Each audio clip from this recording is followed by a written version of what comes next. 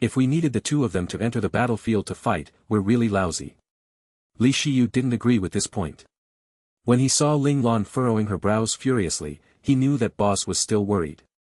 Thus, he added, don't worry, if there's really a need for it, I'll prepare it for them. However, I won't give it to them now. Ling Lan's eyes lit up. You have it? That's good news. However, Li Shiyu's reply crashed all of Ling Lan's hope. Not now. Didn't you say that you'll prepare it for them if they need it? Ling Lan asked him back. I need time to analyze how it's made. Or maybe the Jelon ship can bring some of it along when it comes back with the next batch of goods. Ling Lan was very disappointed by Li Shiyu's words. No matter how fast the Jelon ship was, it would take at least 2 months to make a trip back. Including the time needed to load and unload the goods, it would take at least 3 months. That meant that she had to endure 3 months of her menses. No matter what, we should prepare all kinds of agents just to be careful, Ling Lan said helplessly. I was in a rush when I came, so I only had the time to bring the agents that we needed the most. I ignored those that aren't necessary, Li Shiyu spoke righteously. Ling Lan was crying in her heart. Was she able to tell him that hormone suppressors were what she needed the most? Also, boss, the thing that Luo Chao and Shuya want might do harm to their bodies. You should persuade them against using it. Li Shiyu's expression was filled with worry. He sincerely hoped that his 2 younger sisters wouldn't use hormone suppressors. If they don't need to use it, I also hope that they won't use it either. However, no one knows what will happen in the future, so it's better to prepare while we can. It might be harmful, but it's better than dying, Ling Lan said calmly. Li Shiyu trembled a little when he heard Ling Lan's words.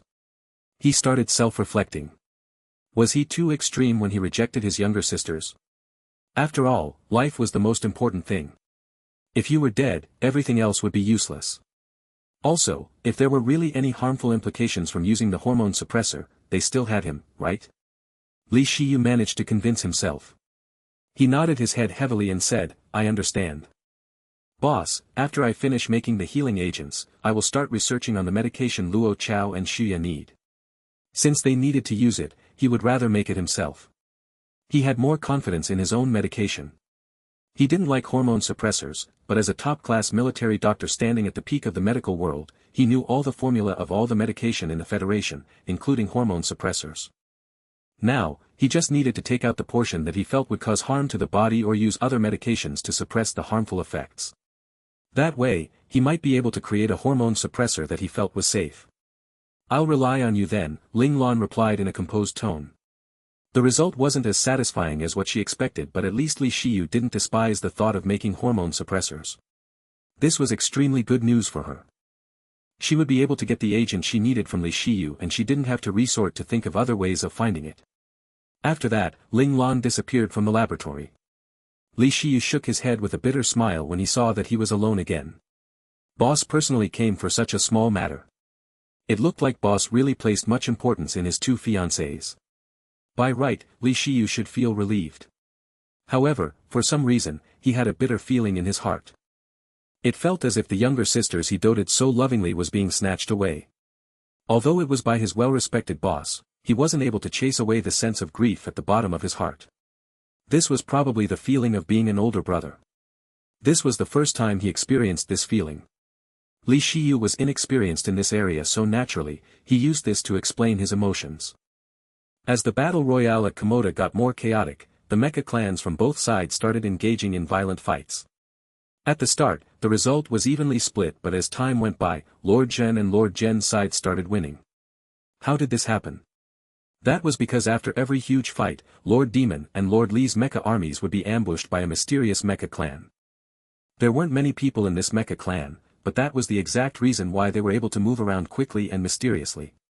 However, they would only appear after a mecha army had won a tough fight, taking them out instantly when they were fatigued from the earlier fight. On the other hand, if there were still a huge number of mecha operators left, this mysterious mecha clan would swiftly retreat after creating the first round of casualties. They really came and went like the wind. People were caught off their guards. Lord Demon and Lord Li's army suffered heavy losses. Thus, they started collecting information on this mysterious mecha clan. But, there was too little information on them. They were unable to conclude within a short time if this mecha clan actually belonged to Lord Zhen and Lord Zhen. No one knew who they belonged to, but the remaining mecha clans and mecha army of Lord Demon and Lord Lee started keeping their guards up. However, it was not very useful. After they fought a tiring battle with Lord Jen and Lord Jen's army, when they were already tired and drained of energy, they would always meet the ambush of this mysterious mecha clan. Lan Feng, your strategy is really amazing. After Zhao Jun once again easily annihilated a mecha clan that belonged to Lord Demon, he patted Li Lanfeng's shoulder and laughed excitedly. Don't be happy so early. Li Lanfeng glanced at him. He didn't hide the look of pity in his eyes. Zhao Jun's laughter was stuck in his throat. He remembered the first sentence Li Lanfeng said to him when they met. You're dead. What's wrong? Zhao Jun asked in confusion. They just won a huge fight. Fighting 10,000 people with 2,000 men. You're really awesome. Li Lanfeng mocked. I didn't have a choice then. Zhao Jun touched his nose cheekily. After he calmed down, he realized that his decision at that time was indeed a little impulsive. Fortunately, they had military Dr. Li's Manhwa agent to help them. That was why they took the victory with only 3 casualties. If not, they might have to sacrifice close to 1,000 mecha operators in order to win over their opponent. However, to Boss, this wasn't a victory at all. Only idiots would do something like this. This was a huge failure in his book. You need to explain to Boss after you go back. Li Lanfeng scoffed. However, I don't think you will have a chance. Lanfeng. Zhao Jun grabbed Li Lanfeng's shoulder and looked at him lovingly. We are best friends, right? No. Li Lanfeng replied decisively. Lanfeng, you can't be so heartless, Zhao Jun said with a pitiful expression. I'm not stupid. Li Lanfeng wanted to break free from Zhao Jun's large hand. He didn't want to interfere in this affair. Li Lanfeng was always someone who never allowed himself to get into a passive or disadvantageous position. Based on the mistake that Zhao Jun made at the start, Ling Lan would definitely punish him. It would definitely be a torturous punishment too. He wouldn't be stupid to help Zhao Jun. No, you must help me. Zhao Jun held Li Lanfeng's shoulder tightly. He wasn't willing to let him go. Li Lanfeng didn't say much, but he understood that Boss was unhappy. If Boss was unhappy, he was dead, and the only person who could solve his problem was Li Lanfeng. Everyone in Lingtian knew that Boss never changed his decision easily. If there was anyone that could make Boss change his mind, it was this sly fox Li Lanfeng. Must? Li Lanfeng turned to him as he flashed an eerie smile. Why must I help you? Li Lanfeng didn't understand why Zhao Jun was so confident. History had shown, any problem that was concerned with Ling Lan, he would always side with her. You won't help me? Zhao Jun returned the gesture with a similar eerie smile. Then, don't blame me if I tell Boss that you don't like Han Shuya and Luo Chao after I go back. Li Lanfeng squinted his eyes as a dangerous gleam flashed by them. What part of me doesn't like them? In that instant, the thought of destroying Zhao Jun went through Li Lanfeng's mind. If you like them, why are you trying so hard to push them away? Hee, Zhao Jun sniggered as he said. He wasn't the least afraid of the dangerous aura Li Lanfeng was exuding. Zhao Jun, did I ever tell you that you must always act with caution if you want to live longer? The smile on Li Lanfeng's face got progressively more devilish. Zhao Jun immediately wiped away the smug smile on his face. Fine. Don't smile like that. It is creepy. Just take it that I didn't say anything. It couldn't be helped, he was just too familiar with that smile. That was the smile when Li Lanfeng was scheming someone's death. He had seen and experienced the after-effects of the smile, so the smile now would just give him the chills. In fact, he wouldn't mind it too much if the smile was not directed at him, but when Li Lanfeng smiled like that at him, Zhao Jun could feel his blood turning into ice. Li Lanfeng retracted his devilish smile slowly. He remained silent for a few seconds before opening his mouth and asking in a composed tone, was I too obvious? Not really. Zhao Jun touched his nose and continued awkwardly, it's just that I understand you too well to fall into your trap. You are quite impatient towards people you don't like. Really? I thought I was quite patient, Li Lanfeng muttered to himself softly. Zhao Jun acted as if he didn't hear what Li Lanfeng said. No one knew if it was because Li Lanfeng's voice was too soft or was Zhao Jun pretending to not hear it. Either way, Li Lanfeng wasn't interested in continuing with this topic. From Zhao Jun's words, he knew that the effect of his outer facade was fading away. Yes, when he saw Luo Chao and Han Xia staying beside Ling Lan every day, he felt as though his heart was being stabbed by 1,000 knife cuts. He had really tried his best to endure until now. If he hadn't controlled himself, the exploding amounts of jealousy within him could have manipulated him to lay his hands on Luo Chao and Han Xia. But, luckily, in the end, his rational side still suppressed his emotional side. Actually, you don't have to worry. From what I see, Boss will not lose his edge nor ambition because of his romantic relationships.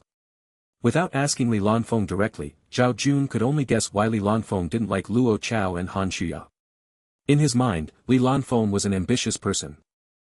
So, as an ambitious person, he would do everything in his power to propel himself forward, but unexpectedly, Li Lanfeng seemed to have tied his ambition with Boss. In that case, it was natural for him to discriminate against any unfavorable elements that would affect Boss's grand ambition. Yes, I'm not worried about that. If I was worried about that, I wouldn't have allowed them to stay beside Boss, Li Lanfeng said. On another note, about your problem, do you think Boss will lighten your punishment just because I say so? If you really do want a lighter punishment, you should perform better so your achievements would offset your initial failure. And to do that, you will have to complete the task Boss gave you with minimal casualties. This is the only way I think you will have a chance to survive. Okay. Help me to think of a plan, please. Zhao Jun would pester Li Lanfeng until the very end. Thinking about the hours of work he would have to do to get this pest away from him, Li Lanfeng could already feel the back of his head itching. Remember that you owe me a life. Li Lanfeng helplessly agreed. A part of the reason was because he wanted to get rid of the pesky bug, but the main reason why he wanted to get away was because he wanted to go back to Ling Lan's side. Without him looking after Ling Lan, he was afraid that Ling Lan would cheat on him. Wait, no. He meant he was afraid someone would snatch Ling Lan away. He used one night to summarize all the information on the enemy he had on his hands. Then, Li Lanfeng came up with a few protocols for Zhao Jun to follow in different situations. There were protocols if they wanted to ambush, spy, or even infiltrate. All in all, Zhao Jun would have to rely on himself during the battle to decide what he decided to go. Li Lanfeng couldn't help him with this. After all, Zhao Jun was the regiment commander of his own mecha clan. This was the difference between a strategist and a commander. Strategists would only come up with the framework of the plan, while the commander would execute the plans. But, plans were plans in the end. There would always be an unstable element when applied to reality. Thus, it was up to the commander to make the necessary adjustments. Li Lanfeng came hurriedly and left hurriedly. 3 days later, he returned to the Rainbow Palace. Huh? Why are you back so early? Even Ling Lan was surprised by Li Lanfeng's speed. Why did you say it like that? Do you not want to see me? Since they were alone, Li Lanfeng took off his silver mask. His face, which could mesmerize people in a second, had a tinge of mock anger and resentment on it, adding flavor to his already cute puffed-up cheeks. Ling Lan almost couldn't handle it. Can you speak properly? Ling Lan held onto her forehead as she sighed. Didn't this man know that his face could bend a straight man? Why was he still giving this expression? If she was really a man, Ling Lan didn't know if she could remain straight. I am hurt by your words. Li Lanfeng gave a beautiful morning expression as he leaned on Ling Lan's chest. His entire face showed that he was looking for consolation. Suddenly, his doughy expression turned grave. He straightened his body and grabbed Ling Lan's chest forcefully. His entire aura turned cold. You're hurt. Huh? A moment ago, he was still looking for comfort like a petite young lady. Why did he change the topic so abruptly? Ling Lan was stunned. Why hadn't Li Shiyu treated you? Why is the smell of blood on you so strong? Li Lanfeng was extremely nervous. Where did you get hurt? Are you still bleeding? Is it because Shiyu's agent doesn't work? What happened? How did you get hurt when I just left for 3 days? Why was he so helpless every time Ling Lan was hurt? Every time Ling Lan was hurt, she wasn't the only one in pain. He was hurting too. The difference was, Ling Lan's body hurt while his heart hurt. Upon hearing Li Lanfeng's rapid series of questions, no matter how calm Ling Lan was, she still couldn't control the flow of her blood. It shot right up to her head. She was embarrassed. Ah, why is your face so red? Is it because Lanfeng's face was pale? There was a stark contrast with Ling Lan's red face and her normal cold face. Just when he was about to turn his head and call for Li Shiyu's help. Suddenly, his world started spinning. Boom! He got pressed down by Ling Lan. At the same time, Ling Lan used her right hand to press his mouth firmly to stop him from shouting. "Shut up," Ling Lan said with frustration and anger. Just based on the swift and precise action Ling Lan did just now, suppressing him with a single move, it was enough to prove that there was nothing wrong with Ling Lan's body. Li Lanfeng was a smart person. He got agitated just now because he was too concerned about Ling Lan. So, when he noticed that Ling Lan was alright, his rationale took over and he nodded his head obediently to show that he wouldn't say anything. After Ling Lan noticed him nodding, she put down the hand that was covering his mouth, revealing the extremely beautiful face. The corners of his eyes and the corner of his lips were both filled with smiles. The bright smile told Ling Lan that Li Lanfeng was very happy that nothing happened to her. He was really worried about her. Although Li Lanfeng's series of questions made Ling Lan very awkward and even embarrassed, when she saw the smile, her heart started getting warm and restless. She was grateful for the concern Li Lanfeng had for her. Yes, she would never admit that she got enchanted by his smile. 1405 Teach me then. I had a breakthrough recently. I lost control a little during the process, so some problems arised. I'll be fine after some time, Ling Lan carefully explained. She was a little surprised by her fluency to come up with an excuse. But, what she said was the truth. She just took away an important point because she didn't want the people who cared about her to worry, and of course know her true gender. As long as you're fine, Li Lanfeng smiled gently as he said. But still, your nose is really sensitive. You can actually smell it. Ling Lan was a little speechless. Li Lanfeng smiled and remained silent. He wouldn't tell Ling Lan that his entire mind was on him. He would notice it even if there was just a slight change about him. Ling Lan felt that she had explained everything she should, passing this crisis smoothly. Hence, she pushed her right hand on the ground and jumped up. She looked down to see Li Lanfeng still lying on the ground with a faint smile. She stretched her hand out naturally and prepared to pull him up. Li Lanfeng's smile got brighter when he saw the outstretched hand. He reached his hand out and felt force coming from the hand to pull him out. With the help of that firm hand, he stood up from the ground. Li Lanfeng didn't control the sudden force. He just allowed it to pull him into the other person's arms. Ling Lan was flabbergasted as she hugged the beauty that voluntarily fell into her arms. What was going on? She didn't use that much force, right? I was too worried just now. When you suddenly attacked me, I instinctively wanted to resist, but I stopped my domain forcefully when I realized that it was you. I got injured by the backlash. Ling Lan felt the warm breaths by her ear. It was a little itchy. Li Lanfeng was explaining why he was so weak. Was he saying that it was her fault? Forget it, they were just hugging each other for a while, right? It wasn't the first time they hugged. They had done it many times in the past, so once more wouldn't mean anything. Moreover, Li Lanfeng was a beauty. She wouldn't lose anything by hugging him. Li Lanfeng gave an evil smile when he noticed that Ling Lan had stopped resisting. His plan succeeded. He leaned closer to Ling Lan and furiously breathed in the cold aura on Ling Lan's body. He hoped to get more of it so that he could be able to satiate his desire for a longer period of time. Love that penetrated through the bone. This was definitely an emotion that could turn someone crazy. Sometimes, Li Lanfeng felt that he had already gone berserk. Are you feeling better? Ling Lan asked in concern. If he still wasn't feeling well, maybe he needed to be fed with agents. Li Lanfeng could feel that Ling Lan was about to release him. He wasn't willing to let Ling Lan go, so he turned his body and grabbed Ling Lan's waist tightly.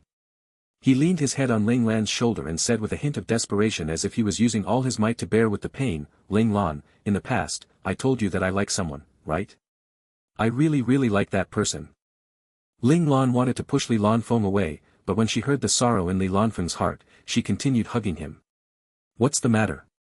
Tell me about it. She had never been in a relationship, but she had read multiple romance novels before. Thus, she might still be able to help her friends with some advice. But, that person doesn't like me. That person doesn't like me at all, Li Lanfeng choked as he said that. Even if Ling Lan couldn't see Li Lanfeng's expression, she could feel his despair. Ling Lan knew that Li Lanfeng was chasing the person he liked, but she always thought that it was not an issue to him. He was a sly person and had many tricks up his sleeves. After scheming against the person a few times, no woman would be able to resist him. But, surprisingly, the strategist that she thought was omnipotent would meet such a huge rejection. How did you chase after her? Ling Lan decided to find the problem from his methods. I hint my love to that person many times but that person didn't seem to get it. So, it must be because that person doesn't like me but didn't want our relationship to become awkward so that person pretended to be oblivious, Li Lanfeng replied. Not everyone is so quick on the uptake. If you don't outright say it, how will the other party know? Ling Lan felt helpless. In the novels, many people missed their love of their lives because they didn't confess. She once thought that the people in this world were more straightforward but from the looks of it now, they were no different from the people in the world of her past life. They still had romantic problems like one-sided love. Really? Li Lanfeng seemed uncertain. Of course, Ling Lan said firmly. But, what if that person rejects me if I confess? Ling Lan, I'll really become crazy if that person rejects me. I really love that person. I love that person so much, Li Lanfeng said as he clutched his chest. He was afraid of the answer. If Ling Lan rejected him, he wouldn't know what he would do. He really didn't know if he would resort to hurting Ling Lan at that time. This was the reason why he didn't dare to take the crucial step. Ling Lan didn't know what to say. She didn't expect Li Lanfeng to be so crazy in love. This fact angered Ling Lan quite a bit. Who on earth was that person who mesmerized her strategist to this point? If she really rejects Li Lanfeng, her strategist would be destroyed. To prevent one of her important men from getting destroyed, Ling Lan had no choice but to rack her brains to come up with a solution to help Li Lanfeng get the lady he liked. If she doesn't agree, we can knock her unconscious so you can sleep with her first. Ling Lan knew that this idea wasn't morally right, especially to the lady, but for the sake of Li Lanfeng and herself, she had to resort to more devious means. Of course, based on how much Li Lanfeng loved this lady, he wouldn't do anything bad to her. He would definitely be a good husband and father. After thinking about this, the guilt in Ling Lan's heart lessened a little. Knock her unconscious. Li Lanfeng raised his head and looked at Ling Lan oddly. I can't do it. Why not? Ling Lan was surprised. Li Lanfeng was a titled domain realm formidable warrior while she was an imperial realm formidable warrior. How could they not be able to do this? That person holds a high position. There are many powerful people around that person, including imperial realm formidable warriors. Li Lanfeng chose a few points to reply to Ling Lan. He spoke cleverly. It was up to the listener how she wanted to interpret his answer. In actual fact, Li Lanfeng was crying in his heart. If he could do it, he would have done it a long time ago. Of course, in order to make the other party be responsible for him, he had already prepared himself mentally to be the one at the bottom. You fell in love with such a powerful person. She even has imperial realm formidable warriors protecting her. There's only 4 families in the Federation that have this ability. Which one is she from? Ling Lan knew that the Li and Yi families were pushed out by the government of the Federation to suppress the 4 elite families. Solely based on their foundation, the Li and Yi families weren't strong enough. However, with the help of the government and the fact that the Li and the Yi families each owned half the business world, the reputation of these 2 families was higher than the 4 elite families. It was understandable that they became the top 2 elite families. As expected, this dense man never understood his obvious hints. Li Lanfeng sighed in his heart deeply again. He didn't have the interest to reply to Ling Lan anymore. But, when Ling Lan heard Li Lanfeng sighing, she thought that she made the right guess. She thought that Li Lanfeng felt too hopeless so he didn't want to say who that person was. Ling Lan contemplated for a moment before saying, why don't you seduce that person? Since they couldn't use brute force, they could only use the soft approach. Ling Lan didn't believe that any women would be able to reject Li Lanfeng if he seduced the lady with this mesmerizing face of his. Seduce? Li Lanfeng's eyes lit up. Would this work? That's right, seduction. Ling Lan gritted her teeth. But I don't know how. Li Lanfeng's gaze turned dull. You don't know.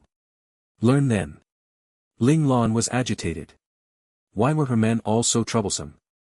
Not only did she have to guide them to become stronger, she even needed to help them think of ways to get their wives now. Why was it so difficult to be a boss? Teach me then, Li Lanfeng smiled and said. He was waiting to say this sentence all along. 14:06 at night when no one is around. Teach you. Ling Lan was stunned. They went through all that and in the end, she was supposed to teach Li Lanfeng how to seduce a woman. The most important thing was, she didn't know how to seduce a man, not to say a woman. Ling Lan, don't forget that you have 2 wives. You should be very experienced in this aspect. Li Lanfeng smiled as he reminded Ling Lan beside her ears. The impression he gave Ling Lan was of a fox demon. Huh? You think I would need to resort to seducing them to get them to be my wives? Ling Lan turned her head in disdain. She would never allow Li Lanfeng to realize that she was inexperienced in this aspect. Of course you won't need it. But, didn't your wives use such methods before? It seemed that Li Lanfeng had fixed his mind on pestering Ling Lan. He must make her teach him something.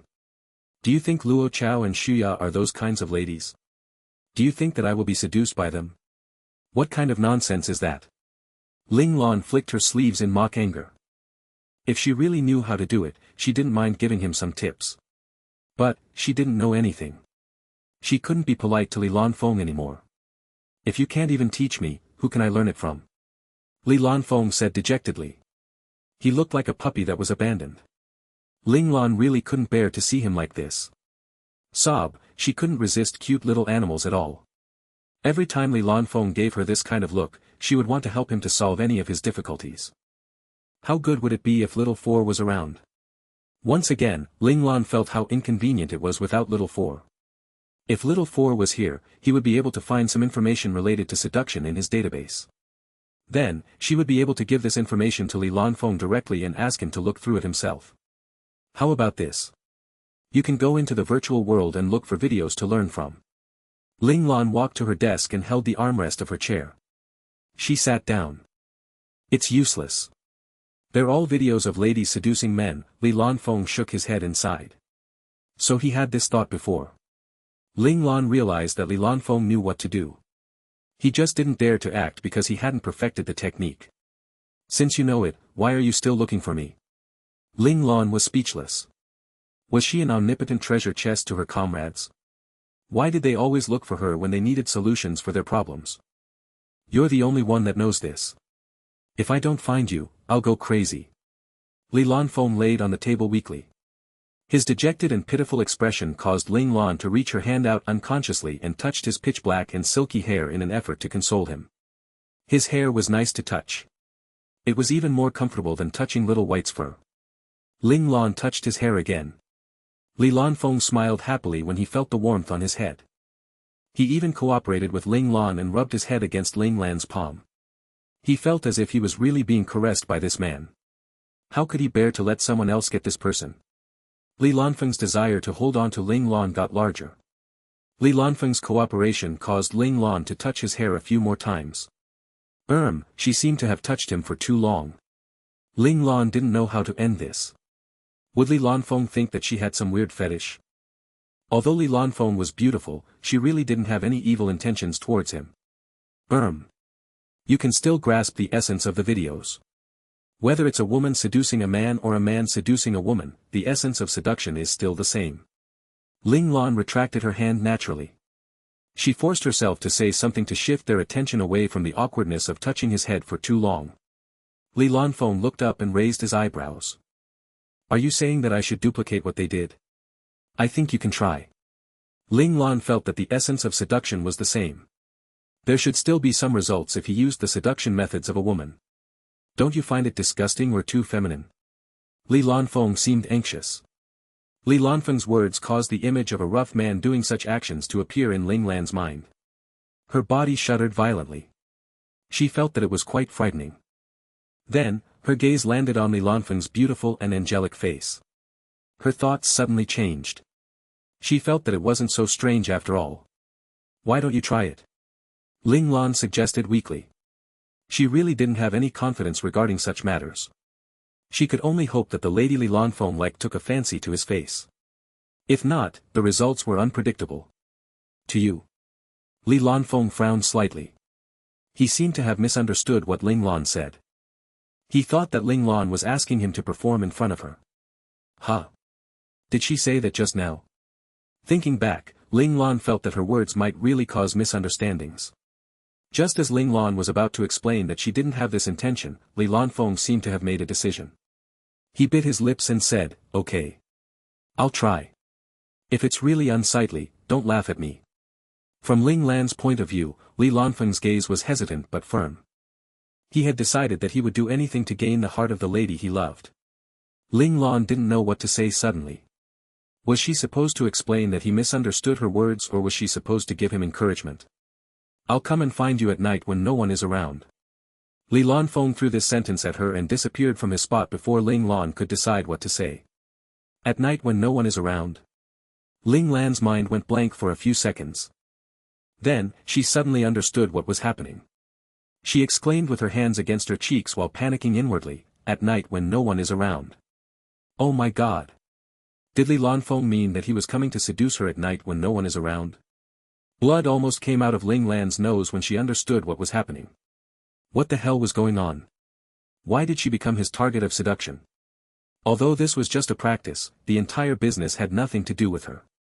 Nothing at all. Who on earth did she offend for this to happen to her?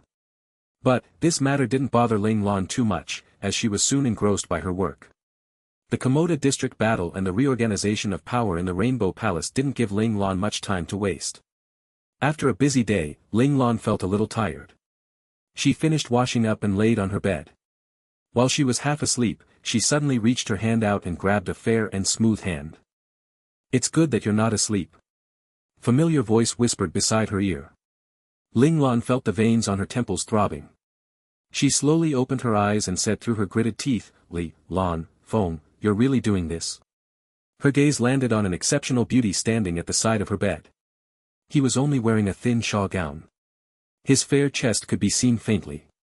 There was a faint smile on his face as he looked at her with love in his eyes. Is he starting already? Ling Lan didn't know what to do. She didn't expect Li Lanfeng to start instantly the moment he arrived. She was caught off guard. 1407 Fun.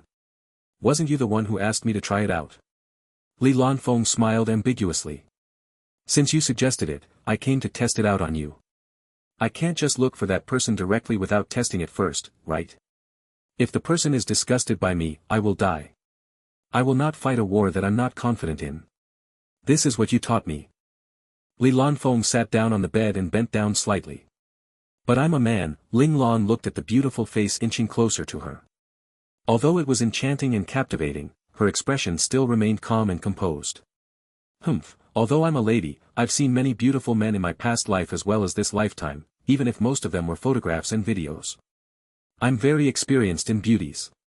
How can I lose? However, she was a man now. If Li Lanfeng seduced her, he was seducing a man. Wasn't there something wrong with this? Ling Lan raised her hand and rubbed the center of her forehead. She sounded a little helpless as she said, Lanfeng, did you get your target wrong? Shouldn't you find a lady? Who do I look for? Luo Chao? Han Shuya? I bet that before I could start, they would raise their fist at me and scold me for being a pervert. Li Lanfeng slowly laid down on his side as he spoke. He was facing Ling Lan on her bed. There was a hint of resignation on his face. He seemed to be telling Ling Lan that he came to look for her because he had no other choices. There's many maids in the Rainbow Palace too, Ling Lan suggested decisively. Them? They didn't need to be seduced. With my current status, there will be many people who are willing to sleep with me. Li Lanfeng shook his head dejectedly. It was obvious that besides Ling Lan, there was no one else he could find. Zhao Jun, Ling Lan tried to struggle. He's still in Komoda. Plus, he doesn't know that I like someone. I don't want him to laugh at me. Li Lanfeng rejected Ling Lan's suggestion without a second thought. Then you don't mind me laughing at you? Ling Lan wanted to roll her eyes. You have already laughed at me. I don't mind if you laugh at me again, Li Lanfeng said with a smile. By hook or by crook, he had already decided that he would ask Ling Lan for help. Are you not even willing to help me with this? When Li Lanfeng saw Ling Lan's cold face, his smiling face collapsed. He looked at Ling Lan pitifully like a puppy that had been abandoned by its owner. Ling Lan felt her heart turning soft. She actually relented to his pestering and told him to do what he wanted. When Li Lanfeng heard this, his eyes lit up, even his beautiful face turned radiant. Ling Lan, who was scolding herself secretly, couldn't reject him when she saw his face. Li Lanfeng quickly sat up and stretched his hands out. His hands, which were normally very stable, were trembling slightly. There seemed to be excitement in his eyes as well as a hint of nervousness. His hands slowly got close to Ling Lan's sleeping gown. Finally, he touched a button on the gown. With shaking hands, Li Lanfeng managed to unbutton one button. Just as he was about to move down to the second button, Ling Lan grabbed his hands and asked coldly, "What are you trying to do?" Li Lanfeng raised his head with a confused expression. He didn't seem to understand why Ling Lan had stopped him. Ling Lan felt the veins on her forehead throbbing again. She forced herself to squeeze her words out of her mouth. "Shouldn't you seduce the other party so that they will take off their clothes themselves?" Did Li Lanfeng get the wrong script? She wasn't the one who was supposed to seduce him. Why was he taking off her clothes? Me? Li Lanfeng was enlightened. His face turned red immediately, all the way to his ears. "You don't dare to take off your clothes. How are you supposed to seduce the person you like then?" Ling Lan looked at him with disdain. Where was his dedication? Why was he so hesitant? Li Lanfeng raised his head. His face was still red but his gaze was filled with endless love. He seemed to have immersed himself in his character. Ling Lan felt that he was looking at her as though she was his lover. Li Lanfeng tied his thin shawl gown casually at the waist. Ling Lan saw him reaching his hand out and pulling the bowknot apart. The thin shawl gown spread opened and slid down slowly from his shoulders. Li Lanfeng looked scrawny but he was someone who looked skinny when he wore clothes but muscular when he took them off. He had well-defined muscles. With the help of his glowing white skin and the mesmerizing face, Ling Lan actually felt her throat turning dry. Li Lanfeng slowly leaned towards Ling Lan. At the same time, he raised Ling Lan's hand and placed it on his face. "I really like you." Li Lanfeng looked at Ling Lan intently. His gaze was a little sorrowful. He wanted to love but couldn't. He wanted to get that person but he couldn't. His grief started spreading uncontrollably. Ling Lan frowned. How good must that person be for Li Lanfeng to like her so much? He liked her until he felt inferior. Ling Lan took pity on Li Lanfeng. Li Lanfeng was always someone who knew what he was doing. Every time he did something, he would make the necessary arrangements beforehand so that he could control the overall situation. He wouldn't stop until he reached his goal. Besides her, everyone in Lingtian had been schemed by him before. Actually, if her safety wasn't compromised, Li Lanfeng would scheme against her too. However, Ling Lan didn't think that it was a bad thing so she just let him be. For instance, this time, Ling Lan knew that Li Lanfeng was using her words against her. But, she was willing to get schemed by him. Li Lanfeng understood this point too. This was their way of communication. To him and to her, it was fun for them. Ling Lan couldn't help but sigh. She raised her hand and rubbed Li Lanfeng's head. She wanted to give some consolation to the man who was breaking down because of love. Li Lanfeng leaned against Ling Lan's chest. The two of them hugged each other. The atmosphere gradually turned calm. A few seconds later, Ling Lan suddenly pressed her chest and shouted coldly, "Li Lanfeng, what are you doing?" Li Lanfeng smiled lightly. "I'm seducing you. If not, why am I here? I think that your seducing skills are already good enough." Ling Lan pulled away Li Lanfeng's hands that were trying to take off her clothes. She almost lost her innocence. "That's not enough. You didn't have any reaction." Li Lanfeng didn't seem to want to stop. "What reaction should I have? The person you should seduce isn't me." Ling Lan was speechless. If she really had a reaction, things would go out of hand. "But you had no reaction to my seduction attempt at all. Doesn't that mean that my seducing skill isn't good enough?" Li Lanfeng said unwillingly. "What do you want me to do then?" Ling Lan was frustrated. "You should at least give some reaction so that I know whether I'm doing the right thing." Li Lanfeng felt that Ling Lan wasn't cooperative enough. "Reaction? What reaction do you want?" Ling Lan was getting impatient. "What would happen if my temptation worked? Maybe your heart will be moved." Li Lanfeng thought for a moment before replying with some uncertainty. "You will go as long as I'm moved." Ling Lan smiled coldly. "Let me give it to you then." Ling Lan turned her body and pressed Li Lanfeng below her. Li Lanfeng looked at Ling Lan in astonishment. He didn't expect Ling Lan to react this way. Ling Lan raised her hand and slid her finger down Li Lanfeng's eyes, along the side of his face, and to his lips. She slowly caressed his lips with her fingers. When Li Lanfeng felt Ling Lan's cold finger touching his lips, his body started trembling. He closed his eyes slightly and his mouth opened uncontrollably. His tongue slid out and licked Ling Lan's finger. Li Lanfeng's expression, as well as the numbness on the tip of her finger, caused Ling Lan to lose her cool in an instant. She lowered her head and roughly blocked Li Lanfeng's naughty lips. 1408 responsible. Li Lanfeng was shocked, but that didn't last for long as the feeling of exhilaration took over his body. He immediately reciprocated the bold act and started kissing Ling Lan back passionately. After some time, Ling Lan regained her senses only to realize a panting Li Lanfeng was underneath her looking at her with glazed out-of-focus eyes. She panted heavily before finally opening her mouth and said, "Congratulations, you succeeded." Her words fell into deaf's ears as Li Lanfeng's lustful eyes showed no response. Li Lanfeng ignored everything in the world as he slowly inched his fingers towards Ling Lan clothes. He really looked like a vixen that would destroy a country. However, as his fingers got closer to Ling Lan, a chilling gaze befell him. The chilling gaze was like a bucket of cold water being poured over his head. He said instinctively, "Huh?" Ling Lan replied to him by flicking him off her bed with a wave of her sleeve. "Based on your performance just now, you can go and seduce that person you like." Ling Lan had already laid down on the bed with her back towards him. She expressed that since the practice had ended, Li Lanfeng could now leave. Li Lanfeng stretched his hand out and touched his lips with a reminiscing expression. During the kiss a moment ago, both of them were equally as passionate. His lips were a little numb and painful, but this feeling was what he yearned for so long. He really wanted to do it again. "Ling Lan, you kissed me." Li Lanfeng started whining shamelessly. Ling Lan almost blew a fuse when she heard this. The kiss was a humiliation to her. She actually lost to beauty. Didn't you want the answer to a successful seduction? However, on the surface, Ling Lan still appeared calm. She gave a general answer. "You have succeeded. This is the result you should receive. But I didn't ask you to really kiss me." Li Lanfeng was shameless. He climbed onto the bed again and leaned against Ling Lan. Ling Lan turned around and raised her hand. She pressed Li Lanfeng down beside her, preventing him from touching her body. Li Lanfeng struggled, but he couldn't break free from her grip. Thus, he laid helplessly beside Ling Lan. He tilted his head slightly and smiled as he looked at her. "Ling Lan, how does it feel to kiss me? Was it disgusting? I'm a man after all." "Disgusting? Of course not. He was a beauty and he did not taste bad." Ling Lan thought about it carefully.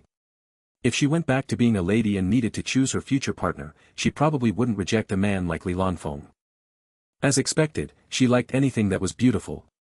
Ling Lan touched her face as she contemplated. She suddenly realized that all her comrades she groomed tirelessly were handsome fellows with unique styles. This was enough to prove her love for beauty. Among all of them, Li Lanfeng was the most beautiful. Hence, she had more patience and tolerance for him. If she was an emperor, she would definitely be a bad emperor that indulged in beauties. "I'm taking it as though I was completing a mission." On the battlefield, among comrades, that is nothing to worry about, Ling Lan replied indifferently. "So, you don't hate it, right?" Li Lanfeng squinted. He looked like a little fox. "Yes, you're my comrade," Ling Lan replied firmly. "That's good." Li Lanfeng was satisfied. He laid down obediently and closed his eyes to sleep. Ling Lan was stunned by Li Lanfeng's shamelessness again. "Aren't you going back?" This was her bed. Li Lanfeng opened his eyes and smiled as he replied, "I'm very tired, so I'll rest here." "No." Ling Lan replied instantly. If her parents knew that she slept on the same bed with a man, either her father would chop Li Lanfeng up or her mother would happily arrange their wedding for them, and she didn't want either of those outcomes. That's right. Although Ling Lan appreciated Li Lanfeng's beauty, she didn't have any evil intention towards Li Lanfeng. It wasn't Li Lanfeng's problem, she just couldn't see herself be entangled in a relationship for the rest of her life. After pretending to be a man for more than 20 years, Ling Lan was used to it. She liked it even. Adding on, her new goal was to become the king of the lawless lands, fighting her way back to the Federation with the title of king to return justice to her father. Before she completed her goal, Ling Lan wouldn't think of anything else, including her future. "You kissed me," Li Lanfeng whined pitifully. He gave the look of a puppy that got abandoned again. "I said that was just practice, a mission." Even Ling Lan felt a little guilty when she refuted. "But you still kissed me. My first kiss is gone." Li Lanfeng had already left any sense of shame behind him. He decided that he would stay on Ling Lan's bed and not leave no matter what. "You sound as if you're the only one who has their first kiss stolen." Ling Lan complained in her heart. But, she had to admit that she was the one who took the initiative. It looked like she needed to take responsibility. What do you want then? Ling Lan asked weakly. You need to be responsible, Li Lanfeng pushed his limits. Responsible? Ling Lan was flabbergasted. She didn't know what Li Lanfeng meant. Yes. It's so cold outside and you are still asking me to leave. You're so heartless. Li Lanfeng shifted his body towards Ling Lan to show that he was really cold. He needed Ling Lan to give him some warmth. As someone in the title domain stage, he was afraid of the cold. Li Lanfeng, can you be even more shameless? Ling Lan was totally speechless. However, she knew she couldn't force Li Lanfeng to leave tonight. Are you testing my patience?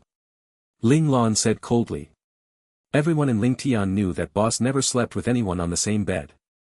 Even her fiancés, Luo Chao and Han Shuya, had never slept with her. There were some people that tried to challenge this rule. Qi Long, Luo Lang, and their comrades once bet with one another to see who would succeed. But, they got immediately frightened by Ling Lan's cold gaze and backed off. Since then, no one dared to suggest this overboard idea, not even Li Lanfeng. Yet, now, Li Lanfeng was bold enough to face the possibility of death right in the face. You kissed me, Li Lanfeng said pitifully. F***K, he's using this again. Ling Lan touched her forehead while internally bashing herself for giving in to the temptations. So, to be responsible for you, I have to let you sleep here. That's right. You understand me the most, Li Lanfeng smiled as he replied. Do what you want, Ling Lan answered helplessly. However, don't let anyone misunderstand our relationship. Leave secretly tomorrow morning. Okay. Li Lanfeng nodded his head happily. Finally, he got a little closer to Ling Lan. Li Lanfeng closed his eyes in satisfaction. He didn't let Ling Lan notice his tear of happiness that was about to fall out of his eye. Hearing Li Lanfeng's serene and calm breathing, Ling Lan sighed. Fortunately, Li Lanfeng still thought that she was a man so he wouldn't do anything weird to her. Well, actually, Ling Lan felt that this situation had already gone in a strange direction. To hell with her instinct. Ling Lan didn't know what the strange direction meant, but the hint that her profound insight gave her made her anxious and frustrated. Forget it. Everything will work out in the end. I will just take care of the matter when it comes. Ling Lan couldn't find an answer, so she threw her wandering thoughts to the back of her head.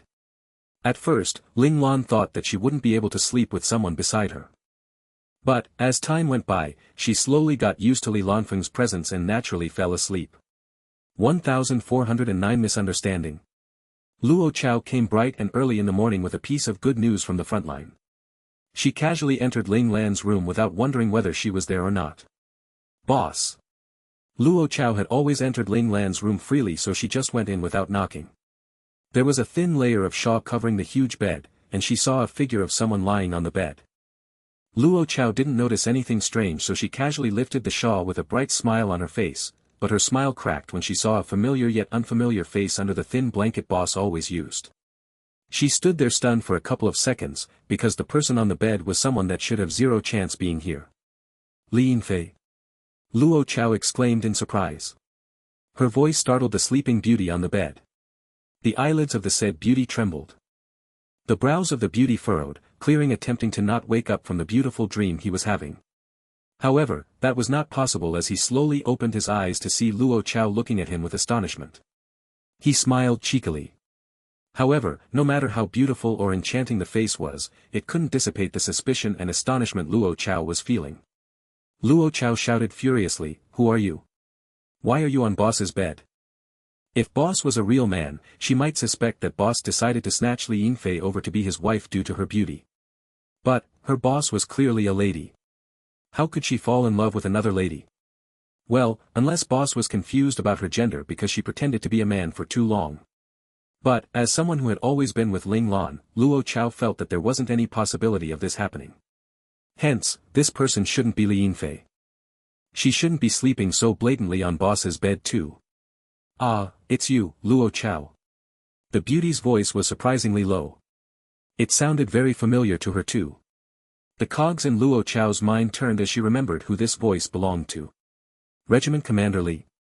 Ah, the beauty seemed to have remembered something. He touched his face lightly, realizing that his mask wasn't on his face, he immediately gave an apologetic smile. I forgot to wear my mask. I'm sorry, Luo Chao. I didn't mean to lie to all of you. Ah. What on earth happened? Luo Chao couldn't care less whether Li Lanfeng lied to them or not. She could usually stay calm regardless of the situation, but the impact of the scene in front of her was too great. Regiment Commander Li, why are you on boss's bed? Did you sleep with him yesterday? Boss slept with a man and this man was still an ethereal beauty. Most importantly, boss was a woman.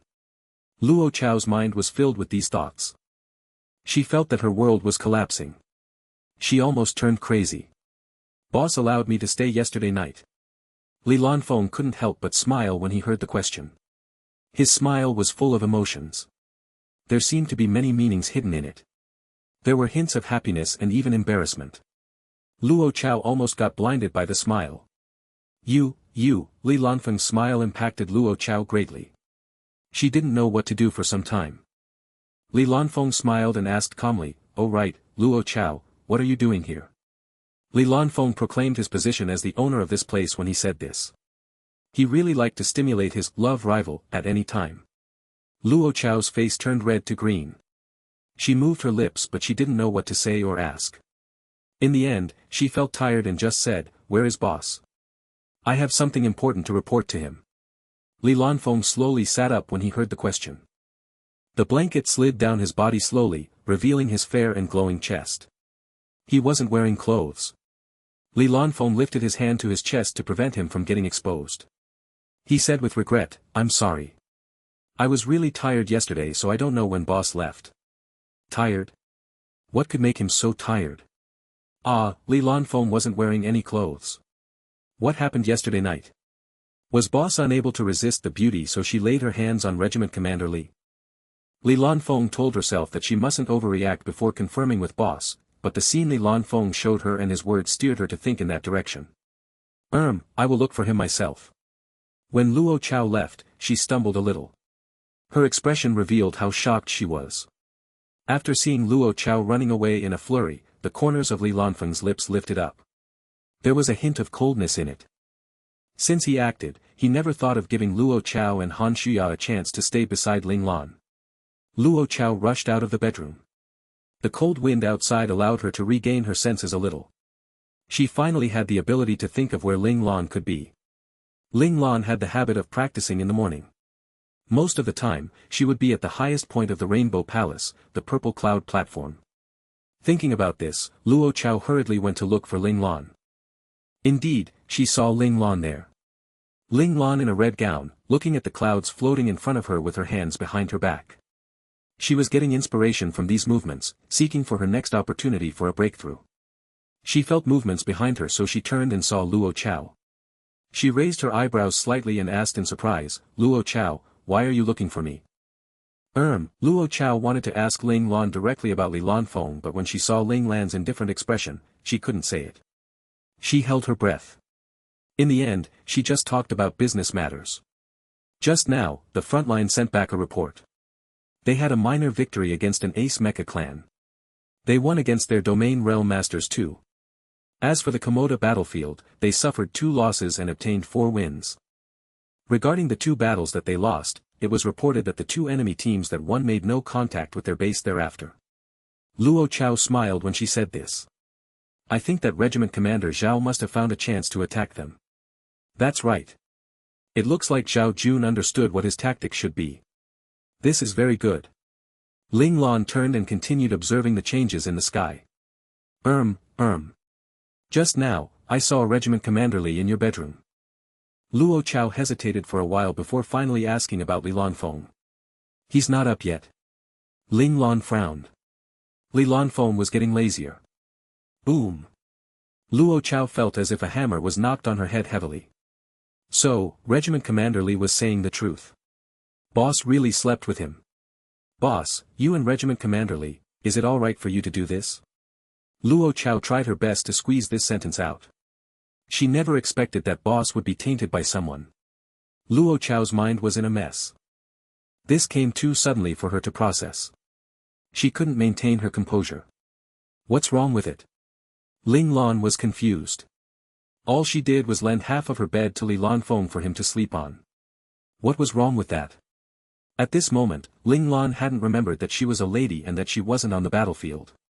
There was no life or death situation forcing her to do this, so she couldn't understand why Luo Chao was dumbstruck. Did she confirm it? Did boss admit it? Luo Chao was in a daze. She couldn't even remember how she bid farewell to Ling Lan and left the purple cloud platform. Ling Lan stayed on the purple cloud platform and stared at the clouds for a long time. Suddenly, she exclaimed loudly. Did Luo Chao misunderstand just now? Ling Lan just remembered that Luo Chao knew she was a woman. 1410 slept together. Luo Chao's mind was blank. She unconsciously came to Li Shiyu's territory, the medical department. Maybe in her heart, besides Ling Lan, she trusted Li Shiyu the most. Hence, she came to find Li Shiyu instinctively. Li Shiyu was practicing the physical skills of the Li family to strengthen his body. When he saw Luo Chao walking in as if her soul left her body, he stopped what he was doing and checked up on her. Luo Chao, what happened? Li Shiyu asked in concern. It was uncommon to see Luo Chao like this. As a military doctor, he needed to care for her. Brother Shiyu, I need to calm down first, Luo Chao said blankly. Sure. Come here and have a seat first. Li Shiyu brought Luo Chao into the living room and let her rest on the sofa. Then, he went to the back and poured a cup of calming tea for her. This tea was able to soothe a person's emotions. It was used to treat people like the current Luo Chao. He passed the teacup to Luo Chao, but Luo Chao didn't even look at it. She just raised her head directly and gulped everything down. Soon, the tea took effect. Luo Chao's mind became clearer and her eyes weren't as dull as before. They started becoming brighter and clearer. Tell me, what happened? Li Shiyu sat opposite Luo Chao and asked sternly. It was obvious that Luo Chao received too large of a stimulus just now. She might have even lost her soul. This was very dangerous. Luckily, Luo Chao subconsciously knew that she had to find him. If she had gone anywhere else and missed the best time for treatment, the consequences were unimaginable. Brother Shiyu, you're thinking too much. Sister Luo Chao is just dumbstruck. Even if you don't treat her, she will calm down after some time naturally. The situation you worry about will not happen. You must have made the wrong diagnosis because you were too worried. Luo Chao clasped her hands together as she squirmed in her seat. Then, she raised her head and looked at Li Shiyu carefully. She was struggling to decide if she should tell him what she saw. Is it about the hormone suppressors? Li Shiyu noticed the hesitation and dilemma on her face. He couldn't help but think whether it was because he had refused to give her the hormone suppressor, so she met some problems that she was too embarrassed to speak about. After all, in Li Shiyu's mind, that was the only thing that Luo Chao would have a hard time speaking about. It is and it isn't, Luo Chao thought of something when she heard Li Shiyu's reply. She didn't deny it. Luo Chao knew how important the hormone suppressor was to boss, so if Li Shiyu was willing to do something about it, she would definitely grab this opportunity. Besides this, what's the other problem? Li Shiyu detected that Luo Chao had something else to say. Yesterday night, Regiment Commander Li stayed at boss's place. Luo Chao thought for a moment and still decided to tell Li Shiyu about this. If this was true, she wouldn't be able to hide it from anyone. Luo Chao's relationship with Li Shiyu was always very good, so she wanted to give him a reminder in case he lost his composure like her because of his astonishment. Oh, Li Shiyu answered calmly. He didn't find it shocking. Oh. Luo Chao got agitated when Li Shiyu appeared so calm. She wanted to shake Li Shiyu awake. Brother Shiyu, why are you so calm? Boss is sleeping with Regiment Commander Li on the same bed. On the same bed. So what? Li Shiyu replied calmly. He even saw his elder brother lying in boss's arms. What was so surprising about them sleeping together? Also, there was nothing wrong with two men sleeping together, right? Although boss rarely slept with other people, it was just rare. His elder brother was an exception. Luo Chao almost revealed the truth. Fortunately, she realized her mistake in time and changed her sentence. Boss never slept with anyone. Isn't it weird that Regiment Commander Li is sleeping with boss now? Not really. I saw them sleeping together before. Li Shiyu decided to explain himself when he saw how agitated Luo Chao was. What? Luo Chao was flabbergasted. When was that? Li Shiyu recalled, should be 3 years ago. It had already been so long. Luo Chao didn't expect that Li Lanfeng and Ling Lan's secret relationship had started 3 years ago. She only knew about it now. Did boss hide her relationship too well or were they too careless? Li Shiyu frowned when he saw Luo Chao's look of disbelief. He asked, "Why are you so shocked? They're just sleeping together, right? Isn't that very normal?" Luo Chao forcefully suppressed her astonishment. Li Shiyu's words made her remember that everyone thought boss was a man. Hence, they felt that it was alright for two men to sleep together. However, she knew that boss was a woman. If a woman slept with a man on the same bed, and she did it more than once, it was definitely abnormal. Have you realized that Regiment Commander Li has a different feeling towards boss? Luo Chao thought that this must have happened because Li Lanfeng shamelessly decided to act. If not, based on boss's calm and indifferent personality, she would never do something like this. Different feeling? Li Shiyu was confused at the start, but the next second, she understood what Luo Chao was saying. He exclaimed, "How is that possible? How could his immortal-like cousin brother have evil intentions towards boss?" Li Shiyu couldn't accept what Luo Chao was saying. "Why not? They're sleeping together," Luo Chao said firmly. She understood boss's character. If they didn't have such a relationship, she would never allow Li Lanfeng to climb on her bed. "Wait, I need to calm down." Li Shiyu signaled Luo Chao to stop talking to let him calm his emotions first. "Okay."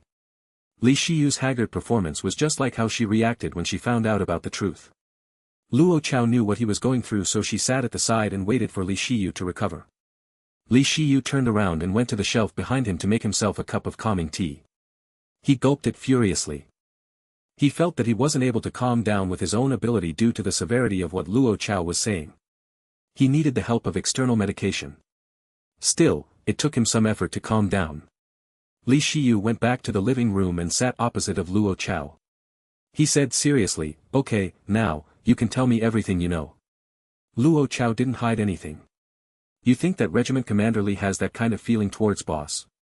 Li Shiyu still couldn't accept this. Luo Chao nodded resolutely. "I'm very sure. Also, boss admitted it." "Boss, admitted it?" Li Shiyu felt as though he was struck by lightning again. This sentence was even more impactful than everything Luo Chao had said so far. It was enough to kill someone in a split second. Yes. But Regiment Commander Li was the one who took the initiative. Luo Chao directly pushed the blame to Li Lanfeng. "My brother, initiative." Li Shiyu's voice was so soft Luo Chao almost couldn't hear him. He didn't expect the cousin he respected so much to become someone that might be denounced by others. 1411 Stupid little girl. Li Shiyu felt his world was being overturned. His emotions were in a mess. He looked up at Luo Chao to see a tinge of worry on her face. However, there were no signs of anger. He felt weird, so he asked, "You don't hate Regiment Commander Li?" His brother was the third party between the relationship of Luo Chao and boss. Shouldn't Luo Chao be angry and furious at his intrusion? Huh? Luo Chao was puzzled by Li Shiyu's question. "Your boss's fiancé. Why aren't you angry at all?" Li Shiyu couldn't understand what Luo Chao was thinking. Luo Chao finally understood why he was confused by her mild reaction. Right, she was the rightful fiancé of boss. Why was she getting stepped on by Regiment Commander Li? She pondered for some time. She had never thought about this, so when Regiment Commander Li's affair came out, she was stunned. But, she couldn't tell Li Shiyu the truth, so she replied, "Actually, if boss likes him, I can accept it. It's just that the news came so abruptly that I can't control my emotions." "You're really a stupid little girl." Li Shiyu felt deeply saddened when he saw Luo Chao taking a back seat in her relationship. In the past, he thought boss was someone who would take care of his younger sister's future, but now, it didn't seem to be the case. "Why don't you ask Regiment Commander Li about it? If they're really together, I'll learn to accept it." Luo Chao bit her lips as she asked. She felt a little unwilling, but if her goddess chose Regiment Commander Li, she had to force herself to change her attitude towards the matter. She felt that she could do it. "Really?" Li Shiyu touched Luo Chao's hair lovingly. She was too kind. If his elder brother was really in a relationship with boss, Shiyu couldn't help but shudder at the thought. Luo Chao was definitely not his elder brother's match. She might not even know how she died.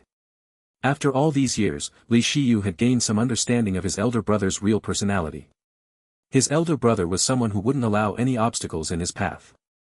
If what Luo Chao said was true, Luo Chao and Han Shuya would become the obstacles that his elder brother wouldn't allow to exist. 2 days passed by quickly. The battle at the front line became even more heated.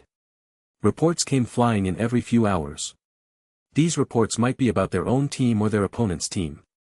There were reports about the other armies too. The entire Rainbow Palace was running on full gear because of the battle.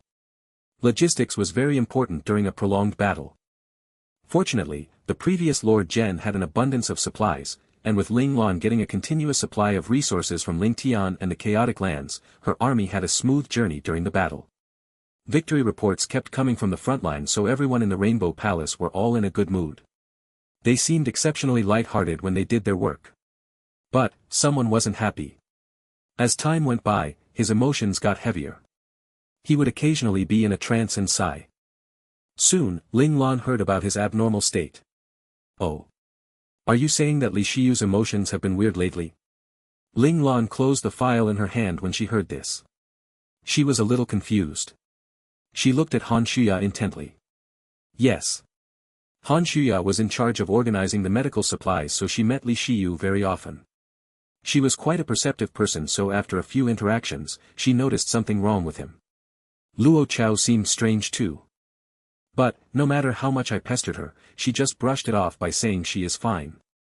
Han Shuya changed the topic and talked about Luo Chao. She seemed confused. The people around her had been acting weirdly in these past few days.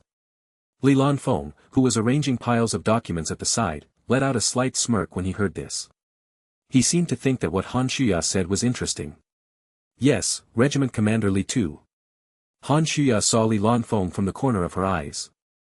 She felt that Regiment Commander Li's gaze was chilling when he looked at her. Luo Chao. Did she really have a misunderstanding? Should she look for Luo Chao to have a chat and tell her that there was nothing going on between Li Lanfeng and her? Ling Lan felt her head hurting. This was the trouble created by Li Lanfeng.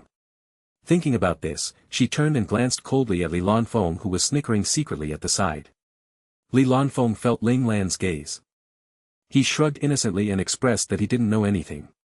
Ling Lan was thinking if she should punish Li Lanfeng with a month of training. However, this fellow was in charge of her 3 meals. If he really collapsed from the punishment, she wouldn't have any food to eat. F***K, the result of punishing him was that she would go hungry. Ling Lan felt speechless. She realized she had no choice, but to forgive him. Still, she felt that she needed to meet Luo Chao to explain to her. As for Li Shiyu, Li Lanfeng was his brother, right? Let Li Lanfeng solve his younger brother's problem. Lanfeng, go find Shiyu and show him some concern. Tell me what's the matter with him. Ling Lan decisively threw this responsibility to Li Lanfeng. Yes, my Lord Zhen, Li Lanfeng smiled as he replied. There was happiness in his voice.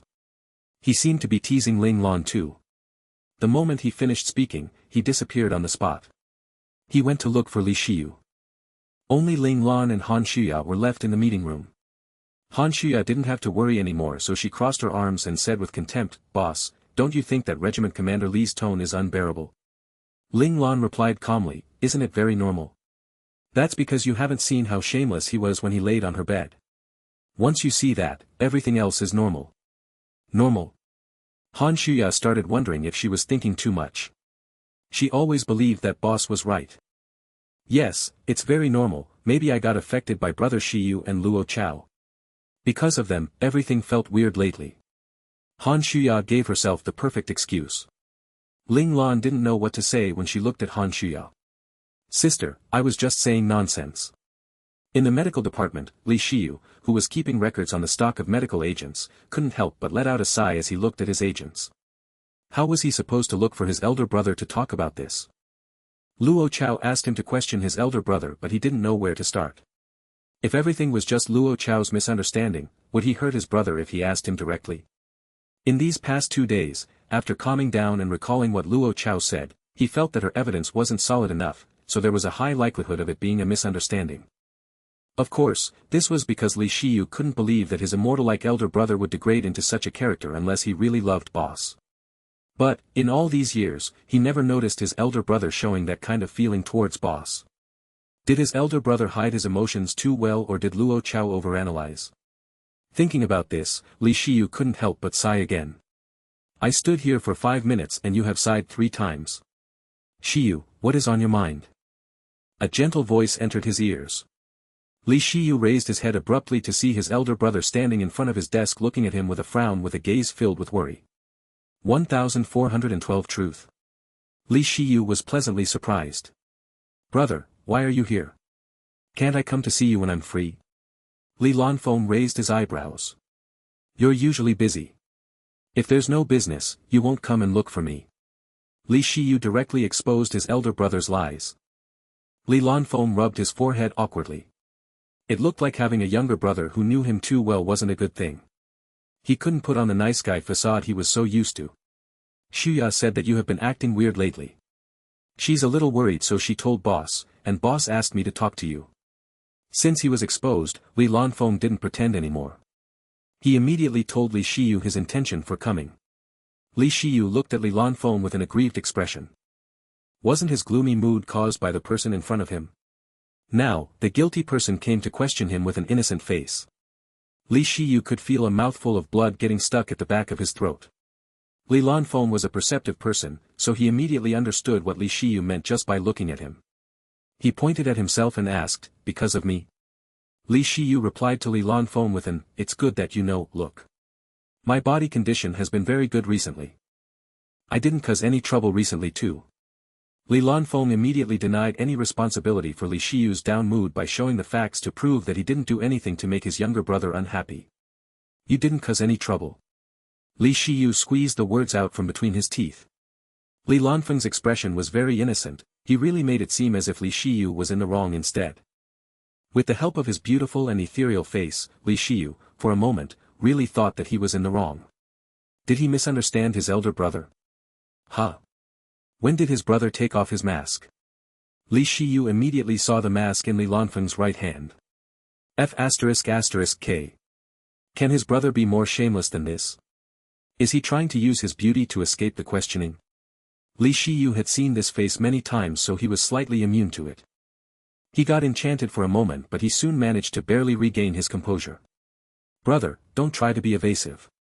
Li Lanfeng saw that he couldn't escape this time, so he asked helplessly, fine, what do you want to say?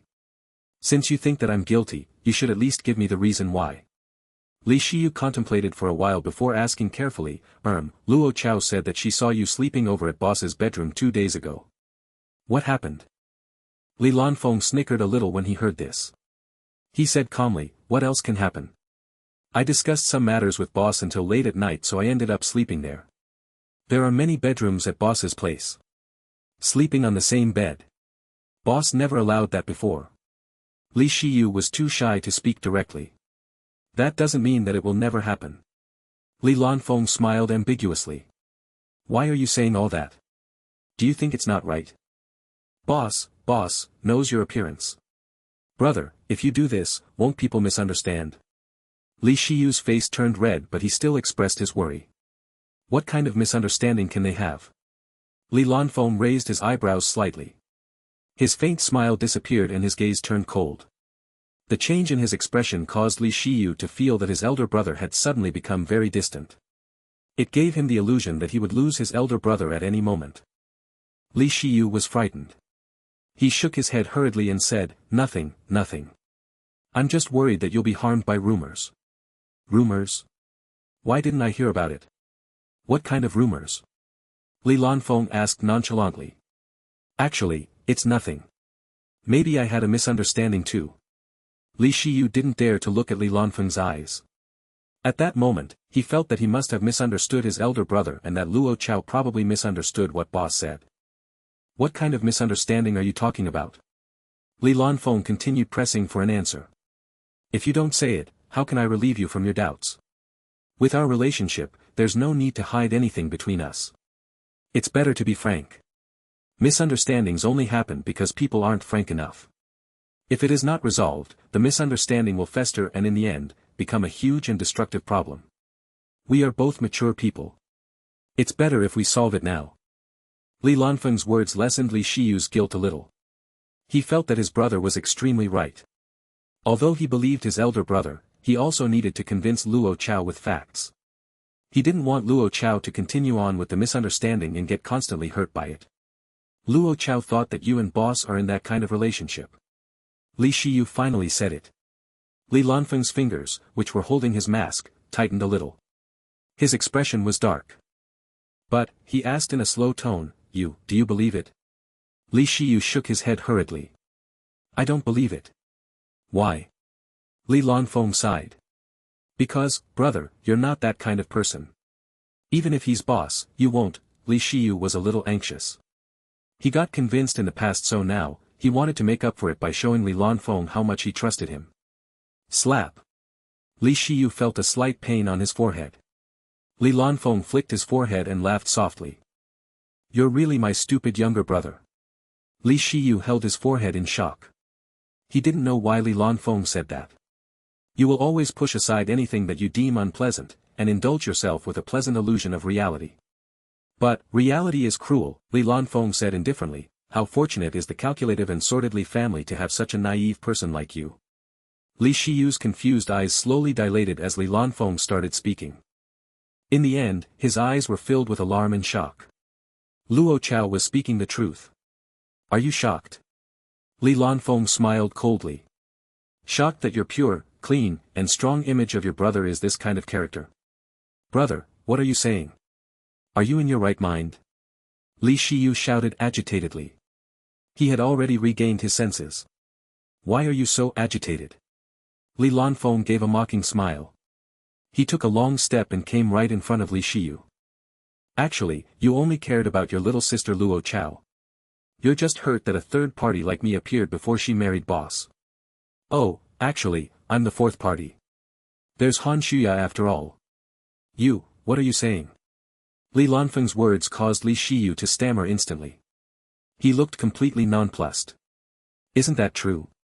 Whenever Luo Chao is around, your gaze will unconsciously move to where she is. When she needs your help, you always help her wholeheartedly. Li Lanfeng laughed softly when he said this. You even feel resentful towards boss because of Luo Chao. Although you tried to hide it, my dumb younger brother, I understand you too well. One look and I know what you're thinking. No, I don't. Li Shiyu denied it agitatedly. He would never have any evil thoughts towards his little sister Luo Chao. You love her but you don't know it, how sad.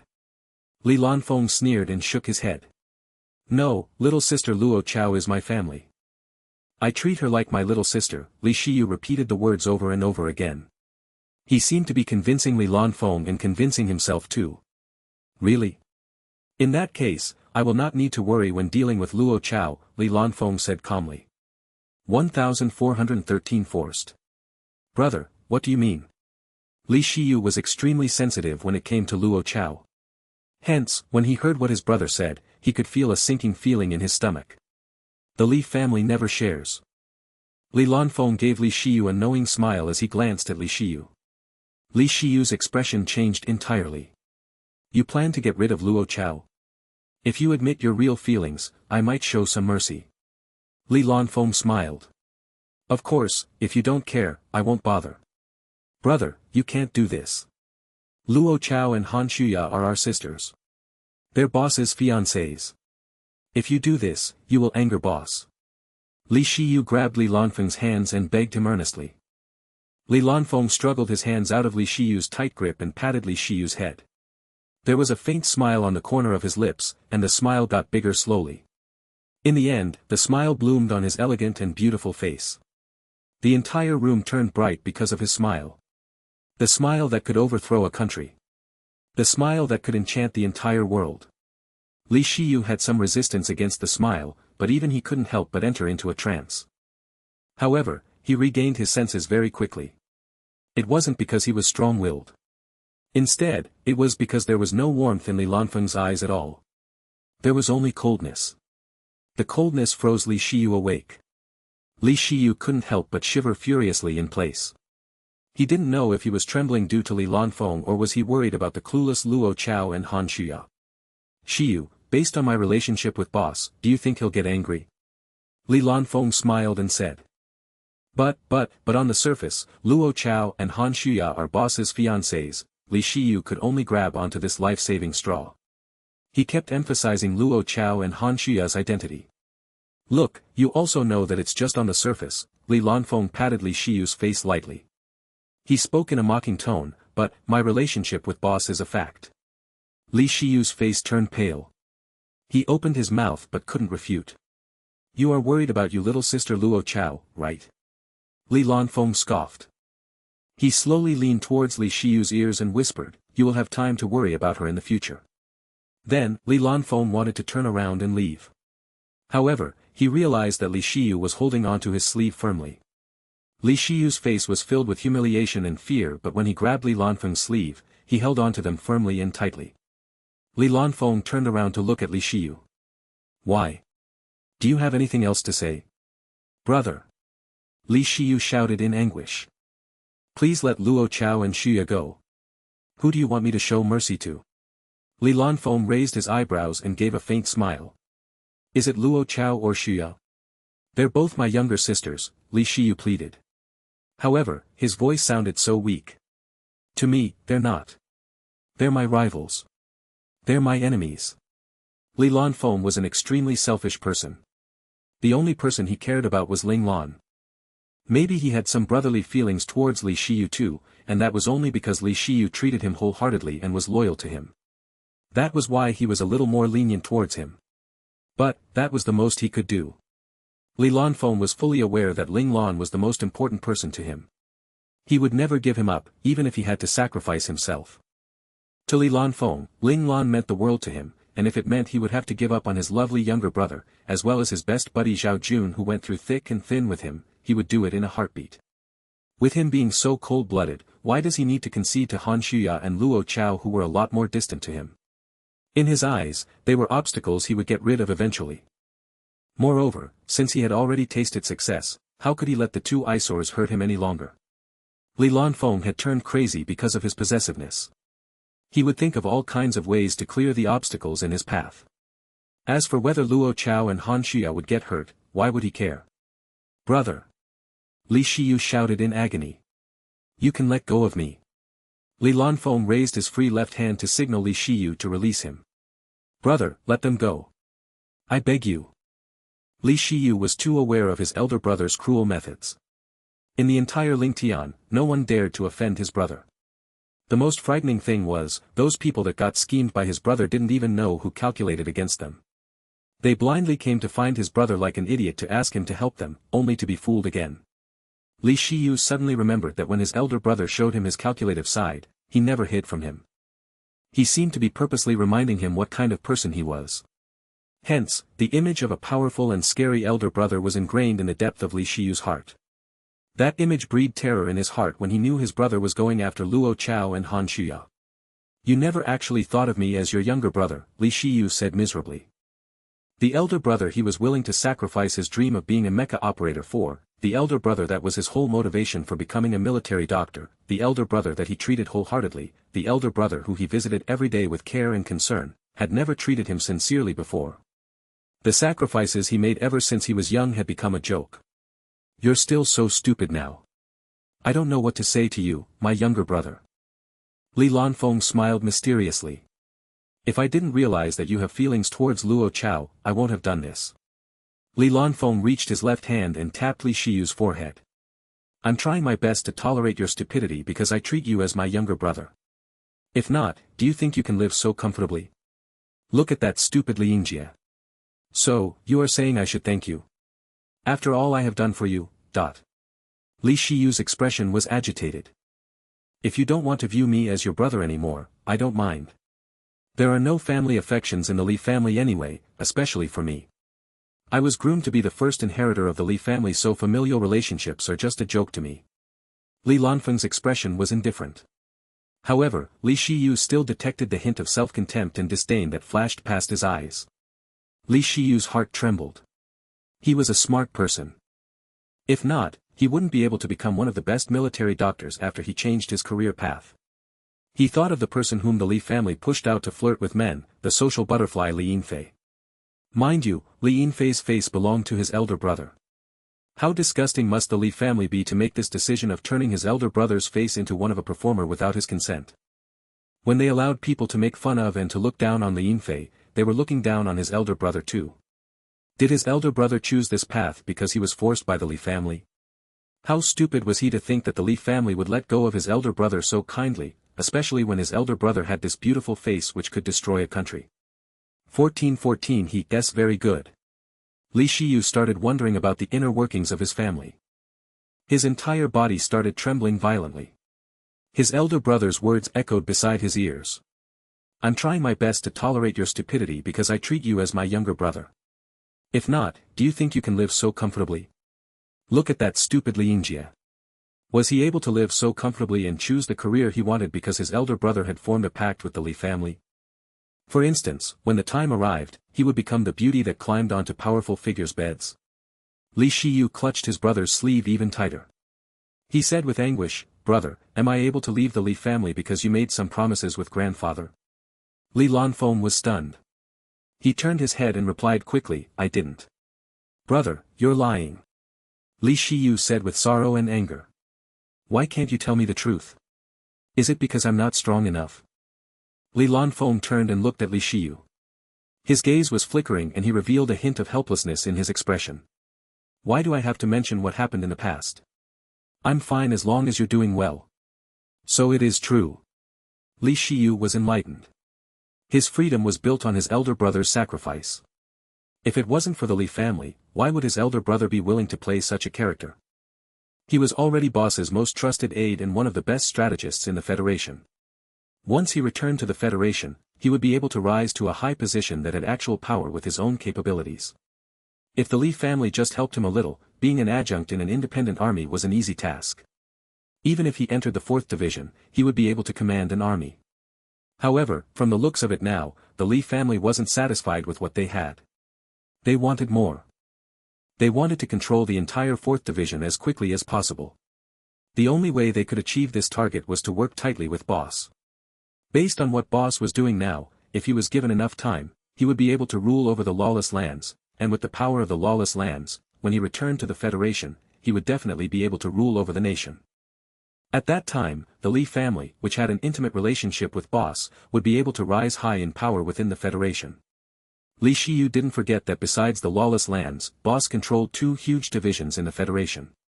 One was the 23rd Division of the Federation and the other was the only powerful mecha independent army, the Lingtian Independent Army.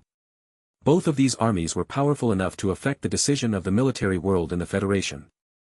In addition to his status as the king of the lawless lands, if Boss was willing to help, the Li family would be able to get the 4th Division they deeply yearned for. But, how could the Li family be sure that Boss would definitely help them? With the help of his elder brother, of course. In order to please his beloved, Boss would help them. Indeed, the Li family was playing a good game.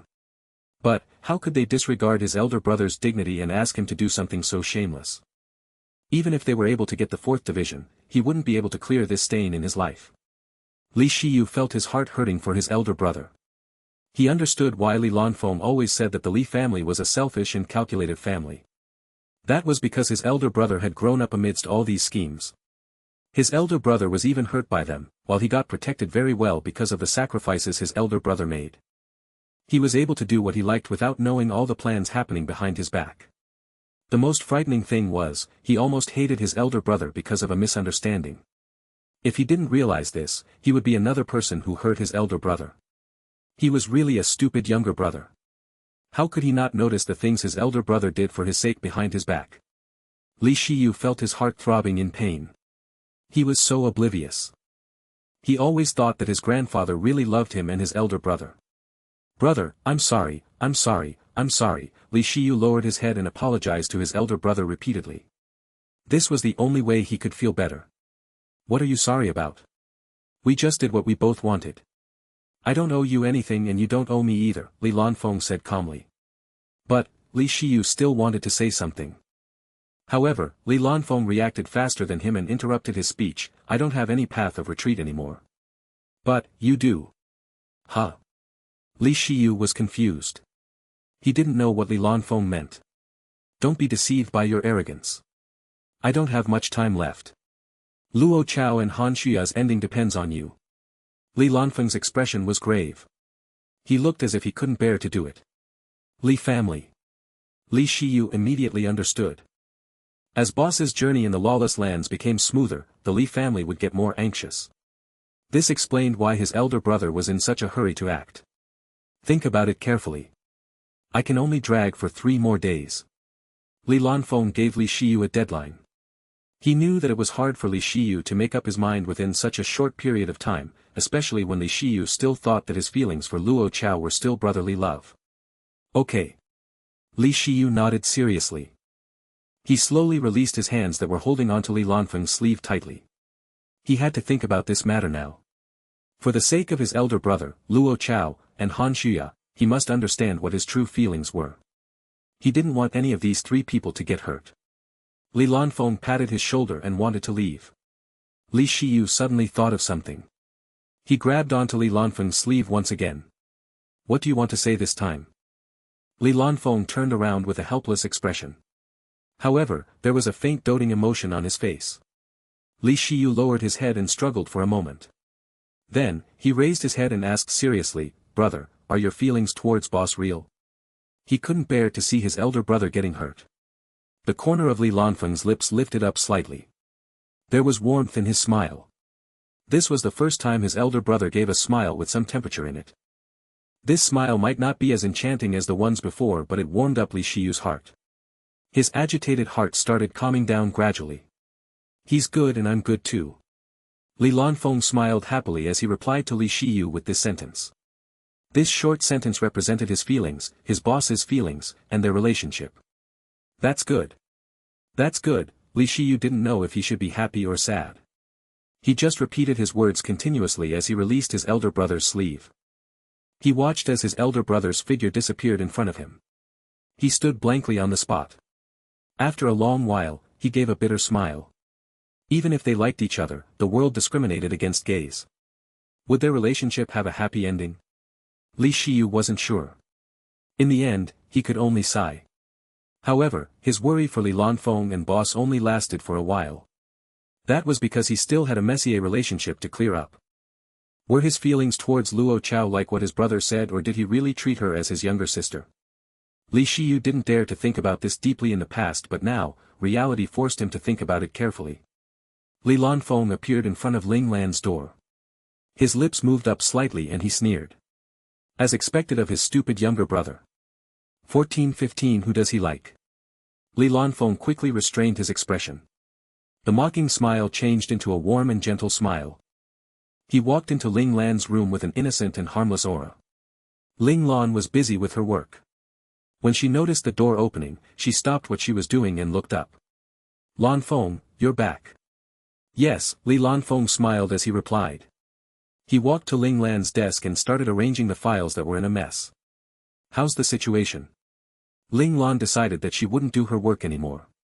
She leaned back against her chair and asked in a lazy tone. Nothing much. Li Lanfeng's hands paused slightly while he was tidying the files. He contemplated for 2 seconds before opening his mouth slowly. Our youngster at home is all grown up now. He knows how to be lovesick now. Lovesick? Ling Lan was dumbfounded. She never expected to hear this answer from Li Lanfeng. The Li Shiyu who put all his attention in inventing and testing new medication actually liked someone.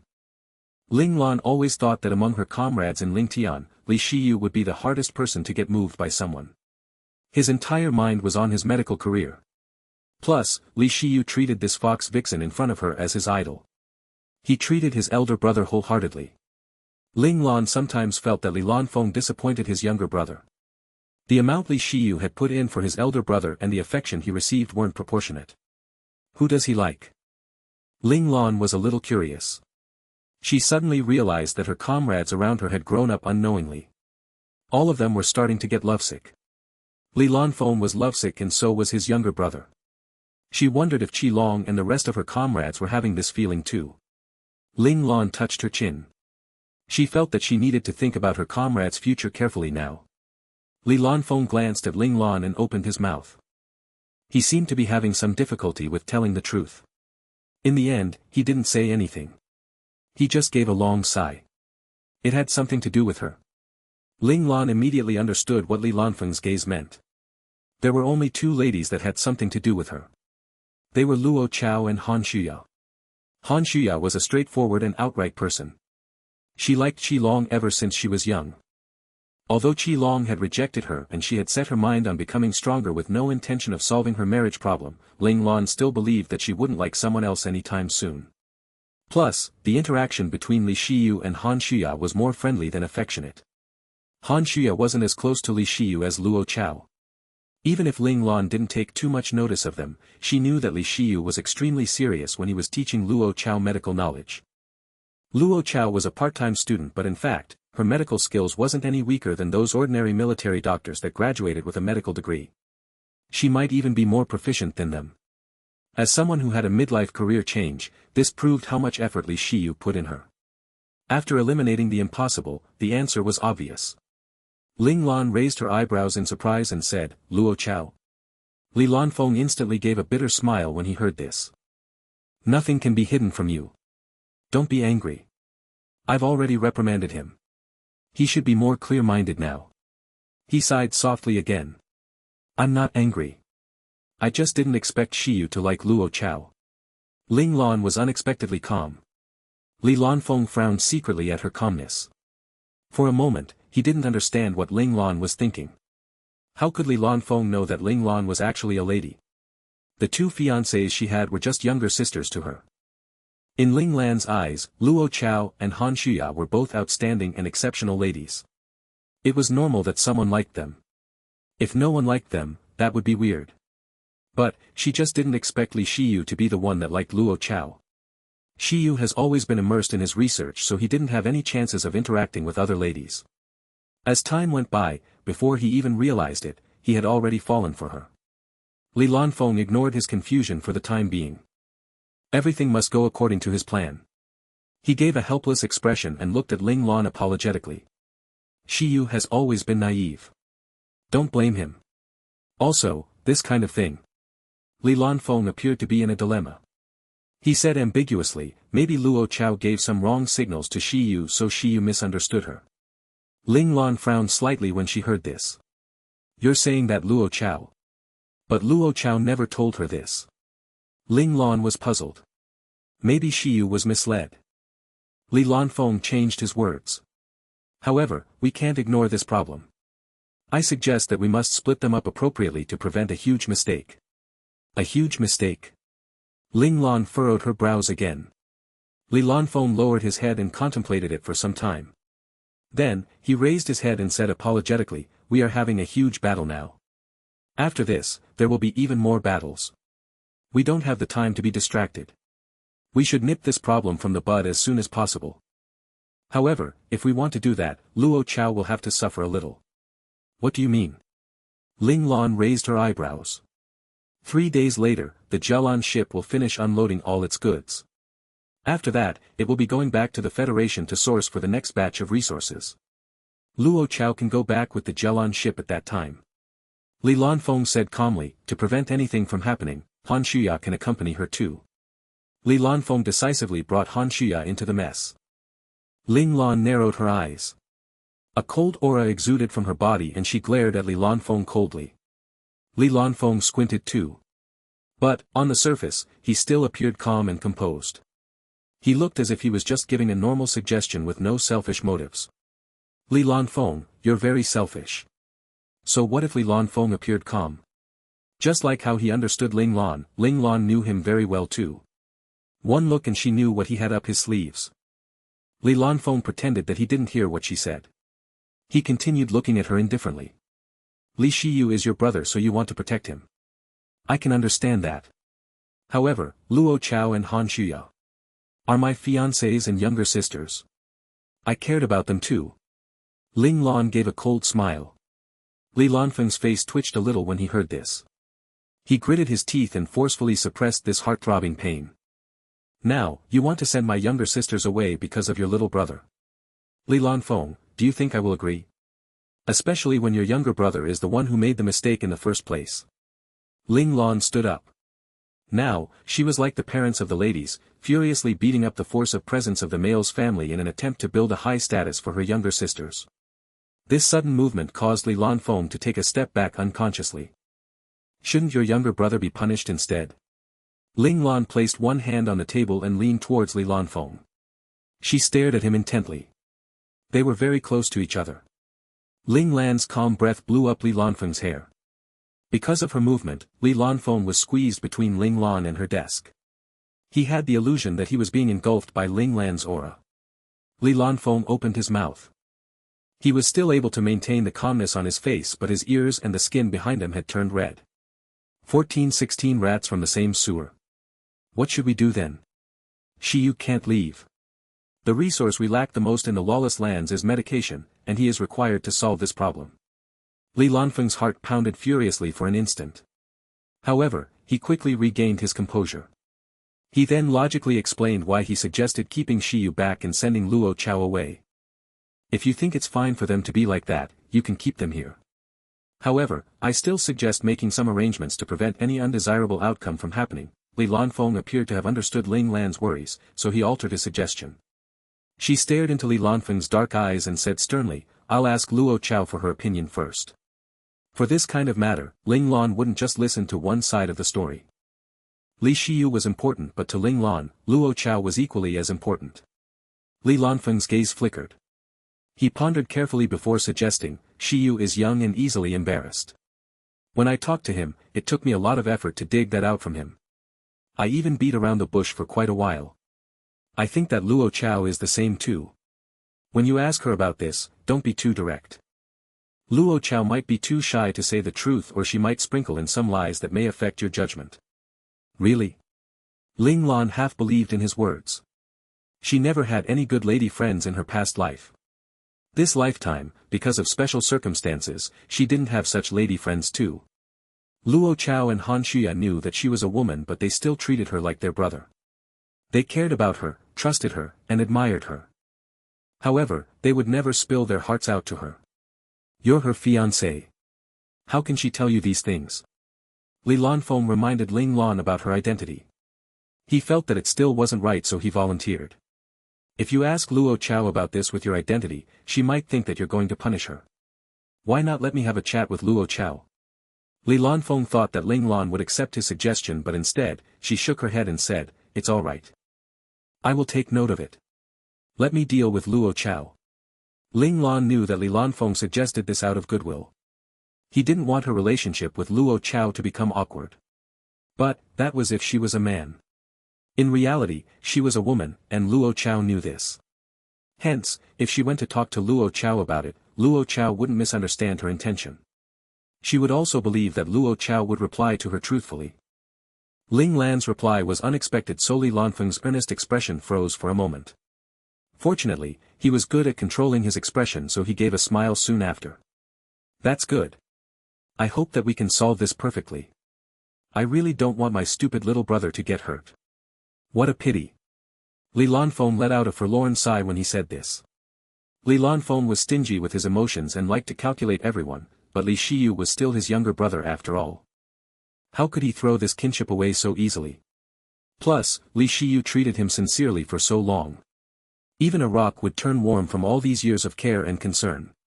Initially, Ling Lan wanted to talk to Luo Chao after she finished settling the affairs at the front line. However, she didn't expect something huge to happen. A four-way royale battle suddenly occurred on the front line, and the Komoda battlefield was uncontactable. When Ling Lan and Li Lanfeng heard about this, they threw these small matters at the back of their minds and focused on tackling this sudden war. When they heard that the other three lords sent more troops into Komoda, Ling Lan decided to send a new mecha clan into the area too. Ling Lan suspected that this sudden battle royale and the fact that her men were uncontactable was a scheme plotted against her. "You are going to Komoda?" "No way." Li Lanfeng instantly rejected Ling Lan's decision when he heard it. "It's too weird that they're uncontactable. I need to see what's happening personally." "I suspect that this might be a trap," Ling Lan said calmly. "That's a mecha battle. What can you do if you go there? Unless you have a god-class mecha, you won't change anything." Li Lanfeng had thought of this probability too, but so what? How could he let Ling Lan risk himself? Although it's not a god-class mecha, it's still an imperial mecha that has been modified by Changxin Yuan, and that's enough for me, Ling Lan said. If it was in the central regions, there would be no chance for her to enter a battlefield secretly with her mecha, much less make a difference in the grand scheme of things. However, this was the lawless lands. There were many ace mechas here but very little imperial mechas. God-class mechas were even rarer. The modified imperial mecha Chang Xinyuan made for her wasn't the best in the lawless lands, but it was enough for her to be on top of the food chain here. Do you really think that there are no God-class mechas here? Li Lanfeng smiled coldly. Based on my analysis, there are at least 2 to 3 God-class mechas in the lawless lands. I know. Ling Lan didn't deny it. She felt the same way too. Why do you still want to go then? What if you meet a God-class mecha? Li Lanfeng was furious. He felt that Ling Lan was taking an unnecessary risk. He was fooling around with his own life. They won't appear, Ling Lan replied indifferently. Li Lanfeng, based on your intelligence, you should have come to this conclusion. Why aren't you trusting your judgment but instead, afraid of the illogical possibilities? Li Lanfeng opened his mouth to refute her point, but he couldn't come up with one. He was usually able to remain heartless and cold-blooded. As long as the possibility of success was more than half, he dared to put even his comrades in danger. But, he just couldn't bear letting Ling Lan be in any forms of danger. However, how could he tell him that? He knew that he would lose his mind when facing Ling Lan, including the calmness and viciousness a strategist should have. I'll go with you. Since he couldn't stop Ling Lan, he would go with him. Even if there was danger, he would protect Ling Lan. The Rainbow Palace needs you. Ling Lan would not allow Li Lanfeng to follow her. The battle royale at Komoda was important but the Rainbow Palace was important too. It's alright to hand the Rainbow Palace over to Shiyu, Luo Chao, and Han Shuya for a few days. Luo Chao and Han Shuya managed to learn some management skills under Ling Lan's training. As for Li Shiyu, he dropped this subject halfway through, but still as the second-in-line inheritor of the Li family, he had been specially groomed before. He should know what he needed to know. Li Lanfeng knew that Li Shiyu was actually quite good at overall management. Well, at least compared to Li Yingjie, he was much better at it. Li Lanfeng always suspected that all the scheming and calculative genes of the Li family had congregated in him during his generation. Maybe that was why his 2 younger brothers were so naive. Fortunately, they still had their intelligence genes. If they focused on a certain direction, they were still able to become the cream of the crop of that path. This was the only feature that allowed Li Lanfeng to still believe that they were his younger brothers. The firmness in Li Lanfeng's gaze and his unrelenting attitude gave Ling Lan no choice but to agree with him. Ling Lan knew that once Li Lanfeng made a decision, he wouldn't change it. Huh? Why was his bad habit so similar to hers? Was this what they meant by rats from the same sewer scurry together? 1417 Saw Through Eye. The Komoda district was an expansive area, and every once in a while, flames of war would rage there. Other than the mecha clans that were working directly under the 13 lords, commoners would try their best to stay away from the district. However, that didn't mean Komoda didn't have citizens living there. In reality, Komoda had a large amount of common folk living and growing their population in this district. It was just they had learned to hide whenever a large-scale battle royale began, and they would also try their best to not get close to the dangerous parts of the district. Luckily, the battle royale usually didn't last for too long. As long as they endured until it ended, they would be able to return back to their homes and live their normal lives again. However, not every person who lived in the Komoda district had this mentality. Some bolder commoners were quite fearless when it came to matters of war. The only reason they were living in Komoda was to reap any scraps of war. The lawless lands had always been scarce on resources. If anyone was asked what was the most valuable scarps on the lawless lands, everyone would say with certainty that it was mechas and mecha parts, even second-hand ones were quite pricey. It was because of this fact that a new type of job quickly gained prominence in the lawless lands, mecha scavengers. Their grounds for scavenging were the large battlefields that frequent battles, and Komoda was such an area. The higher the risk, the higher the reward.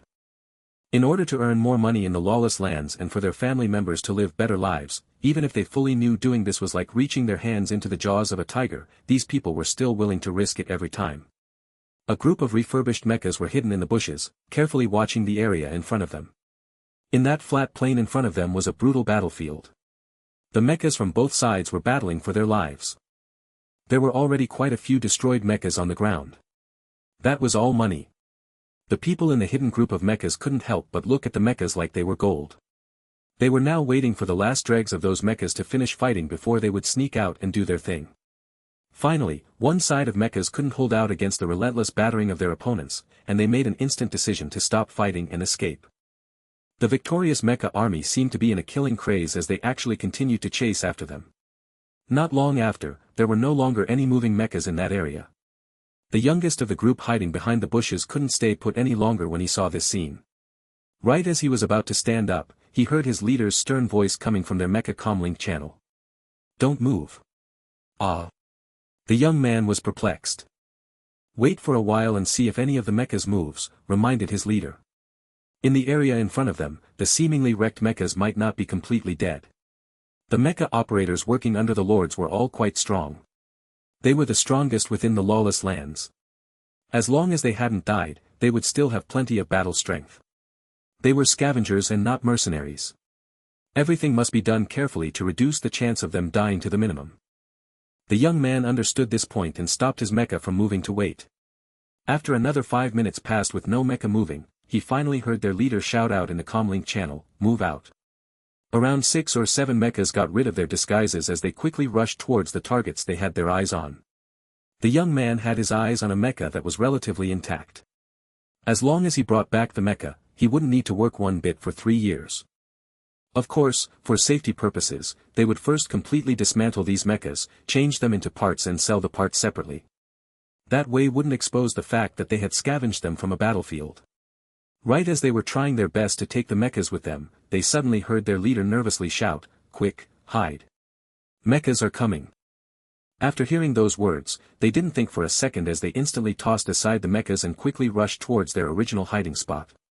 Only the young man was there shocked, standing motionlessly. The shout made him panic for a moment, but only made him hesitate for a short while. After seeing everyone else tossing aside the mechas, he also followed suit and ran back to their original hiding spot. Right as he finished hiding himself, he saw 3 mechas appearing from the edge of the horizon. "It's fine. It's only a small mecha formation." The leader breathed a sigh of relief in the channel. Even if they were discovered, they were still able to handle 3 mechas. Becoming a mecha scavenger wasn't something anyone could do just because they wanted to do it. The requirements for such a profession were high to work in this field. A person must at least be a mecha operator. Otherwise, no one would team up with them, leaving them to scavenge by themselves. Although working alone came with its perks like not splitting the profits, it still had a major problem, the problem of not having any channels to sell the goods. For a lone scavenger to sell their spoils, he would have to ask for help from a scavenger organization. However, the price they quote such lone scavengers were scarps compared to the actual value. With such exploitation running rampant, it wasn't worthwhile for a person to risk their lives and to work alone. So, over time, no one worked alone anymore. "Boss, there seems to have been a small mecha battle below. There's still fire and smoke coming from there. It probably ended not long ago." After acquiring the situation on ground, Luo Lang reported it to Ling Lan. "Let's go down and take a look." While coming down here, Ling Lan hadn't met up with any mecha armies from any of the factions. She also hadn't seen any battlefields. And now, she finally saw one. She would most definitely go down there to carefully examine it. Perhaps she could acquire some useful information. 3 mechas slowly landed in the plains below them. Luo Lang and Li Lanfeng each chose a destroyed mecha. They knelt down to carefully examine them while also not forgetting to take photos of them. "If I'm not wrong, the mecha I'm looking at should be one that works under Lord Zhen." Li Lanfeng compared the color and shape of the mecha and the symbol on the chest and arms to the database and reached this conclusion. On the other side, Luo Lang immediately reported, "The one beside me should be from Lord Demon's faction." It seems Lord Zhen and Lord Demon's mecha teams encountered each other and fought each other. Ling Lan looked around and saw around 17 or 18 dilapidated mechas on the ground. If it was actually a war with large numbers of mechas, the final number of mechas destroyed wouldn't be so low. The only possibilities were that this was a battle between 2 battle teams or more accurately 2 weak battle teams. It seems the large-scale battle royale is real. Luo Lang sighed. That may not be the case. It could also be just for show. Li Lanfeng didn't agree with him. A show? But so many people died, Luo Lang was confused. The person of power only looks at the big picture. Plus, if there are enough benefits for them, sacrificing some pawns are worth it, Li Lanfeng said calmly. Luo Lang frowned slightly after hearing those words. He didn't like those types of plans. But, he decided to not argue with Li Lanfeng about that, so he piloted his mecha to look towards another direction. He then saw through his screen some ashes. Ah, there are ashes here. It was blown here, Luo Lang said joyfully. It seems that there are still people alive who flew towards that direction. The direction Luo Lang pointed towards was indeed the direction the mechas escaped towards. Leave, leave, the young man hiding in the bushes kept repeating those words in his head. He was frustrated because he didn't know why the three mechas were taking their sweet time. It was clear that there wasn't anyone alive in the wreckage. At that moment, Ling Lan's gaze fixated on a destroyed mecha. No matter how she looked at it, the pose it had was odd. Li Lanfeng saw the direction Ling Lan's mecha was looking. She was looking directly opposite of Luo Lang. He thought for a moment and then piloted his mecha, landing beside that mecha Ling Lan was looking at. Li Lanfeng knelt down and looked carefully. He smirked slightly. It seems there are traces here as well. You see it too? Ling Lan said plainly. Yeah, the traces are quite obvious. Li Lanfeng made his mecha stand up. 1418 Curious. It seems we found something by sheer luck that others would search far and wide for. Ling Lan's gaze fell upon the bushes and forest beside her. The leader of those hidden saw that one of the three mechas looked towards their direction and his heart skipped a beat. Were they discovered? Before he could determine that fact, he heard that mecha that was looking in their direction shouted, "Come out." Was it a ruse? Or were they actually discovered? The leader was hesitant. He didn't know whether to go out to fight or continue to hide. Everyone else was waiting for their leader's orders. Their hands were already on the control stick waiting for their leader to give the order to attack. Once their leader ordered an attack, they would rush towards the three mechas and surround them. The reason mecha scavengers could survive so long in the Komoda district was because no one could hold anything over them. The job of a mecha scavenger was a brutal one. They would either take out those who discovered them or escape with their tails between their legs. If they couldn't escape, they would immediately self-destruct to not allow any information of scavenger organization to be leaked out. Not knowing why, the leader of that group kept feeling that the three mechas standing before them were dangerous. He thought for a moment before deciding to bet on the fact that it was just a ruse. Ling Lan saw no activity in the forest and looked towards Li Lanfeng. Without being given any orders, Li Lanfeng knew what Ling Lan meant. He took out the beam gun from his back and instantly pointed it towards the forest. It wasn't a ruse. They were actually going to attack. The leader of the scavengers immediately ordered, "Attack." If they hid any more, they would be idiots. The opposition was clearly going to attack the place they were hiding at to get them out of that position by force. After that order was given, 6 mechas jumped out of the forest from different positions. They were very well coordinated with each other. They split into 2 groups of 3 and attacked Ling Lan and Li Lanfeng, who were closest to their position. Seeing this, Li Lanfeng walked in a Z shape and dodged the attack of the first mecha. At the same time, the beam gun had already become a large sword. Bang! The large sword instantly blocked the attacks from the other 2 mechas. The attack was the accumulation of force of 2 mechas, but Li Lanfeng blocked it with ease. Not only did he not budge from it, he also used the force of the block to send the 2 mechas attacking him to fly backwards. On the other side, Ling Lan saw 3 people come towards her. She didn't pull out her sword but instead, backed up quickly, instantly dodging the attacks. How could those 3 people be willing to give up on their pursuit? After seeing Ling Lan dodge backwards, they piloted their mechas and instantly followed up to attack. Bang! Their attacks were finally blocked by a large sword. Did that person finally make a move? The 3 of them looked past their weapons. The mecha they were originally attacking was already 20 to 30 meters away from them. The one that blocked them was actually the 3rd mecha on the other side of the battlefield. When did he arrive? They originally wanted to use their position to their advantage to quickly take out the 2 closer mechas. After taking the 2 of them out, they would then go all out on the mechas furthest away from them. That was why when the 3rd mecha appeared in front of them in the blink of an eye, these 3 scavengers couldn't believe their eyes. "Your opponent is me." They heard a voice coming from that mecha. That person spoke with a nonchalant tone, as if he didn't see them as a threat. Despite the mechas of the scavengers looking so-so and even somewhat dilapidated, they were definitely still not any weaker than standard mechas after being modified by the top-class engineers of the scavenger organization. These people piloting these mecha were also experienced ace mecha operators. Despite not being comparable to the elite ace operator armies under the 13 lords, they were still not any weaker when compared to operators from standard armies. In fact, they were even a bit stronger than the standard ones. In order to survive, these scavengers were much more shameless than mecha operators. Thus, their fighting style was more towards the despicable and dirty side. Thus, if their opponent looked down on them, they wouldn't become angry. Instead, they would be happy.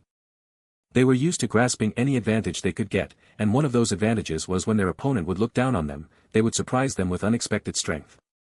Perhaps, the reason the scavenger organization made the outer appearance of the mechas so dilapidated was with this reason in mind. It was perhaps that they wanted their opponents to think of them as weak. The three of them quickly backed up slowly. They didn't try to split up to go after Ling Lan. Instead, they surrounded this new mecha while trying to find a chance to destroy it. Although they didn't know why the other mecha didn't want to join the fight, they still wouldn't refuse such an advantage for them, right? Were they going to be stupid and split one person to attack that one person? No. Interesting. Luo Lang excitedly licked his lips. The display on his mecha's display was showing the area around him in a full 360 degrees, allowing Luo Lang to have complete vision of his opponent's movement. They suddenly pounced towards him with unexpected strength. Luo Lang shifted sideways and dodged the extremely well-hidden knife from the first mecha. At the same time, the large sword in his hand swung backwards to slash at the mecha attacking him from above. Luo Lang's heavy slash came too suddenly, but the mecha operator attacking from above was a still veteran after all. After seeing the sword slash coming right at him, his engine throttled to instantly stop him from dropping any further downwards. He forcefully stopped his mecha in midair as he prepared to dodge the sword slash. Nice try, Luo Lang laughed softly. The large sword he originally swung backwards, suddenly flew out of his hands to fly towards the dodging mecha. Look out. The third mecha was originally going to attack Luo Lang from the ground. After seeing the sword in the air, he could only give up on his original plan.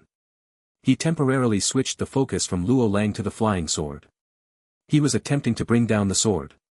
Bang! His large sword struck down Luo Lang's sword. At that moment, Luo Lang took one step and arrived next to the location where his sword was struck down.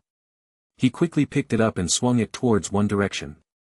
This time, he was attacking the mecha that he evaded in the beginning. This was unexpected as Luo Lang recovered pretty quickly.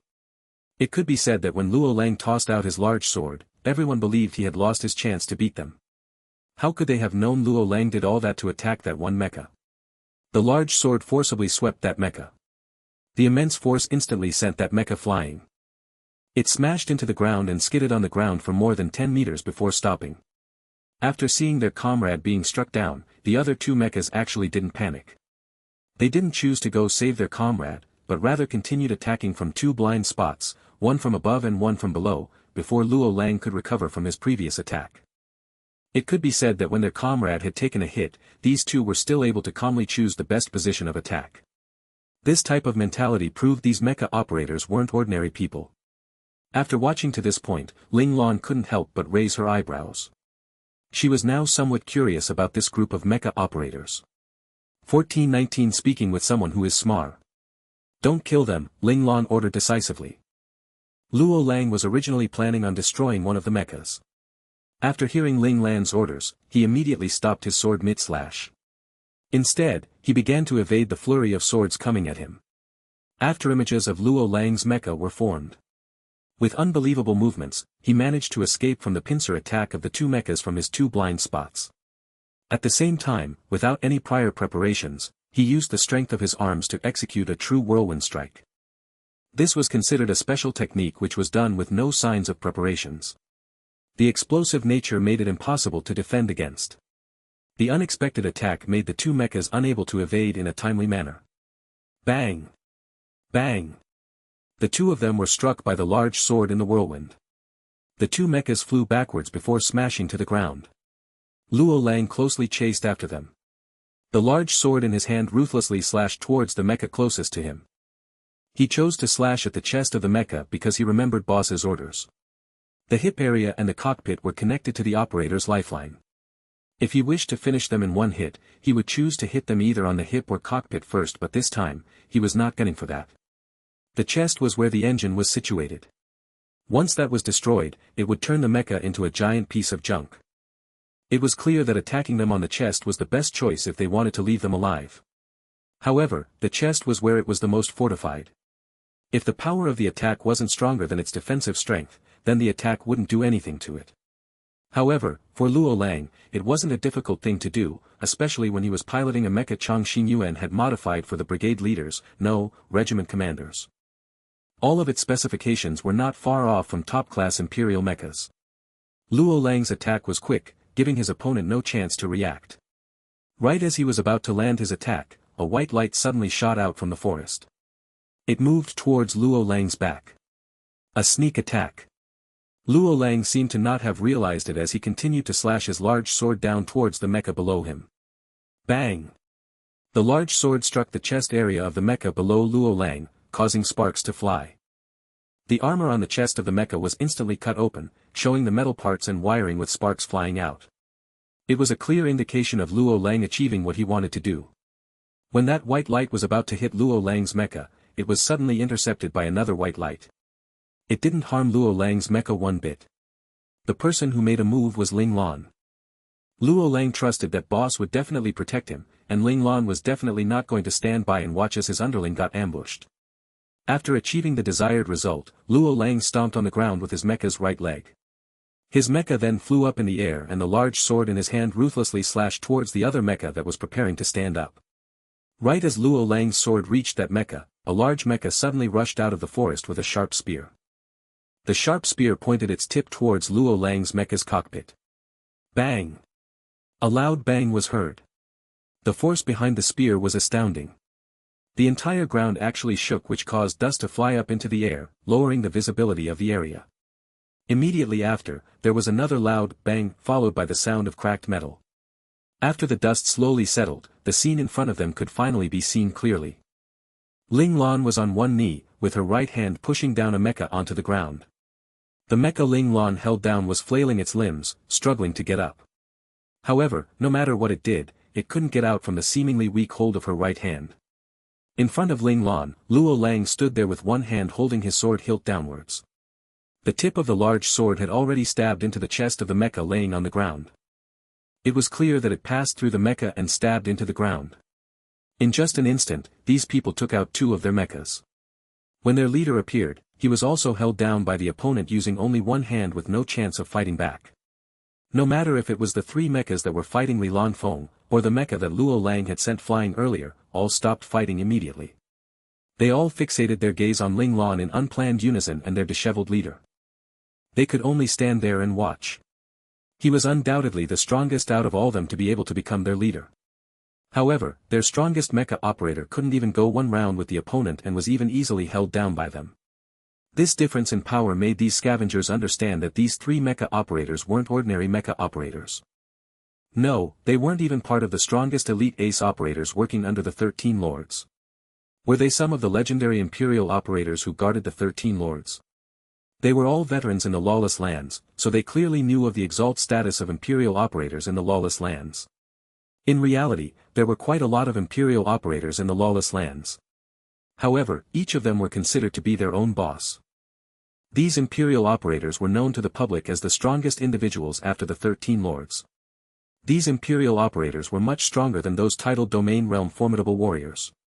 Titled Domain Realm Formidable Warriors were at most the guards or butlers of the 13 Lords and were still considered servants. However, Imperial operators, other than those under factions, had signed contracts with the 13 Lords to cooperate. Even if one was to join the ranks of the 13 Lords, they would be given the status of guests to the 13 Lords. Not only would they have actual power, they would also be given the freedom that everyone in the Lawless Lands hoped to acquire. An Imperial operator was enough to take out their entire scavenger team, not to mention three of them.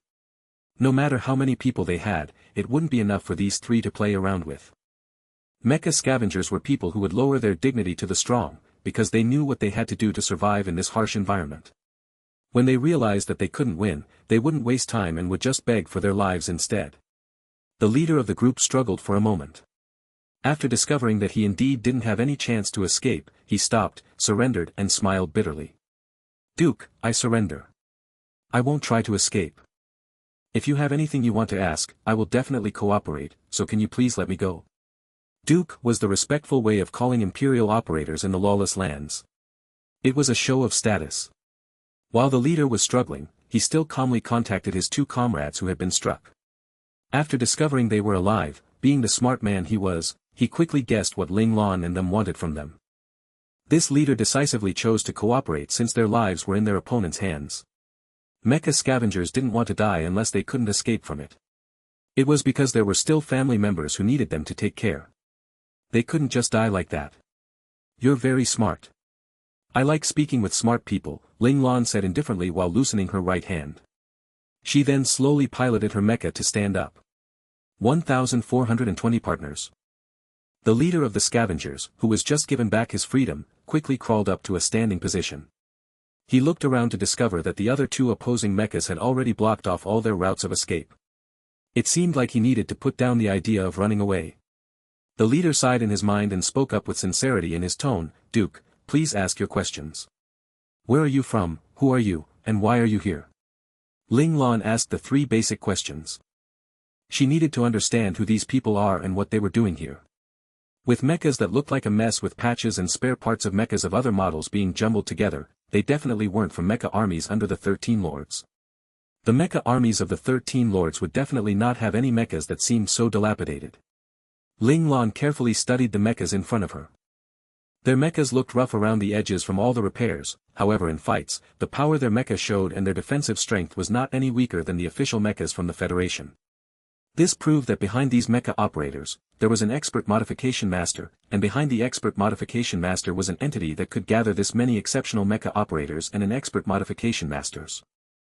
No matter if they were an organization or not, their power wasn't something that they could ignore. The leader of the scavengers hesitated, he was in a dilemma.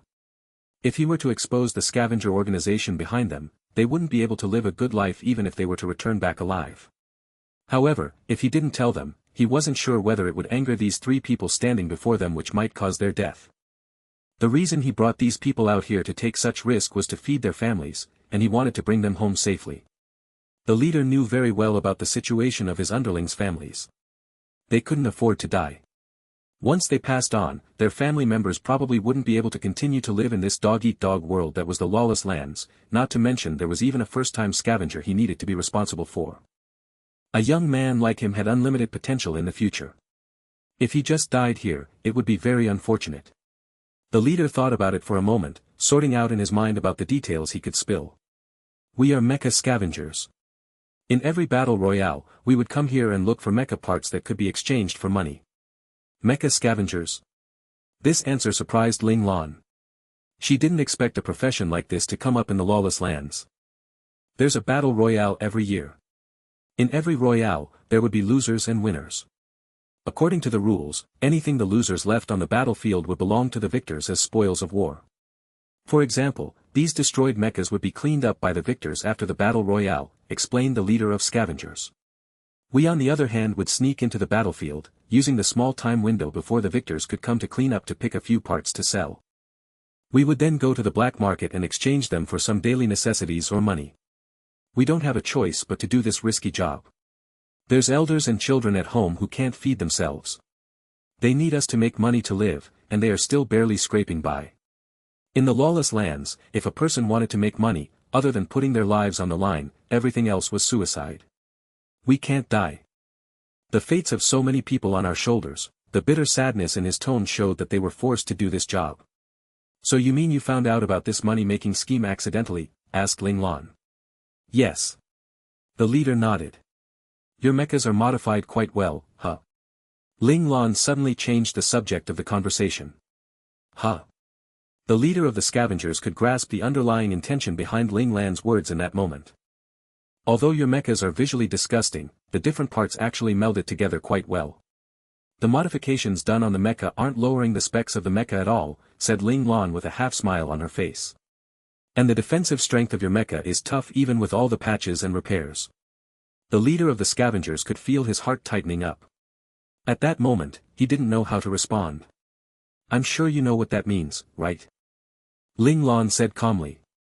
What does it mean? The leader could only follow the conversation and ask. The person who modified your mechas is a master-level engineer. You guys are quite lucky to randomly have such a big shot working with you, Ling Lan said sarcastically as she smiled slightly. Haha, yeah, we really are lucky. The leader could only pretend to play dumb until the end. In the cockpit, he was already completely soaked through and through with cold sweat. It was because he knew he could no longer lie to the opponent. Most mecha operators wouldn't focus on mecha modifications. How could he have known that this Imperial operator standing before him was knowledgeable enough about mecha modifications to see through the secrets of their mecha's repairs with just one look? They were too unlucky. You guys are part of an organization. Ling Lan didn't need that leader's answer to conclude that. From the way the leader answered her questions, she had more or less already confirmed this. That was why Ling Lan said it as a statement and not a question. The leader had been afraid he would expose the organization. However, after the opposition made it clear, it was as though a tense string had snapped, allowing him to finally feel relieved, causing him to lay flat in his cockpit. Ling Lan didn't hear a response, but not answering could also be an answer. A mecha scavenger organization. The mechas you bring back would be handled by them. They would then give a certain price for the quality of the mecha you have brought to them. Members like yourselves would then also receive some benefits from the alliance or organization, such as mecha modifications. Ling Lan continued, this would explain why your mechas had signs of a master-level modification engineer's work on them. The leader of the scavengers was completely speechless. Just in a few sentences, the opponent had already exposed the inner workings of their organization. Yes, perhaps, you appearing here is also because your alliance or organization had given you the coordinates, and these coordinates would require money or points to redeem. Leader of scavengers went through a myriad of expressions the longer Ling Lan spoke. It was because what Ling Lan said was the complete truth. He felt relieved that he wouldn't have to expose the organization, but he was getting more fearful of this Imperial operator standing before him. That's interesting. Ling Lan was quite happy. After entering the Komoda district, she no longer had any intel, and with the fact that she couldn't get in contact with Zhao Jun and the other two, she was going in blind. She could only fly around like a headless fly and hope a blind cat like her could encounter a dead mouse. She didn't think they would be so lucky not to encounter a dead mouse, but rather a fat and lively rat. It was clear that in the Mecha Scavenger organization, had intel about the other battlefields, and this intel was indeed what Ling Lan needed the most at this moment. There was once a saying that would say that war was fought with logistics, but intel was essential for winning a war. Ling Lan put much importance on the intel that could determine the win or loss of a battle. That was why Ling Lan decided right then and there to turn towards a different direction. They would go and meet with this secretive Mecha Scavenger organization. Ling Lan believed that the Mecha Scavenger organization definitely didn't just have intel about the situation in the Komoda district. This was an organization that managed to perfectly dismantle mechas from the battlefield, silently sell them without showing any flaws on the markets of the lawless lands, and not be discovered by the 13 lords in all these years. Its power and roots were definitely planted firmly into the lawless lands. Perhaps, they would be a suitable partner to cooperate with. 1421 disappear. Ling Lan waited for the leader to reply. The leader tried his best to gather his strength and forced an awkward smile on his face. He said weakly, everything I said was normal. Why does Duke think this way? Even if he was to die, he needed to know the reason. Ling Lan replied nonchalantly, that's because you were too composed. This isn't the attitude of someone without a backing. The leader was enlightened. All in all, they were too careless. Lone scavengers wouldn't be as daring as them. They wouldn't have left any traces of them, especially when they realized that someone was coming closer. For their own safety, they should escape as far away as possible as soon as they notice someone. Ling Lan pouted her lips secretly. She had read many novels in her past life. The situation here was the standard configuration of such an organization. It would be hard for her to not think of it. The rules of the Mecha Scavenger organization are very strict. If you take me away, we might never be able to work there anymore. The leader changed his attitude and started acting pitiful. Ling Lan didn't reply to him. She just raised her head and looked at Li Lanfeng who was at her side. Li Lanfeng raised his beam gun and aimed it at the forehead of the leader. It was obvious that Ling Lan was warning him. If he didn't agree, none of them would be able to stay alive. The leader started getting anxious when he saw this. In the end, he gritted his teeth and said, you can follow us secretly. We will not be aware. Ling Lan didn't reply to him. She silently disagreed with his suggestion. The leader took a deep breath and said resolutely, if you don't accept, kill us. If they blatantly brought them to the Mecha Scavenger organization, they would forever be on the hit list of the organization. When that happens, not only them, but their families would also get implicated. The leader knew clearly the methods of the Mecha Scavenger organization. He wasn't willing to harm his family members, so he would rather end this here. Maybe the organization might take care of his family since he worked up and made many contributions in the past. Although the leader made a decision, he was still perturbed. No one would want to die if they didn't have to. This was his thought. His brothers were having the same thought too. Just as the leader was feeling despair because Ling Lan hadn't replied to him, he heard Ling Lan's voice. Okay. It sounded like a nightingale. The leader was elated at the sudden new lease on life. He quickly gathered his companions who were still able to move and picked up the two mechas that Luo Lang had damaged badly. They also carried a mecha they had laid their eyes on with them. Then, they started going back to their base camp. As for Ling Lan and her comrades, they followed behind the mecha scavengers secretly. Komodo was huge. Ling Lan and her comrades flew for 2 hours before finally arriving at the mountainous portion of the district. The leader was very cooperative. He took a short rest at the side of a mountain before rushing towards the mountain as though he wanted to slam into it. Then, he disappeared entirely. The other mechas followed the leader and all the mechas disappeared right in front of Ling Lan and her comrades' eyes the same way. Ling Lan waited for a moment before controlling her mecha and flying over. By this time, they had all activated the newest generation chameleon system equipped on their mechas. The chameleon system was able to stimulate the dynamics of their environment. It allowed Ling Lan and her comrades' mechas to appear invisible while they were moving using dynamic simulation while also blocking radar searches. Of course, the new generation of the chameleon system wasn't perfect. The mecha was moving so it would naturally produce heat. Thus, if their enemy used infrared detectors, they would still be able to notice them. However, there were problems with infrared detectors too.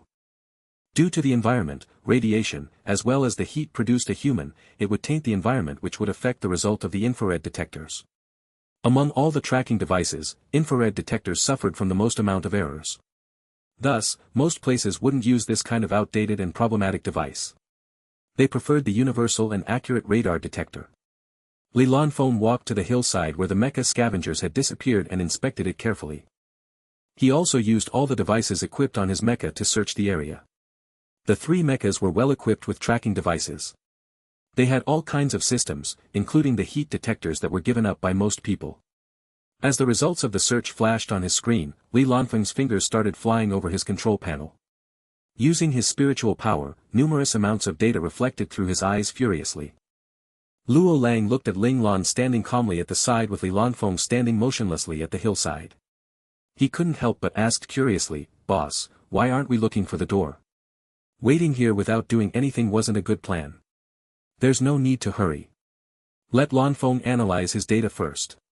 Maybe we'll get an answer soon," Ling Lan replied calmly. She trusted Li Lanfeng's capabilities, especially when it comes to data. Of course, if Little Four was here, Ling Lan would definitely take charge herself. It wasn't because she trusted Little Four more. As an intelligent entity, Little Four's speed at solving this kind of problem was much faster than a human. This was the advantage of his kind.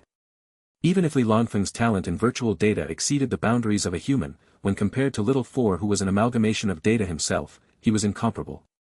They didn't have to wait too long as Li Lanfeng's stable voice was heard. "I found it."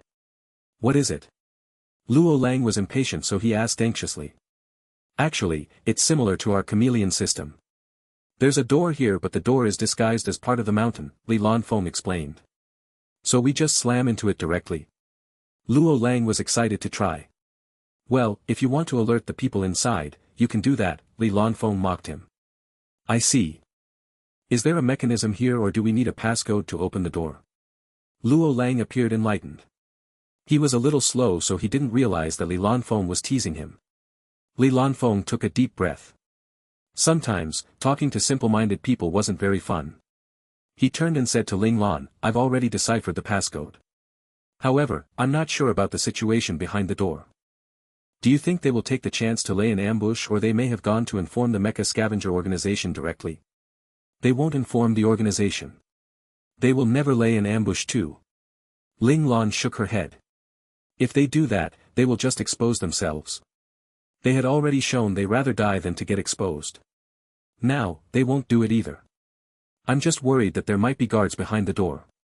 Ling Lan was more worried about this. Once the door was opened, if there were guards inside, they would definitely be discovered.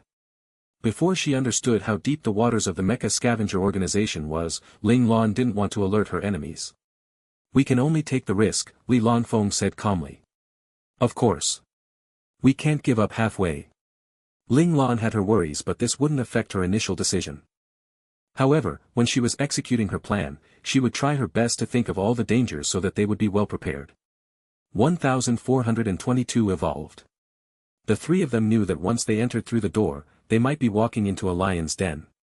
But, they were all soldiers who had fought through many hard-fought battles.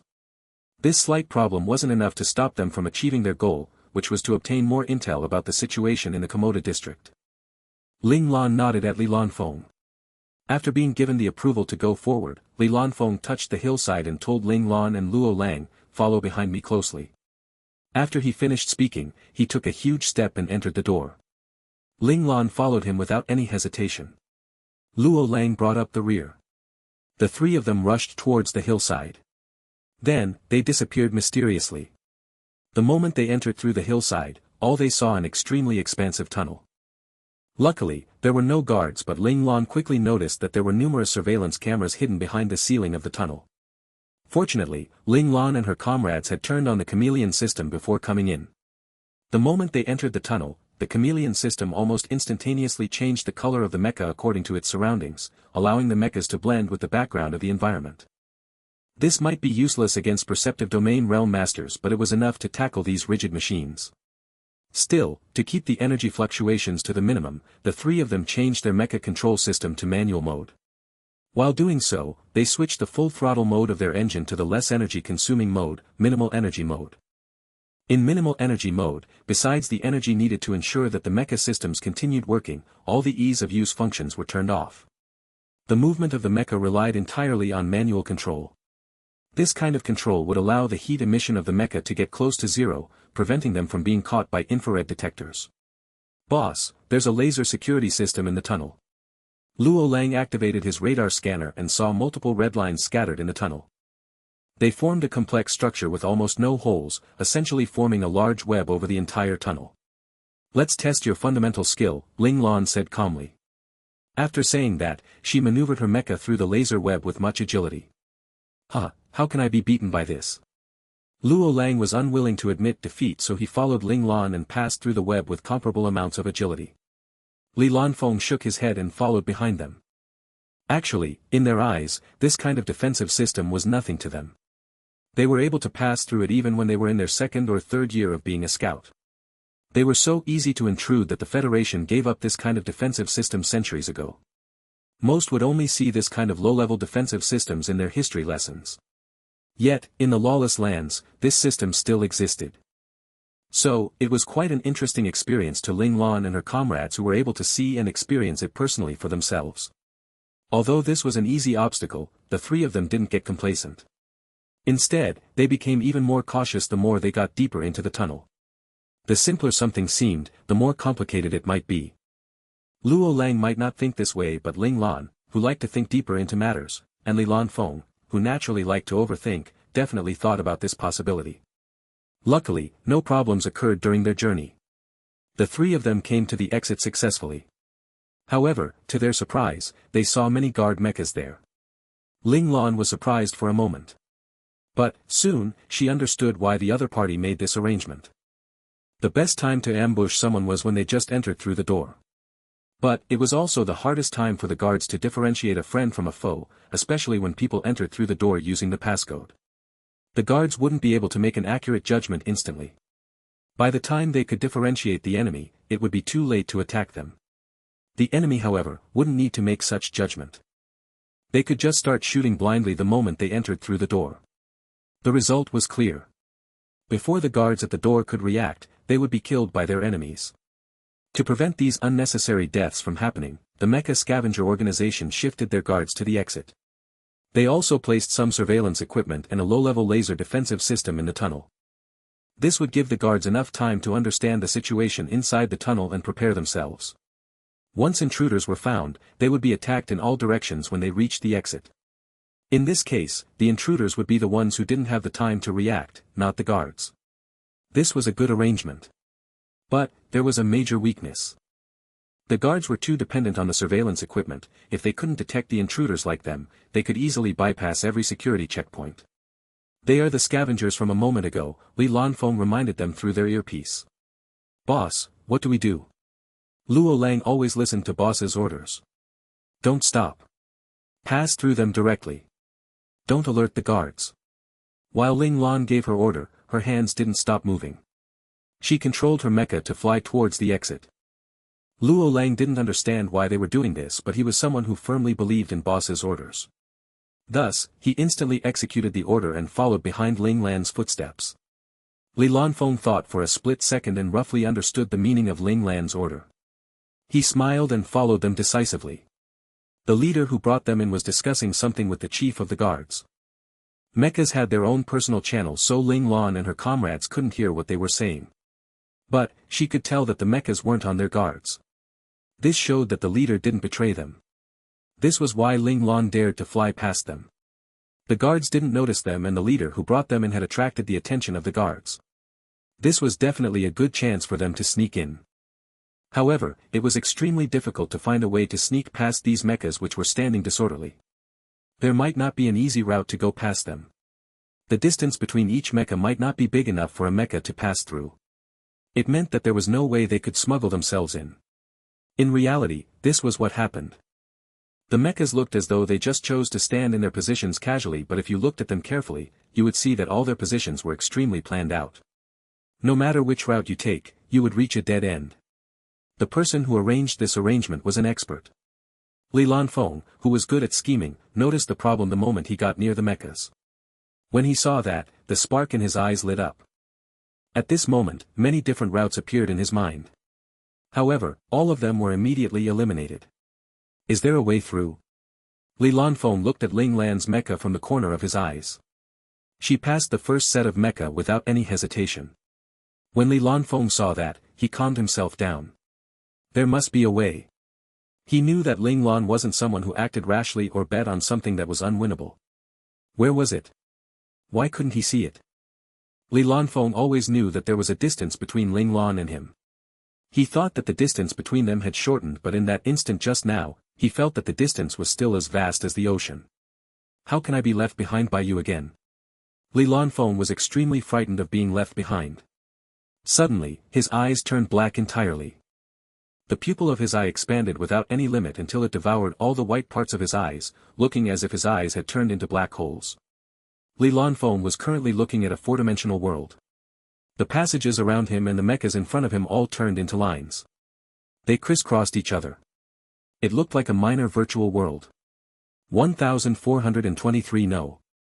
This is, Li Lanfeng was dumbstruck, but he immediately understood what was happening. This should be a sign that his Spectre abilities were evolving. Although he didn't know what would be the new function, evolution was still a good thing. But, the next second, he knew what it could do. Deduction. In this minor virtual world, a few routes started to map out in his head. These were routes he had deduced. However, this didn't mean that all the paths were accurate and safe. A deduction was just an inference he made based on the situation. It might still be slightly different from the reality. Whether he was able to find the most accurate path out of all these routes depended on his own judgment. This evolution just allowed him to visualize the best routes he could think of. It didn't give him the final answer. He still had to rely on himself to make the ultimate decision. This was an example of how different innate talents could be. Ling Lan's profound insight was able to give her a clear answer right from the start.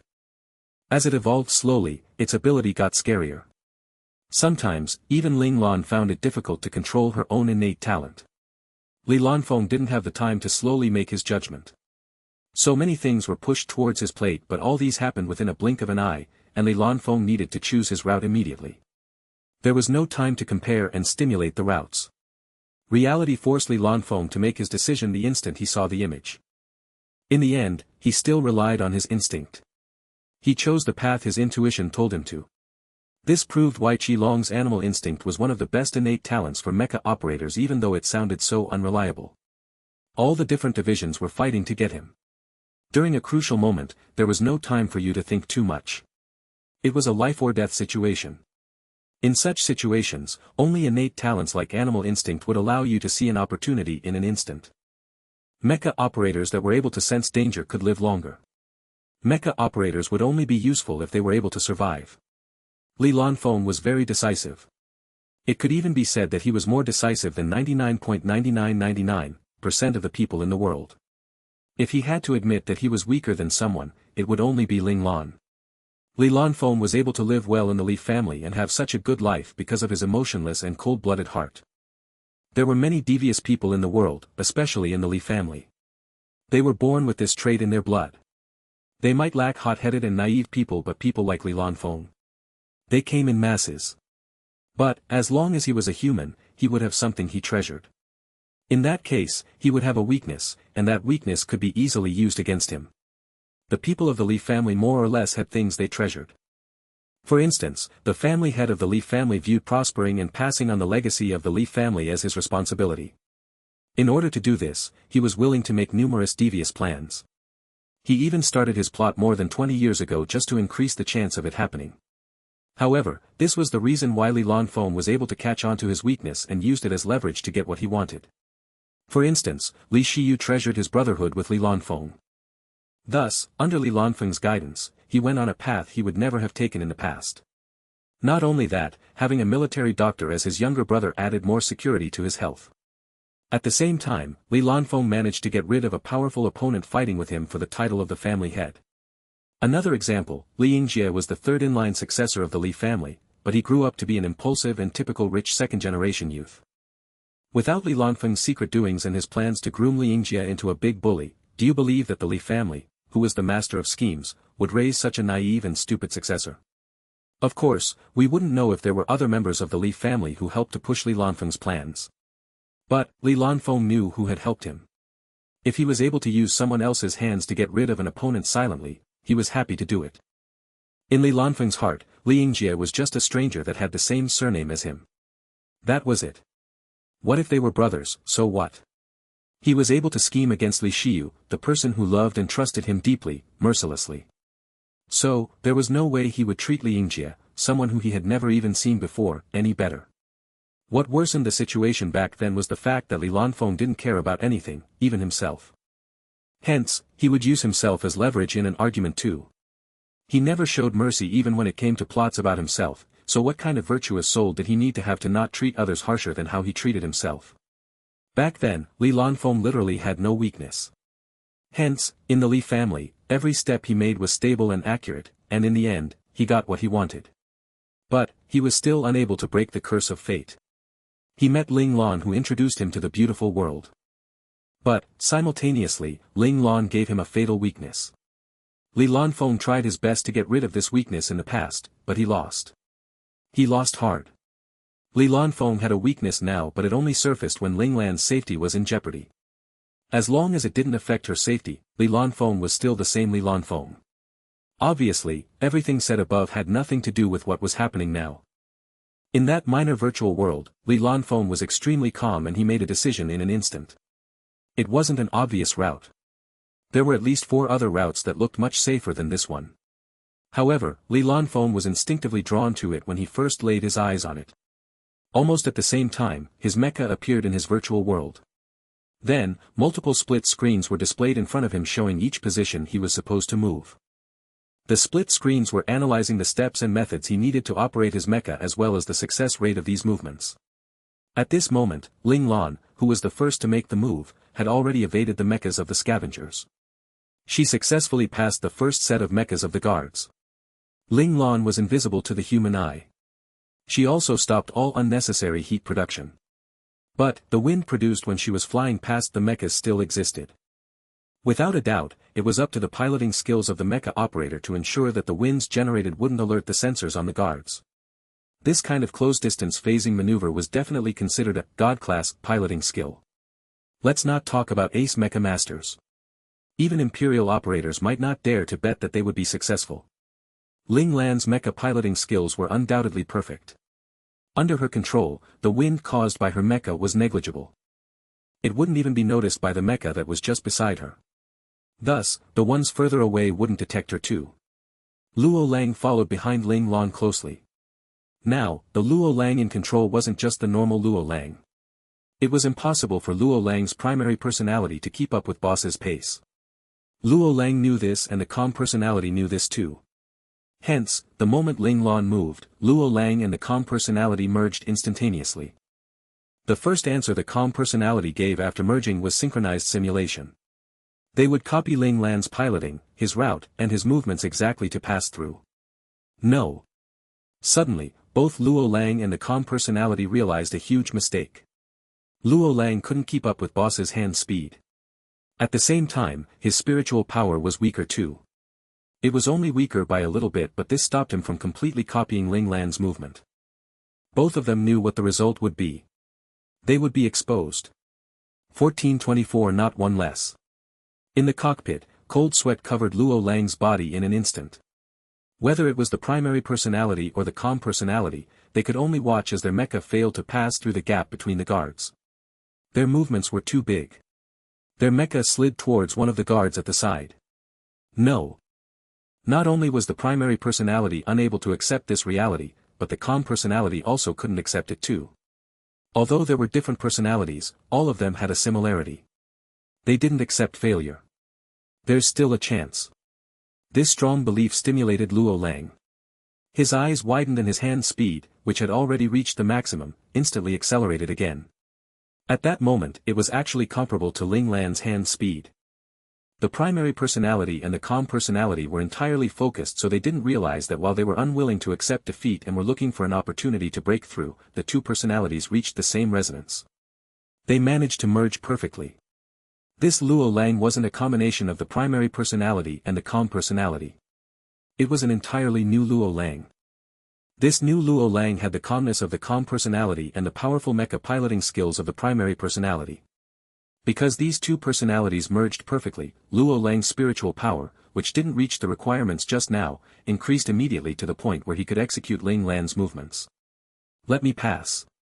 Luo Lang gritted his teeth as his fingers created afterimages as it moved through the control panel. Luo Lang should have felt an immense backflash from going this fast, but currently, Luo Lang felt nothing. There was only boss in his eyes. While he watched boss elegantly phasing through the various mechas, he was mimicking boss's movement with almost a 100% accuracy. Luo Lang's mecha barely scraped by his opponent's mecha. At the most crucial moment, Luo Lang succeeded. Luo Lang was completely honed in on Ling Lan, so he didn't have the time to feel happy. He needed to follow behind boss's footsteps closely to get by the next set of guards. At the back, Li Lanfeng, who noticed Luo Lang's almost miraculous movement, narrowed his eyes. He was very observant, so it was natural that he noticed that Luo Lang had gotten stronger in that split second. Actually, when he saw Luo Lang following Ling Lan's actions, Li Lanfeng already knew what Luo Lang wanted to do. He had thought Luo Lang was going to fail. When Luo Lang almost alerted the guards, Li Lanfeng almost had a heart attack. But, before he could provide help, Luo Lang managed to evade the mecha successfully. His instantaneous shift in movement proved that the current Luo Lang was more powerful than the Luo Lang a moment ago. I can't lose. Li Lanfeng's black eyes turned even darker and deeper. About Ling Lan's maneuvers, Li Lanfeng felt that he had enough spiritual power to execute it. However, his hand speed, due to his physical constitution, had always limited his improvement. Although he managed to solve his physical constitution problem after meeting Ling Lan, he had already missed the prime time to grow stronger. Thus, his body still restricted his growth. In actual fact, in Ling Tian, Li Lanfeng's mecha piloting skill was 7th out of all the mecha operators. Ling Lan had laid the foundations for Qi Long and Luo Lang's mecha piloting future. With the help of their amazing talent, there was nothing much to say about their hand speed. They were the top two within Ling Tian. The two vice commanders, Lu Furong and Yang Mingji, brigade leader Gu, and Li Lanfeng's best buddy, Zhao Jun, all had faster hand speeds than Li Lanfeng. What about Ling Lan? Was Ling Lan even a human? This ranking was only for humans. Of course, having quick hands didn't represent your real mecha piloting ability. If they really had a fight, Li Lanfeng might not lose to the people who were ranked higher than him. In Ling Tian, there were two people recognized as the most difficult opponents. They were Qi Long and Li Lanfeng. Qi Long was hard to fight with because he would get stronger and crazier as the fight went on. He was like an unkillable cockroach. This teasing nickname had been following him for a long time was validated even more the more they spent time with him. Although many people from Ling Tian still didn't know who or what a cockroach was, since their boss said it, it must be a very strong person or animal, right? Imagine fighting an undying opponent. What could you do to him? You would only get more and more tired the more you fought him. In the end, there would only be one thought in your mind: why hasn't it ended yet? Fine, I think I should just admit defeat. As for Li Lanfeng, no one knew how to fight with him yet. Every single move he made always looked like a trap. If you guard against it, it might be nothing. If you don't, fine, a punch was coming right at your face. The longer you fought with him, the more frustrated you would get before finally, you wouldn't feel like fighting anymore. Ah! I got fooled again. I admit defeat. I give up. Please let me go. Hence, even if Li Lanfeng had suddenly evolved successfully like Luo Lang, based on his limiting hand speed, he wouldn't be able to jump and leap like him. He could at most be as fast as Qi Long, and that was his best already. This was the hard truth of the limitations of physical constitution. It was like a natural chasm laid in front of Li Lanfeng. His crippling physical constitution forced Li Lanfeng to find other ways to catch up with Ling Lan, and because of his earlier efforts, he finally managed to evolve in that opportune moment. On the bright side, Li Lanfeng's spiritual power was stronger than Ling Lan. Using that and his evolved innate talent to his advantage, he managed to find a new route using his spiritual power. This route didn't require any heaven-defying technique like what Ling Lan was doing. It was just a seemingly useless ability. But, Li Lanfeng knew that this was what he wanted now. This ability could help him make more of his limited hand speed. Being provided with all the possible routes he could take, but the final decision was always made by Li Lanfeng personally. With this ability, he felt more confident in becoming the number one underling directly below Ling Lan. Yes, Li Lanfeng never gave up this goal. Even though he fell in love with Ling Lan and was willing to stay beside her, he never gave up his goal. This was because he became greedier. He didn't just want to become the most important person in Ling Lan's heart. He also wanted to become the most powerful person among her companions. He would never give up either of his goals. When Li Lanfeng noticed that Luo Lang had succeeded, he completely ignored him. Of course, he didn't have a choice, it was because he was going to face the same predicament as Luo Lang had just now. Just like Luo Lang, if he was unable to control his mecha accurately, Li Lanfeng's mecha would alert the guards. The route that Li Lanfeng chose was different from Ling Lan's route. Ling Lan's route was the shortest, almost being a straight line. But, only a monster like Ling Lan would be able to use this route without alerting the guards. Luo Lang, who had evolved, could only barely manage to scrape by. Many times, he almost bumped into a guard. This further proved that there was a huge gap between Luo Lang and Ling Lan's mecha piloting skills. 1425 Not enough ability. Li Lanfeng's route seemed less difficult than Ling Lan's. This was because the route he chose had the largest gaps between the guards. Of course, this increased the distance he needed to travel.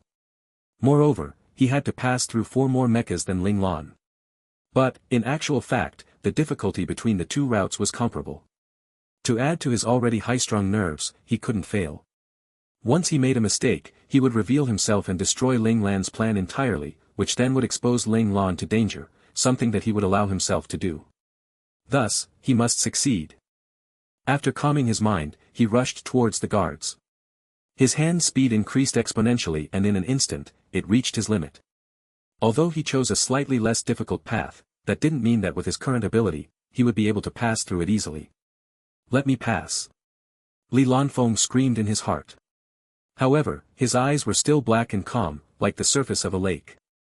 He flew past the guards at an obscure angle. Li Lanfeng's fingers couldn't be seen on the control panel anymore. If someone didn't notice where his arms were, they might think he was just sitting in his cockpit, not doing anything. Cold sweat continued to drip from Li Lanfeng's forehead. He realized that he had almost lost control of his mecha because it was moving too quickly. It was almost steering away from its original course. Once it left the route entirely, he would hit the guards. No. Li Lanfeng refused to let that happen. The rejection in him was so strong that Li Lanfeng's hand speed, which had been stagnant for so many years, suddenly increased. This increase was minimal, but it was enough to allow him to stabilize his mecha. The mecha managed to pass through the guard with less than 10 centimeters of distance between them. It was a narrow miss. Then, he passed through the second and the third mecha. When Li Lanfeng passed through the last mecha, he finally saw the back of Luo Lang's mecha, who followed Ling Lan.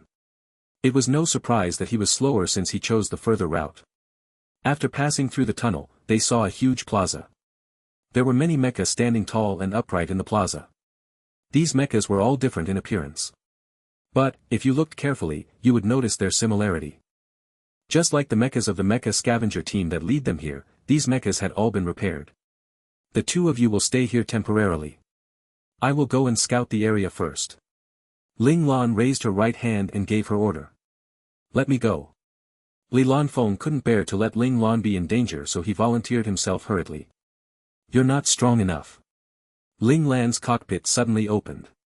She was already standing at the door. There shouldn't be any mechas inside. If we still use our mechas, we will be discovered by the organization, Ling Lan said calmly without care if her words would hurt Li Lanfeng. But, this is their base. It will be dangerous if you act alone, Li Lanfeng sighed as he said this. If we can invent the spatial pocket mentioned in the books, we won't need to be so careful. If they were able to bring their imperial mechas along, they would be able to fight with a God Realm formidable warrior. Then, Ling Lan as an Imperial Realm formidable warrior would have the chance to fight against God Realm formidable warrior, if there was one stationed here. 1426 How could I have known? Legend has it that there were 7 organizers in the Mecha Scavenger organization. However, those who worked under them never fully met with all 7 of these big wigs. Still, the highest tower at the center of where the organization was situated would always have one of the organizers garrisoned there. The equipment and setup of the atrium in the first floor of the plaza gave Ling Lan the feeling she had returned back to the Federation. Technologically advanced optical supercomputers were lined up on both sides of the atrium for scavenger members to look up information. One of the walls displayed mecha materials and part and how much they were worth. These supercomputers facilitated the scavengers to choose the missions they could handle. This method was not so different from the mercenary centers in the center of the galaxy. That's interesting. Ling Lan raised her eyebrows. In the next second, she had already disappeared from the crowd. The people around her seemed to not have noticed there was a person beside them just then. The top of the tower was quite empty. Other than a set of elegant sofas, there weren't anything else. With glass walls on all sides, sitting on the sofas would allow the person to monitor the plaza below them. At that moment, there was a mature and handsome middle-aged man sitting there, holding a glass of red wine while slowly sipping from it. Suddenly, he stopped sipping his wine. He let out a deep sigh as he slowly put down his wine glass. A look of regret fell upon his eyes. It was as though he felt it was unfortunate that his peaceful afternoon was gone just like that. Since you've come, you might as well come out, said the middle-aged man. Right as he finished, a silhouette appeared behind him. It was indeed Ling Lan. The middle-aged man turned his head with no surprised expression on his face. After seeing Ling Lan, he scanned her from head to toe before saying, I didn't expect you to be this young. He could completely see through how young Ling Lan was. Even if his scene before him was deceiving him, the young and fresh aura she gave off was enough to prove that her strong life force and liveliness. I didn't expect you to be this old, said Ling Lan nonchalantly. She didn't care whether it would offend the middle-aged man. The middle-aged man's expression hardened. To punish Ling Lan's disrespect, he sent a hidden force towards Ling Lan. However, when this hidden force was a meter away from Ling Lan, it silently dissipated. It was as though the middle-aged man hadn't attacked. The middle-aged man's expression froze slightly. No wonder you're so bold to have come here by yourself. I'm indeed quite curious how you are able to establish such a large organization right under the 13 lords' noses. It was though Ling Lan had returned home. She slowly walked to the sofas and casually sat in one of the sofas in front of the middle-aged man. The middle-aged man smiled. We are only a few poor bastards trying to make a living and feed our families. You think the 13 lords will care about low-class people like us? If it was elsewhere, they indeed wouldn't care. However, in Komoda, you people are taking the profits of the 13 lords. Ling Lan half smiled. The stuff you are scavenging up are the 13 lords' wealth. The middle-aged man didn't stop smiling, but his eyes narrowed slightly and a flash of killing intent showed within them. Who are you? Said the middle-aged man coldly as his smile actually cracked. Who are you? Ling Lan answered with a question. The middle-aged glared at Ling Lan coldly and didn't answer. The atmosphere around them got tense. Shing! Suddenly, a sharp sword appeared out of thin air and it ruthlessly sliced towards Ling Lan. However, right as it was about to hit Ling Lan, the sword suddenly burst into ash. Ling Lan on the other hand was still sitting calmly on the sofa watching him indifferently like a king when watching a jester. Who are you really? The middle-aged man had a slightly worried expression on his face. What should I call you by? Should I call you Lord Dui, or the master of the Mecha Scavenger Organization? Ling Lan's words suddenly intruded upon his largest secret. He instinctively made an attack. The middle-aged man suddenly vanished from the sofa. Soon after, a huge axe appeared above her head. It chopped towards Ling Lan with much force as if it was trying to split apart the universe. Boom! The axe was met with a tough ice shield. The ice shield on top of Ling Lan's head stopped the axe from moving any further. The clash between the two domains caused energy shockwaves. Just as the glass around them was about to shatter, the trembling domain concept energies suddenly dissipated into the air. The top of the tower was just as peaceful as it was before. The axe sensed that it couldn't move any further and suddenly retracted itself. In the next second, the middle-aged man who had originally vanished, appeared once again. This time, he was standing below the large axe. He put his hand upward and clasped it. The axe then automatically returned in his hand. Ice element. I know who you are. The middle-aged man had a smile on his face after finally finding out the identity of his opponent. You're the new Lord Zhen, Lan Xiao. Well, now that we know who each of our identities are, I will get straight to the point. Where's my people? Asked Ling Lan calmly. How should I know? Said Lord Dui with a smile on his face. Your opponents are Lords Li and Demon, not me. This so-called battle royale. Do I look like someone that can be that easily fooled? Ling Lan said plainly. The master of the Mecha Scavenger Organization really knows how to calculate everything. Lord Dui smiled. Komoda's citizens are quite pitiful. Since the battle was started by us, then we have this responsibility to resolve this issue. Perhaps I should speak with Lord Holy and the others. Ling Lan looked at Lord Dui with a half-smile on her face. I'm sure they'd be interested in knowing about the Mecha Scavenger Organization. Lord Dui smiled and said, sure, however, be careful not to get killed by us. Some of us may not have such a good temper like me. Those words implied that this organization was actually created by the 13 lords. I just so happen to have people at Lord Holy's place doing some business. I should listen to Lord Dui's suggestion and notify my people to tell Lord Holy about this. Ling Lan took out a communicator. When she was about to push down on a button, Lord Dui made a move once again. Bang! Not sure from when, but an ice sword appeared in Ling Lan's hand to block the sudden wide axe swing from Lord Dui. So, Lord Dui actually doesn't want Lord Holy to know about this, Ling Lan said mockingly with a smirk on her face while looking at Lord Dui. What do you want? Lord Dui looked at Ling Lan with a defeated look on his face as he spoke in an angry tone. Ling Lan's expression suddenly turned ice cold and said the words one by one, where are my people? Who knows? Maybe they were ambushed or all died. Lord Dui had a mocking smile on his face. You really thought that we would let someone who doesn't know about the lawless lands to be one of the lords? You're dreaming. Shoo! A cold flash of wind blew across his face. Lord Dui felt a strong force on his hands and was pushed back uncontrollably by the force. Just what type of person was Lord Dui? He landed firmly on the ground by putting a single ton of weight on himself. Bang! Before he could fully regain his balance, Lord Dui's expression changed slightly. He hurriedly put up his large axe to use it as a shield to block Ling Lan's follow-up attack. 1427 Extremely reasonable. Lord Dui, don't force me to ally with Lord Holy and the others. Ling Lan had a cold expression on her face. I'm quite sure I can be the enemy you fear most. Lord Dui laughed coldly and said, I can just take you out first to avoid being exposed. After saying that, the large axe in Lord Dui's hand was swung once again. Ling Lan's eyes flashed in an icy glimmer. Ice Age. In an instant, the entire tip of the tower was encased in ice. Bang! The large axe struck into the frozen ground, causing ice shards to fly into the air. After Ling Lan used her Ice Age domain technique, she completely vanished. Lord Dui looked around him. He knew that Ling Lan had merged within the snow and ice. If he wanted to see her, he must first get rid of the ice domain and force her to come out. Earth Splitter. Lord Dui decisively tossed out the large axe in his hand. After leaving Lord Dui's hands, the axe grew huge until it shadowed over the entire tip of the tower. It was as though it was about to break open the dimension. Right after, it chopped downwards in an attempt to crack open this ice and snow domain. Boom! The power was clearly terrifying, but the entire building wasn't affected by one bit, not to mention collapsing. It was clear that Ling Lan and Lord Dui's fight seemed wild, but was actually quite restrained. The chop didn't do anything to Ling Lan's ice domain.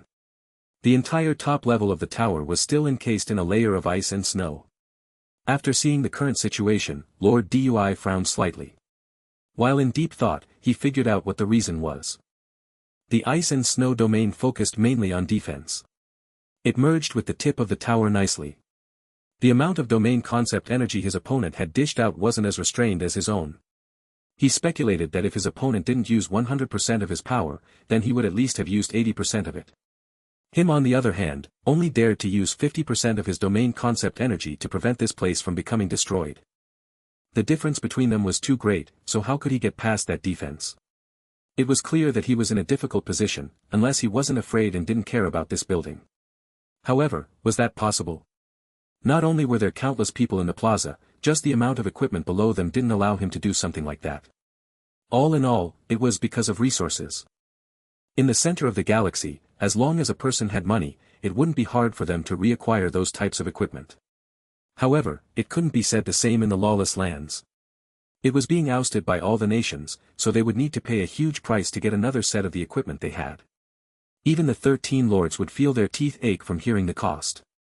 Right as Lord Dui was hesitating, he heard Ling Lan's voice in his ears. For defense, I wouldn't dare to say that the ice element is the strongest, but it is still in the top 3. Although your axe has immense destructive power, you still won't be able to break through my domain, unless you don't mind losing this place. I have said that we just need a place to stay and I don't want to be included in your petty fight. However, if you continue messing with you, I'll show you why I was chosen to be here. Whether you're an enemy or ally doesn't depend on me, but depends on your attitude, Ling Lan said coldly. I'm going to ask again, where are my people? How about you ask that question to me? Suddenly, a voice rang beside Ling Lan's ears. Ling Lan's expression changed instantly. Before she could react, she sensed a strong force instantly hit her. Bang! Ling Lan suddenly flew out from an area of ice and snow. Right as she was about to smash into the ground, she turned her body and landed on her feet. However, the force behind the attack was too strong. Ling Lan uncontrollably stepped backwards a few steps before managing to regain her balance. Just one attack was enough to force her out of her own domain. There was no doubt that the person who just appeared was definitely a God Realm level individual. Ling Lan swallowed the blood that was about to come from her mouth. She then looked coldly at a certain direction and said, "You should be Lord Qian if I'm not mistaken." She had met Lord Kun before. The feeling she had about this person was that he was stronger than Lord Kun. Then that meant it was the legendary Lord Qian in the 13 lords who had entered into the God Realm. You're a smart one. Right as the voice finished speaking, a grey-cloaked man appeared out of thin air at the place Ling Lan set her eyes upon. He looked in his 40s. The aura around him was calm and peaceful. It was as though he didn't have any power whatsoever. Ling Lan said calmly, "There aren't more than 2 God Realm masters in the center of the galaxy. I didn't expect there to be one here in the lawless lands. And what good is that?" Lord Qian sighed slightly. Isn't the lawless land still completely locked up by the center of the galaxy? Aren't the citizens of the lawless land still living like animals? It seems I'm mistaken. I thought this was the result of the decisions you people have made, Ling Lan half smiled. It seems I wronged the lords who loved their country and people. Lord Qian was surprised. Oh. What you said is very interesting, little friend. How about you tell me about it?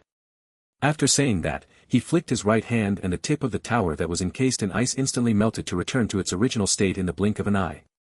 Come, sit and chat. Lord Qian randomly chose a sofa and sat down, then he gestured towards Ling Lan.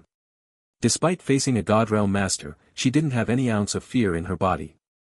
After all, being taught by instructor number 1 at a young age and becoming Mu Shuiqing's student when she was 13, with 2 of the strongest people in the universe constantly using their aura to pressure her, why would she be scared now? After hearing Lord Qian calling her, she slowly walked over and sat down firmly in a seat directly in front of Lord Qian. Ling Lan's fearless attitude invoked a look of admiration in Lord Qian. Although they were both part of the 13 lords, he still didn't care who Lord Jen was. Thus, Ling Lan killing the original Lord Jen didn't annoy Lord Qian.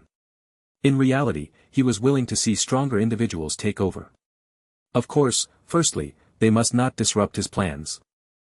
Master Lord Qian, said Lord Dui softly as he had already stood behind Lord Qian like a servant. Leave this place to me. It seems we have 2 more guests. Go invite them to come up as well. Lord Qian smiled as he looked at Li Lanfeng and Luo Lang's hiding place as he spoke to Lord Dui. When Lord Dui was fighting Ling Lan, he didn't have the mind to pay attention to any other intruders.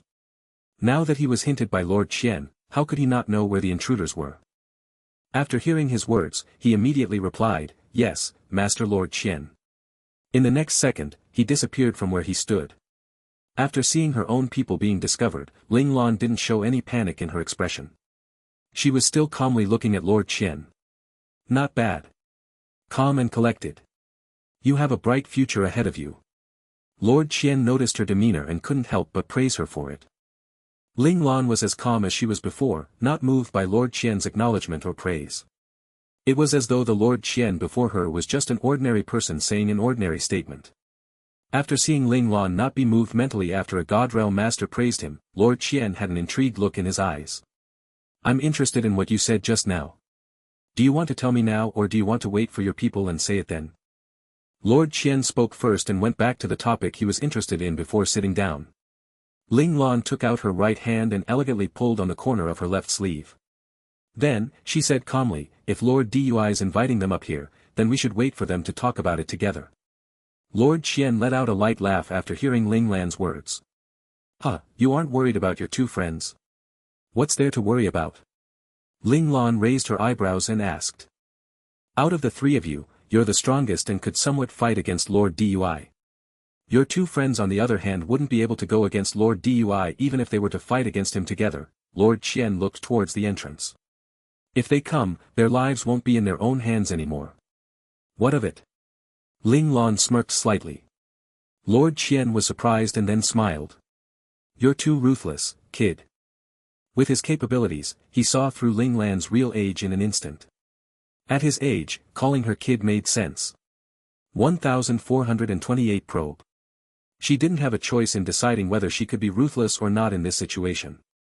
Plus, she was sure Li Lanfeng and Luo Lang preferred to fight alongside her even if the risk of dying was very high.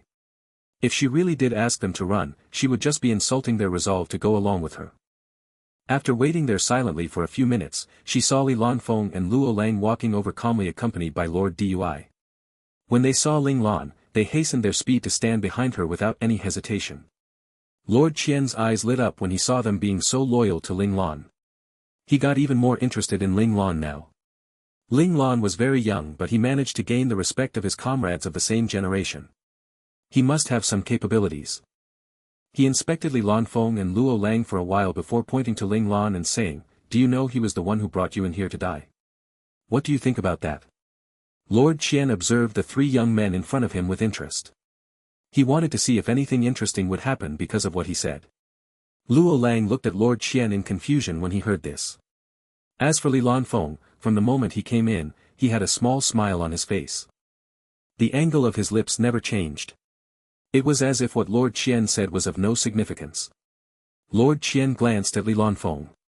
Then, he looked at Luo Lang who didn't seem to understand what was happening. He asked, tell me honestly. If I'm satisfied with your answer, I might show some mercy and let you leave this place alive. What about boss? Luo Lang looked at Ling Lan who was in front of him. He is my guest. He can't leave, Lord Qian smiled and replied. Luo Lang shrugged nonchalantly when he heard this. Why should I leave then? Lord Qian was stunned. What do you mean? I will stay beside boss wherever he is, Luo Lang said seriously. Plus, I promised someone that anyone that wants to hurt boss will have to step over my dead body first. As Luo Lang was speaking, his entire body seemed to have turned into a sword that was about to come out of its sheath. His aura was filled with killing intent. Same for me. Li Lanfeng smiled and agreed with Luo Lang. While Li Lanfeng was saying that, his aura was gentle and harmless. When standing beside Luo Lang who was engulfed in a malicious aura, they formed 2 different extremes. However, Lord Qian wasn't on Luo Lang but rather on Li Lanfeng. He sized up Li Lanfeng intently for a moment. But, it was only for a short moment. To Lord Qian, who was almost invincible, he wouldn't take it seriously if there was an Imperial Realm formidable warrior in front of him, much less two titled Domain Realm formidable warriors. He only looked at them again because the immense trust the two of them had for Lord Qian. This firm belief moved his heart a little. Actually, Lord Qian's words might seem simple but he used a psychological attack to waver Li Lanfeng and Luo Lang's trust in Ling Lan. At first, he thought that he would see the end of a beautiful camaraderie but surprisingly, he failed. He was quite surprised. The psychological attack of a God Realm formidable warrior would cause a single doubt in their hearts to amplify multiple times. If there was a single hint of distrust or weakness in one's heart, the relationship between the two would be destroyed. Lord Qian didn't know that Luo Lang grew up with Ling Lan, so their friendship had already been etched deeply into their bones. In addition, Luo Lang was a pure person. To him, 1 means 1 and 2 means 2. He was very straightforward and direct. When he liked someone, he would treat them wholeheartedly. How could such a person have any holes in his heart? Plus, with Luo Lang's alter ego, it meant that he had many personalities inside him. Thus, even though his spiritual power wasn't as strong as Ling Lan or Li Lanfeng, it wasn't much weaker either. A psychological attack only had a high rate of success if your opponent had a weak spiritual power. With the same logic, the stronger his spiritual power, the lower the success rate. Hence, his psychological barrier wouldn't be broken so easily with just a few sentences. As for Li Lanfeng, he was another extreme. Luo Lang was pure and naive, so he had no holes in his heart. On the other hand, Li Lanfeng was complicated and sinister. His personality was very dark and his heart was full of desires. Power, position, lust, and gluttony. In a sense, he was a flawed human. But, because his greed had reached to an extreme degree, unless you struck him in his fatal spot, his heart wouldn't be moved. Lord Qian's attack was aimed at the wrong direction, so he didn't yield any results. Ling Lan appeared as if she didn't notice Lord Qian messing with her companions, or maybe she didn't care about it at all. All she did was just smile at Lord Qian. Not bad. Lord Qian laughed. He didn't hide what he did. Not knowing what was happening, the naive Luo Lang also started laughing too. However, Ling Lan and Li Lanfeng maintained their smile and didn't laugh. Fine, young friend, you can tell me your thoughts now. Why do you think that it's our decision for the lawless lands to be in this trash state? Lord Qian suddenly retracted his smile and stared intently at Ling Lan. Ling Lan felt as if her face was being slashed by many knives. In the end, her eyes, skin, and the inside of her eyes started hurting. A cold gaze appeared in Ling Lan's eyes. Her body trembled a little. In an invisible world, she successfully evaded the frightening death glare of Lord Qian. It looks like the two of them were just staring at each other, but she and Lord Qian knew that they had already exchanged a blow. If she couldn't resist the attack, she might have been blinded for life. Thank you, number 1. Thanks for helping me. Ling Lan thanked number 1 in her mindscape. With her own ability, she would not be able to evade the glare from a God Realm formidable warrior. No matter how strong an Imperial Realm formidable warrior was, they were nothing in the eyes of a God Realm master. Truthfully, they were just little children who couldn't put up much resistance. It's alright. When you need me, I will act. Number 1's indifferent voice appeared in her mindscape. This voice was cold, but it gave Ling Lan a sense of security. With number 1 by her side, she didn't have to worry about anything. At first, I thought that the 13 lords started the battle royale because they wanted to sow seeds. I thought that they wanted to train a batch of warriors in the lawless lands. Ling Lan smiled. But, I soon realized that that wasn't the case. You started the tradition of battle royale so that all of you would have an easier time controlling this place. Lord Qian scoffed, you should have read the history of the lawless lands from the books in the Rainbow Palace. Mind you, these battle royale are what the nations in the central regions hope to see the most.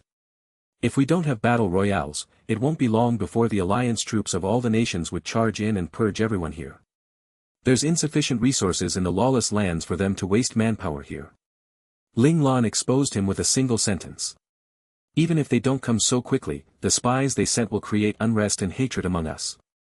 Without us, the battle royale will still exist, Lord Qian said calmly. Rather than letting innocent people get hurt, the lords decided to start the battle royale voluntarily. That way, we can train our army while preventing commoners from getting hurt. We kill two birds with one stone.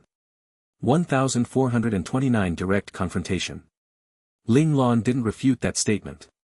But that didn't mean she accepted Lord Qian's explanation either. She just smiled and continued looking at Lord Qian. Lord Qian didn't mind. He stretched his hand out and took over the cup of tea Lord Dui passed to him. He had a sip of the tea before placing the teacup on the coffee table at the side. Then, he looked at Ling Lan indifferently.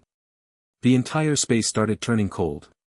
Realizing this, Luo Lang changed his standing posture. The killing intent that he retracted a moment ago reappeared. Ling Lan on the other hand didn't seem to have noticed anything. She appeared calm and composed. There was not even a change in her smile.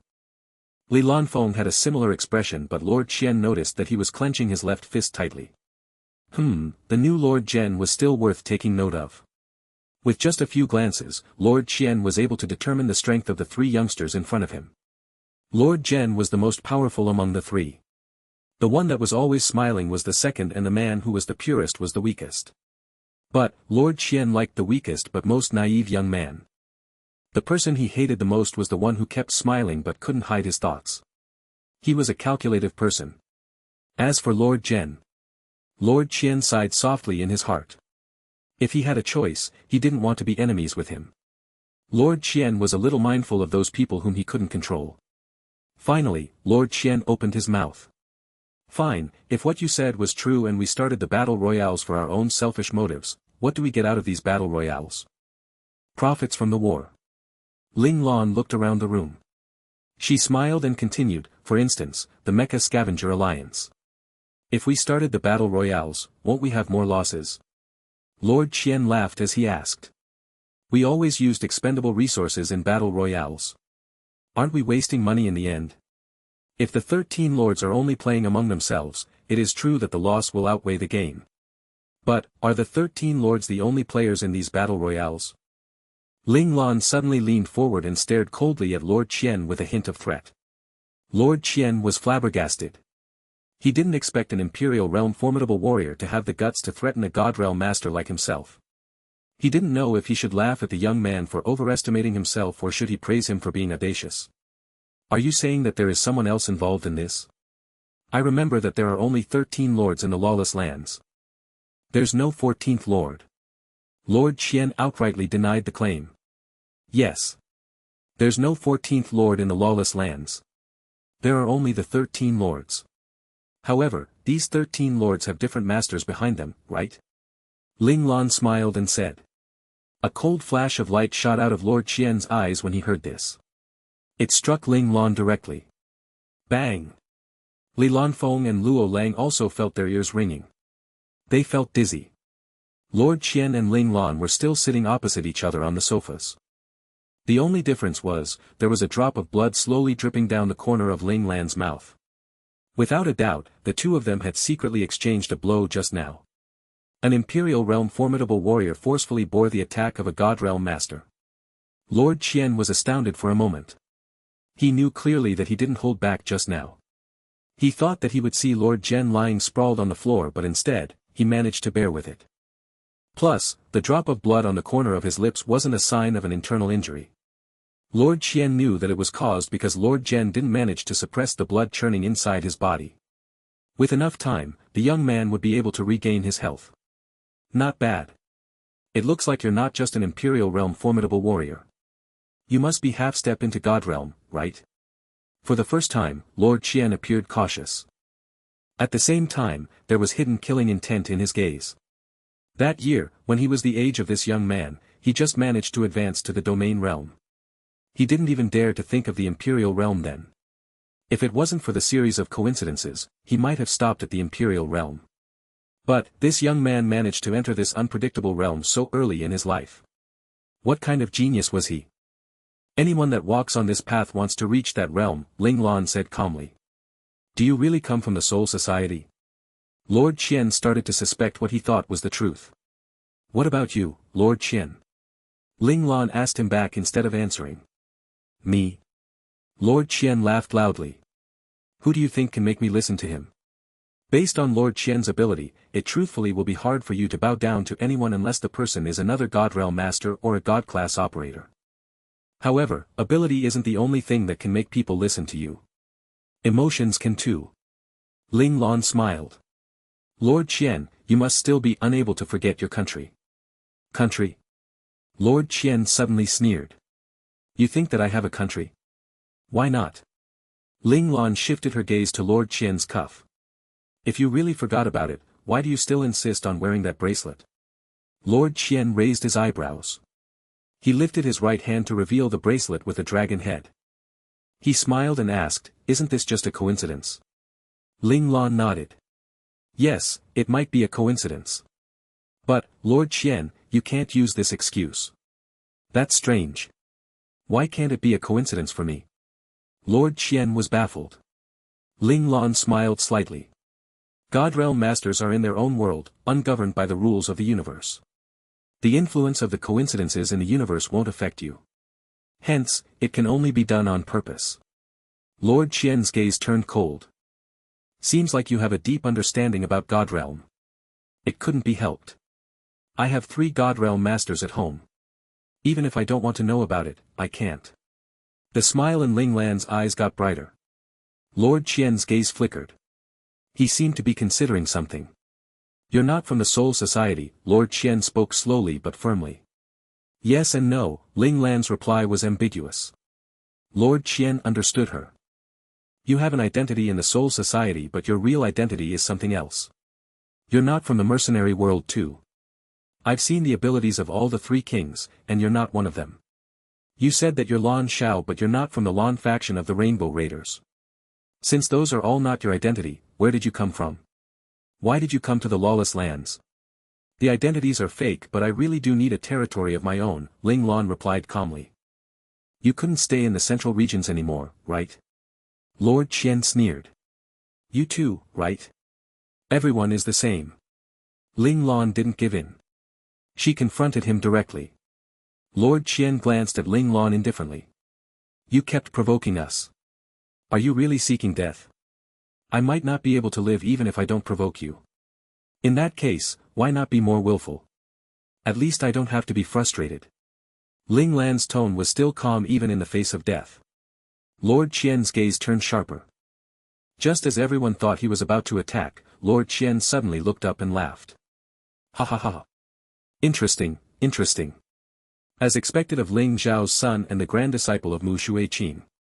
Lord Qian suddenly exposed Ling Lan's identity.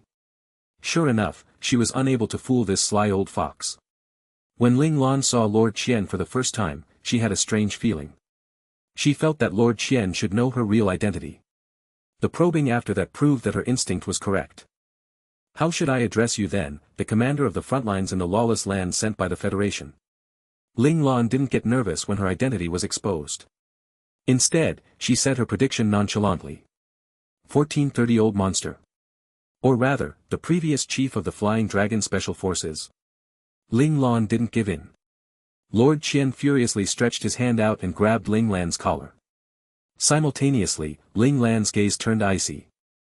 She tapped in Lord Qian's direction with her right forefinger lightly.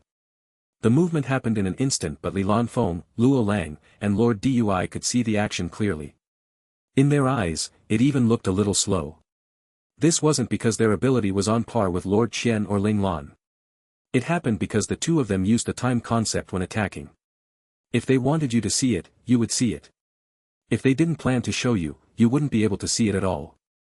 Li Lanfeng and Luo Lang understood why Ling Lan did it but the reason behind Lord Qian's decision provided much food for thought. Then, Li Lanfeng and Luo Lang felt a powerful force of presence surging towards them.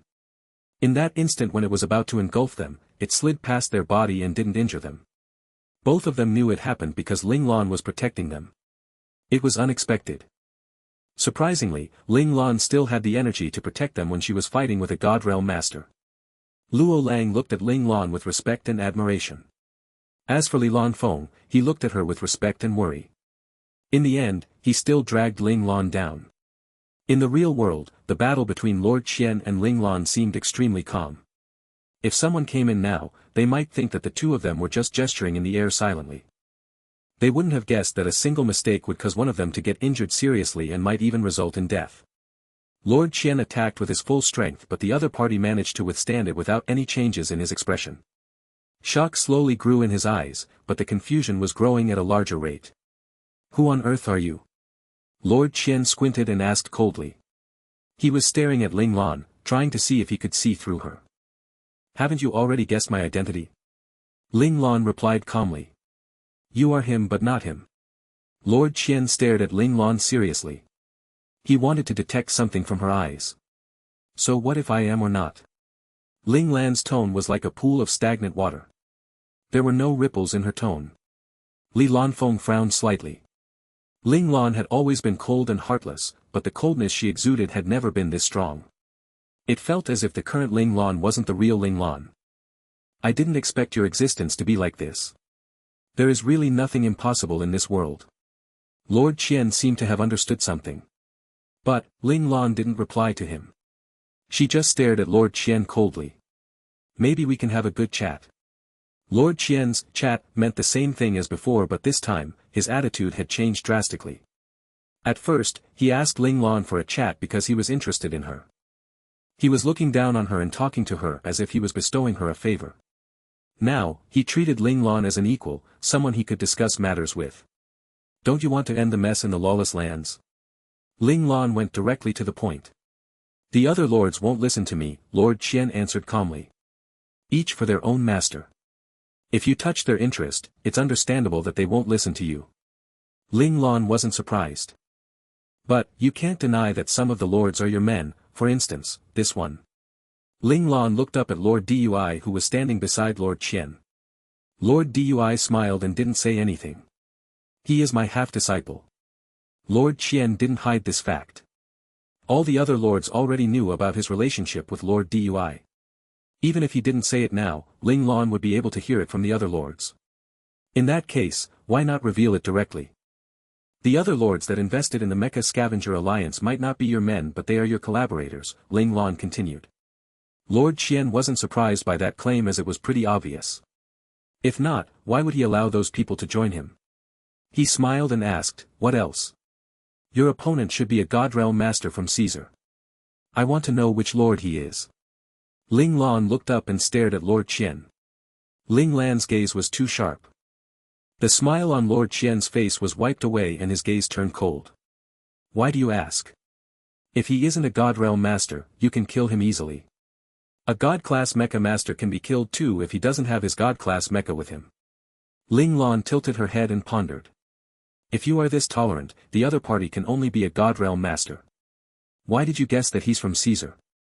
Lord Qian remained silent for some time before finally opening his mouth.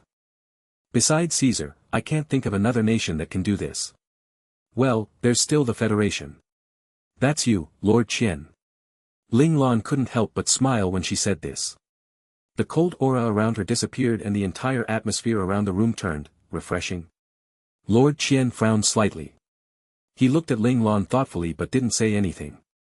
It's time to reorganize the lawless lands. Reorganize? Lord Qian smiled. The moment we do something here, Caesar will get the news and the Federation will know too. We just have to make sure Caesar doesn't know, Ling Lan smiled as she said. You're being optimistic. Lord Qian shook his head in disappointment. His gaze turned indifferent. But, it's rare to meet someone from my country, so I'm in a good mood. This time, I will pretend that I know nothing. However, the next time, you won't be so lucky. Lord Qian lowered his head and took his teacup from the coffee table at the side, signaling the end of the conversation.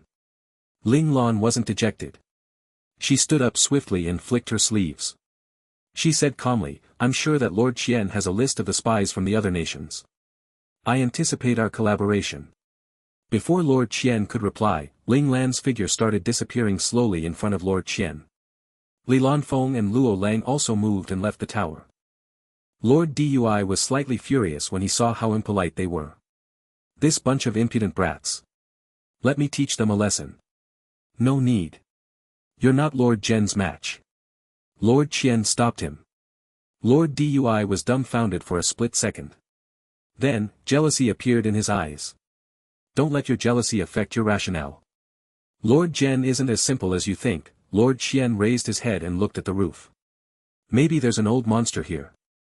The moment he looked into Lord Jen's eye, he had the feeling that if he really killed Lord Jen, he wouldn't be able to live the next second. At his stage, he knew clearly that this wasn't an illusion. Old monster. Lord Dui's eyes cleared up. Lord Qian told Ling Lan that he was just a half-disciple, but in Lord Dui's heart, Lord Qian was his master. He was someone he respected and regarded as a god. Maybe this was the only way to explain why Lord Jen was able to fight with Lord Qian when he was only around 20 years old. 1431 The 7th Preserve District. Ling Lan led Li Lanfeng and Luo Lang to their mechas.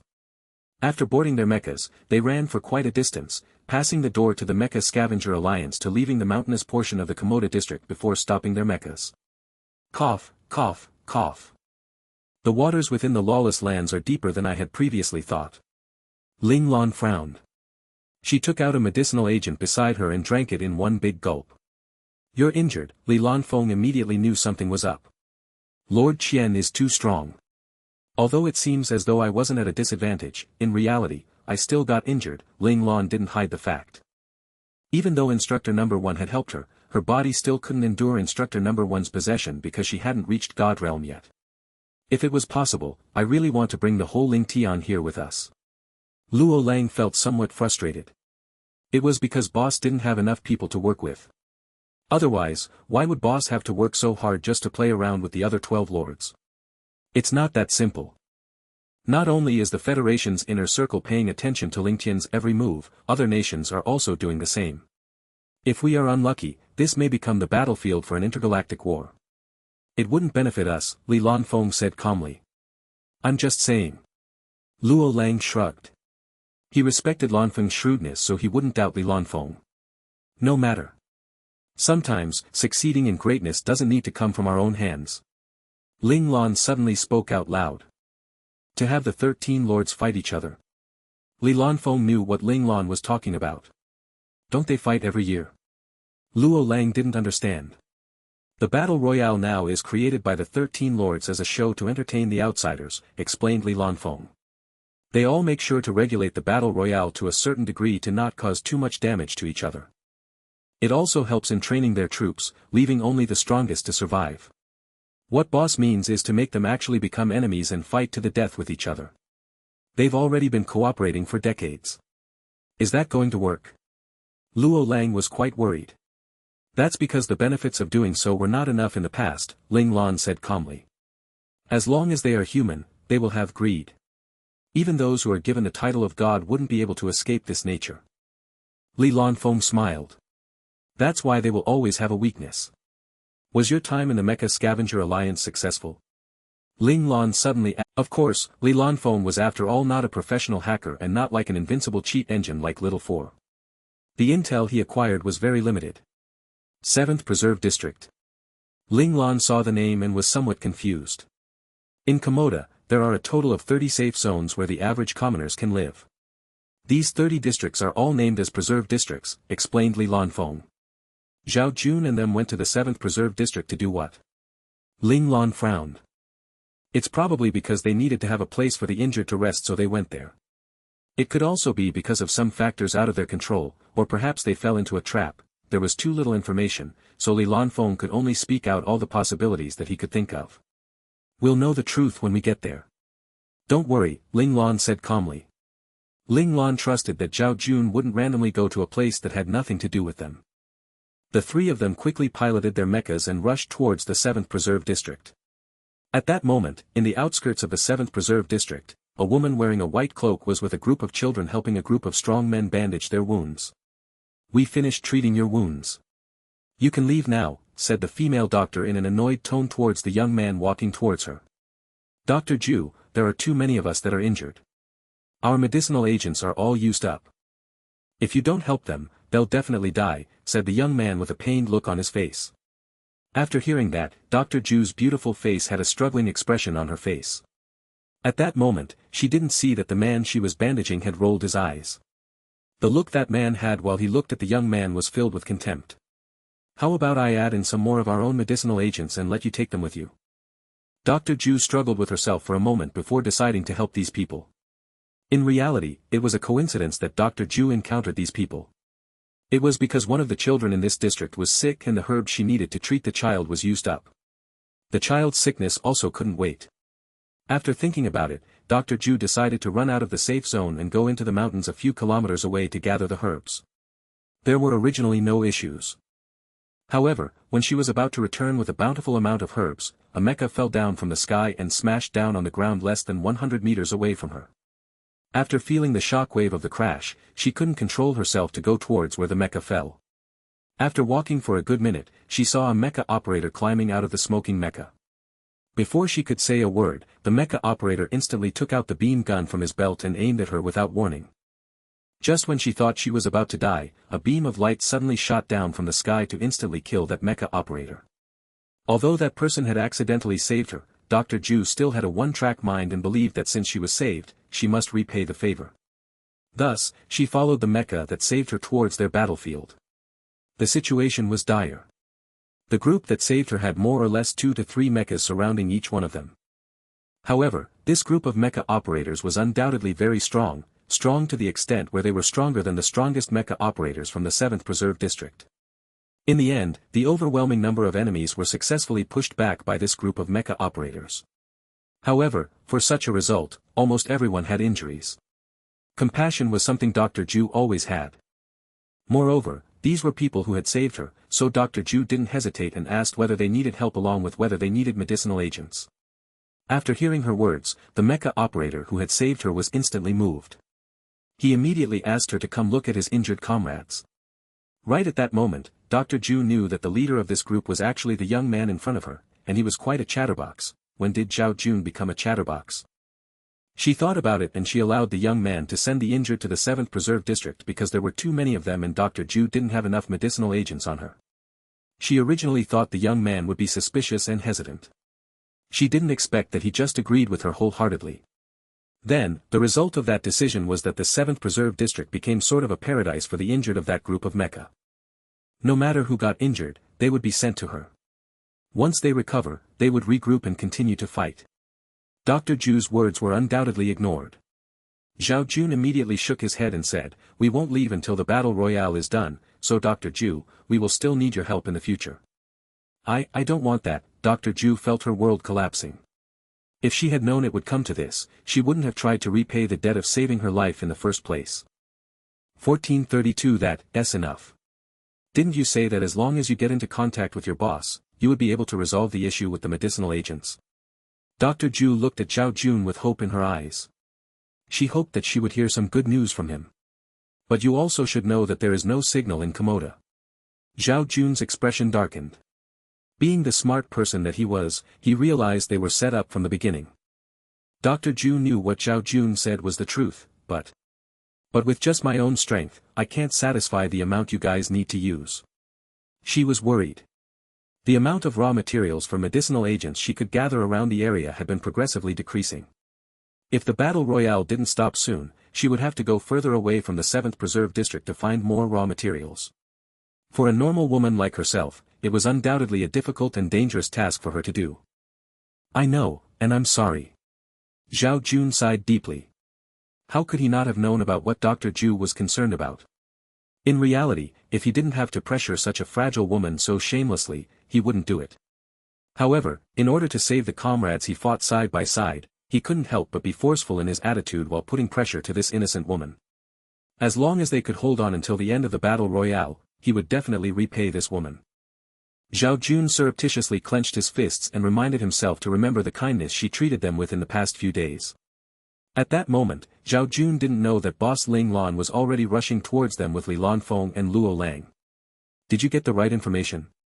Miles away from the 7th Preserve District, a large mecha clan was garrisoned in a valley. It's correct. They are hiding in the 7th Preserve District. The scouts team responded. Bang! The regiment commander of the mecha clan struck the mountain wall with his mecha's fist, creating a large hole in it. The 7th Preserve District shouldn't exist anymore, said the regiment commander in an icy cold tone.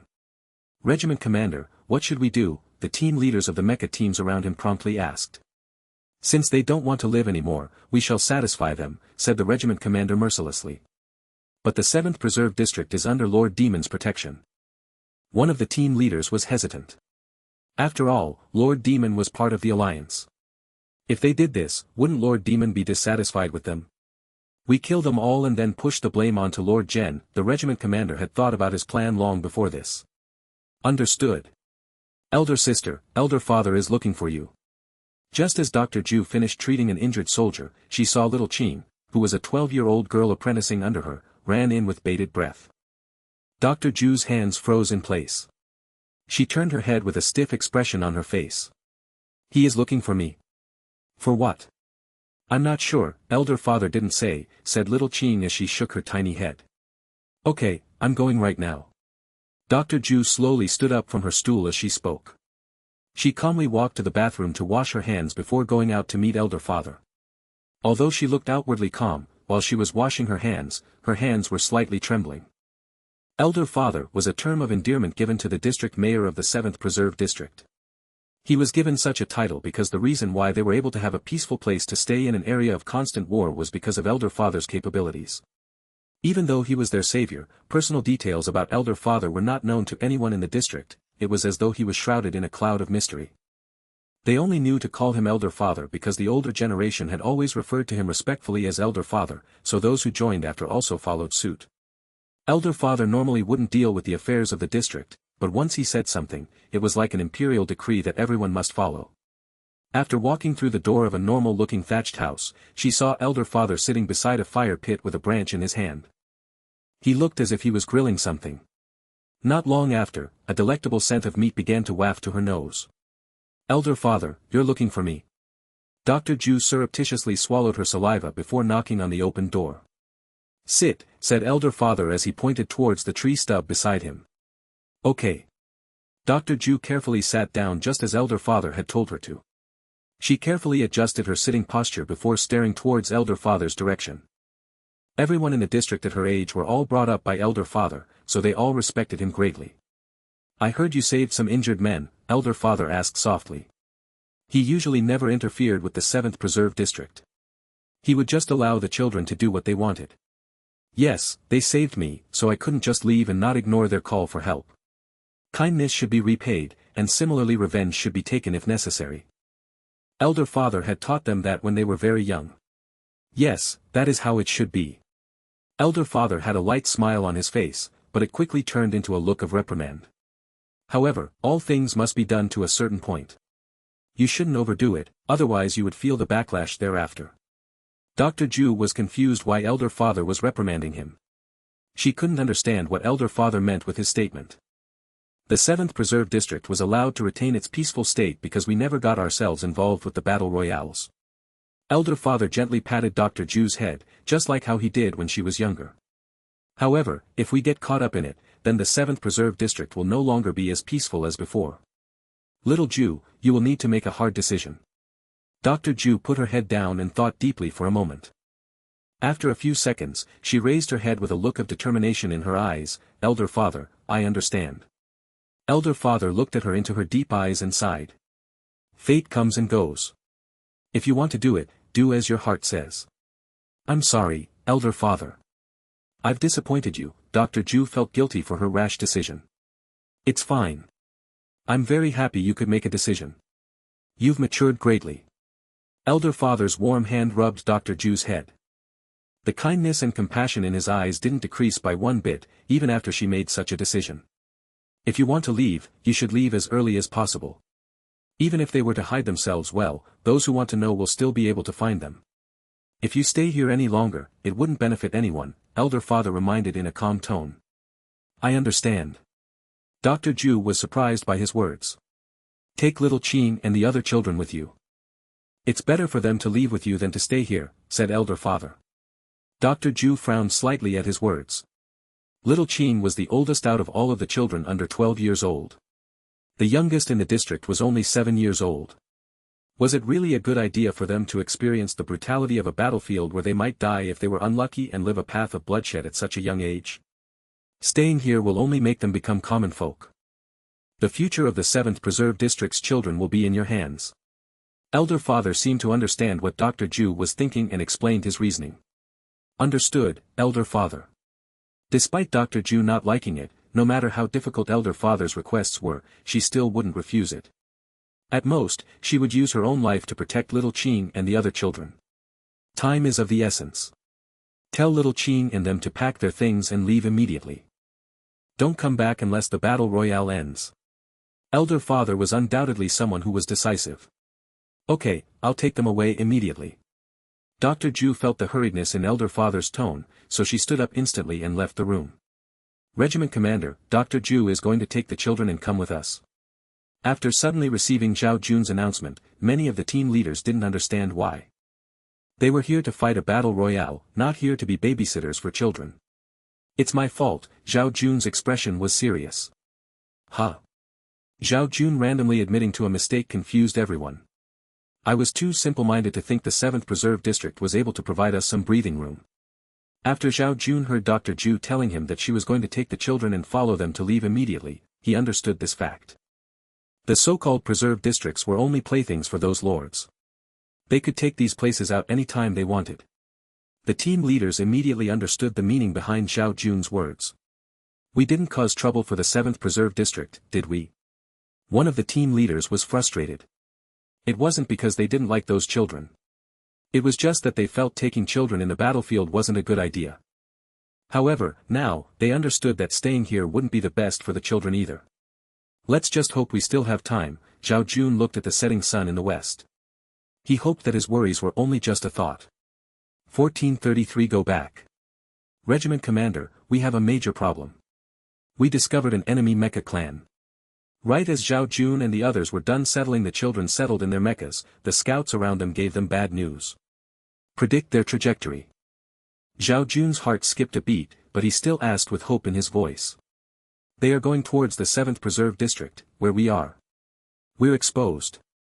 Not only after, the scouts team predicted the target the enemy mecha clan was moving towards. Damn it, Zhao Jun cursed softly in consideration of the children around them. He then jumped into his mecha's cockpit.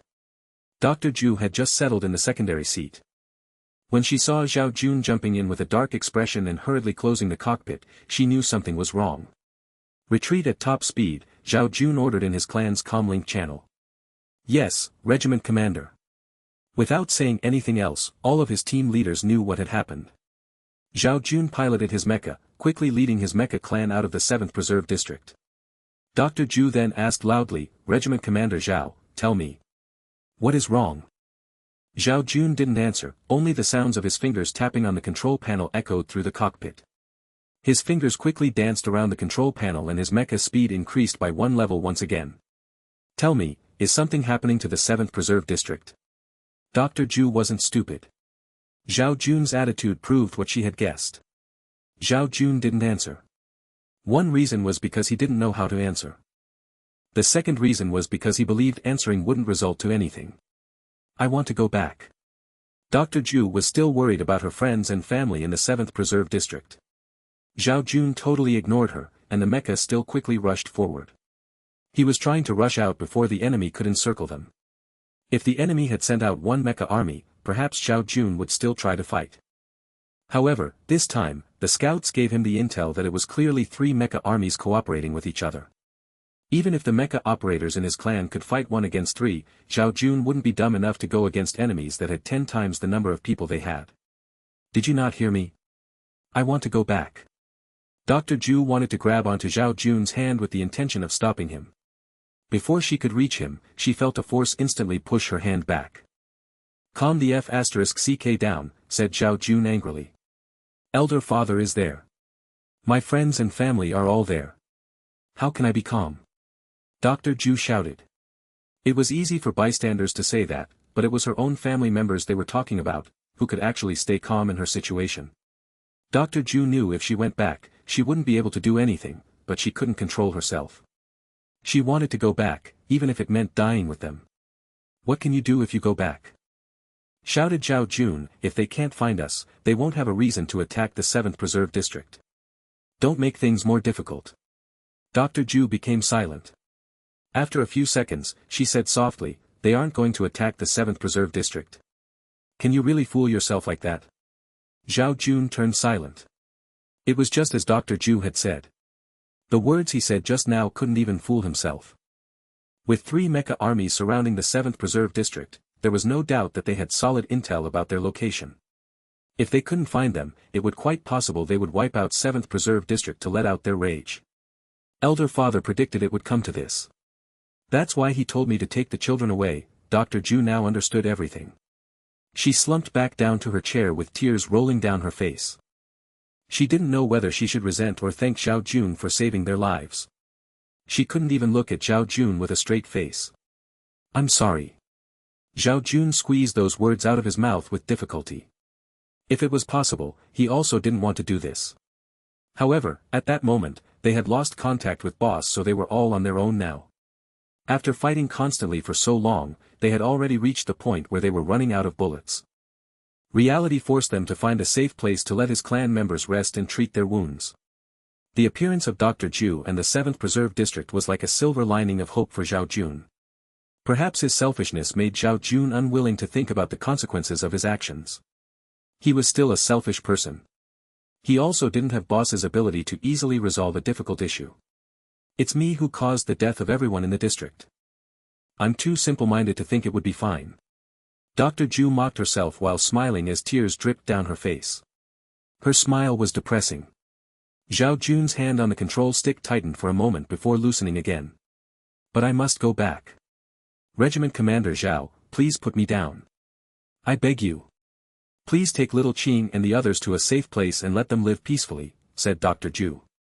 "Do you know how far away we are from the 7th Preserve District now? If you go down now, you would have to walk back for an entire day," said Zhao Jun. "I have to go back no matter how far I am." Dr. Ju looked towards Zhao Jun with a determined look in her eyes. Zhao Jun knew Dr. Ju had made up her mind. He couldn't help but curse under his breath, F***CK. Then he pushed down on his Comlink Connect button. "Leader Mu, the Mecha clan will be under your command now." Leader Mu shuddered when he heard those words. "Regiment Commander, where are you going?" "I need to go back to the 7th Preserve District." He was indebted to Dr. Ju. Plus, the 7th Preserve District being on the brink of destruction was because of him. If he didn't go back to take a look, he wouldn't be able to live with himself. "You can't, Regiment Commander. Going back to the 7th Preserve District is too dangerous." Leader Mu immediately refused. He couldn't watch as his regiment commander planned to give up his life. "That's an order." Zhao Jun was also a person who wouldn't change a decision he made. F***CK. Leader Mu also swore under his breath. He pushed down on the Comlink Connect button. "Have the team leaders without the children come out and follow our regiment commander." If that was the case, then he must increase his chances of survival. He couldn't just let his regiment commander go there and give up his life. Not long after, 10 team leaders came out from the clan and followed behind Zhao Jun. Then, Zhao Jun's entire mecha turned 180 degrees towards the opposite direction. The 10 mechas behind him also followed suit. They were just as elegant and agile, without stagnating. Zhao Jun ran for a short while before seeing beeps on his radar. "Activate the chameleon system." The 11 mechas stopped nearby the district. They soon camouflaged themselves with the scenery around them. Other than touching them physically, the mechas on the lawless lands wouldn't be able to discover them. This was also why Zhao Jun had been able to escape the enemy army's encirclements. However, the enemy seemed to have discovered this, as they would destroy the environment around them every time they patrolled the area, ensuring that Zhao Jun and them didn't hide around them.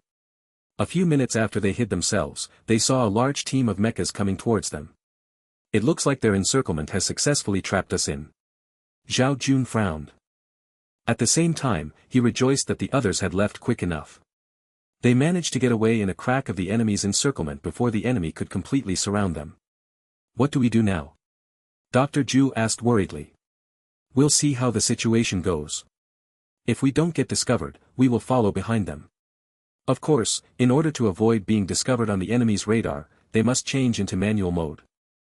1434 One round of humiliation was enough. The 7th Preserve District was surrounded completely. Elder Father was consoling the citizens of the district who were surrounding his thatched house. "Why are they surrounding us? This is a preserve district." Many people couldn't understand what was happening in their state of fear. Grief flashed past Elder Father's eyes. There was never any actual safe place in the warring districts. A preserve district was just a blessing the 13 lords gave them when they were in a good mood. They could take it back any time they want. "Calm down. Let me go and ask them. Elder Father comforted the defenseless citizens. Those that were able to fight were already fully armed after Little Jew left. The 7th Preserve District would never allow them to be seized without a fight. If the other party couldn't let them go, they would try to pull them down to hell together. Killing intent appeared in Elder Father's eyes. The situation was very bad.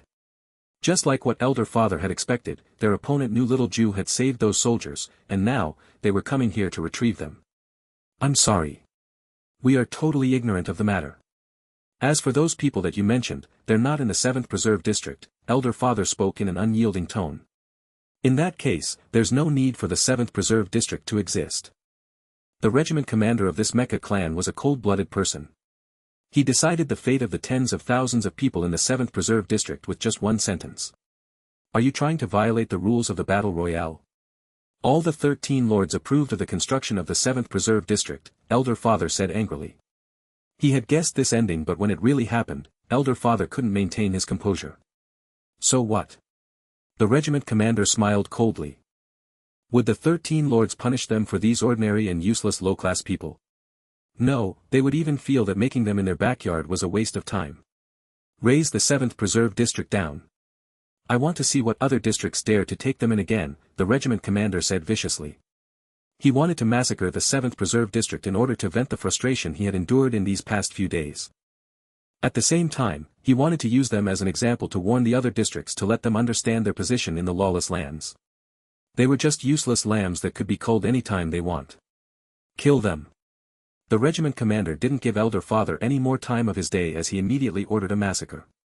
Swoosh! A mecha positioned behind the regiment commander shot at Elder Father. Elder Father was soon going to be devoured by the beam ray. Bang! Suddenly, numerous mechas dropped down from the sky. One of the mechas opened his beam shield in time and blocked the beam. Elder Father, we're here. A deep and strong voice came from the mecha. You came just in time. Elder Father threw this sentence down and disappeared on the spot the next second. After some time, another mecha appeared beside the speaking mecha. It was Elder Father's mecha. Huh. The regiment commander couldn't help but feel surprised when he saw the bunch of mechas suddenly falling from the sky. These mechas didn't belong to Lord Jen, as these mechas in front of him were very old mecha models. But, their owners seemed to have taken great care of them, so much so that they looked brand new. If it wasn't for their dated outer shell, the regiment commander might think that they were the current gen mechas. He didn't expect this seemingly ordinary 7th Preserve District had such a bunch of powerful mecha operators hidden inside it. The malicious intent in the regiment commander's eyes grew stronger. He had already broken his relationship with the 7th Preserve District openly, so all the more he wouldn't allow anyone from the 7th Preserve District to live. No matter how powerful they were, they all must die here. Kill them. The regiment commander gave the order, and more than 100 mechas rushed out towards the mechas from the 7th Preserve District. The mechas from the 7th Preserve District had to face double the amount of mechas they had. It was obvious that they didn't plan to engage in a battle of attrition with Elder Father. They wanted to end this fight quickly and then pillage the entire 7th Preserve District. Bang! Bang! Bang! The mechas used their cold weapons to fight against one another. Although Elder Father's team had half the number of men, their mecha piloting skills were not bad at all, maybe even a level higher than their opponents. So, the enemy mechas weren't able to do anything to them for quite some time. Some of them even managed to suppress their enemy even though they were fighting with 2 mechas. Damn it! The regiment commander looked at the fight for a few minutes and soon he noticed that the situation wasn't as optimistic as he imagined. He cursed silently before he gave his next order decisively, send in another brigade. We must finish those pieces of trash in the next 3 minutes. Yes. The leaders of the brigades replied simultaneously. Before they could decide which brigade would go, they heard an agitated voice. Don't fight with me. This time, it's time for Brigade 21 to shine. The brigade leader of Brigade 21 hadn't achieved much on the battlefield, so he was quite desperate for an opportunity to earn some merits. Luckily, they seemed to have faced some easy prey. The other brigade leaders knew of Brigade 21's miserable situation, so they didn't try to snatch it away from him. The brigade leader of Brigade 21 happily led his team and entered the battlefield. Now, Elder Father's team members had to fight with 3 enemies each. The situation changed instantly. Danger was everywhere. Elder Father, Dr. Ju, who was sitting in Zhao Jun's cockpit, shouted when he saw Elder Father in danger. Zhao Jun had followed behind the mecha army secretly and sneaked their way here. They didn't dare to get any closer when they saw the mechas at the boundaries of the 7th Preserve District. They decided to hide and observe from a distance away. Dr. Ju clearly saw what was happening to Elder Father. But, in this kind of situation, Dr. Ju didn't dare to beg Zhao Jun. She knew that if they exposed themselves now, it was the same as seeking death. She respected and loved Elder Father, but she couldn't let a stranger die for her own selfish desire either. She couldn't do it, so she could only cry silently. Her tears dropped down one by one. At this moment, she hated herself for being weak. She hated herself for being rash and stupid. Is it very painful to see your loved ones dying? Zhao Jun's voice sounded clearly beside her ear. It was cold. Do you hate yourself for being useless, for being stupid, and for being reckless? Zhao Jun was speaking her true thoughts. Dr. Ju forcefully pinched her thigh. She wanted to use the pain to regain her composure. Dr. Ju knew that once she lost control of her emotions, she might break down and resent everything in the world. I also hate it. I hate that I can only hide at the side and watch my brothers fight, so that we will have a chance to live. Zhao Jun's expression was blank but cold. He seemed to have thought of something. At times like that, I will tell myself that I will only allow such weakness once. The next time, even if I die, I will stay beside them. Damn it, I don't want to be a coward again. Even if boss said that I'm stupid and irrational, I don't care anymore, Zhao Jun shouted.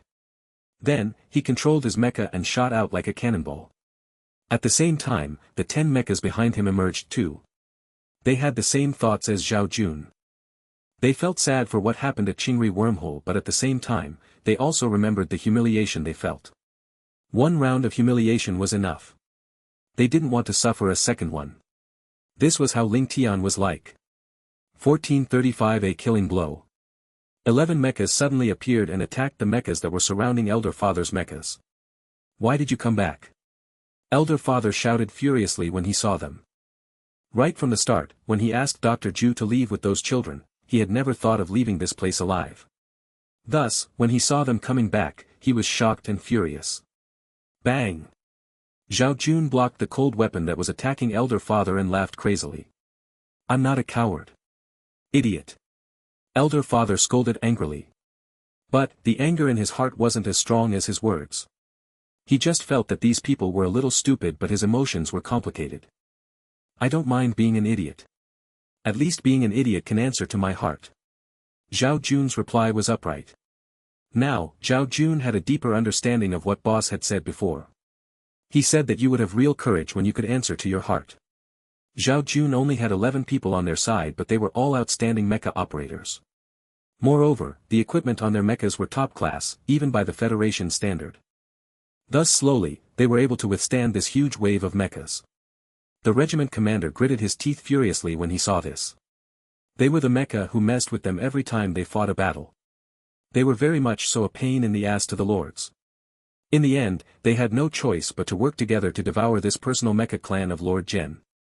Of course, the main reason for doing so was to wash away the disgrace they had from all the defeat in the past. He pressed his connect button furiously. The target has appeared. Location XXXX. He was reporting to his superiors, the commanders of the 3 mecha armies. Arriving in 3 minutes. Almost at the same time, a few replies were received on the channel. Let's see where you can run to. The regiment commander gave a sinister smile. He was determined to win. 3 minutes weren't too short nor too long. The moment Zhao Jun managed to suppress the first wave of mechas, 3 minutes had passed. Boom! Boom! Boom! Suddenly, mechas started to drop like flies from the sky. The moment they landed on the ground, they started attacking Zhao Jun and his 10 team members. Clang! Clang! Clang! The members in Zhao Jun's mecha clan were all carefully selected. Even in Ling Tian, his mecha clan was among the top 5 in terms of ability. Thus, even though this sneak attack was sudden, they were still able to resist. Zhao Jun forced the last opponent to retreat before carefully looking at his enemies, and his heart dropped. The newly appeared mechas looked different in terms of design from the mechas that were initially raiding the district. It was obvious that they weren't from the same mecha army. Zhao Jun had guessed that there might be a few mecha armies working together, but when the truth laid out in front of him, he still felt slightly bitter. You really put in much effort to take care of us, Zhao Jun said coldly. Humph. You can talk all you want now. We'll make sure you can't go back alive. The person who replied was still that regiment commander. He gritted his teeth forcefully and squeezed the words out of the gaps of his teeth when he was saying this sentence. You could tell how much he hated Zhao Jun and his mecha clan. Try it then. Zhao Jun sneered. Kill them. The two parties couldn't live under the same sky. There was no need to say nonsense between them. A few sentences was enough. This time, the mechas that their opponents sent were lesser than the first wave, but they were all elites. They were probably team leaders. This increased the pressure on Zhao Jun and his team members. After some time, a few mechas on the opposing side were destroyed. Fortunately, the modified mechas by Chang Xinyuan were extremely sturdy. It was able to withstand a few blows from their opponent. There wasn't much damage or harm done to the mechas. But, no matter how strong the mecha was, it had its limit too. Zhao Jun understood that if they didn't get out of this place soon, all 11 of them would lay here forever and become wandering spirits. Did he regret it? Zhao Jun didn't regret anything. He was wrong to involve the district from the start. Everyone had to pay the price for their mistake. If he died here, he deserved it. He wouldn't blame anyone. Boss, are we not going to help him? Far away, Luo Lang, who was hiding and watching this battle, couldn't help but open his mouth. Since he made the decision, let's see how far he can reach, Ling Lan replied calmly. But, I think that brother Zhao can't handle it anymore. At this moment, someone in Zhao Jun's mecha clan got injured again and Luo Lang's eyebrows jumped uncontrollably. His heart pounded furiously too. During the entire time he spent watching the battle, his heart was extremely lively. For a moment, Luo Lang felt that his heart might stop working. Don't worry, Luo Lang. Boss is confident, Li Lanfeng smiled and comforted him. Luo Lang was speechless. Zhao Jun was Li Lanfeng's best buddy. Why wasn't he anxious? Instead, he, who wasn't as close to Zhao Jun, was feeling nervous and worried. That's because you're stupid. A mocking voice appeared in his mind. Luo Lang pouted his lips secretly. This personality really wasn't cute at all. Little Lang was still the best. He didn't know when Little Lang would finish resting and come back. Luo Lang missed his cold and indifferent calm personality. His calm personality really cared about him. Zhao Jun and his men fought with their lives on the line, and they managed to endure a few more minutes. During this time, the strongest person of the cohort, Zhao Jun, even managed to destroy a few mecha when he had the chance.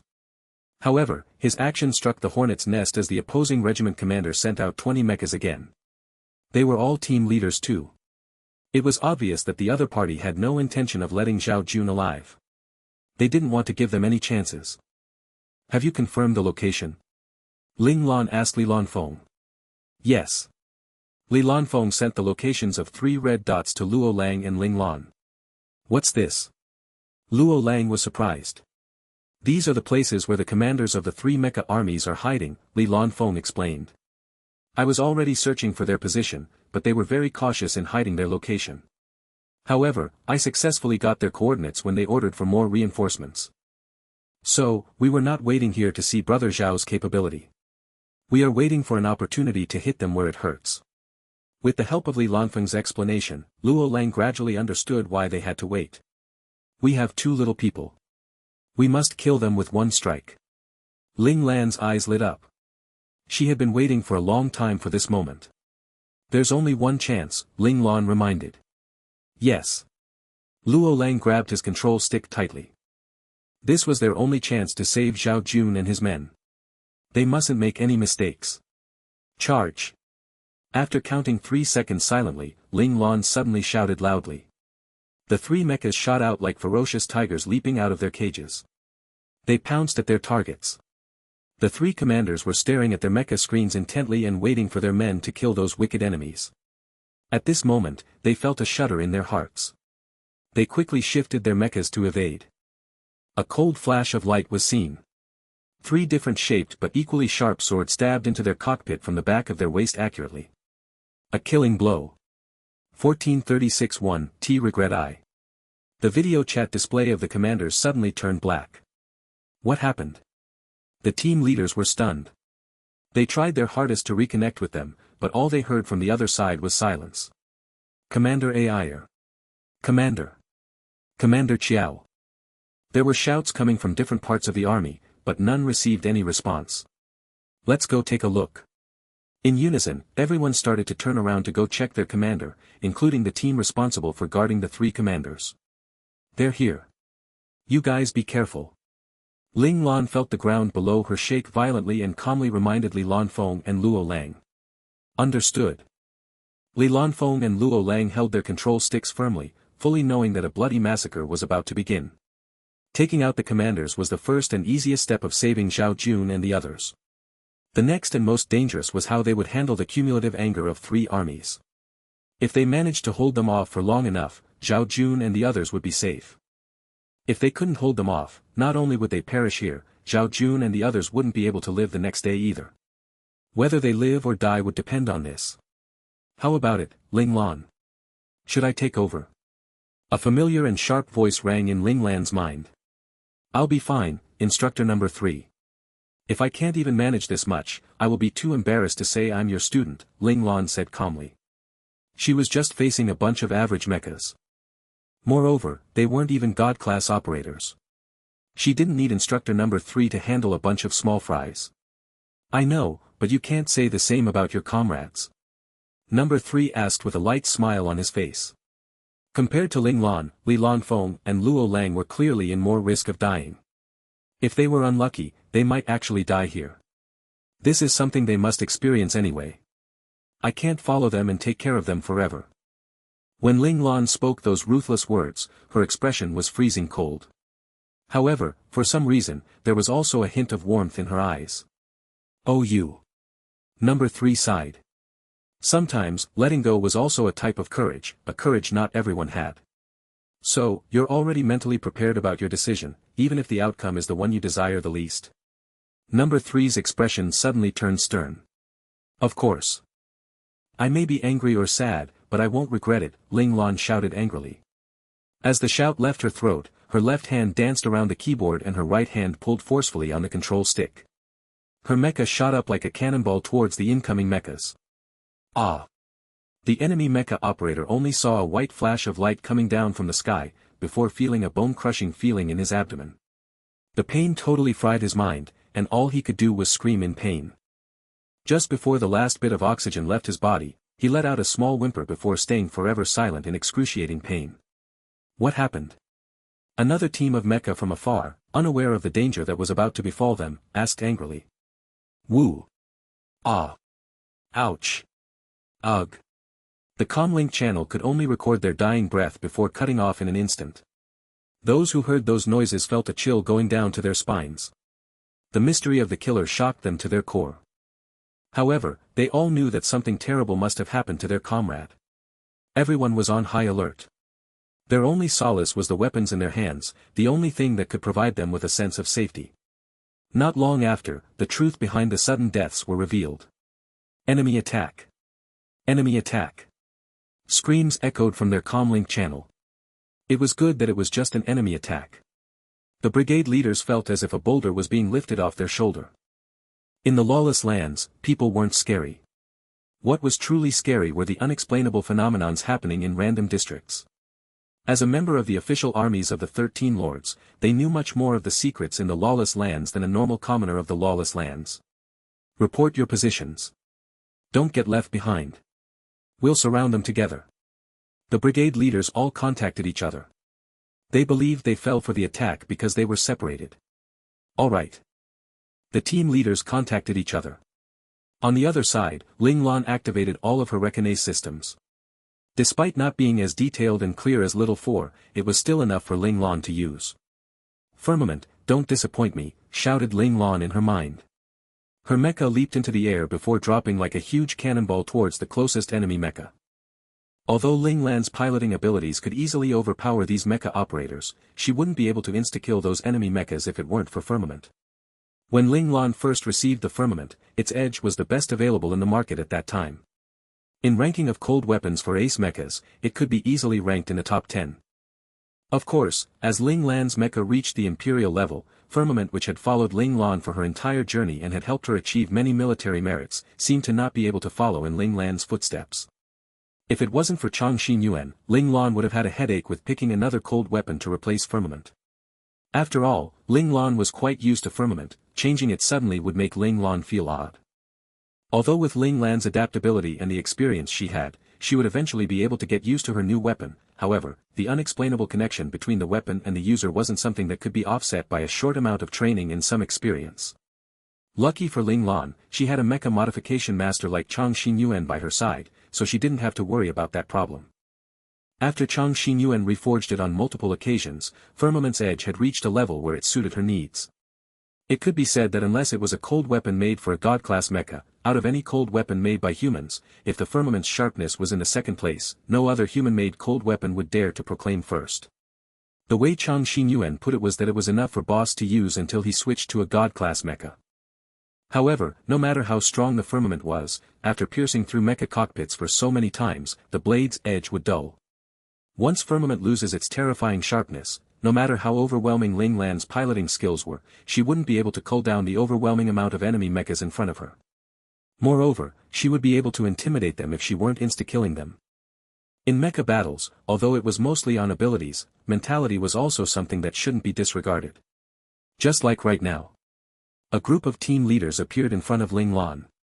However, after seeing Ling Lan cut down 2 of their mecha operators with just 2 slashes of her sword, these leaders panicked. Some of them also hesitated their movements. Although their hesitation wasn't obvious, it was still enough for a mecha operator of Ling Lan's level to kill these people. Ling Lan's mecha flashed around the battlefield, creating multiple afterimages in the process. Her movements were swift and unpredictable. If one stopped to look, she would have already gotten in front of that person. If they took another look, they would see multiple mechas toppling down with a flash of white light. Ah! A team leader shouted with an earth-piercing scream. Perhaps it was to make himself less scared, or perhaps it was to let out his fear. He raised his large sword in a desperate attempt to kill the monstrous specter that was killing his comrades. Shoo! A deafening sharp sound echoed in his ears. 1437 No need it. Ugh, the team leader looked down at his abdomen. Darkness was encroaching his vision, but a blood-stained sword would forever burn in his mind. It sliced through his abdomen and blood slowly poured out from his body. Shoo! The blood-stained sword instantly vanished from his sight. It was as though what he saw, the pain he experienced, and the agony he felt were just an illusion. Unfortunately, the gut-wrenching pain in his abdomen brought him back to reality. Ah! The team leader shouted in agony. That terrifying mecha wasn't just an illusion. It was actually piloted by a terrifying monster. In the lawless lands, you all are the strongest mecha operators there are. Unless a god-class operator comes, you are invincible. He remembered the words Lord Demon had told them in the past. You lied to us, Lord Demon, the team leader angrily breathed his last breath. He died with regret in his mind. Ling Lan pulled out Firmament from the destroyed mecha. The resistance she felt when she pulled back her sword made her frown slightly. It meant that the damage on Firmament had already caused it to lose its original sharpness. Attack! A new group of team leader mechas that had just arrived saw the mechas of their comrades be slaughtered mercilessly, and they all exploded with anger. In a battlefield, there was no right or wrong. They were all comrades who moved forward or retreated together. Comrades could only survive by fighting side by side in battle of bloodshed. The feelings they had for one another was embedded in their bones. The anger and sadness of seeing their comrades killed off was not any less than what they would feel if it was their families who were the ones being killed. This trait could be also found in Ling Lan and her friends. Ling Lan didn't hesitate when she saw a large crowd of mechas coming towards her. She just went straight towards them with no fear whatsoever. To compensate for Firmament getting dull, she used more of her mecha piloting abilities rather than the barbaric stab and thrust. Shing! Another mecha perished by her hand. Ling Lan didn't know how many team leader mechas she had slain. These people might have been good people who loved their families and loved helping others on an ordinary day. However, here, they were all enemies. This was not a situation where she could display her compassion. This type of useless war really annoys me. It was clear that there weren't any problems with the nation or feuds between families. It was just a game played by those in higher power, but countless people were required to pay with their lives for their enjoyment. This was the first time Ling Lan felt annoyed by the lawless lands. I hate it. I hate it very much. As Ling Lan cried out angrily, Firmament mercilessly stabbed through another mecha's cockpit. Then, you must become a player and not a pawn, suddenly Instructor Number One's voice echoed in her ears. Ling Lan's gaze became sharp as ever. From when I first landed in the lawless lands, I never thought of becoming a pawn. Lord Qian, Lord Qian. Out of the 2 times she said Lord Qian's name, the first was said softly with regret. The second one was said while biting her lip with unhidden anger. As long as you've made your decision. Number One's voice was still calm and collected. In the place where Ling Lan couldn't see, Instructor Number One's own dimension, his originally cold face had a rare look of worry, uncertainty before turning into a helpless look. Isn't this what you wanted? Why would you regret it? Suddenly, a pair of white jade-like hands appeared in the air and ripped open the dimension. A graceful silhouette walked out from the dimensional tear with a look of contempt on her face. Number One gave her a blank stare before slowly closing his eyes to ignore her. Your expression really annoys me sometimes. Number 4 puffed up her soft cheeks. She walked up and touched Instructor Number One's cheek. Bang! Why am I wrong for chasing the person I like? Number 4 whined as she balanced herself. Don't forget our responsibility, Number 4. Even when facing the woman who was the epitome of seduction, Number One was still as cold as ice. Number 4's words didn't make him waver one bit. Responsibility? Majesty 4. He's already half dead, what responsibility do we have other than to wait for him? About Ling Lan. What should I be responsible for if you don't give me a chance to meet her? After saying that, Number 4 felt her stomach was filled with unsettled feelings. Which of the other instructors were as held back as her? She finally had a female student for her to have a chance to show what she could do. However, as luck would have it, she actually didn't have any chance to show up in the past 20 or so years. She sometimes would even think that Ling Lan was actually a man and not some woman. The one who caused those sleepless nights was none other than this icy cold corpse Number One. Just looking at him made her angry and annoyed. Arg! He was too lovable. Alright, Number 4 knew that in this lifetime, she was set on Number One. She was definitely a masochist for liking such a terrible man. The Ling Lan we know now doesn't need the knowledge you have, Number One was very determined about this point. Ling Lan is a girl. You can't develop her like a man, Number 4 walked up, grabbed Number One's collar and said angrily. No matter if Ling Lan is a man or woman, she is destined to become a king. A king won't need lessons that would give her weaknesses, Number One said calmly. How are my lessons giving her weaknesses? I can develop into someone who could manipulate men with her womanly charms, to make men grovel under her feet. How is that weak? Number 4 couldn't accept Number One's reasoning. Number 1 took Number 4's hands off his collar and softly placed it on her chest. Only those who are not strong enough need those types of irrelevant skills. Ling Lan is strong enough and will only grow even stronger in the future. Number 4, you clearly understand this, that is why you never force yourself to appear in front of Ling Lan and only silently wait for your opportunity. My knowledge is irrelevant? Number 4 asked in a saddened tone. By the time those words left her mouth, she was already on the verge of tears. It is irrelevant now, but it doesn't mean it will be in the future. Ling Lan doesn't need it right now. Seeing Number 4 in such a sad state, Number 1 mellowed his tone. But, before Number 4 could notice it, he raised his head to look at the outside world to see Ling Lan fighting furiously. This was her own fight. Even if the instructors wanted to help her, they wouldn't be able to do that. You understand, right? What Ling Lan needs the most is power right now. Her own power and power of her followers. All of these don't fall into your expertise. I'm just unnecessary. Number 4 mocked herself as she smiled bitterly. A drop of her tears dripped down her face. Each person has their own value, it's just your time hasn't come yet. Number 1 held Number 4's hand and pushed it slightly. He pushed her away from him and then said, when Ling Lan reaches the next stage of her life, she will need you. After saying that, Instructor Number 1 closed his eyes. Number 4 wanted to say something else, but she discovered that she was now out of Instructor Number 1's dimension. Number 4 immediately stomped her feet in frustration before returning to her own dimension. Humph. Not letting me touch him, but then touching me himself. Number 4 washed away the expression of weakness she had in front of Number 1 and smiled like a fox that just had a large meal. Also, little Ling Lan, you have to make your masters proud.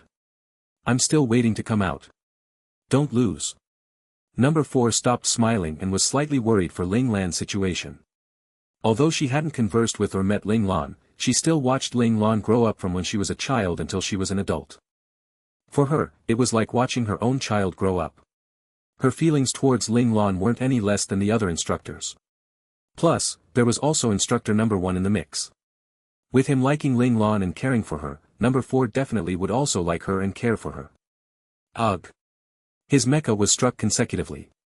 The immense shocks from the hits, even after the mecha had provided protection against them, still caused Li Lanfeng to be injured. He spat out a mouthful of blood. Beep. Beep. Beep. Warning. Warning. Mecha damage has reached 47%. Please retreat immediately. The optical supercomputer if the mecha gave out a warning, advising that the mecha was no longer fit to fight. Retreat? If he doesn't retreat, how could I? Li Lanfeng smiled coldly. From when he followed Ling Lan into the battlefield, he had decided to move forward or retreat together. The high-intensity fight had truly exhausted him, but now his spirit instantly exploded in strength. Ah! He shouted angrily as the large sword in his hand slashed horizontally. The slash sent 3 mechas attempting to take him out to fall back. Also, as long as he's alive, I won't let myself die. Li Lanfeng held his sword and rushed forward.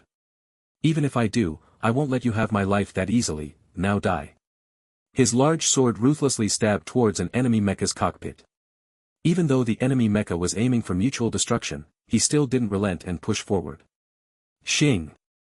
The large sword stabbed through the cockpit and similarly, the opponent's large sword also stabbed through Li Lanfeng's cockpit. What's happening? The opponent was shocked. The feeling the arm of the mecha gave him felt as though he had missed. However, he clearly saw the large sword hit its mark. He wanted to get to the bottom of this, but he didn't have any chance to do so. It was because at that moment, his cockpit was struck and the immense pain took over his senses. The mecha flopped and smashed into the ground, causing dust to rise into the air. The mecha operator, who had lost his life, didn't have the chance to see that the large sword in his mecha's right hand had actually split in half. The half that was still intact also had a light layer of dark fog on it. In the end, that dark fog dissipated. The sword was now even shorter than when the mecha fell to the ground. However, these were all small details that probably wouldn't be discovered by anyone. Bang! Bang! Bang! The 3 enemy mechas that surrounded Li Lanfeng all fell to the ground. They were all killed in one hit after being stabbed in their cockpits by Li Lanfeng. The fallen mecha operators didn't know how they died even at the moment of their deaths. After all, they were the first to attack, but they were the ones who died. However, for some reason, the opponent they struck first in the cockpit, managed to miraculously survive. Li Lanfeng finished off the rest of enemies around him and then a new wave of them rushed towards him. The battle was going to continue like this until one side loses confidence in themselves. On Luo Lang's side, it was a similar situation. His situation might be even more precarious than Li Lanfeng's. He was struck so many times that the optical supercomputer's warning alarms were going off for more than a minute. The damage the mecha sustained was already over 50% and was almost at 60%. Luo Lang knew very well that once it passed 60%, the battle power of the mecha would decrease exponentially. Once it passes 70%, it would no longer have the power to fight. Is this death? Luo Lang didn't panic but instead asked this question calmly. Luo Lang, you have to live even without me being here. The word Xie told Luo Lang echoed inside his head again. Xie, I won't go back on my word. I will definitely live a good life. Luo Lang's originally calm expression became sharp. Alter ego. You're actually activating this domain at this moment. Do you want to die? An angry voice rang in his head. Since I want to live, I need to take the necessary risks, Luo Lang said calmly. Calm personality. The evil personality's expression changed slightly. Yes and no. Luo Lang smiled sharply. The evil personality was stunned for a moment before a big change in his expression took over. Evil personality, you have to help me this time, Luo Lang said calmly. The evil personality's expression froze for a moment before hesitatingly saying, when did I not help you? That's good to hear. Luo Lang laughed out loud. His entire mecha rushed forward and pounced towards the enemy mecha group. Luo Lang dodged his opponent's attack precisely. His giant sword slashed towards his opponent's cockpit. The huge force caused his opponent to slam on the ground heavily. The evil personality noticed that in that instant, Luo Lang's spiritual power, no, it should be considered the calm personality's spiritual power, diminished by a little. The full potential of the mecha could only be achieved by accelerating the mecha to its fastest speed. Based on Luo Lang's original hand speed, it was impossible for him to do that. That was why he had to use his spiritual power to make up for it. He couldn't operate the mecha in its full potential because the mechas Luo Lang and Li Lan Feng were piloting looked like ace mechas, but in fact, they were modified Imperial mechas. Imperial mechas were usually controlled manually with the hand. Then, more experienced Imperial mecha operators would transition into using spiritual power to control their mechas. All God-class operators had to go through this step to achieve what they had achieved. An Imperial mecha was like a training mecha for future God-class mecha operators. By piloting them to their full potential, it would allow the mecha operator to slowly move away from hand control to where he could just use spiritual power to control the mecha. Thus, in order to advance to a God-class mecha master, you need to have a very strong spiritual power. If your spiritual power didn't reach the requirement, you wouldn't be able to control a God-class mecha even if you were given one. The evil personality looked at Luo Lang, who was immersed in the battle, and sighed softly. He slowly went back to Luo Lang's mindscape and supported the primary personality with his spiritual power. Personalities like him might lack some things, but they would never lack spiritual power. That was because they were spiritual beings to begin with. More and more mechas fell down beside the three of them. But, their combat ability didn't decrease at all. It looked no different from when they started fighting. Are we still fighting? Someone was trembling in fright. They shouldn't for too long. We need to take revenge for our commander. There was no lack of hot-blooded people in the lawless lands. This was the reason why they were able to maintain a strong reputation for so long. Another bunch of people who didn't fear death rushed forward. Ling Lan was already numb from all the fighting. It could be seen clearly that there was no sword aura on Firmament anymore. Ling Lan being able to kill one opponent with one strike was all because of her frightening speed and spiritual power. This allowed her mecha to have enough energy to break the defense of her opponent's mechas. But, everyone had their limit. Ling Lan didn't know how long she was able to last. She didn't know how long Li Lan Feng and Luo Lang could last too. But, since the fight hadn't ended yet, they could only continue fighting. This was their only way to find a chance of survival. Charge! Almost simultaneously, the three of them shouted furiously and raised their giant swords. They charged towards their enemies again. They're not human. Another bunch of people died. This time, their opponents didn't fill up the gaps like they did before. Being brave and fearless of death depended on the situation too. Many people had already gotten killed on their side, yet, their opponent's strength hadn't decreased. They even got stronger instead.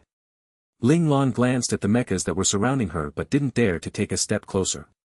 She shook her firmament slightly. "Come on," Ling Lan said coldly. Silence was the only reply to her. Ling Lan smiled coldly. Her mecha stomped its feet and rushed over. "If you're not coming over, I'll come to you." Ling Lan wanted to rest, but she was more afraid that if she relaxed, she would lose her drive to kill. Instead of letting that happen, she would rather make use of the time to kill another batch of enemies. Her opponents panicked when they saw Ling Lan attacking them voluntarily without resting. They didn't charge at Ling Lan but instead, chose to run away. Trying to escape. In your dreams. Ling Lan sneered. Her mecha disappeared and appeared beside another mecha. She stabbed Firmament viciously into the mecha's cockpit. Another stab, another kill. Clean and precise, just like her earlier moves. All the mechas ran far away. They were afraid that they would be the next person to visit death. Ling Lan tried her best to open her slightly sore eyes. After fighting for so long, even she had reached her limit. Her sweat drenched her body many times over. If it wasn't for the automatic drying system of the mecha cockpit, she would be completely wet now. Just as Ling Lan was about to start killing again, her enemy got into a frenzy. Ah! Screams of agony suddenly appeared in her enemy's team channel. Those were the cries of death. It was obvious that someone had died again. Who was it? The three mecha clans were commanded by three different people. There was no interaction between them. Hence, no matter how dire the situation on the other side was, the other mecha clan wouldn't know anything. Thus, this scream could belong to their soldiers.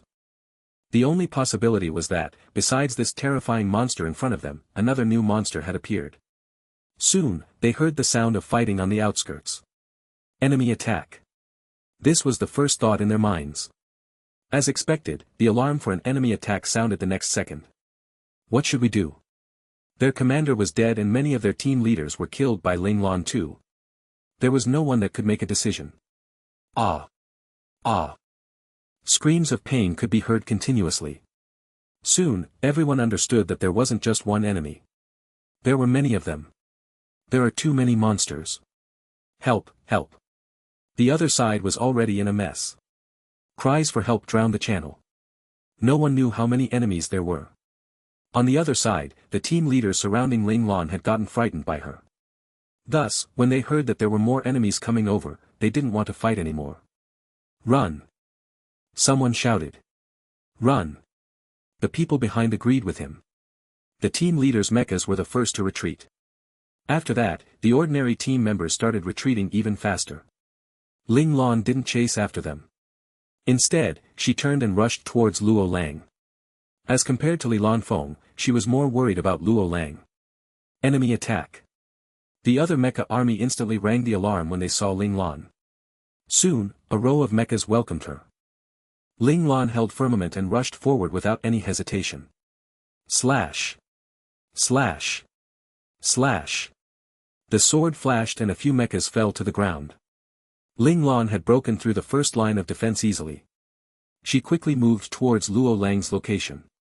Surround her, the mechas in the outer ring started shouting. What is that? At this moment, someone shouted in astonishment. The Demon 37 army is retreating.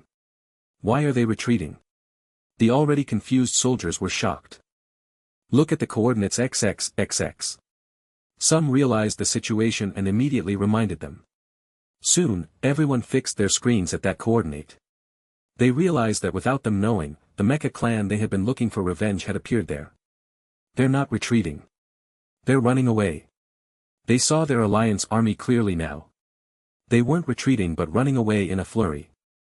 The mecha clan that they thought they could easily devour was killing their alliance army like ferocious tigers coming down the mountain. They're coming over here. Before they could understand why this was happening, they saw the mecha clan flying towards them viciously. We don't have enough men on our side. Requesting for reinforcements. Requesting for reinforcements. Their opponents were closing in on them from all directions. Based on their estimate, they would soon be overwhelmed by the incoming enemies. Luo Lang barely managed to beat back the mechas surrounding him. The damage of his mecha had already reached 60%. The combat ability of his various mecha components had dropped drastically. Fortunately, the evil personality was nice enough to fuse and replenish his spiritual power so that he could maintain his exceptional reaction speed. Moreover, since he was fighting them like a rabid dog, the enemy mechas were quite afraid of him so they didn't dare to attack him too violently. If not, he might be at his wit's end already. Luo Lang shook his head suddenly. Just now, he felt his vision getting blurry.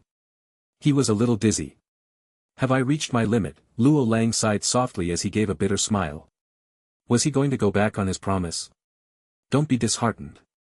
We can do it. The evil personality that had always looked down and mocked him unexpectedly encouraged him. So you're afraid of death too? Luo Lang laughed heartily. He finally found a chance to get back at this evil person who didn't treat him nicely. Although Luo Lang was pure and naive most of the time, when he wanted to anger people, he was quite good at it. The evil personality didn't say anything.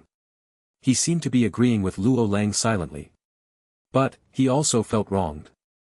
How can he be nice all the time when talking to this stupid and naive person whose brain never worked properly? Don't worry. I will not let you die until the very last moment. Luo Lang suddenly retracted his smile and continued his sentence in a serious tone. He wasn't joking or teasing the evil personality when he said this. He was being totally sincere. In Luo Lang's heart, the calm personality, the evil personality, and all the other personalities were never clones of himself. He had always treated them like real humans. He treated all his personalities like brothers. The evil personality trembled a little.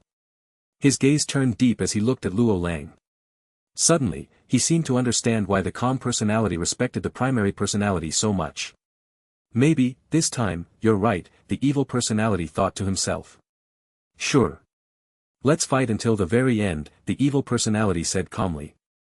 His tone and expression sounded a little like the calm personality now. Luo Lang felt comfortable with how the current evil personality was acting. He smiled and said, "Okay, let's fight until the very end." He pulled the control stick furiously. His spiritual power, with the support of the evil personality, exploded again. The badly damaged mecha slammed into the mechas that were carefully closing in on him. When they saw Luo Lang rushing over to attack them again, the mecha operators surrounding Luo Lang gritted their teeth and raised their swords. They charged forward and the fight started again. Mechas fell down one by one. The wounds on Luo Lang's mecha got increasingly more severe as time went by. Alert! Alert! The damage of the mecha had reached its maximum. The mecha will lose its combat ability in approximately 10 seconds. Alert! Alert! The mainframe of Luo Lang's mecha suddenly gave off an ear-piercing alarm. It seemed like his mecha couldn't hold on for much longer. Sigh, it's the end. Luo Lang gathered all his energy and unleashed it all in this final attack. Even at the last moment, he hoped he would bring more enemies down with him. You have done well. A familiar but unfamiliar voice appeared beside his ear.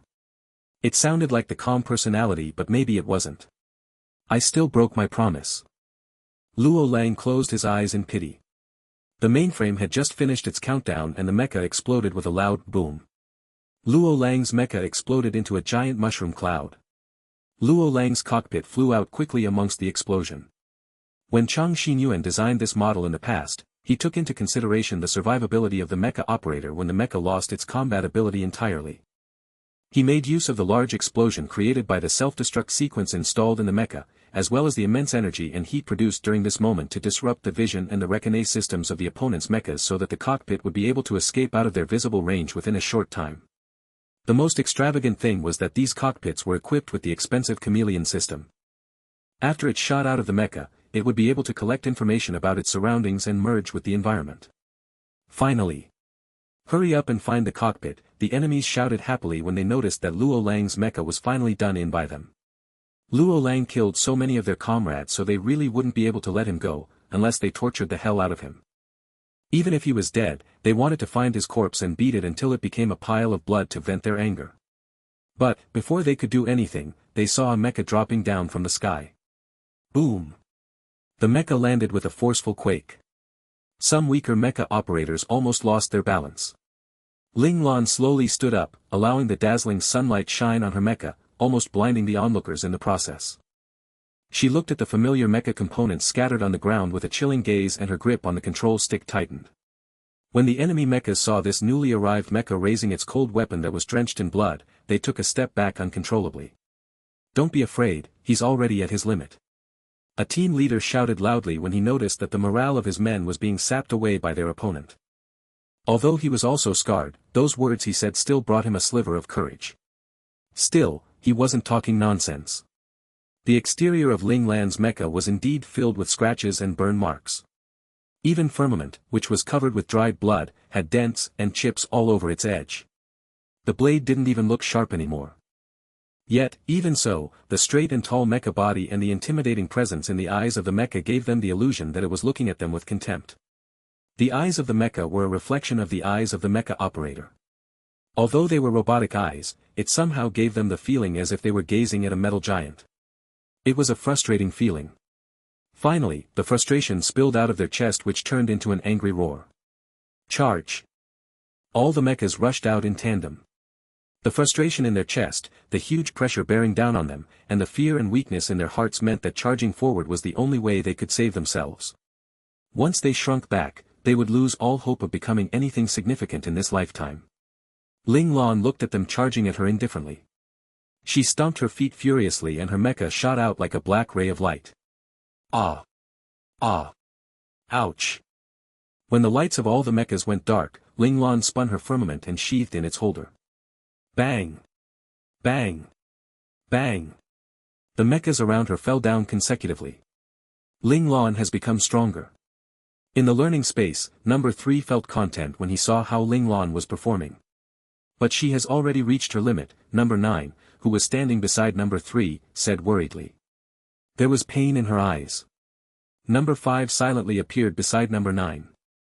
He comforted her by saying, this is the path she chose. No matter what the result is, she must accept it. I know. Surprisingly, number 9 didn't argue with him. If you know it, why did you? Astonishment could be seen in number 5's eyes. I know that, but I still feel bad for her, alright? Can't I feel this way? Number 9 glared at number 5. Number 5 was stunned by number 9's sudden burst of anger. He almost couldn't maintain the everlasting smile he had on his face, the smile that all the other instructors hated. Number 9 snorted at him and disappeared the next second. Number 5 touched his face awkwardly. He just wanted to console number 9. How did he offend her instead? Women are unreasonable sometimes. Number 3 gave a knowing look as he patted number 5's shoulder. Before number 5 could respond, he moved and left. Number 5 patted the spot where number 3 touched him with disdain. He smiled and said, you're just as worried about her.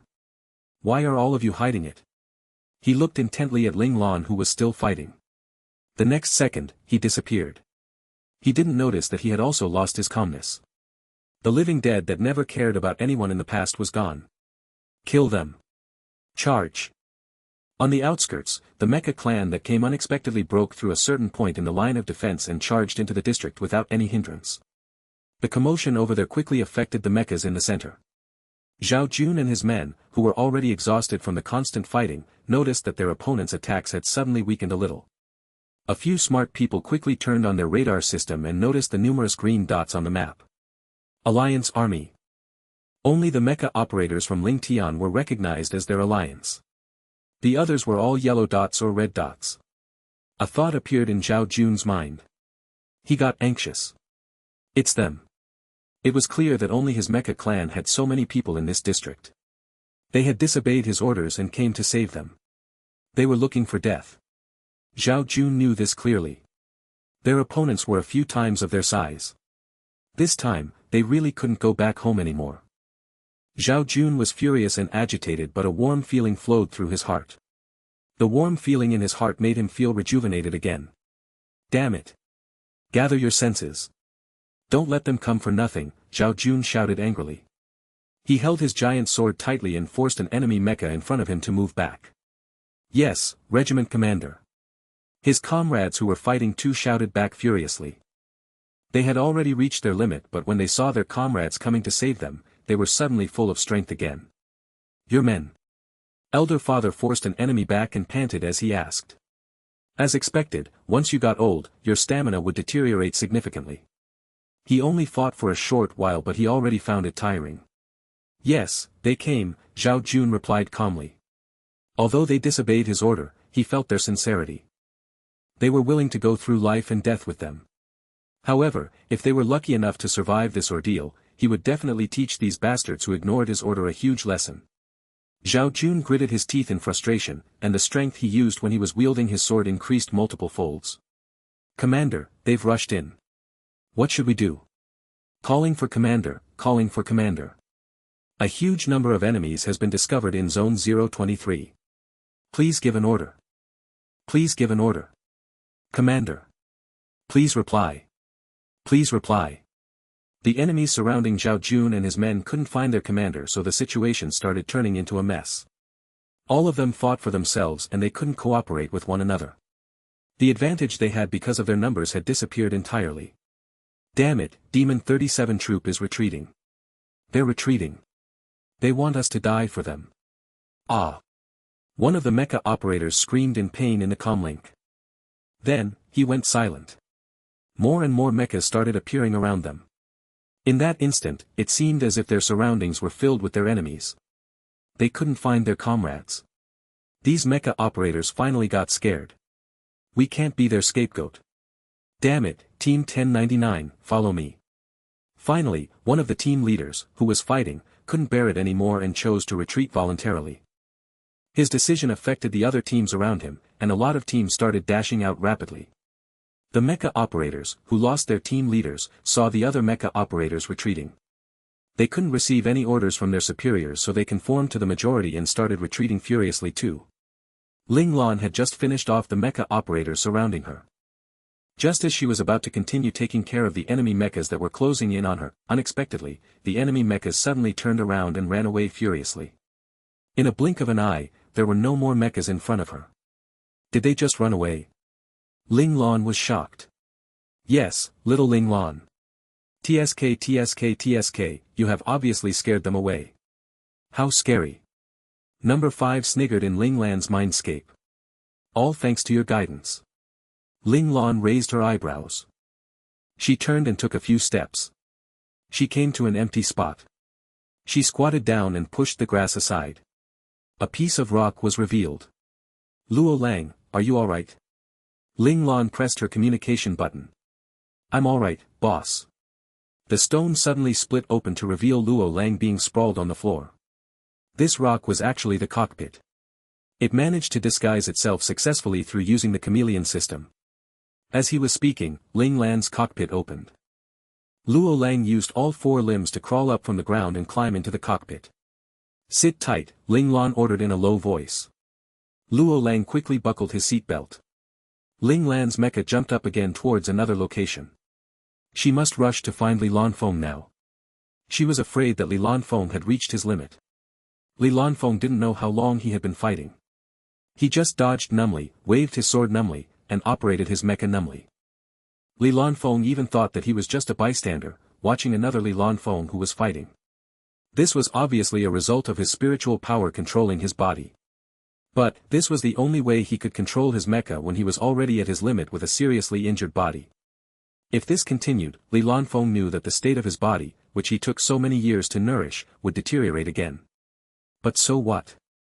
His Ling Lan would only be safe if he dragged more opponents down with him. Suddenly, he felt another mecha coming towards him.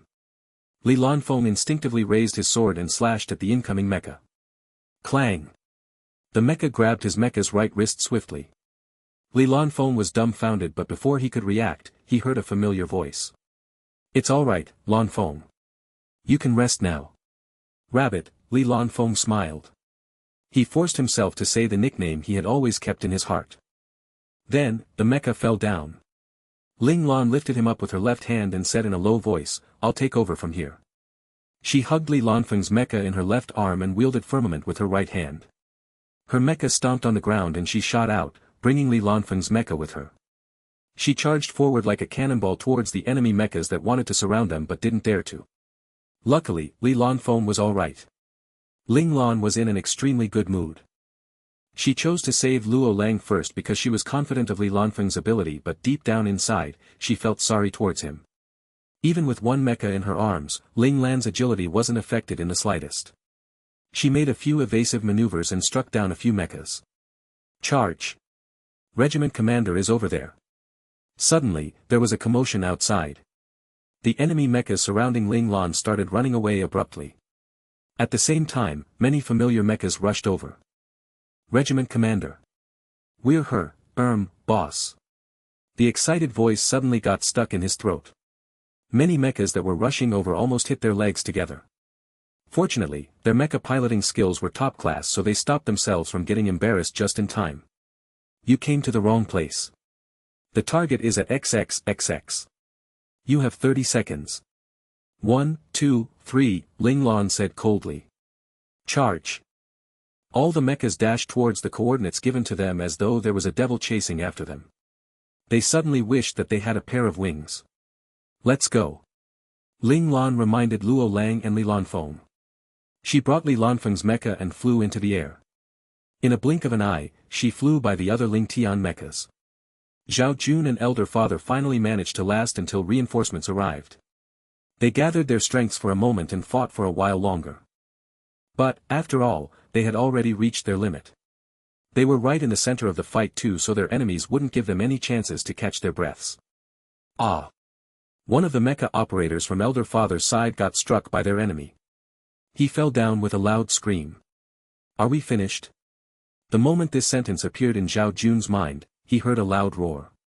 Charge! Boom! A mecha flew down from the sky and landed on the ground lightly. Oh, wait, it wasn't just one mecha.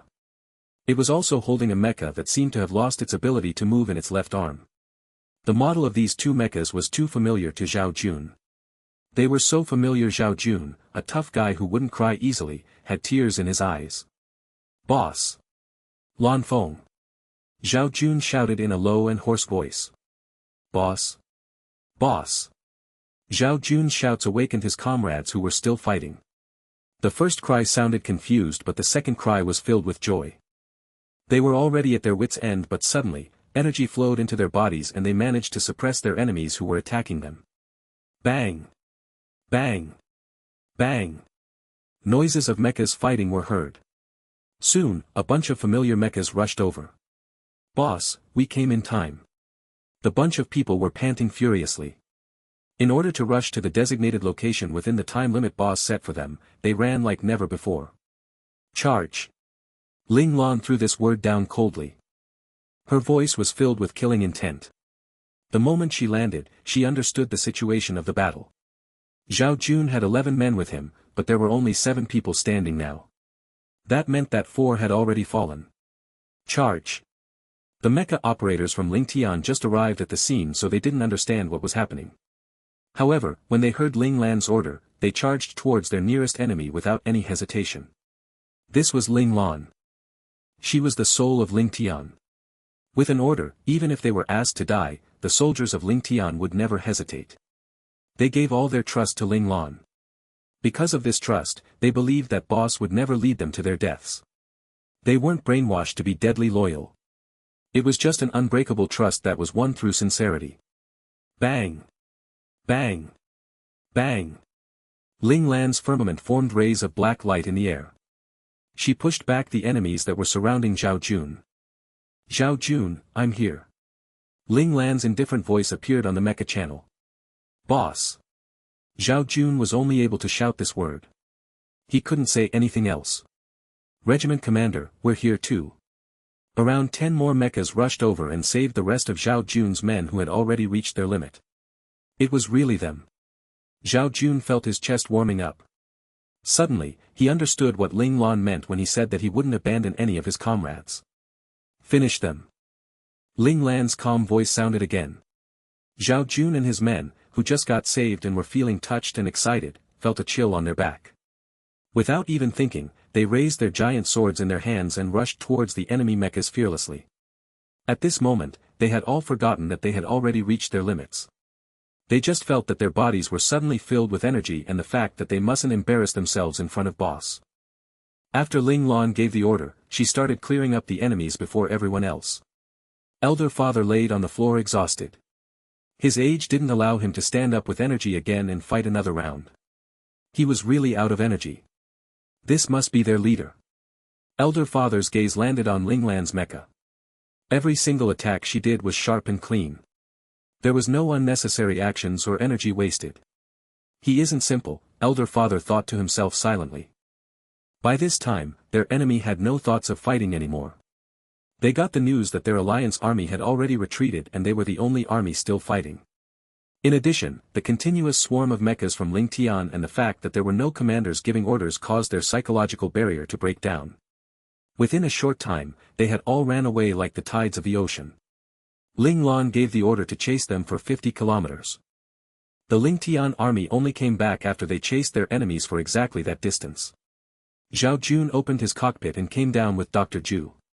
Dr. Zhu rushed to Elder Father's mecha and shouted agitatedly. Elder Father, are you alright? Elder Father's mecha was already lying on the ground. She was really worried. Elder Father's cockpit opened with a loud bang. Elder Father crawled out with some effort and said tiredly, I'm fine. He had rested for a while so he finally had the energy to move. Dr. Zhu saw this and immediately took out the agent she had prepared from her medical bag. She passed it to Elder Father. Use ours. A cold voice sounded behind her. Dr. Zhu turned around hurriedly. She saw a soldier full of killing intent standing behind her. He had a bottle of agent in his hand. It was tightly sealed, but her instinct told her that this agent wasn't simple. Thank you, Dr. Zhu said with pleasant surprise. She took the agent from the soldier and wanted to open it for Elder Father to drink. However, Elder Father reached out and grabbed her hands to stop her. This is just a minor injury. There's no need to waste such a good agent. Ling Lan said calmly, this medicine might be good for your old injuries. Really? Dr. Ju's eyes lit up. Her reason for becoming a doctor was because she didn't want to see elder father being troubled by his old injuries again. If that's really the case, this medicine is too precious. Elder father was touched but he still rejected. It's better to leave it for those who need it more. Elder father looked at the mecha operators that were injured and reminded her. There's enough. Ling Lan looked up slightly at the horizon. This battle royale is ending soon. Based on past experiences, it's almost the end. Elder father smiled bitterly. Ling Lan smiled slightly. Dr. Ju had already opened the agent at the side. She calmly passed it to elder father. Seeing Ling Lan's insistence, elder father didn't refuse any more and drank it directly. Thank you for taking care of them. Ling Lan glanced at Zhao Jun who was standing diagonally behind her. There's no need to thank me. It wasn't my idea to care for them, elder father replied. He frowned slightly. He just drank the agent but he had already started to feel the effect. Elder father wasn't able to hide his change in expression from Ling Lan. Seeing this, Ling Lan raised her hand and asked elder father to just focus on recuperating, rather than continuing to talk to her. Elder father nodded gratefully. He found an empty spot and sat down. After some time, his expression gradually turned hideous. Dr. Ju, who had been observing him, felt her heart pounding furiously in fear. That's how the Manhwa agent works. The greater the pain, the more effective it is, Zhao Jun walked up to her and explained hurriedly. Dr. Ju nodded to show that she understood. Then, she started waiting patiently at elder father's side. By this time, the search and rescue had ended. The leader in charge of the search and rescue looked gloomy. This time, they had lost 2 leader-caliber soldiers. Fortunately, the other 2 leaders still had 1 breath left, so after drinking the Manhwa agent, they managed to survive. War. Ling Lan closed her eyes to hide the pain in them. When she opened them again, she had resumed her calmness. Bring them back home, Ling Lan said in a low voice. Yes, boss. The leader took the order and left. Even if the leaders died here, they would bring them home to the place where they grew up in. Boss. Luo Lang looked at her worriedly.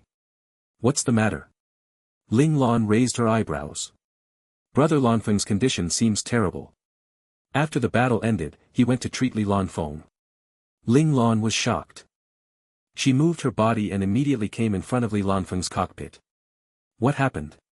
Ling Lan frowned and asked when she saw the medic standing outside the entrance of the cockpit with a helpless look. Report. Regiment Commander Li's body is covered with wounds. It has been a long time since he got injured. In addition, the automatic drying system of the cockpit caused his undergarments and his skin to get stuck together. If we want to take them apart, it will reopen the wounds again. The medic's face scrunched up with frustration. Li Lanfeng seemed to be experiencing excruciating pain. If they wanted to take off his clothes to treat him, it was almost the same as peeling the entire skin off. Zhao Jun, Ling Lan shouted. Yes. Zhao Jun immediately came beside Ling Lan. Immediately built a temporary medical tent, Ling Lan ordered. We'll treat his wound right here. Ling Lan knew that the longer they dragged, the more seriously Lanfeng's injuries would be. Although the Manhwa agent's self-healing ability was very strong, it was not enough to heal all the gaping wounds on his body, not to mention the internal injuries.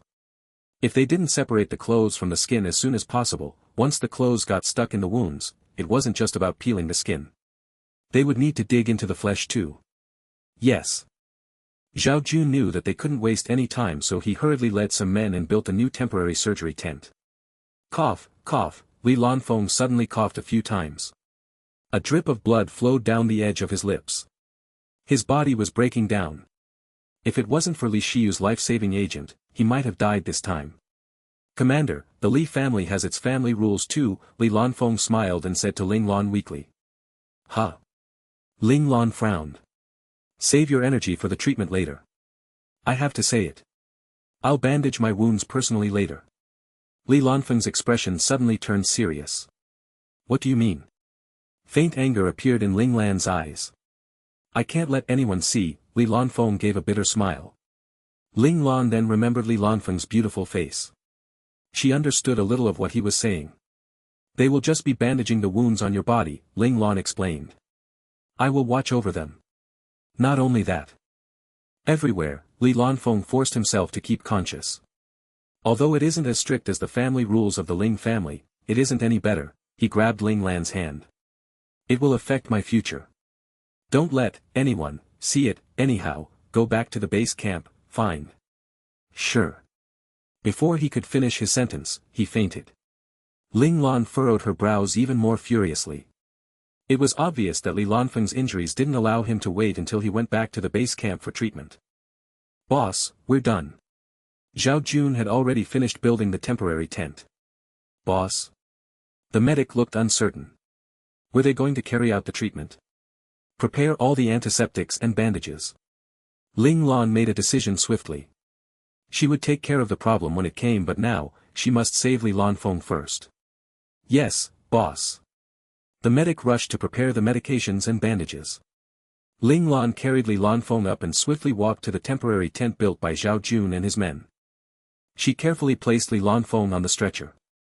After some time, the medic came back with all the necessary medications and bandages. He placed them at the side. He took the pair of scissors and was just about to cut the clothes. Just then, he heard Ling Lan's voice. Let me do it. You can go out. Huh? Yes. Ling Lan glanced at the medic.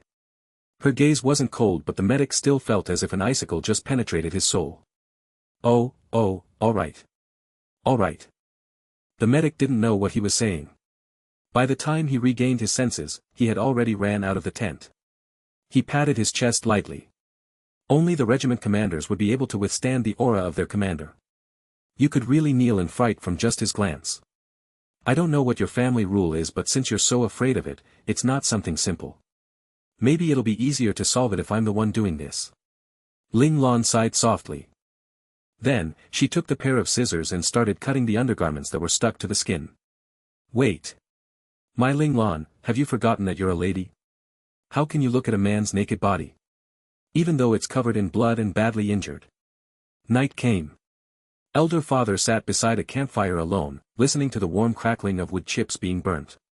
His hands were holding a metal skewer with a slab of meat over the fire, waiting patiently until it was cooked to perfection. Oils from the fat of meat dripped into the fire, creating a crisp sizzling sound that echoed through the campsite. Everyone in the vicinity turned their heads to take in a waft of perfectly cooked meat. Hunger pangs started wrecking through their body, but they didn't dare to walk over there to request for some because someone they were deathly afraid of was already there. You've come at just the right time. The meat is perfectly cooked. Elder Father revealed a gentle smile in a certain direction. Something flew out from that direction and towards Elder Father. Elder Father caught the item with one outstretched hand. He turned his gaze towards the item in his hand to see that it was a bottle of liquor, a rare one at that. It was white liquor specially brewed by the Federation's military. Thank you. Elder Father's eyes lit up in excitement. He adeptly opened the bottle and downed a huge gulp. This sure brings back memories. Elder Father wiped his mouth with his sleeve and let out a satisfying sigh. It has been more than 10 years, right? Following this sentence, Ling Lan walked out of the darkness slowly. Humph, why do you say that? Elder Father smiled mysteriously. Before I came here, I met Lord Qian. Ling Lan found a seat beside Elder Father casually and sat down. Elder Father paused for a moment, showing a pondering expression. Then, he continued drinking another gulp of the liquor before putting down the bottle slowly. Did he ask you to come here? No, he didn't tell me. Ling Lan calmly took the metal skewer from Elder Father's other hand and pulled it towards her body. She blew at the barbecued meat that was giving off an enticing fragrance. How did you find me then? Especially when the signal is blocked. Elder Father was confused. So, you know who Lord Qian is? Ling Lan raised her head and smiled ambiguously. Elder Father didn't reply to her. He just stared silently at the warm campfire. He seemed to be in the midst of recalling something. Seeing this, Ling Lan wasn't in a hurry to rush him. She continued blowing the piece of meat in her hand. When it wasn't scalding hot, she took a bite to have a taste of the delectable meat. Huh, it's actually not bad. Ling Lan's eyes lit up with surprise. Within a few seconds, she finished 2.5 kilograms worth of meat in her hand. She had fought in a mecha battle before this, and after that, she helped Li Lanfeng with his injury. These took up much of her stamina, so her appetite got a little larger than usual. When Elder Father noticed that Ling Lan really liked his barbecued meat, he took another few more skewers of meat and placed them over the campfire to cook. One of them focused on barbecuing while the other was focusing on eating. Although no words were exchanged, the atmosphere between them was harmonious. Elder Father felt that the time was about right, so he begrudgingly put down the liquor bottle. He slashed in the direction of the meat and a few deep cuts soon appeared on the meat. Then, he flicked his fingers and the seasoning got sprinkled onto the meat. Soon, the fragrance of the meat engulfed them. These perfectly cooked meats were ready to be eaten. Elder Father passed the barbecued meat to Ling Lan. After passing it to Ling Lan, his hands instinctively went towards the bottle of liquor and he took a huge gulp from it. He wiped the corner of his mouth forcefully and said, "You can ask now. What do you want to know?" Ling Lan took a bite of the meat. She slowly chewed it a few times before opening her mouth.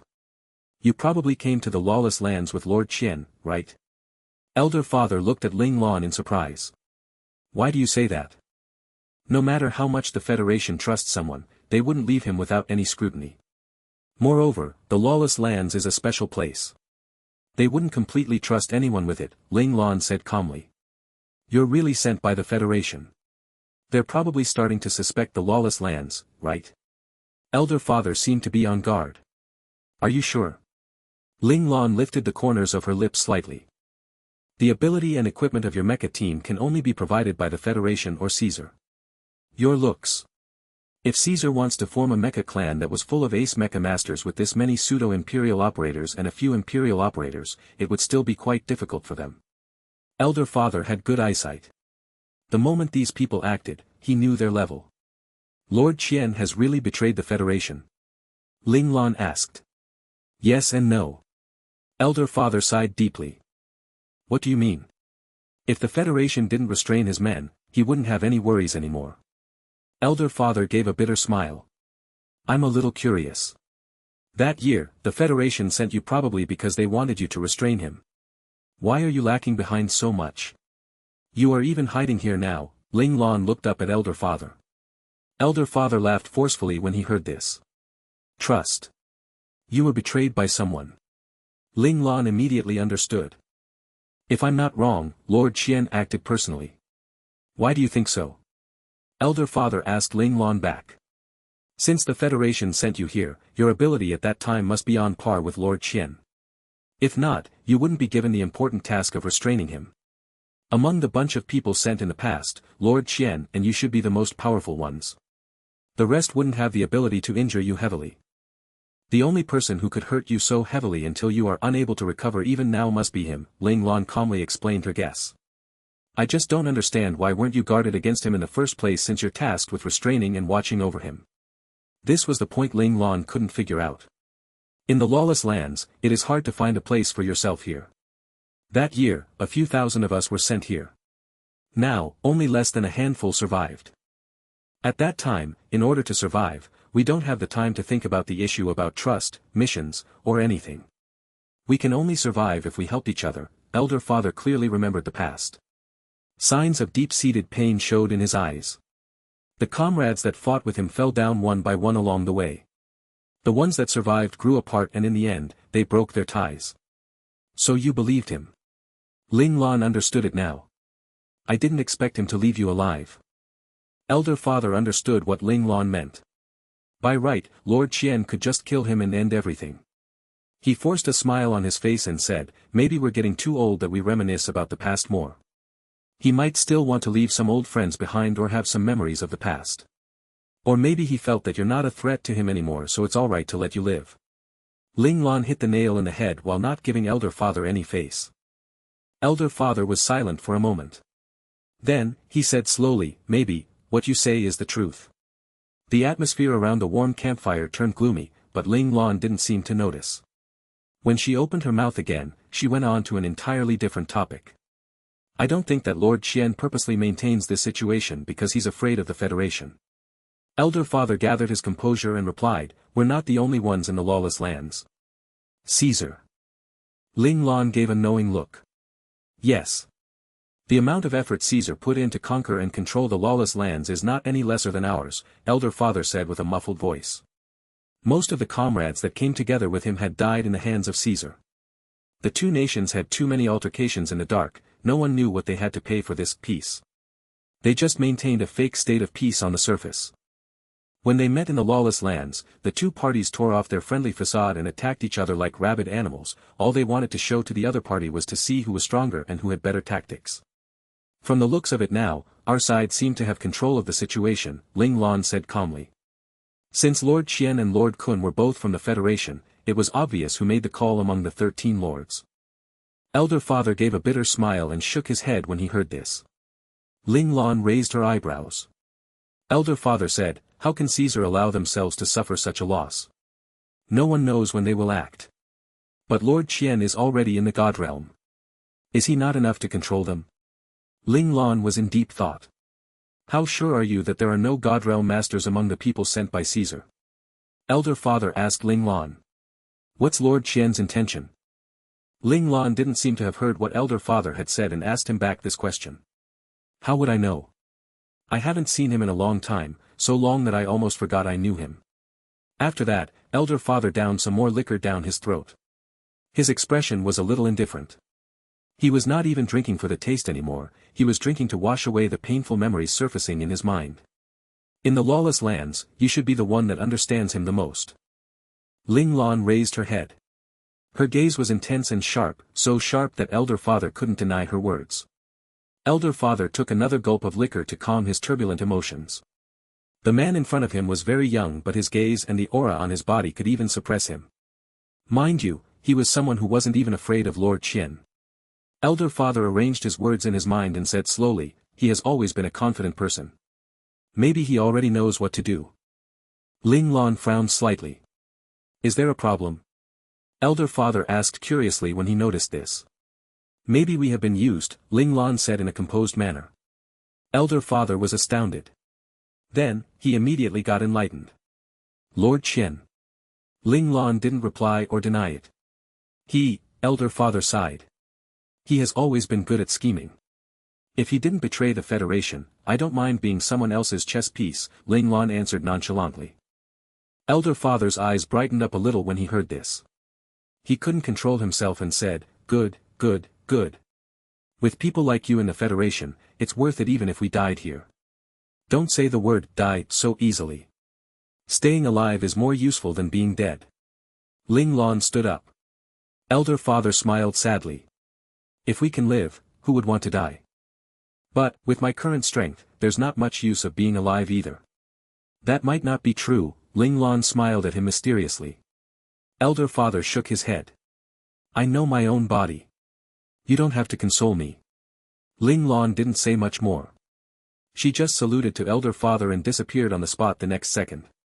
Elder Father sat beside the oddly cold campfire and drank a few more mouthfuls of liquor silently. Unknowingly, he had finished the entire bottle of liquor. "Seriously, shouldn't he ask more about Lord Qian?" Elder Father said helplessly. He threw the empty alcohol bottle into the campfire as he gave a low sigh. The next day, when Elder Father got up, he realized that the surroundings were very quiet. "Why is it so quiet?" Elder Father asked in a puzzled tone when Dr. Ju came to inspect his body. They left. Dr. Ju seemed to be on low spirits. "Who?" Elder Father was stunned. "Regiment Commander Zhao and their leader." Dr. Ju replied in an uncertain tone. "They left so quickly." Elder Father frowned. "They had many injured men, right? Why don't they stay here to let them recuperate first? They seem to be in a hurry." Regiment Commander Zhao and his men left in a rush. They only had the time to tell me that they were leaving and asked me to inform you. They hoped that you wouldn't blame them for being disrespectful. I understand. They're not the only Mecha clan that participated in this battle. There might be other people waiting for their reinforcements. Time waits for no man. Elder Father expressed that he wouldn't blame them. Lord Zhen and his confidants had left the 7th Preserve District. We can't find their location now. All the lords received this intel almost at the same time. What a pity, they actually escaped, Lord Holy said with some regret. The Mecha Scavenger Alliance actually let them off. I thought that there would be a good show to watch. How boring. Lord Demon laid on the couch in her bedroom and appeared to be very bored. Lord Zhen is still quite smart. Lord Zhen smiled. Don't disappoint me, brat. Lord Kun furrowed his brows slightly as he looked at the direction of the battlefield. How far can you go? Lord Qian looked at the three-dimension map in front of him with a smile on his face. This game is getting more and more interesting. After going through a series of assessments, the first batch of graduates from the First Military Academy of Country Lan finally reached the moment where they needed to make the decision that would affect their future. Oh right, have you thought of which division you want to go to? The students who were gathered in the plaza and waiting for the virtual screen to show their information couldn't help but ask each other when they met anyone they recognized. Of course, I want to go to the Emperor's Ling Tian army. That is our most powerful division. They're the real Emperor's army. Everyone got excited just thinking about the prospects of joining such an illustrious division. They would rise in rank tremendously if they managed to enter the Ling Tian army and become the Emperor's personal soldier. Don't let your imagination run wild. You need to pass through various difficult tests before you can enter Ling Tian. Not only do you need to have outstanding personal strength, but your political background must also be adequate too. We don't have the right to enter Ling Tian. In the crowd, there was someone who clearly understood the criteria of entering Ling Tian clearly, so he couldn't help but burst their bubbles. I know. I'm just dreaming about it. Still, my biggest goal in life is to enter Ling Tian. 20-year-old men were all full of ambition and enthusiasm. Humph, who isn't? We used to be an undeveloped zone enslaved by other nations. Now, we have successfully built our nation and have a spot in the intergalactic United Nations. These are all possible because of our emperor. Who doesn't respect our emperor? In Country Lan, Emperor Lan was everyone's idol. Can you stop daydreaming? It's impossible for us to get into Ling Tian. Let's find a more reachable division. Do you all want to get randomly allocated by the system? Of course not. I heard that those who didn't get chosen by any division or didn't manage to register in time would be allocated by the system randomly. Emperor Lan specially granted this favor so that they won't lose their chance to enter the military. Actually, there are many divisions that are not bad. For instance, General Qi's Longdo Army, General Luo's Yizhi Army, General Xie's Zhuolang Army, General Han's Zhongce Army, General Lin's Zhongqing Army, and Marshal Li's Mufeng Army. Someone mentioned the most famous armies in Country Lan. The commander of these armies were people who fought alongside Emperor Lan in the past. The other divisions might be alright, but Marshal Li's division might not be a good place to go to now, someone said with pity. When this was said, the atmosphere turned tense. Everyone said that Country Lan was perfect. The only problem was the relationship between Emperor Lan and Marshal Li. Emperor Lan married someone recently. This person was sent by the Federation to make peace with Country Lan through a marriage. Hence, the relationship of the young master of the top elite family in the Federation, Li Mulan, who was Marshal Li, and Emperor Lan became dangerous. There was a rumor that they used to be a couple in the past. However, the old fogies in the parliament were afraid that once Emperor Lan and Marshal Li got married, they would be too much of a power couple. They were also afraid that no one would be able to restrain Emperor Lan in the future, so they proposed that the emperor's husband mustn't have any real military power. If Marshal Li wanted to marry Emperor Lan, he needed to give up his current status. Imagine a man, especially a man who had immense military power in his hands, having to give up his power to become a toy boy. In the end, Emperor Lan and Marshal Li broke up. Unfortunately, before their relationship could heal, the Federation took the opportunity to send a beautiful man to marry Emperor Lan. No woman can resist the charms of a beautiful man. Although they felt pity for Emperor Lan and Marshal Li, they had to admit that the emperor's husband now was really beautiful. It was understandable that Emperor Lan would get moved by him. But, since then, Emperor Lan and Marshal Li became enemies. This made Marshal Li's Mufeng army that not very attractive division to be recruited by. I don't care. I just don't want to go to the Mulan army. As compared to the Mufeng army, these cadets hated Empress Li Xuanjiang's division more. It was called an army, but in actual fact, it was a toy that the emperor gave to her husband to play when he was bored. The soldiers inside there were lacking in all areas. They were all weak people who had negative combat abilities. People who graduated from the military academy looked down on this division. As the cadets from the first military academy, there was no way they would want to go to this army. Sigh, I hope that heaven will help me. Everyone agreed with this sentence. The 11th Preserve District got news that the 7th Preserve District got surrounded by the armies of the 13 lords. It caused a huge uproar within the district. The district mayors had more or less talked to each other before. Some of them even had good friendly relationships with one another. Compared to the other districts, the 11th Preserve District and 9th Preserve District had more interactions due to their close geographic locations. A lot of people in the 11th Preserve District had people they knew in the 9th Preserve District. A crowd had already gathered at the residence of the district mayor of the 11th Preserve District. Most of the crowd had agitated and confused expressions. "Mayor, do you think they have discovered something?" a middle-aged woman asked agitatedly. The district mayor of the 11th Preserve District was a tall and muscular middle-aged man.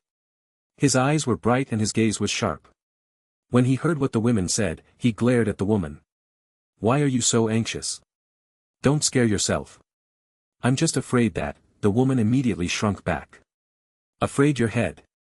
The district mayor was exasperated at his people. "Shouldn't we at least make some preparations? Maybe their next target is us." A man from the crowd frowned and suggested. "We shall not do anything that will attract suspicion." The district mayor thought for a moment before deciding to keep everything the same. "But if something really happens, the future of the lawless lands and us will perish here. As the hope and seeds of the locals, nothing must happen to them. In that case, tell me, where can we go?" The district mayor shook his head and said, "The lawless lands is big enough to accept everyone who comes here. But, the funny thing is, there's no place for locals like us to live safely." The moment he said this, everyone turned quiet. Those younger ones weren't able to hide their anger. "It's better if we don't do anything. That way, no one will suspect us. Sometimes, staying put is better than making a move." The district mayor sighed. "Being passive isn't how we do things." Some of the crowd were unhappy. "Of course, we have to know why they decided to attack the 7th Preserve District first." The district mayor squinted. He knew that the district mayor of the 7th Preserve District wasn't a local of the lawless lands. "Report. We have received a report from the front lines." Suddenly, a young man squeezed past the crowd to get to the district mayor. The district mayor looked at the report and started pondering. He didn't forget to pass the report to the crowd beside him. All the people gathered here were worth trusting. They were on the same boat after all. Not long after, everyone read through the report. "It looks like the 7th Preserve District asked for their own death. They took in the enemies of the lords. This had entirely nothing to do with us." Finally, they felt at ease. When they first heard about the 7th Preserve District being surrounded, their first reaction was that they were discovered. "We can't deny the possibility that they are trying to fool us." Someone was still extremely careful and cautious. "Yes. We still need to be careful." Most of the people agreed with that person. "Am I the only one that is thinking about the background of the two sides?" Someone had a deeper look at the situation. The district mayor's gaze turned sharp. He pointed at the person and said, "Tell me about it." The person nodded and continued, "The people who surrounded the 9th Preserve District consisted of 3 lords. To prevent people from eavesdropping on them, he used hand signals to tell everyone who the 3 lords were. The one that was being surrounded is the newly ascended lord. Are you saying that they combined efforts to give the new lord a hard time? They might be settling accounts with him." The person shook his head. "All in all, the new lord can't make any complaints against such treatment. The 13 lords will never allow a new lord to join them so easily." Everyone nodded. If that wasn't the case, they wouldn't be in such a bad state. They had to hide in this place and conceal their identity while living the life of a normal person. The new lord must be in a tragic state now. No one had high hopes for Lord Jen. Let's see the result of this battle. The district mayor knew that this fight would affect Lord Jen's position in the lawless lands. As a local of the lawless lands, he wanted to send these foreigners away. Thus, he was happy to see internal strife, and even hatred, among the 13 lords, as this could be an opportunity for them to grow and prosper. If the 13 lords started supporting one another and helping one another, they would really need to cry. "Boss, where are we going?" After flying blindly with seemingly no goal in sight, Luo Lang finally couldn't withstand the urge to appease his curiosity. To find an answer, Ling Lan replied calmly. Currently, Li Lanfeng was seated limply on the auxiliary seat next to her. He was still unconscious. "Answer?" Luo Lang was puzzled. Why was boss being so indirect with his words? Why couldn't he understand anything? In the past, when Xie was beside him, he would always explain everything whenever he didn't understand something. Now, realizing he was so helpless without Xie, Luo Lang started to miss the times when he had Xie beside him. Back then, he wouldn't need to care about anything then, as Xie would do everything for him. Why did Lord Qian betray the Federation? The information I have now is not enough. Ling Lan couldn't help but frown when she said this. Lord Qian had already reached the God realm. He belonged to the tip of the totem pole of formidable warriors. Logically, as long as he didn't leave the lawless lands, the Federation couldn't do anything to him even if he disobeyed them. But, realistically, that wasn't the case. On the surface, the Federation couldn't mess with more God realm formidable warriors or God-class operators when their plates were already filled with God realm formidable warriors and God-class operators from Caesar, but based on her deep understanding of the Federation, Ling Lan knew that there were a few God realm formidable warriors that they hadn't revealed yet. If the Federation really wanted to deal with him, they had their ways. If she was aware of this, Lord Qian must know this too. Hence, without ample reasons, a sly old fox like him wouldn't take the risk to betray the Federation so easily. He even attacked his companions who went through thick and thin with him. This was the reason why Ling Lan didn't ask Elder Father more about Lord Qian. Even after spending years together as a competitive rival to Lord Qian, Elder Father still truly didn't know about the true face of Lord Qian. Because of his preset impression of Lord Qian being wrong, he got schemed by Lord Qian in the end. Since the Federation gave him this important mission to infiltrate into the lawless lands, Lord Qian must be an extremely intelligent person. As one, he naturally wouldn't let go of any suspicious factors.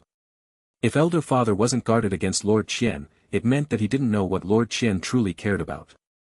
Lord Qian might have allowed Elder Father to live because he was his old comrade, but the most likely reason was because Elder Father was totally oblivious about Lord Qian's true thoughts, so it was totally useless to question Elder Father further as it might skew her impression of Lord Qian into a totally different direction.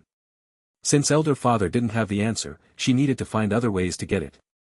Luckily, Ling Lan had previously gone through the historical records about the lawless lands during this period of time, and she finally found a lead where they could obtain the answer.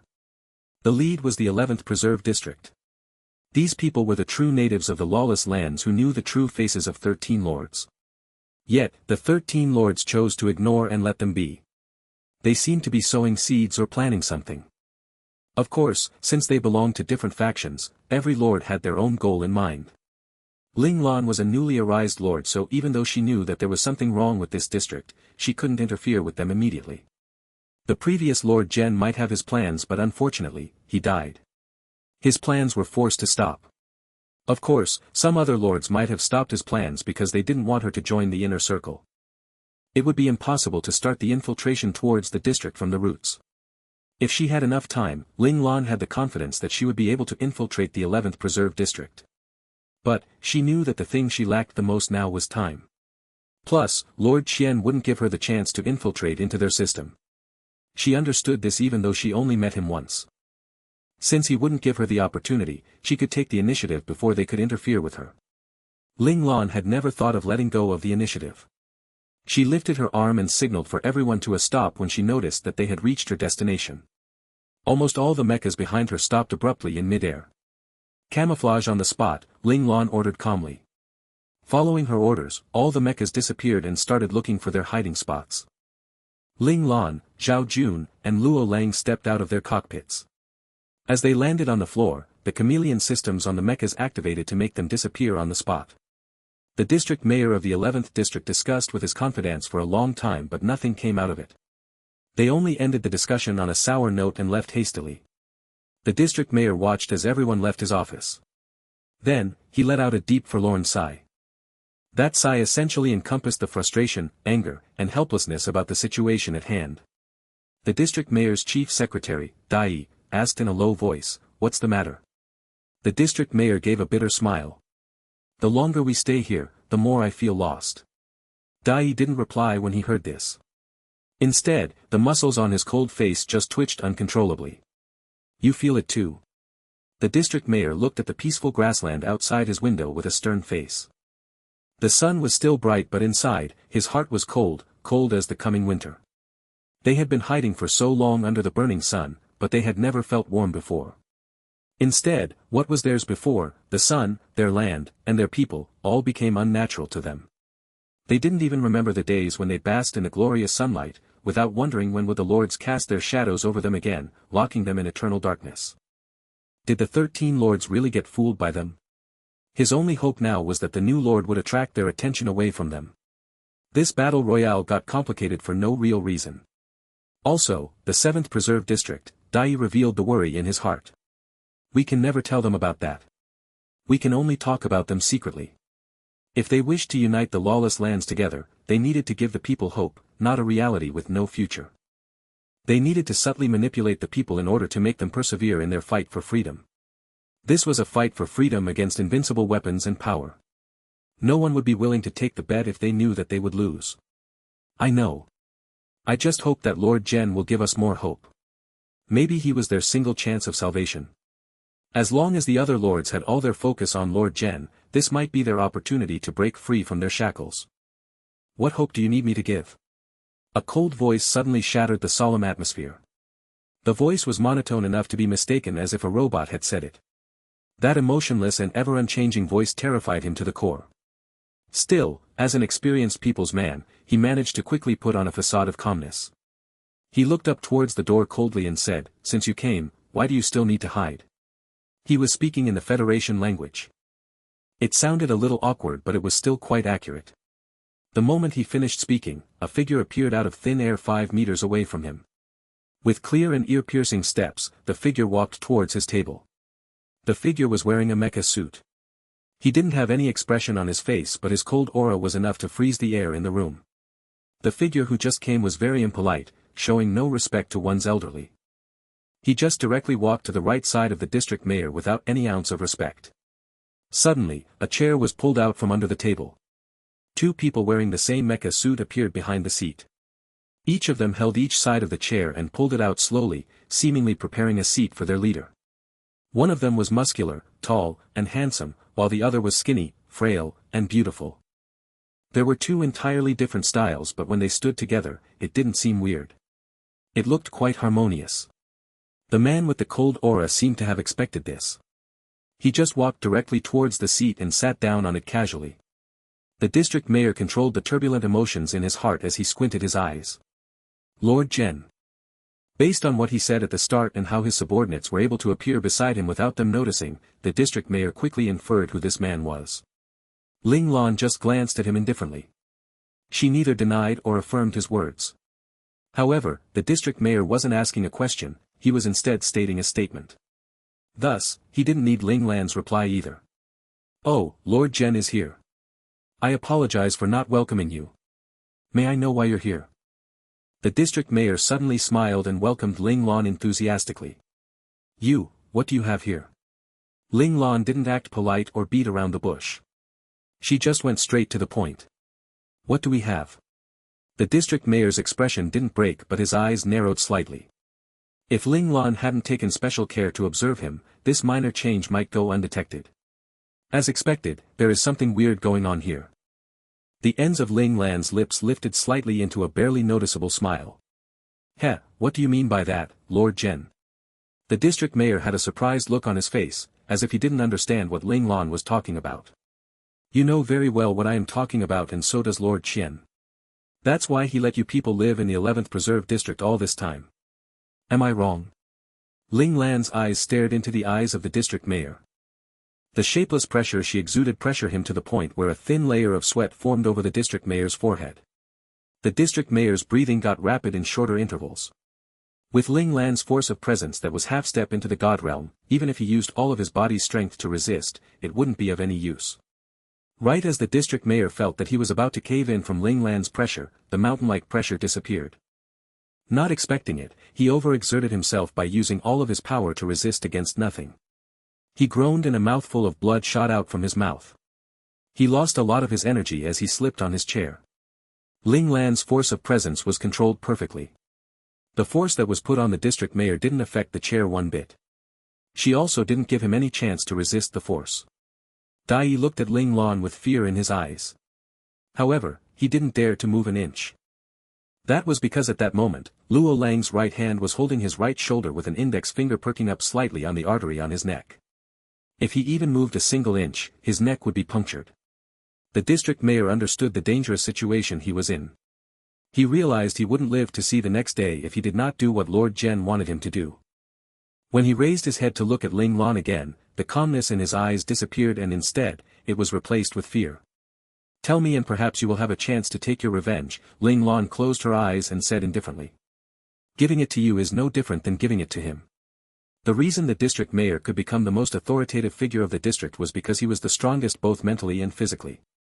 Even in front of Lord Jen, he immediately calmed his steel nerves and replied in a normal tone.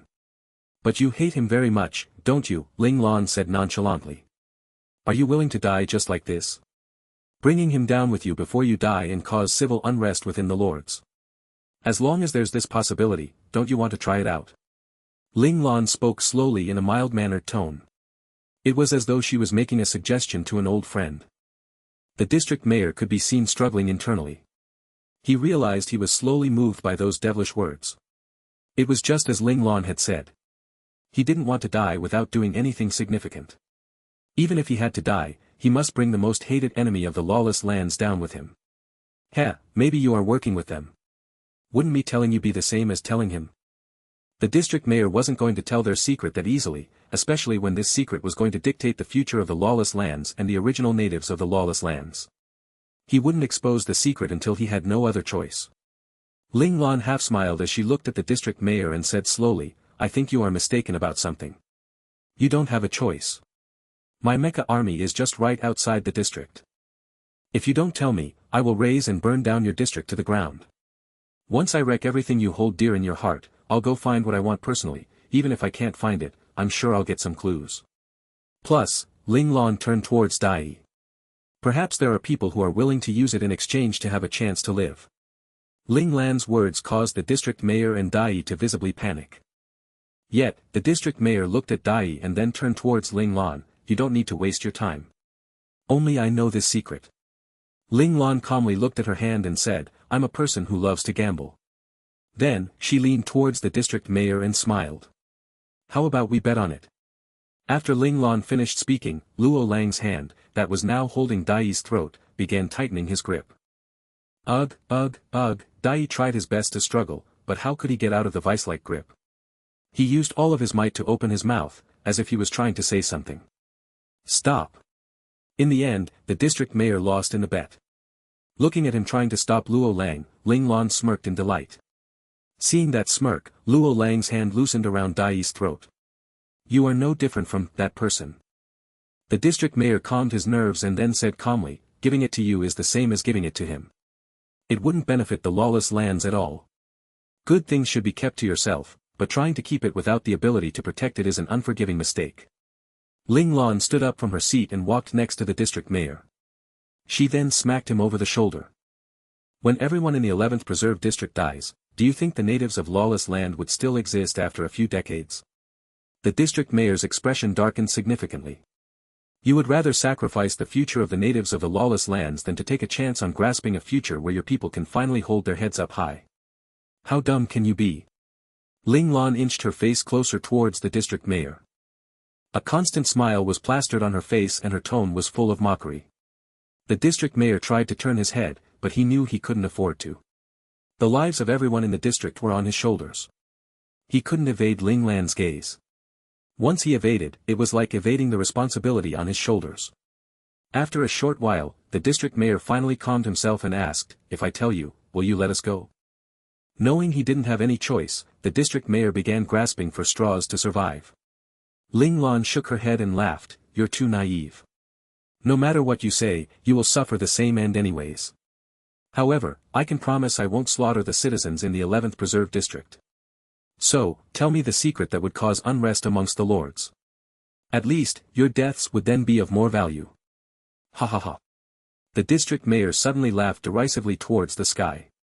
After laughing, he looked at Ling Lan with an enraged look in his eyes as he spoke coldly, "If it's death either way, I would be an idiot if I told you anything. Whatever. If you want to do that, sure. Anyway, now, I won't need to make him my enemy and I could just continue to be Lord General. That's not bad either." Ling Lan had a nonchalant look on her face. The district mayor started at Ling Lan to see if he could find any hints of hesitation. However, he didn't see anything but instead, he saw her becoming more confident. Maybe that was Lord Jen's real thoughts on this issue. The mental wall of the district mayor completely collapsed. With the faith he had on the secret he held protecting them collapsing, he lifelessly flopped on his chair. "You win," said the district mayor bitterly. His right hand slowly reached towards his waist to pull out a sharp dagger. With the dagger in hand, he stabbed his own left shoulder. Blood spewed out of the wound. Dai, who was still catching his breath, couldn't help but gasp in surprise. Ling Lan, Luo Lang and Zhao Jun on the other hand were only watching the district mayor calmly, being totally not surprised by his sudden self-mutilation. The district mayor had always believed the citizens of the lawless lands were gifted with a heavenly physique, making them stronger than the average person, but these foreigners weren't even human. They were a bunch of abnormal beings. Although the district mayor was going through a difficult time in his mind, the hand holding the knife didn't stop at all. The knife continued to roughly cut open the flesh on his shoulder. He carved out chunks of his flesh to the point where his bones could be seen from the surface. When the bones surfaced in everyone's vision, they realized a part of his shoulder was actually made out of metal. Despite the district mayor almost carving out a few pounds of flesh, no blood leaked out of his body due to his exceptional control over his muscle, which constricted the blood vessels around his shoulder. He gritted his teeth as he used the tip of the dagger to chip against a certain point on his metal shoulder bone. As the knife chipped away the bone, a small compartment within the bone was revealed. He then used the tip of the dagger to dig the compartment. A black object quickly flew out from there and shot towards Ling Lan. Hundreds of silver threads suddenly appeared in front of Ling Lan and quickly created a net, instantly catching the black object within it. The district mayor endured the pain and spoke with bated breath, "Everything you want is there. As for whether you can decrypt it or not, that'll depend on you." Ling Lan looked closely at the black object suspended in midair by her silver-threaded net. She went into deep thought as she scrutinized the black object. "I hope you can keep your word and let the citizens of the 11th Preserve District go. As for us, you can kill us if you want." The district mayor laughed bitterly. "He also has one of these, doesn't he?"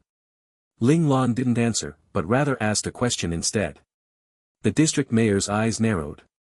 The look he gave Ling Lan was complicated. "This is becoming interesting." Ling Lan stood up. A slight look of helplessness was shown in her eyes, but also an unseen look of joy. "We can finally go back. This time, we have to rest up well." Ling Lan turned towards the door and didn't turn back. Luo Lang and Zhao Jun followed suit. The district mayor looked at the fading silhouettes of the three of them in both fear and surprise. When the three of them walked out the door, he finally couldn't help but ask, "You're not going to kill me?" "Not interested. As for whether the 11th Preserve District will be able to live to see the next day, that's your problem, not mine." There was no one there, but Ling Lan's cold voice rang in the district mayor's ears. The way she said it was cold and heartless, but it seemed to have made him feel somewhat grateful. After 3 days, the battle royale had finally reached its end. In the end, all the lords suffered wins and losses in this battle royale, but one lord's result stood above all.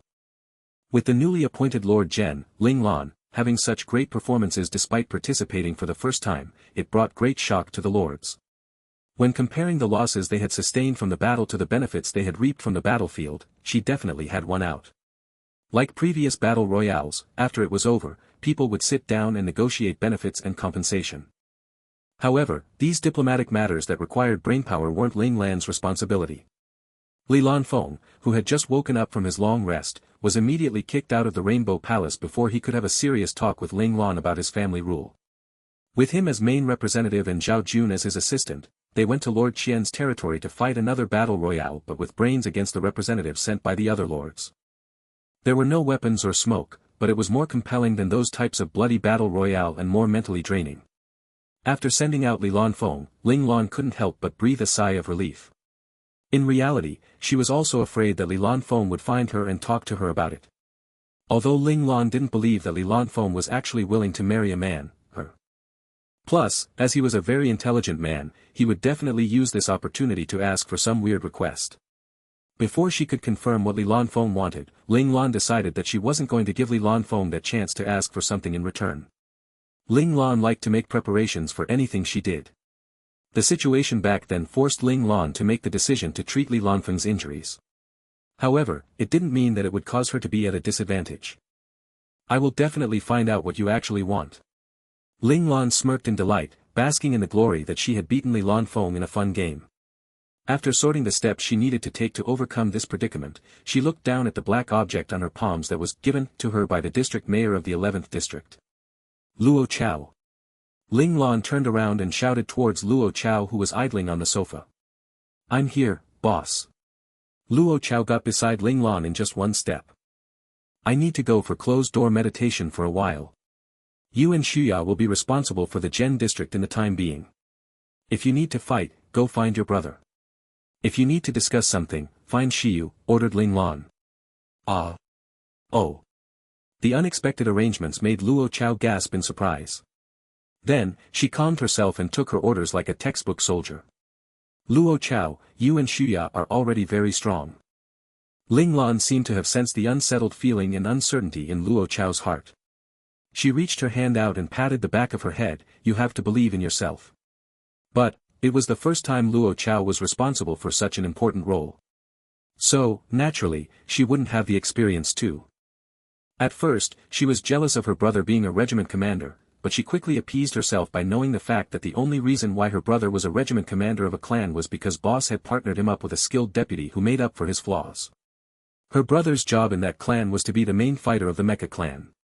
Don't pressure yourself too much. She patted her head lightly. Ling Lan with a gentle smile on her face said, if you need help, don't be afraid to ask your comrades, they are your comrades for a reason.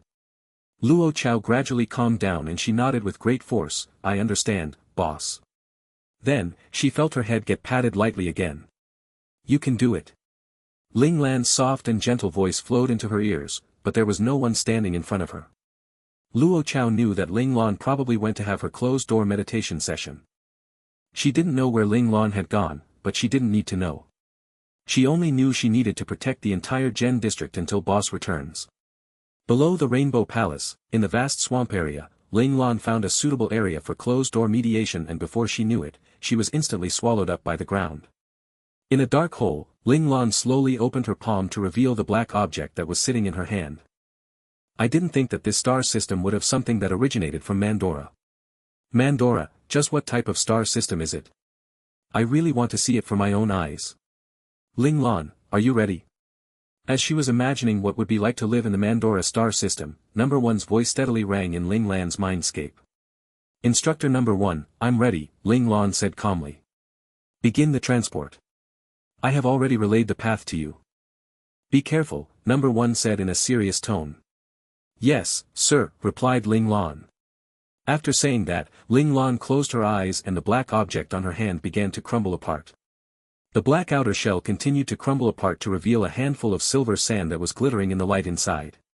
Just as the black outer shell finished disintegrating, the silver hand laid flat on her hand before sinking into her skin. In Ling Lan's body, the silver sand entered Ling Lan's bloodstream. It began to flow from her hand to her feet before finally reaching her head. A hardly visible thin layer of sweat formed on Ling Lan's forehead. In order to control the silver sand to not harm or move to another location in her body, Ling Lan must use all of her concentration to direct the flow of the sand. Moreover, with the fact that she only had one chance to do it, added to the pressure. Here, Number One's voice echoed. Ling Lan's body shook violently. The silver sand broke through the walls of her mindscape and rushed straight for the learning machine. At that moment, in Ling Lan's mindscape, an enlarged structural blueprint of the learning machine had appeared. Number One had already marked a few points on it which Ling Lan must carefully place the silver sand in their respective points. If the silver sand was deposited wrongly, Number One would instantly destroy the silver sand. If that happened, it would mean Ling Lan had failed what she was trying to do. For example, the instructors, Little Four, and Little Blossom. Also Ling Xiao and Xie Yi, who were waiting to be revived. Ling Lan couldn't gamble with their lives on the line and she didn't want to do it either. What Ling Lan took from the district mayor of the 11th district seemed to be a data storage device in the beginning, but it was actually a rare material that would cause a giant commotion if they were in the Mandora star system. The silver sand could actually be used to upgrade the hardware of the learning machine by one level. Once Ling Lan had acquired it, Instructor Number One immediately sensed it. He quickly told Ling Lan to quickly go into her mindscape and prepare to upgrade the learning machine. Of course, the reason Instructor Number One was so quick to make such a decision was because of Little Four, who had been in a coma. When Ling Lan touched the black object, Little Four's body reacted greatly to it. It was definitely an important item connected to Little Four's body since it was able to cause such an acute reaction. In the end, it was Little Four's body's natural instinct to get stronger that caused him to have such a reaction. As time went by, more and more silver sand was slowly getting deposited into their designated points. The mass amount of sweat had already caused the hair of Ling Lan's forehead to stick to her forehead. Ling Lan's always calm demeanor was actually broken in this procedure. Both Ling Lan and Number 1 knew what upgrading the hardware meant. Little 4 was going to come back. Number 1 had initially thought he needed decades of Ling Lan's spiritual power to replenish him. Now that if the hardware upgrade was successful, the energy it replenished might be able to awaken Little 4. Good job, you succeeded, Ling Lan, Number 1 said with satisfaction. Despite him being calm and cool, a look of joy still couldn't escape his eyes. If someone had told Number 1 that he would one day have a disciple that he would be completely satisfied with, he probably would think that person was dreaming or perhaps drunk.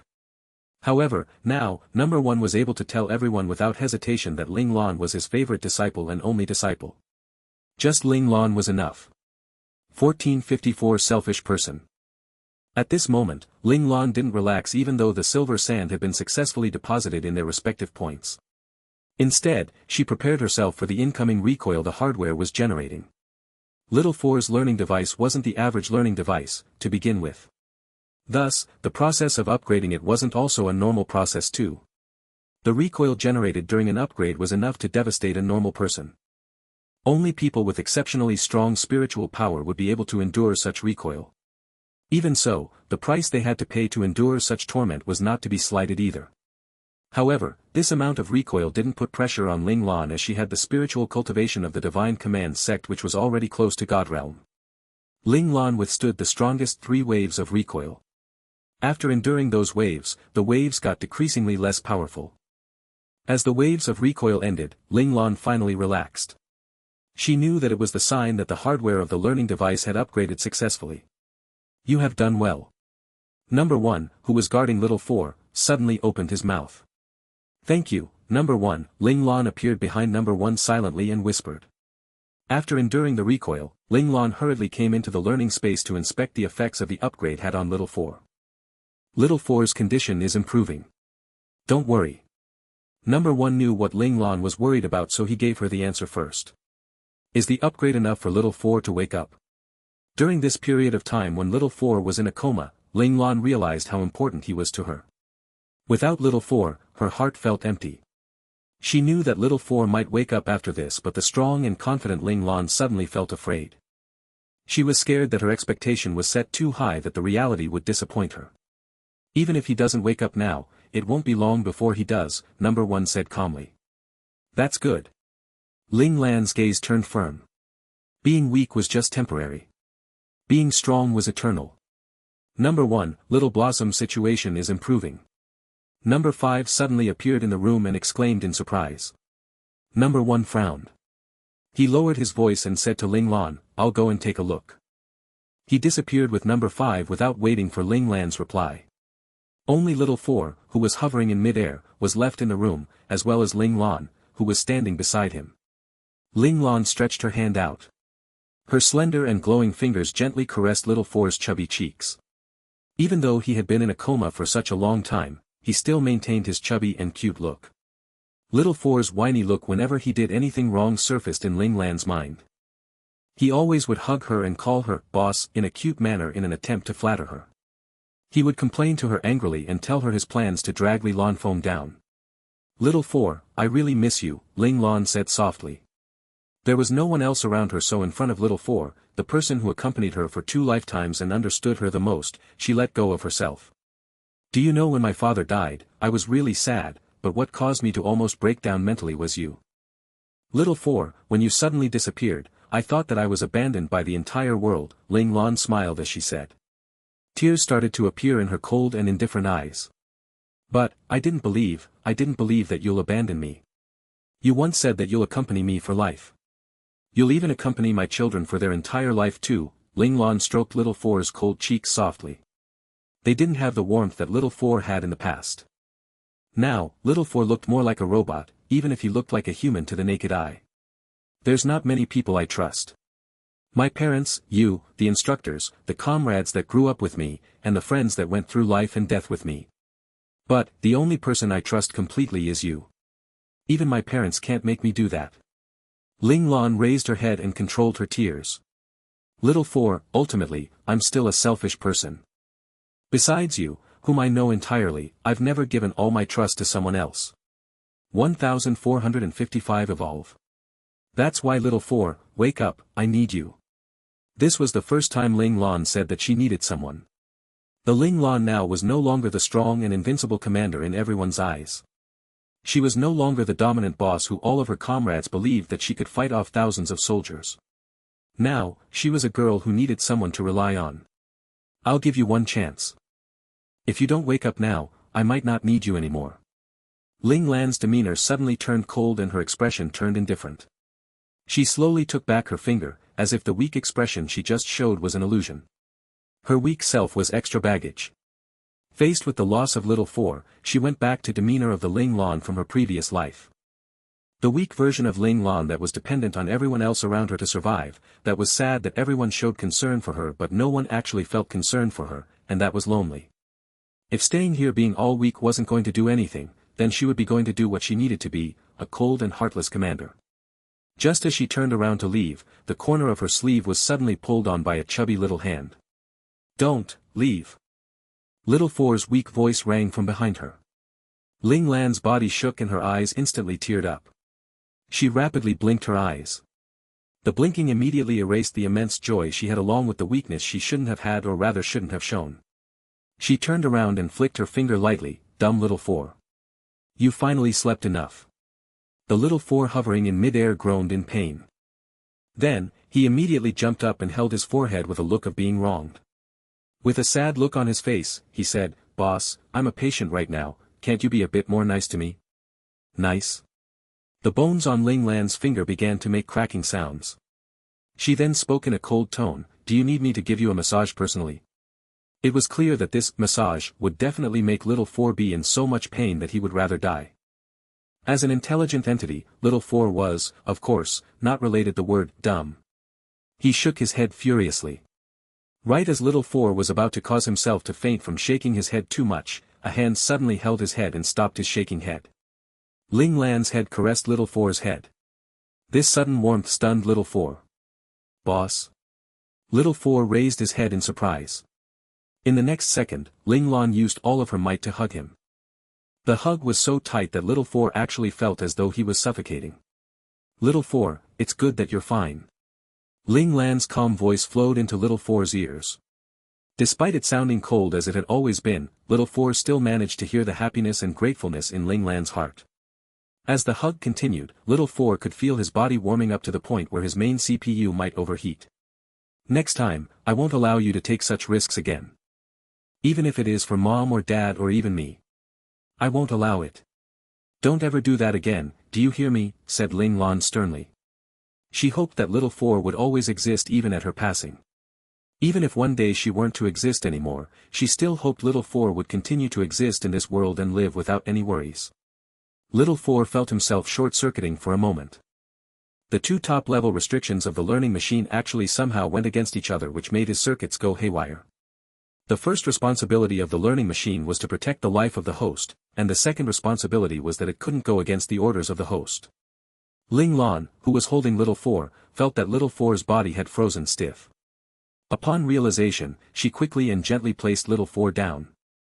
When she saw a sleeping Little Four again, she felt her mind was about to collapse. Instructor number 1. Ling Lan quickly shouted. Number 1 appeared in an instant. Instructor number 1, what's wrong with Little Four? Why did Little Four suddenly stop responding to her? His originally bright and lively eyes actually darkened. It was as though he was a robot that suddenly lost its power. Instructor number 1 lightly pushed down on Little Four's head and frowned slightly. He actually began evolving right after he woke up. He really is a piece of work. Evolving an intelligent entity like Little Four required work to be done in advance to prepare for it. Usually, it required months of dedicated research and careful experimentation of the direction of the evolution to increase the chance of success, otherwise, the evolution would fail easily. Instructor number 1 thought Little Four was too impulsive to evolving himself after sensing he could evolve. How could he know that it was because of some of Ling Lan's actions and words that caused Little Four's original restrictions to have a terrifying flaw? In order to repair this flaw, Little Four naturally chose to evolve after sensing the room for an evolution. This was actually a method Little Four used to protect himself. Is Little Four in danger? Ling Lan said worriedly. At most, he would just fail and waste this opportunity to evolve that you managed to acquire with great effort, said Instructor number 1 frustratingly. That's fine. Ling Lan was no longer worried. As long as little 4 was fine, no matter how wasteful it was, Ling Lan wouldn't mind. Number 1 understood the meaning behind Ling Lan's words. He shook his head silently. With a host who pampers her own intelligent entity without thinking about any of the risks. Number 1 felt his head hurt. Each and every one of them weren't easy to deal with. Little 4's evolution wasn't something that could be done in just 1 or 2 days. So, after getting assured that nothing would happen to little 4, Ling Lan left the room. She used her spiritual self to scan the entire Rainbow Palace to discover that everyone was systematically going about their work. Seeing this, Ling Lan was no longer worried. She took a deep breath before taking a step forward to arrive beside Instructor Number 5. Instructor Number 5 was studying Little Blossom's situation closely. After sensing Ling Lan's arrival, he said, a portion of Little 4's energy was devoured by Little Blossom. I'm not sure if Little 4 was affected or not. This was the result after Instructor Number 1 and Number 5 analyzed them. Otherwise, with Little Blossom's terrible state, things wouldn't get better so suddenly. Little 4 just woke up, but now he's evolving himself, said Ling Lan calmly. Also, without Little 4's consent, Little Blossom can't devour Little 4's energy. Ling Lan was much more knowledgeable of the relationship between Little 4 and Little Blossom compared to the two instructors. Although Little 4 bullied Little Blossom, Ling Lan knew that Little 4 actually cared a lot for Little Blossom.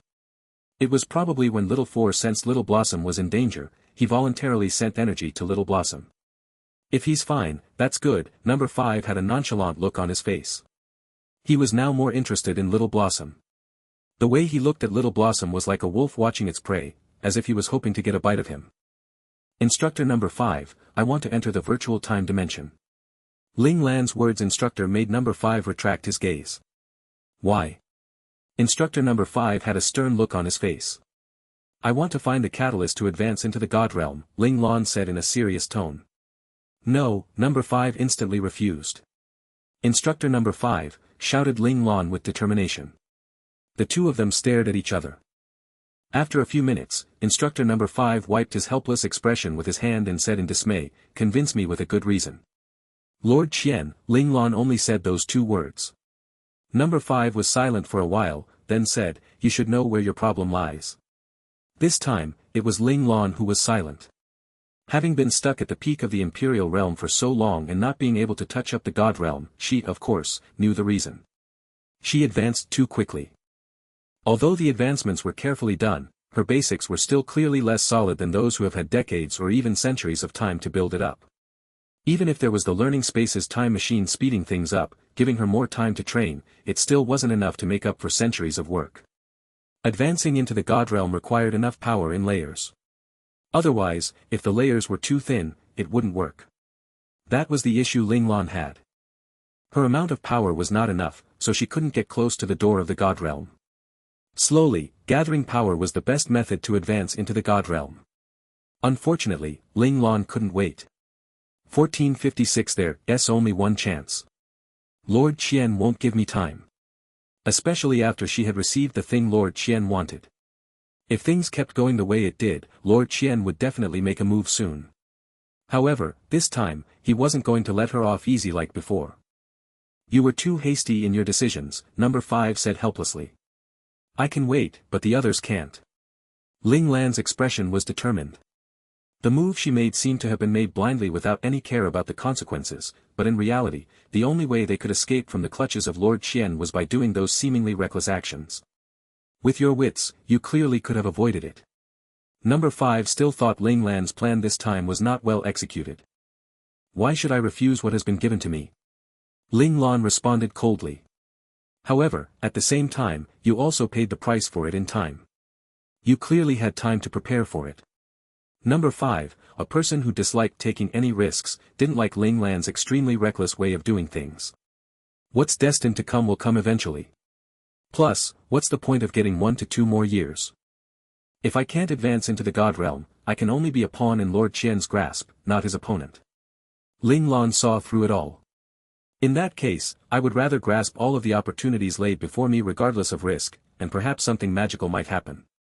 For others, 1 or 2 years are indeed useless, but for you, with the virtual time dimension machine, it's not like you are helpless. Ling Lan's words could fool others, but they couldn't fool Number 5. He knew about Ling Lan just as much as Ling Lan knew about herself. Using the virtual time dimension machine will only help me sense the catalyst to advance the first time I use it. If I don't succeed in my first try, then the subsequent trials would only help me acquire more experience, but I will no longer have a chance to advance. In that case, what's the point of having that 1 or 2 years? I would rather risk it now. Ling Lan knew very well what she wanted. Sometimes, fighting against the tide doesn't mean there's no chance of winning. Number 5 looked at Ling Lan with a heavy gaze. It seems, you've made up your mind. After meeting Lord Qian, I realized that this was the only path I can take. Every decision Ling Lan made, although not necessarily calculated, was made through careful deliberation over the pros and cons. After deliberating over and over again, she made the conclusion that what she did was the best choice. Alright, since you've made up your mind, I'll let you go in. Just like you said, you only have one chance, reminded number 5. Ling Lan nodded. Number 5's finger slashed the air beside him lightly and a dimensional tear slowly opened up. It gradually got wider and wider until it was wide enough for a person to fit through. Ling Lan nodded gratefully towards number 5 and walked into the dimensional tear without looking back. Boom! The dimensional tear crackled the moment Ling Lan went in. It was then the dimensional tear started to swirl, gradually getting smaller and smaller with each turn before disappearing in a pop. The next second, a slender figure appeared beside number 5. Why didn't you try to stop her? Asked number 5. Even though she was so worried, number 9 didn't even try to persuade her against it or even see her off. Number 5 thought it was out of character for number 9 to do that. No one can stop Ling Lan from doing what she wants. Even number 1 can't do that. The time number 9 spent with Ling Lan was the longest out of all the instructors. Her feelings for Ling Lan had already surpassed the love for a disciple. It could even be said that she had already thought of Ling Lan as her child. When number 9 realized her motherly feelings for Ling Lan, she no longer gave Ling Lan any instructions or suggestions. That was because she knew her feelings would affect her judgment, and without proper judgment, she wasn't qualified to be an instructor for Ling Lan. The only thing she could do now was to trust in Ling Lan. Even if she was worried and desperately not wishing for her to go, she couldn't come out and affect Ling Lan's decision. Number 9, the rule of the dimension states that you shouldn't have feelings for the host, reminded number 5. Then you can enforce that rule right now, number 9 glared at number 5 as she replied. Number 5 smiled sweetly after hearing those words. Why should I enforce it? This place isn't Mandora. There isn't that annoying disciplinary committee too. If there really was a disciplinary committee, you would have gone there long ago, I'm sure. Number 9 didn't leave any face for number 5 and spoke out his true intentions. Expected of the person who understands me the most. Number 5's smile became even sweeter. Even his eyes were smiling. The originally cold smile actually looked beautiful at that moment. It was like a flower blooming in the harsh cold winter. It's already been so long, but I still don't understand you. Number 9 looked at number 5 with disdain and then disappeared in the next second. Number 5 sighed softly after number 9 left. Yeah, it's been so long already, but why don't you understand what I want? 1457 Her choice. Ling Lan stood on top of an iceberg and looked at the endless white snowy landscape before her. If it wasn't for the fact that there was a red setting sun in the west, Ling Lan perhaps thought she was going blind. She didn't know how many sunrises and sunsets she had seen since she had been in here, and she didn't know how many world-ending apocalypses she had experienced either. The power of nature made Ling Lan, who was halfway into the god realm, felt as though she was an insignificant ant in this giant world. She softly spoke, "Is it still not enough?" Ling Lan's cold and sharp eyes darkened significantly. Teetering between life and death was usually the easiest way to improve oneself. However, facing death time and time again didn't give Ling Lan what she wanted. Did I not dive deep enough? Even though the catalyst is in front of me, I can't reach it. A bitter smile formed on Ling Lan's face. As days, months, years gone by, Ling Lan knew her chance to enter the god realm was getting slimmer and slimmer. I am unwilling to just give up like this. Ling Lan's expression turned icy cold. She knew very well what the outcome would be if she didn't advance into the god realm. I have said it before, I won't allow myself to be helpless ever again. Ling Lan clenched both her fists. Master, I'm sorry.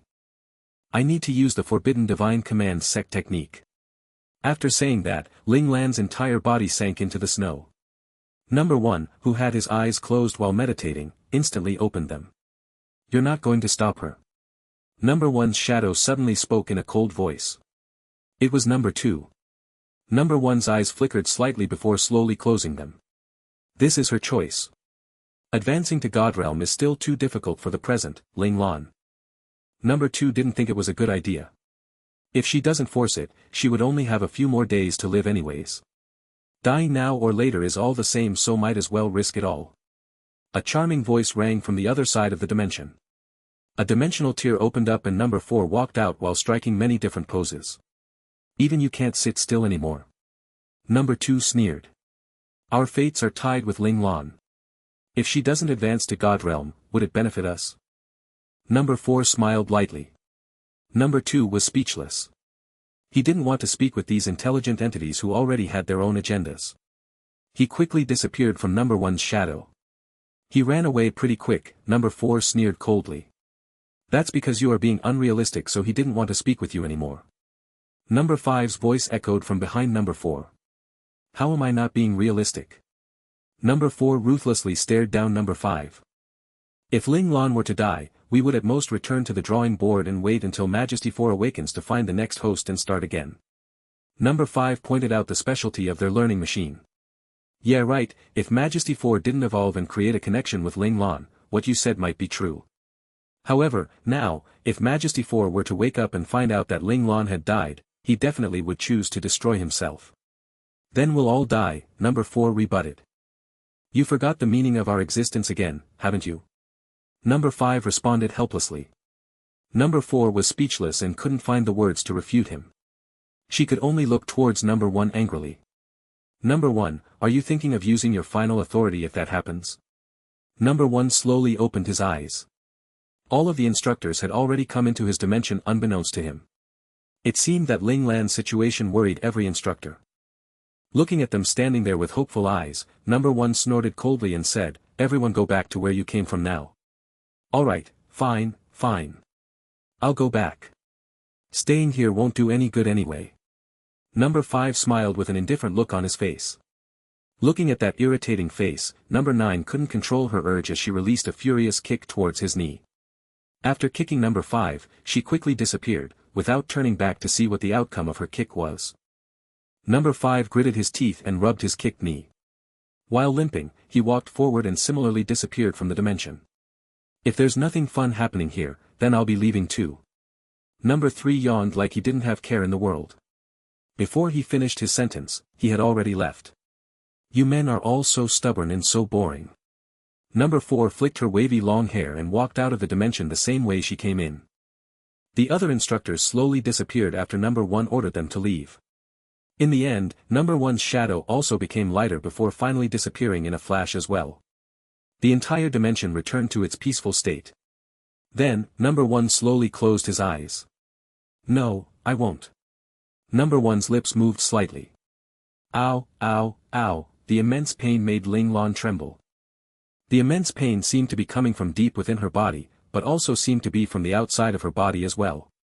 Quickly, quickly, patient on bed N27 suddenly has a reaction.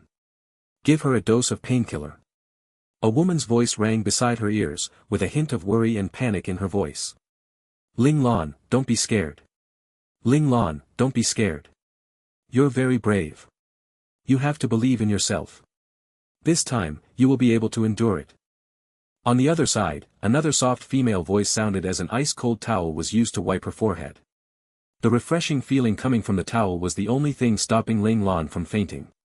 Ling Lan, you are the strongest girl I know. You definitely can endure it. From a further place, there was a voice of a crying woman cheering her on. Ling Lan suddenly felt her arm get injected by a needle. The cold liquid was then felt going into her bloodstream. However, all of this didn't have any effect on the unbearable pain she was feeling. Ling Lan thought that she was going to die from the pain. Ah! Ling Lan finally screamed out. How's the situation? A familiar male voice suddenly echoed in her ears. Dr. Lee, we just injected a dose of painkiller, but it doesn't seem to have an effect, replied one of the female voices. It was then a warm hand touched her with the intention of checking on her. Her condition worsened this quickly. If we don't stop it soon, Ling Lan won't be able to live past tonight, the male voice sounded firm but yet had a hint of unwillingness to it. Woo-woo. Then what should we do? One of the female voices actually began crying. Ling Lan's so nice. I don't want anything to happen to her, said the other girl while sniffling. You all need to focus. You're all nurses. If you panic, who will the patients depend on? The male voice suddenly shouted angrily. But, what should we do? The female voices suddenly had more strength to it, as if they were awakened from the shout. Continue to inject painkillers. Remember to not go past the limit, ordered the male voice. Nurse Han, go apply for the new experimental medicinal agent immediately. But, doesn't it have irrecoverable side effects? Our superiors have already ordered us to not use it carelessly. Nurse Han was somewhat hesitant. Why think about that when the situation is this grave? The male voice was determined. But if something bad happens, it will be on your accounts, Dr. Lee, said Nurse Han with uncertainty. If we don't try, it's the same as doing nothing. No matter what the outcome is, I will take full responsibility, replied the male voice calmly. It seemed that this decision was made through careful deliberation, not panic like what he just showed. All right, Dr. Lee. Nurse Han realized that Dr. Lee had already thought it through, so she didn't try to convince him otherwise anymore. She turned around and went to apply for the experimental medicinal agent. Ling Lan, endure it for a while. The new medicinal agent will be here soon. You will get better, so you have to hold on. Beside her ears, that soft female voice had been constantly cheering her on. This voice also sounded very familiar. It seemed that this voice had been standing with her the whole time she was in pain. It was just that she had never thought of giving up, but why was everyone here afraid she would give up, and why were they so desperately trying to cheer her on to continue to live? Although Ling Lan felt dizzy from the pain, her brain was still working at full speed. When she came about this realization, she was somewhat confused. 1458 5 years into the future. Not long after, Nurse Han brought back the new experimental medicinal agent. After a few sharp crackling sounds, a needle was injected into her arm. A cool liquid went into Ling Lan's bloodstream through the needle. The pain that was coming from deep within the bones began to get better. Feeling much better, Ling Lan took a deep breath to calm her nerves. After taking some much-needed breaths, Ling Lan finally opened her eyes. The blinding white light blinded Ling Lan's eyes for a second. For a moment, she thought that she was still in the snowy mountain range from before. Ling Lan, you're awake. How do you feel? A voice filled with joyful surprise made Ling Lan return to reality.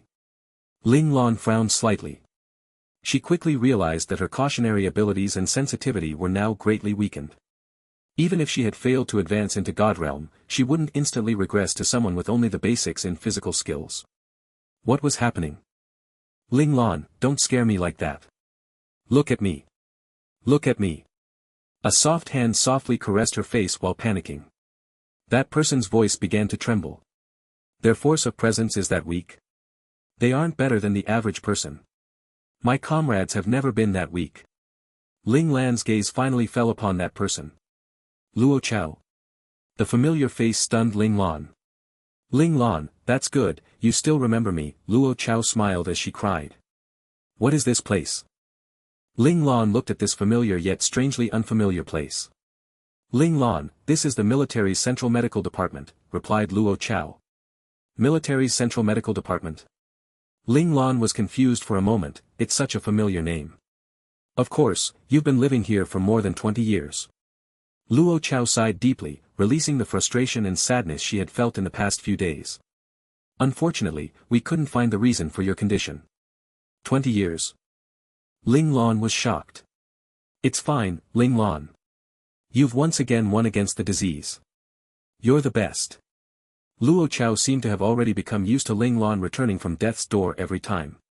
While she wiped her Ling Lan's forehead using a wet towel, she was cheering Ling Lan on at the same time. What's the time right now? Give me the year. Ling Lan frowned and asked. She had already sensed the strangeness of this place. This military central medical department didn't have a single person who trained their physical skills. Every doctor or nurse who passed by had weak forces of presence, and she was also the same. No, her aura was even weaker than the weakest of nurses. It was so weak that she might leave this world in the next second. April 2nd, 2018. April Fools just passed, Luo Chao replied with a gentle smile. This type of occurrence where Ling Lan didn't know the date and time had happened many times in the past, so she had already gotten used to it. Really, 2018. 5 years later. Ling Lan furrowed her brows. Currently, it was 5 years after her supposed death in her past life. With a mind full of questions, Ling Lan moved her body and used all her might to sit up. Luo Chao immediately went to help her after seeing Ling Lan move. Laying down is better for you. Your body's condition isn't too good. Sitting will burden your muscles and organs too much, a male voice shouted in a serious tone. Ling Lan looked over and as expected, it was the answer she had in her mind, Li Shiyu. In my memory, you guys probably came here in the last 5 years, Ling Lan said calmly. Before she died, this world didn't have Li Shiyu, Luo Chao and the others. If her assumption wasn't wrong, that nurse Han, who went to report the results of the experimental medicinal agent, should be Han Shuya. Yeah, 5 years ago, you were in grave danger. Everyone thought you weren't able to live. I even heard that you had stopped breathing and your heart had stopped beating. Luckily, Dr. Li was in the military central medical department giving a seminar then. When he heard of your condition, he decisively chose to help. After months of intensive care, you finally showed signs of improving. It was then when Dr. Li took over your case, and since we are Dr. Li's assistant, we followed Dr. Li here. Luo Chao carefully recounted what happened in the last 5 years. She explained slowly while making sure Ling Lan was doing okay. The 5 years they have been together, they had already thought of Ling Lan as their own sister. I'm not sure how much time Dr. Li has invested into researching your disease for you. But, if you want to repay us, then don't let this disease defeat you. A familiar female voice suddenly rang from the door. Ling Lan looked over. As expected, it was Han Shuya. Actually, I find it a bit odd. Why did you stay here? You would have a much brighter future if you go research some other disease. Ling Lan turned and looked towards Li Shiyu. The information she had wasn't enough. Ling Lan could only deduce the background of Li Shiyu from the future world. Li Shiyu was stunned for a moment. It was as if he didn't expect Ling Lan would ask this type of question. He tilted his head down to think about it and said, perhaps, it was just destiny. Perhaps, your condition interests me. Or perhaps, I have already gone bored of praise and needed some challenges in my life. It looks like I gave you a lot of hardships. Ling Lan smiled. Yeah, there's so much that it almost makes me suspect all that I have achieved. Li Shiyu smiled bitterly. It was because of this almost unsolvable problem that he kept refusing to return to the headquarters. He had stayed here all this time for this girl he was worried about. He had stayed here for almost 5 years.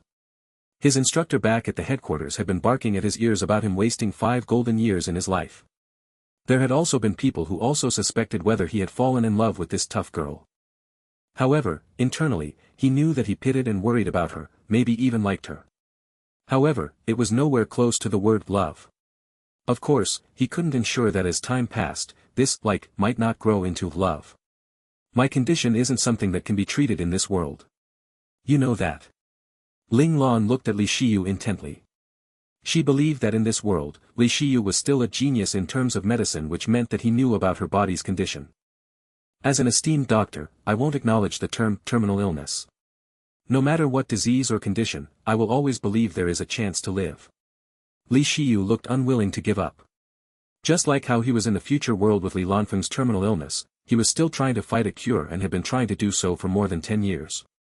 Even in this world, you are still you. Although Ling Lan wasn't sure why she had returned to this world and why these people who shouldn't have existed here randomly appeared before her. These people, no matter their personalities or attitudes, were not different than her comrades in the future. You're tired. Rest well and don't speak too much.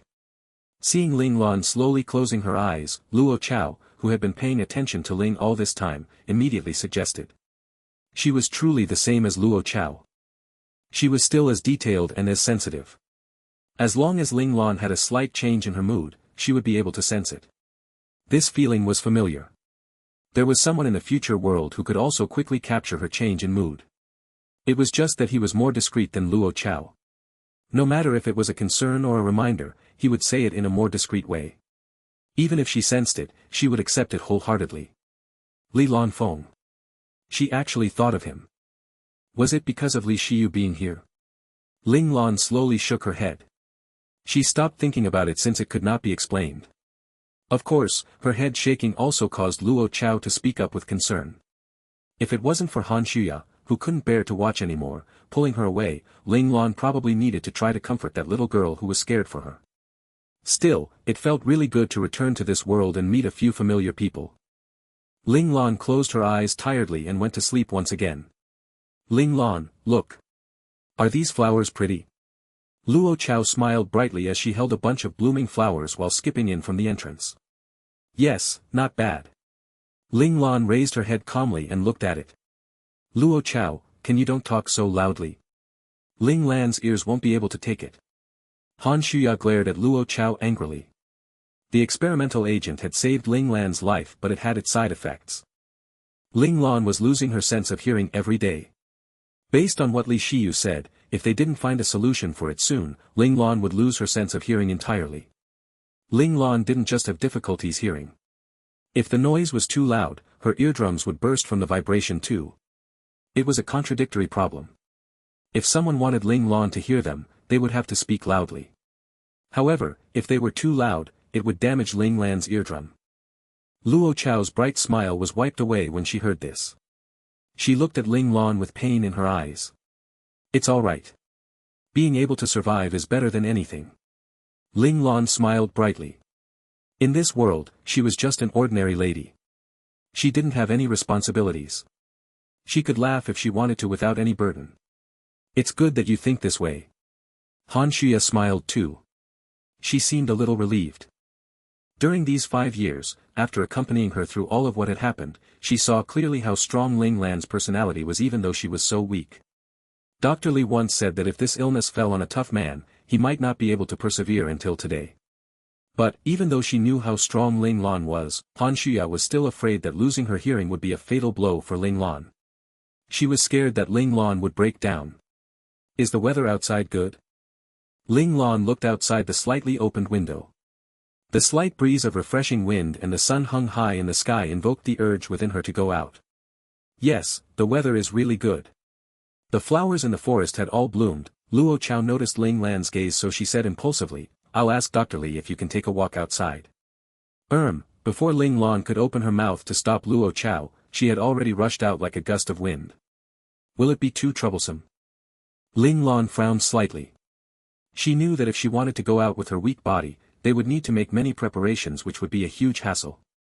Even if these people were her familiar comrades, in this world, they were strangers. They had no relationship with her, so it wasn't right to trouble them so much. In actual fact, deep down inside, Ling Lan didn't like to bother other people. This was why she had the habit of settling everything herself. No. It might even be good for your recovery. Han Shuya appeared forthright, but she was actually very sensitive. She could tell what Ling Lan was worried about. Ling Lan was speechless. Han Shuya sounded like she was coaxing a little child. Was she so easy to coax in their eyes? In these past few days, she realized that in Luo Chao and Han Shuya's eyes, she was a bright, cheerful, and naive young lady that loved to smile and was full of hope. She didn't expect to be treated like a naive and pure lady by her comrades one day. This feeling was strangely familiar. Why did she find it familiar? Ling Lan raised her head and thought about it carefully. In the future world, she seemed to have played this kind of character before. At that time, her comrades said that her acting skills were outstanding. She really acted perfectly like a naive and pure young man.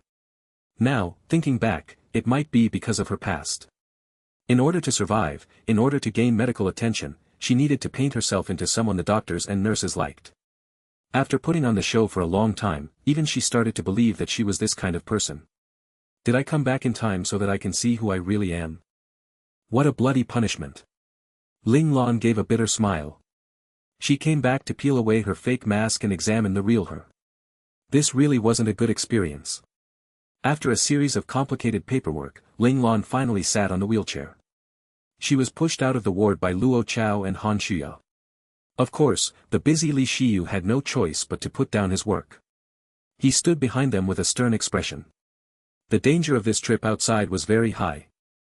If not, Li Shiyu wouldn't have this dark expression. But, what made Ling Lan curious was how Li Shiyu, who viewed her safety as the most important matter, got convinced by Luo Chao to accept this dangerous request. I thought that you would reject it. Ling Lan looked at Li Shiyu, whose expression became more and more serious. He would come and inspect her condition occasionally.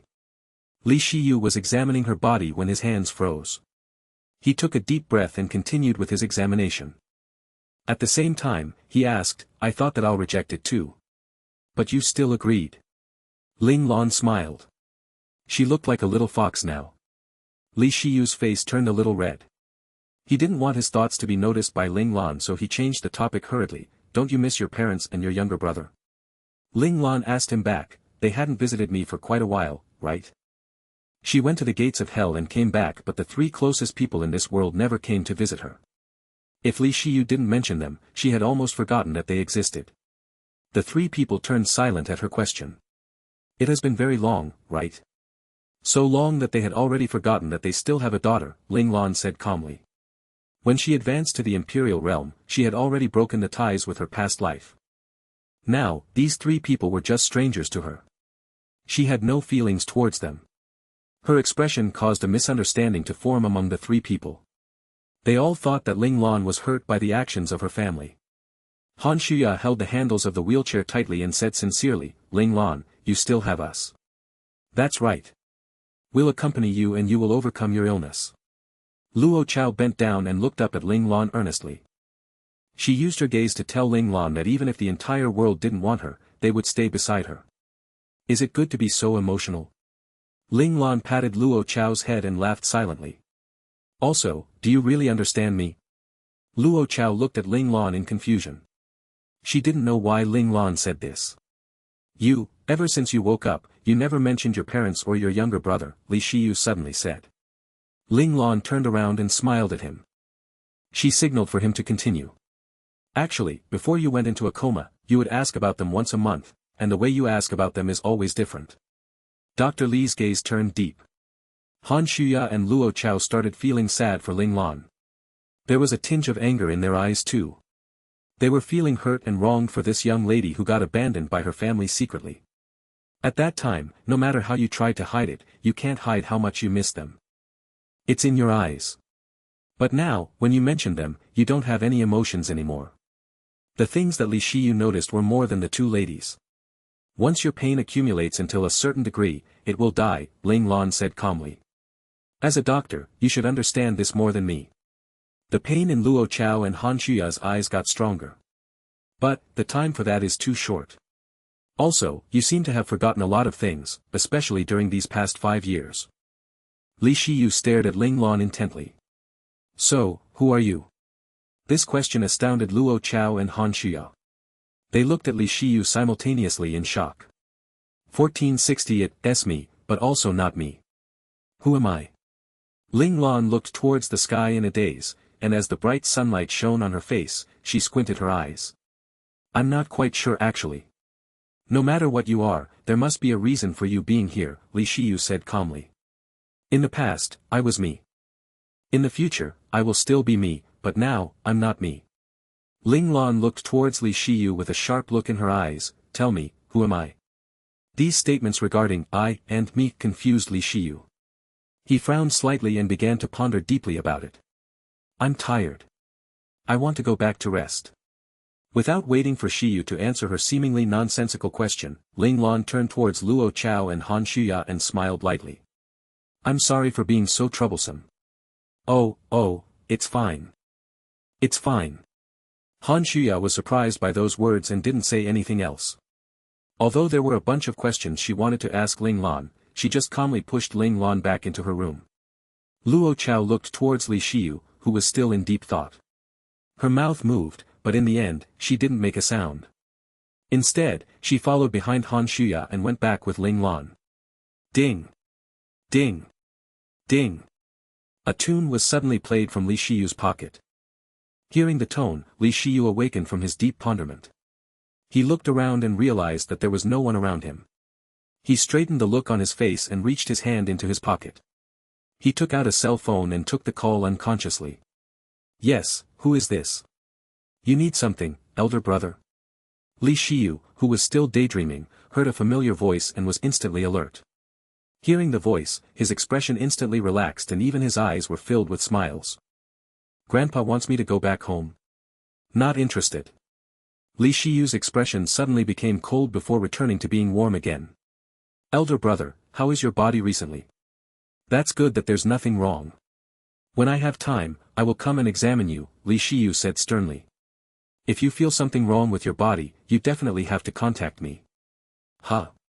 I was thinking about something just now and was not in the right state of mind. The person on the other side of the call seemed to have discovered Li Shiyu's dazed state earlier. It's actually nothing really. It's just that there is one thing that worries me. Yes, it's related to medicine somewhat, but could also have no connection to it at all. This thing is a bit unexplainable. Li Shiyu didn't know how to explain it to the person on the other end of the call. It's not that I don't want to tell you, elder brother, these things, it's... Alright, if you want to know then I'll tell you.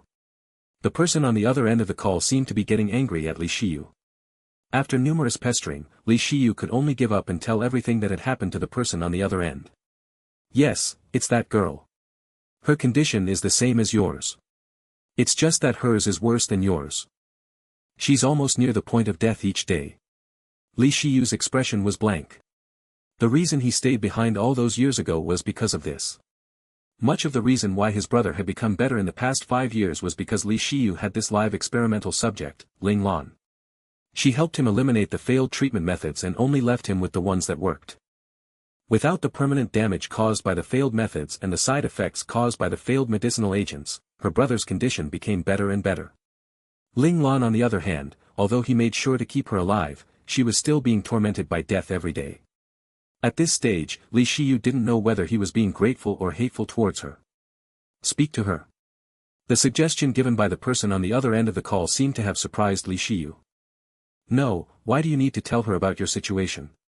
Equivalent exchange. Li Shiyu's expression showed that he didn't understand. My motive? Is it that unbelievable, but Grandpa won't allow your situation to be exposed to the public? Suddenly, Li Shiyu laughed. Elder brother, you know me best. Elder brother, you're right. Trust should be the basic thing to have between people. But, are we actually going to tell her everything about her father, mother and younger brother? Will she be able to handle it if we tell her? Alright, elder brother, I can't convince you. I will have a serious talk with her. I hope it can be just like you said. Hopefully, she can give me an answer. Li Shiyu sighed and said, otherwise, I will actually not be able to eat or sleep. Li Shiyu arrived at Ling Lan's room. He knocked on the door and walked in after opening it. Ling Lan was half lying in bed. Han Shuya and Luo Chao were sitting on the sides of the bed and were talking to her. After they saw him walk in, the fiery atmosphere instantly became ice cold. In the past, they had always looked at him with warm looks in their eyes. Now, those looks actually became somewhat cold. But, these were his nurses, they should be standing with him. They were somehow unknowingly taken away by that girl and was now on her side. Now, the two of them had somehow deemed him as an enemy. I want to talk to you, Li Shiyu took a deep breath and said slowly. Talk about what? Ling Lan raised her eyebrows. Talk about why I'm here and why you're here, Li Shiyu covered 2 bases in one sentence. Ling Lan smiled and nodded. Li Shiyu had many questions for her, but she also had questions for him as well. 5 years ago, I coincidentally came here for a seminar, and while I was speaking with the director of the place about all types of conditions and diseases that were in the department. Our conversation led us to speak about your condition. Li Shiyu reminisced about the past. When I heard about your condition, I was shocked because I was very familiar with your condition. Li Shiyu had a pained look on his face. Seeing that look, Ling Lan closed her eyes slightly. It seemed that this world had perfectly duplicated everything of her friends. Li Lanfeng, oh, it should be Li Mulan, also existed in this world. Then, it would perfectly explain why Li Shiyu would take it upon himself to save her. So, I'm just a lab rat. Ling Lan just deduced a bit of the information she had and knew what role she played in this world. Ling Lan's words stunned Li Shiyu to the core. He had only begun explaining and she had already guessed the truth. He's the most important person to you, right? Ling Lan didn't find it strange. If the Li Lanfeng in the future could fool Li Shiyu and make him do his bidding, then the Li Lanfeng of this world would also have this ability. Li Shiyu slowly calmed his shocked expression. He was originally still somewhat uncertain about the decision his elder brother made to publicize the information. Now, he was convinced to do it. In reality, he felt guilty for treating Ling Lan like this. Now that he could speak about it, the burden in his heart was being lifted as he talked about it. Yes, he is the most important person in my life. He is so important that even if I researched a few effective treatment plans, I wouldn't dare to use them as I wasn't 100% certain about them. Li Shiyu looked at Ling Lan intently and continued, that day, when you suddenly had too great of an adverse reaction, you had even stopped breathing and your heart stopped beating, the nurse went to report to the department head in a panicked state, and the department head requested me to perform surgery on you. Back then, I only wanted to make sure whether there was anyone else in this world who had the same condition as him. Then, you found me. Ling Lan knew what happened afterwards. Li Shiyu would definitely not give up such a perfect lab rat. He definitely wasted a Herculean effort that day to drag her away from death's door. If I didn't do what I did, you would have actually died that day, Li Shiyu said sternly. Okay, I understand, replied Ling Lan. Otherwise, she wouldn't have time traveled to the future and find her new family, friends and lover. Ugh, lover should get in line. She'll have one eventually. Ling Lan cheered herself on. She didn't believe that she wouldn't be able to get a wife of her own. 1461 It's the taste she likes. To be honest, I really want to make you better. Li Shiyu sighed. He and his elder brother hadn't reached the point where they were completely cold-blooded yet. I'm already grateful for giving me 5 more years to live. No matter whether this world was real or not, Ling Lan did indeed cherish this life very much from the very beginning. No, it should be said that Ling Lan had cherished this life from the beginning all the way to the end of it. As long as she could live, she would do anything to continue living. Even if she were to become a lab rat, she would still try her best to live. However, in the end, some of my failed treatment methods still caused irreversible damage to your body. Li Shiyu felt very guilty for his actions. But aren't I still alive? Ling Lan knew very well what price had to be paid. In Ling Lan's mind, living was the most important and nothing else mattered. You have such a forward perspective about life and death. Li Shiyu had a look of admiration in his eyes. In the beginning, he had indeed treated Ling Lan as a lab rat. However, as time passed, perhaps he had already thought of Ling Lan as his friend. However, in terms of your family, why can't you be the same? Li Shiyu sighed again. Everyone had their own weak spots. Ling Lan was great in everything, but cared about her family too much that until now she couldn't come out of that rut. I thought I was already progressive enough with my family. Ling Lan was speechless in her mind. She had already let go of her parents and younger brother from this life completely.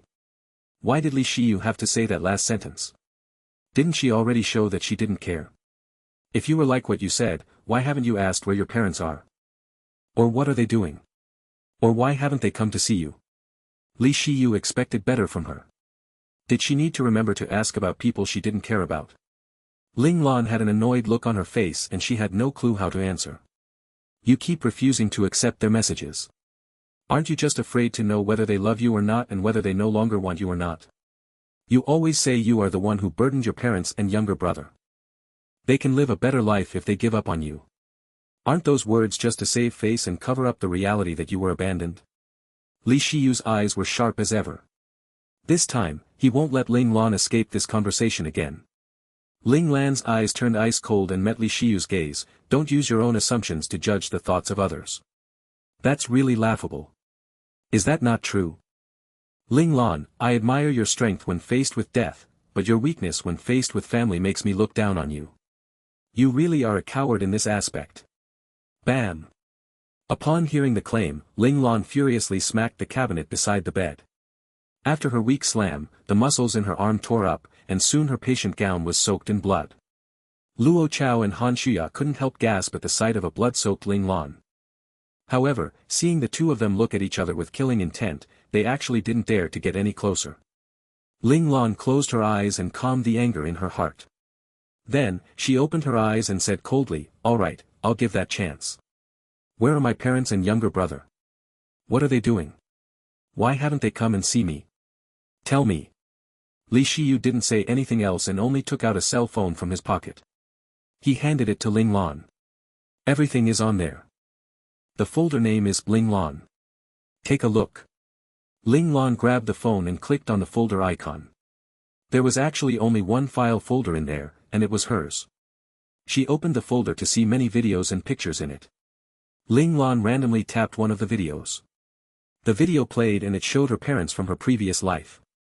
It was probably made a few years ago, judging by their countenance. Lan Lan, today is your 22nd birthday. Unfortunately, we can't go to the hospital to celebrate your birthday with you. We can only make a video at home and wish you a happy birthday. Happy birthday. Elder sister, happy birthday.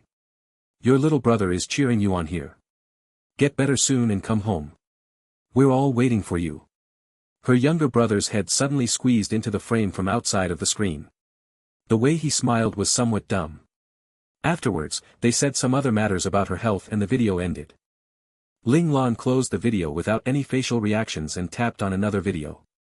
Is everything prepared? This time, the video wasn't self-filmed. They had a third person doing the filming. In the video, her mom and dad were squeezed in a small kitchen and were boiling something. Mom, Dad, you always bring sister those foods. Won't sister get tired of them? Her younger brother's voice echoed from outside of the frame of the video. It seemed that her younger brother was responsible for filming this video. It can't be helped if she gets tired of them.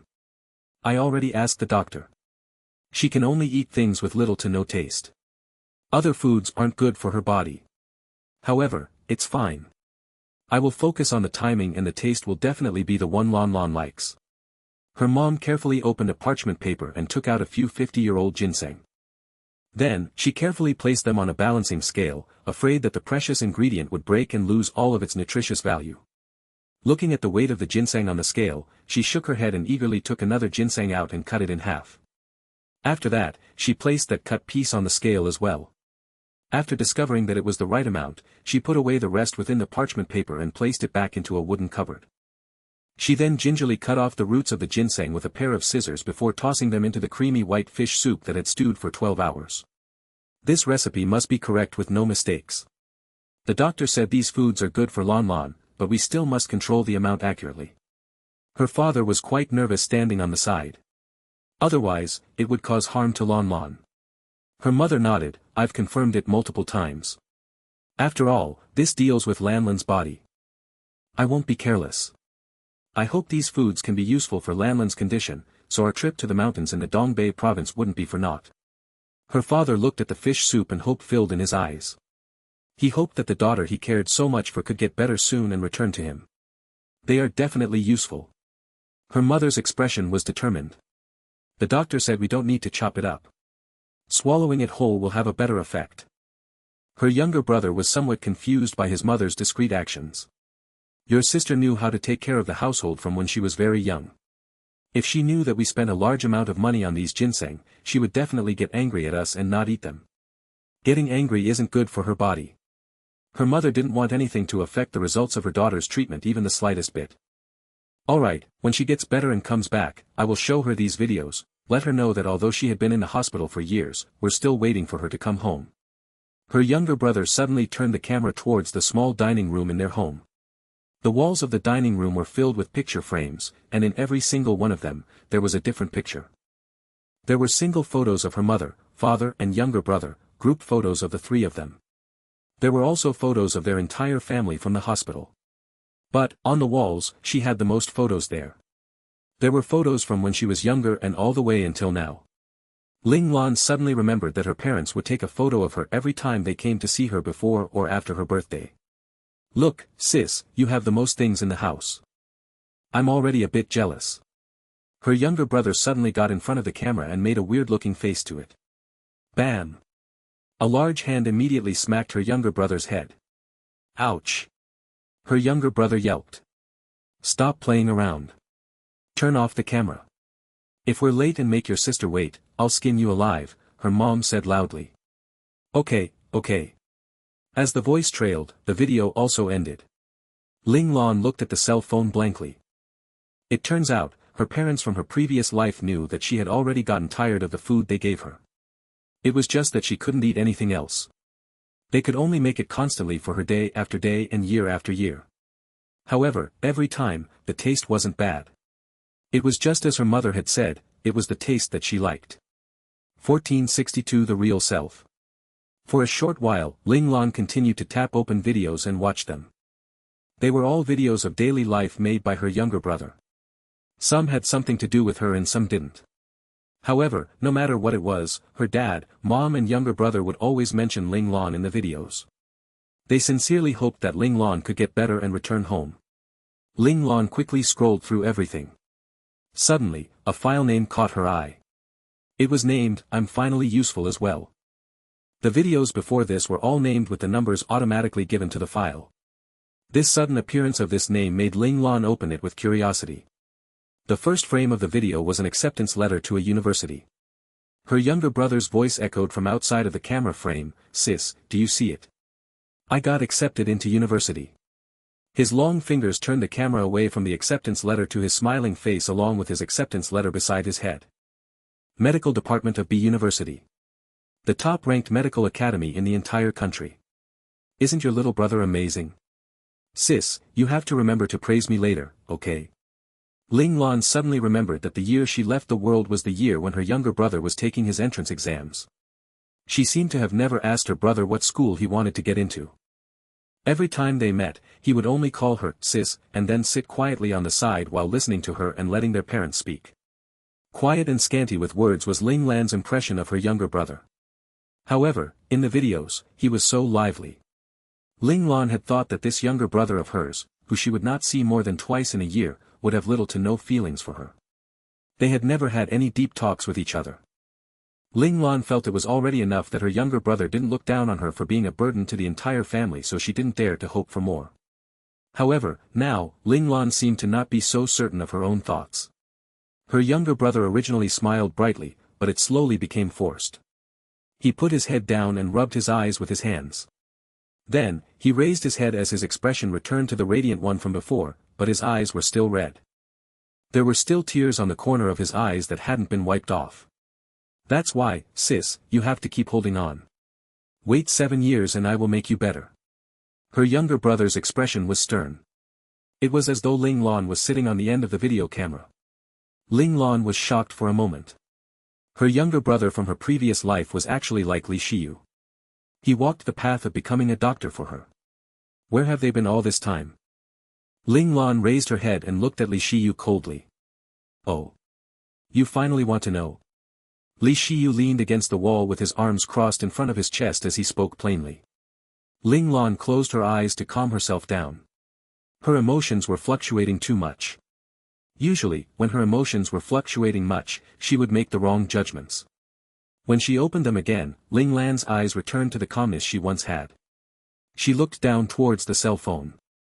This time, she chose to look at the pictures and not the videos. Li Shiyu's expression changed slightly. He didn't think that the intuition of a girl on the brink of death was this good. She managed to choose the direction where she could possibly find the answer. The pictures were mostly named with their dates. Ling Lan picked a few by their dates. Most of them were family photos. She quickly scrolled down and saw contract page 1. She quickly tapped it open. It was a copy of a job contract. It was a land survey contract outside of the country. If it was what she thought it was supposed to be, this was related to her father. Ling Lan remembered that her father was a land surveyor, and when she saw her father's signature on contract page 6, it solidified her thought. "Did my parents leave the country while my younger brother is studying at B University?" asked Ling Lan. "I told them that even if it could be cured, the recovery afterwards would still cost a fortune. It was a bottomless pit. They had also thought about it for a long time before deciding to go out of the country to earn more money," Li Shiyu said calmly. "As for your younger brother, his first 3 years were indeed spent at B University, but now he's not there. He was too good in his studies, so he was sent to Country M to further his studies." "That's good." Ling Lan finally felt relieved when he knew her family was doing well without her. As for meeting them, she was no longer the Ling Lan from the previous life, so she wasn't tied down by her past life. She didn't care about it anymore. "That's why they haven't been here to see you. Wait a few more years and you'll be able to see them.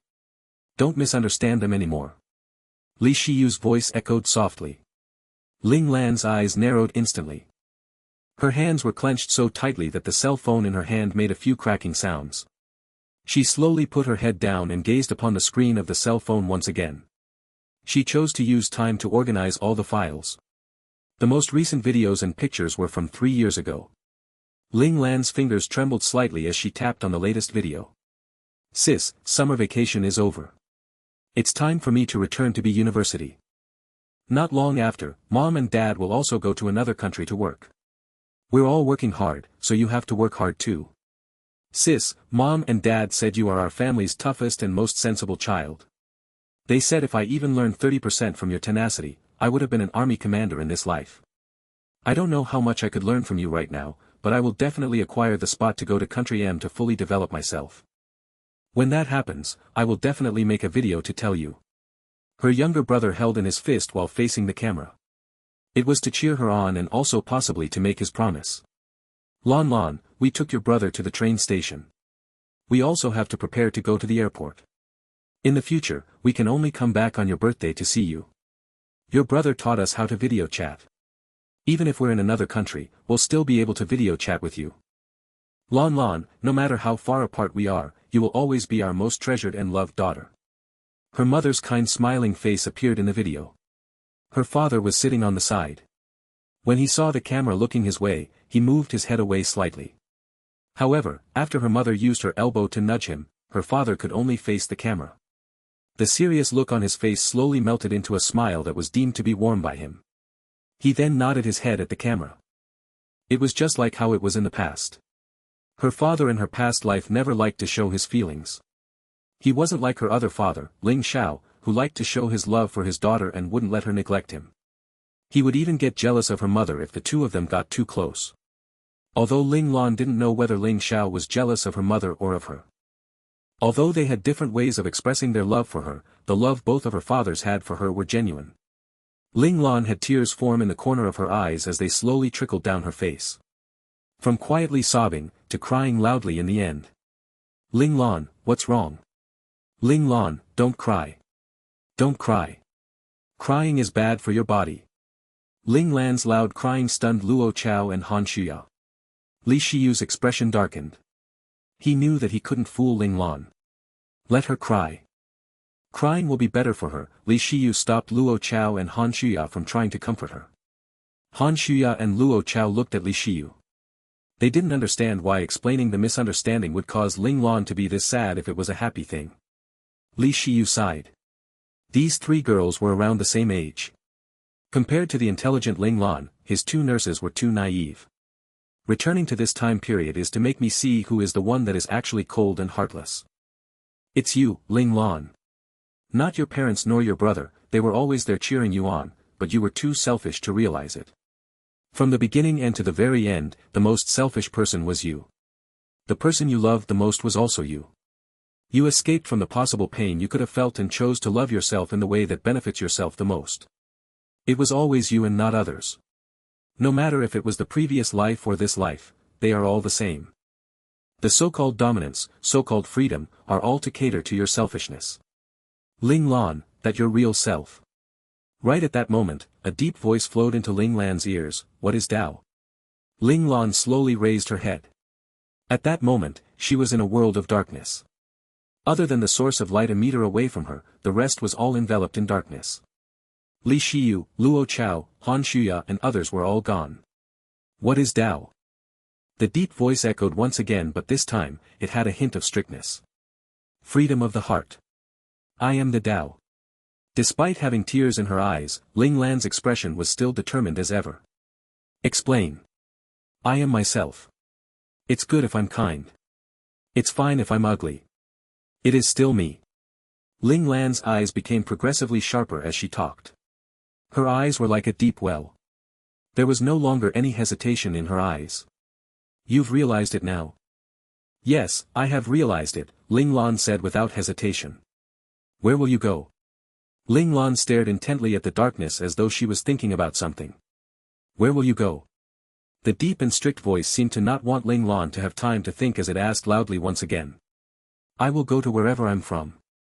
Ling Lan spoke these words and then took one step forward without any hesitation. Lan Lan, we're back. A familiar voice came from behind her. Sis, where are you going? I finished studying and came back. I will definitely make you better. Our family will be able to be together again. In the darkness behind her, the silhouettes of Ling Lan's parents and younger brother from her previous life actually appeared. They looked towards Ling Lan with looks of panic. Ling Lan didn't seem to be fazed by their appearance. She lifted up her other foot and continued to walk forward. Lan Lan, are you really going to abandon us? Are we really not worth your love? Her mother from her previous life began to weep loudly. She had a look of despair. It was as though she was abandoned by the person she loved the most, and now had no reason to live. Lan Lan, come back, we're all waiting for you. Her father, who didn't always express his emotions, finally spoke up to call for the daughter he loved. Sis, are we just not that important to you? Sis, her younger brother also shouted out loud. We worked hard our entire lives for you, but in the end, you still abandoned us. Sis, you're so cruel. I hate you. Hate you. Ling Lan's foot trembled slightly. She raised her head and closed her eyes. In the end, she still took the third step. Lan Lan, where did we go wrong? Lan Lan, why didn't explain anything to us? It was like that in the past and it's the same now. Why? Why won't you speak with me about it? Shouted her mother in agony. The me in the past life was perhaps mistaken. The truth I believed may have been a misunderstanding. It made me miss out on so many things and lose so many things.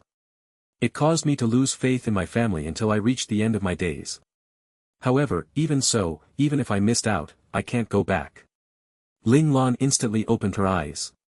A cold and sharp look appeared in her eyes. In this world, hard work does indeed help a person get back things that they have missed. However, there is no turning back and dealing with old regrets. There is no longer a chance to restart. If I lose something, then it is lost forever. No matter if it was because of someone else or myself, I can't go back. You guys are great, but no longer belong to me. My future is in another world. That place has parents and friends who I love. I need to take responsibility for them. Ling Lan began to smile, but tears silently trickled down her face. I've finally seen through myself.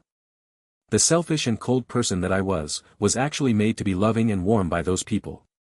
All in all, it is still because I'm too cold-blooded. That's why I chose them, who treated me better, and chose to abandon you. Mom, Dad, and little bro. This is the last time I will call you by these names. It really will be the last time. From now onwards, this world will no longer have the Ling Lan from the previous life. It will only have the Ling Lan from this life. I, Ling Lan, am Ling Zhao's daughter, Lan Luofeng's daughter. I am Ling Tian Army's commander, the lawless land's Lord Zhen, and lastly a God Realm master. My Tao is a selfish Tao. It is an uninhibited Tao. It is a Tao of freedom. I will name it, Dominance Tao. As she spoke the sentence, from the beginning of Tao of Freedom, the voice from her younger self mixed with her current voice. The mixture of her young and mature voices actually caused the entire dimension to shake. Finally, the darkness was shattered and light appeared in front of her. At the end of the light, Instructor number 1 was looking at her with a joyous look on his face. Ling Lan, welcome home. Instructor number 1's originally cold and sharp tone, actually felt warm and kind in Ling Lan's ears. Ling Lan smiled. It was a different smile than the bitter smile she had when facing away from her family from her previous life. Her smile now was filled with happiness and warmth. Yes, Instructor, I've come home. Ling Lan's smile suddenly dissipated as her entire body quickly moved backwards. Bang! A loud explosion resounded through the entire dimension. The entire ground began to split open, making it look like a scene from the apocalypse. Ling Lan stepped on the dirt and rocks flying in the air with great agility. She was in mid-air as she calmly looked towards Instructor number 1. Instructor number 1 reached out with one hand and clenched it towards her direction. A black square suddenly appeared in front of Ling Lan. It stretched out infinitely and instantly cut the space between her and Instructor number 1. However, it was useless as a large hand easily pierced through the separated space between them. It continued towards Ling Lan with unstoppable momentum before crashing down towards Ling Lan's head. An ice mirror immediately formed above Ling Lan's head to block that large hand. Bang! The immense shockwave shook the entire dimension once again. It made Ling Lan feel as if she was in a tornado greater than Category 20. Bang! Bang! Bang! The large hand started to slam against the ice mirror below it with great force. After going against each other for a short while, the ice mirror finally couldn't handle any more battering. It actually began to show a few small cracks. Sensing the cracks, Ling Lan raised her head and looked at the ice mirror. Her eyes suddenly turned pitch black as her pupils began to swirl like whirlpools. If someone were to look at them closely, they would find Ling Lan's eyes actually had the symbol of yin and yang spinning within them. If someone couldn't follow the speed of the spin, they would just see Ling Lan's being dyed in all black. As her eyes became like that, the ice mirror suddenly stopped cracking and began to repair itself. In the end, it returned to its original appearance with no cracks in it. A short while afterwards, the large hand was pushed back and in the end, disappeared in front of Ling Lan. Instructor number 1 raised his eyebrows slightly after seeing what had happened. He put his hand down. At the same time, Ling Lan had also stopped exerting her powers and the entire dimension that they were in, returned to normal. I was afraid the foundation of your power wouldn't be steady.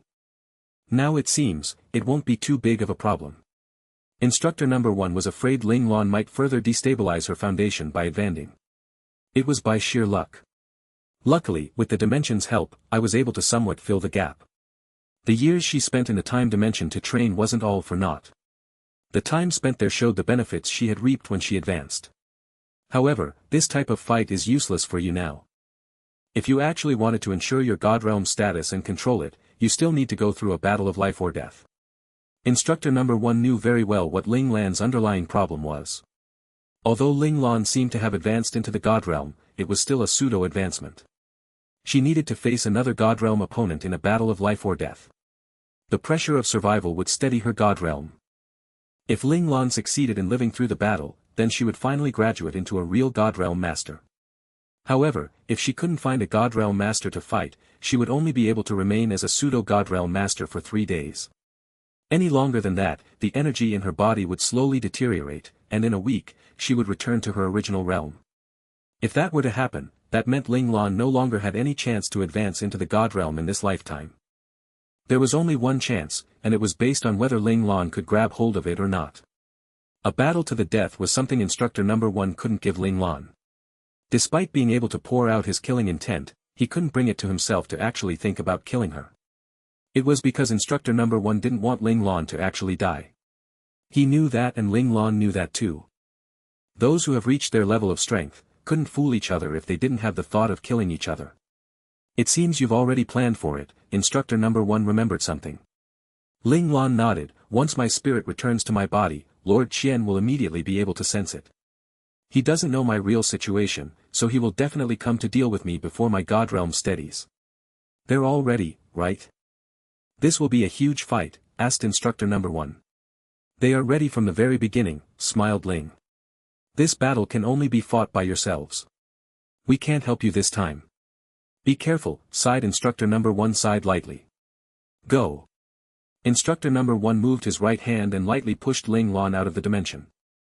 At Ling Lan's current strength, him being able to push Ling Lan out of his dimension was because Ling Lan didn't go against his will to be pushed out. Otherwise, with Ling Lan's current strength, although still being somewhat weaker than Instructor number 1, it was impossible for him to easily push her out.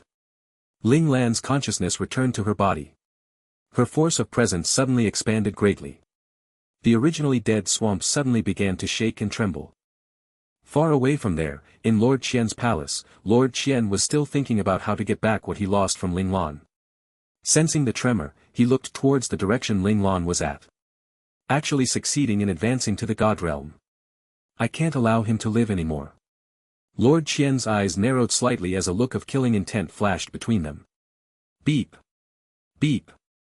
Beep. The other 11 lords in the lawless land suddenly received the highest kill order that they had ever received since they began the reign of the 13 lords. We are finally going against Lord Zhen. Lord Demon smiled. The Lord said we're fighting with everything we got, Lord Ghost reminded her from the other end of the video call. I know. I've disliked him for a long time already. This time, I can kill as much as my heart desires. Lord Demon's eyes suddenly turned red and glimmered with an odd light. Lord Zhen received the order too and immediately stood up. Is it still not enough? He paced around anxiously. What should I do? He suddenly stomped his feet and pushed down on the communication passcode he hadn't used in a long time. Why did you call me? Aren't you afraid of Lord Qian finding out? Elder Father's face appeared on the other side of the call with a look of displeasure on his face. Lord Qian just gave the highest kill order. Lord Zhen didn't care about the look on Elder Father's face and immediately went straight to the point. Elder Father immediately frowned. Lord Zhen. Yes, he wants us to wipe every one of his men out. After so many years, he's still this ruthless. Elder father knew him very well. What should we do? Lord Jin's expression was somewhat gloomy. They had waited so long for the Federation to send a high-level expert to come to stabilize the lawless lands. No one believed that the lawless lands was once the lawless lands the Federation believed it to be. Lord Qian was also no longer the trustworthy Lord Qian that he once was. You adapt based on the situation. I will take people there as well, Elder Father said decisively. Are you crazy? What are you going to do? Are you looking to die? Lord Jin shouted angrily with a hint of fear in his eyes. Him and I should have a final face-off, Elder Father said calmly. Mu Genie, wake up. Unless your great-great-uncle Mu Shuiqin comes, no one will be able to deal with him. Lord Jin was about to explode. None of these people made his life easy. You underestimate the Mu family. He didn't kill me in the past not because he cared about our camaraderie, but because he didn't want to take the risk. After saying that, he didn't give Lord Jin another chance to speak and instantly ended the call. Huh? What? Lord Jin blankly looked at the dark screen. In the next second, he instantly smashed the communicator on the ground. He was furious. King Mu Genie, hanging up on me again. You really like hanging up on me, don't you? And telling me to adapt based on the situation. How the *ck am I supposed to adapt? *ck. My life will be lost because of you. After saying that, he vanished after stomping his feet as he began rushing straight towards the battlefield. The normally rowdy and lively Rainbow Palace was oddly quiet. No, not only was it just today. For the past while, the staff from the Rainbow Palace were given vacation. In the past few days, other than the people needed to keep the palace running as per normal, there weren't any other unnecessary people there anymore. Oddly, the moon tonight was bright, brighter than it had ever been in the past month. On that specific night, the Rainbow Palace seemed even more quiet. In the hallway to the main hall, a black-cloaked man stood in front of it. Suddenly, a dark figure slowly rose from the ground in front of him. The figure raised his head and looked at the man. The dark figure was actually Zhao Jun, who was sent out as a representative for the negotiations. He was also wearing a black cloak with a hat on his head. Everyone is in position. Is he really going to make a move? Zhao Jun still felt all of this came too sudden. Upon hearing the question, black-cloaked man slightly raised his head. It was indeed the other negotiation representative, Li Lanfeng. Once our commander advances to the God Realm, he won't wait until he steadies his realm. Will our commander be able to advance into the God Realm? But he's so young. Although Zhao Jun believed Boss would eventually be a God Realm master, it was still something that should happen after a few decades. After all, Boss was still so young. If he advances, he would leave his mark in human history. There hadn't been anyone who had been a God Realm master in their 30s. The youngest God Realm master in history was someone who advanced successfully at the age of 51. If he's made his decision, he won't fail. If Ling Lan said he wanted to advance into the God Realm, Li Lanfeng believed in him without the slightest hint of doubt. The plans and arrangements he already made was based on the success of the advancement. From the very beginning, he and Ling Lan had never thought what they would do if they failed. Zhao Jun was just about to say something, but his expression went through a drastic change. He and Li Lanfeng looked towards the back of the palace almost at the same time. The energy fluctuation is terrifying. If he had intended to kill us, we wouldn't have any chance to resist. Zhao Jun had a horrified look on his face. No one liked the feeling of fate being in someone else's hands. Especially, those people who were at current strength would hate it even more. Li Lanfeng's expression wavered for a moment before breaking into a happy smile. He succeeded. Boss succeeded. Zhao Jun also realized it. The timing is really good. Li Lanfeng looked towards the bright night sky. Sometimes, no matter how much someone tried to plan ahead, they still wouldn't be able to factor in destiny. Destiny, I will believe in you this one time. Li Lanfeng said softly. What? His voice was so soft that Zhao Jun didn't hear what Li Lanfeng had said. I said, I hope everyone won't disappoint our commander. Li Lanfeng smiled with immense amount of hope. Zhao Jun tilted his head to the side. From the tiny bit he heard just now, he knew Li Lanfeng wasn't telling the truth. However, if Li Lanfeng didn't want to tell him, then he wouldn't ask for any further detail. This type of mutual understanding was something only friends had with one another. Who do you think will be the first to arrive? How about we bet on it? Zhao Jun was bored from waiting, so he wanted to play a game to pass the time. Who are you betting on? The people working under Lord Qian or Lord Qian's opponents? Replied Li Lanfeng. Wait a second. I can understand if it's people working for Lord Qian. What do you mean by Lord Qian's opponents? Zhao Jun was confused. Are you saying they are our people? Li Lanfeng looked at him with disdain. If it was our people, I would have just said our people. His opponents are just his opponents. They have nothing to do with us. Isn't he the head of the 13 lords? Zhao Jun was still confused. He's just the head of the 13 lords by name. You really think the 13 lords is like our Lingtian army that regards our commander as the highest commanding officer? Li Lanfeng snorted coldly. Just looking from the names of the lords, there are at least 2 factions. As for whether or not these 2 factions have their own plans, that I don't know. Heh, it's pretty frustrating being Lord Qian. Zhao Jun pitted Lord Qian. If it wasn't like this, would the Federation and Caesar not worry about the lawless lands? Of course, it doesn't eliminate the possibility that they are working together to put on a show for the Federation and Caesar. Li Lanfeng couldn't help but think more deeply about the situation. Zhao Jun nodded. He had forgotten where all the 13 lords had come from. These people, who came from different backgrounds with different intentions, might still be guarded against each other even if they were to collaborate with each other. This was one of the paths that went towards the Rainbow Palace. The Rainbow Palace had a main hall with 7 secondary halls complementing it.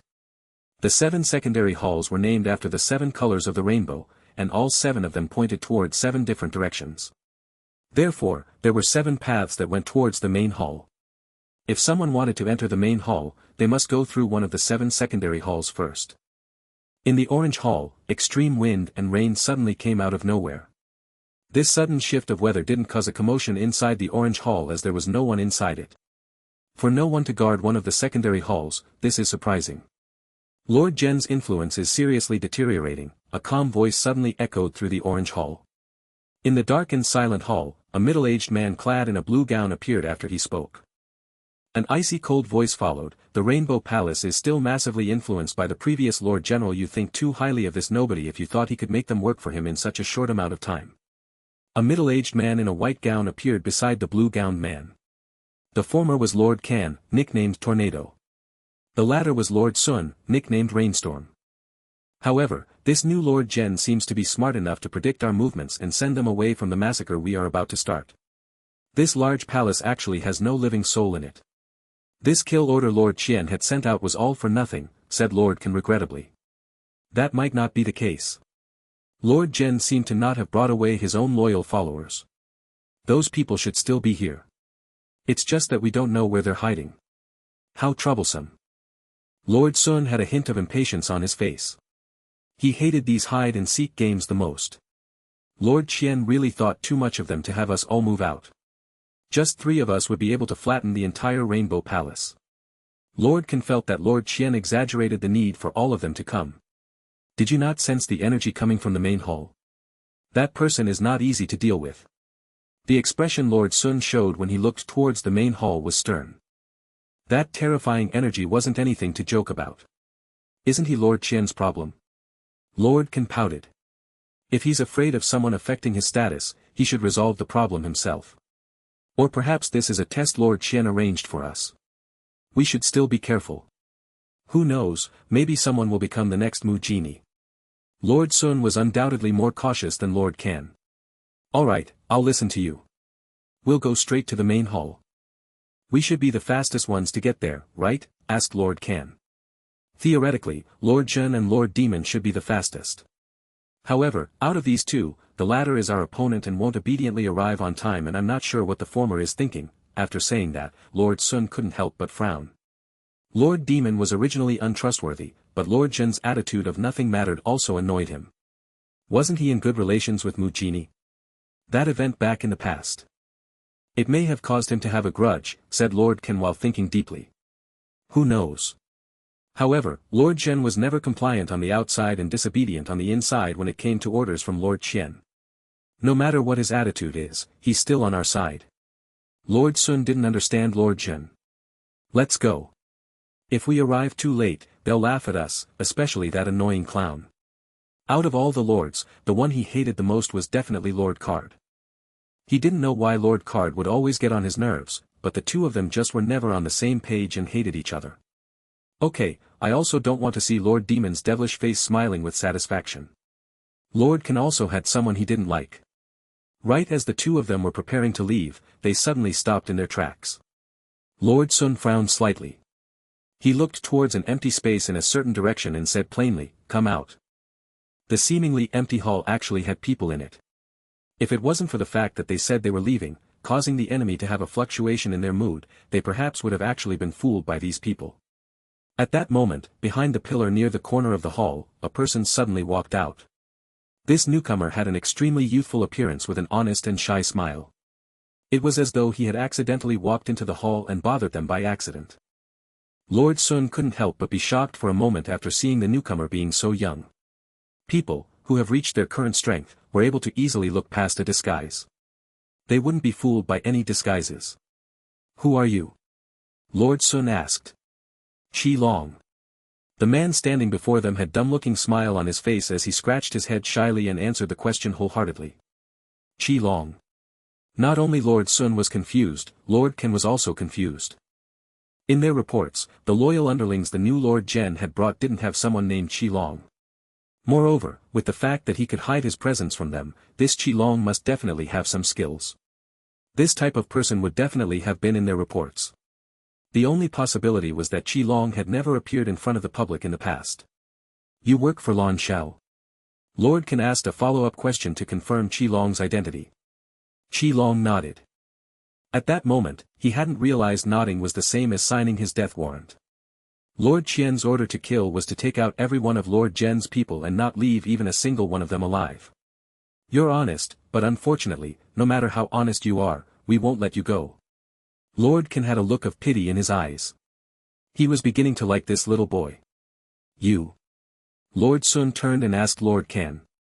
Lord Ken nodded and said, "I'll do it." After saying that, a visible whirlwind suddenly appeared beside him and it went towards Qi Long in an indomitable fashion. Just as the whirlwind was about to crush Qi Long into pieces, Qi Long suddenly vanished. In the next second, he appeared behind Lord Ken and ruthlessly hit the back of his head. Bang! However, his fist didn't come close to his intended target before getting blocked by a kite shield made out of wind. Upon realizing he wouldn't get past the shield unless with some more forceful methods, Qi Long quickly bounced backwards before landing firmly after somersaulting in the air. Lord Ken turned around slowly. His expression showed that he was not in the best of moods. "You were at a disadvantage." Lord Sun understood what happened from just one look.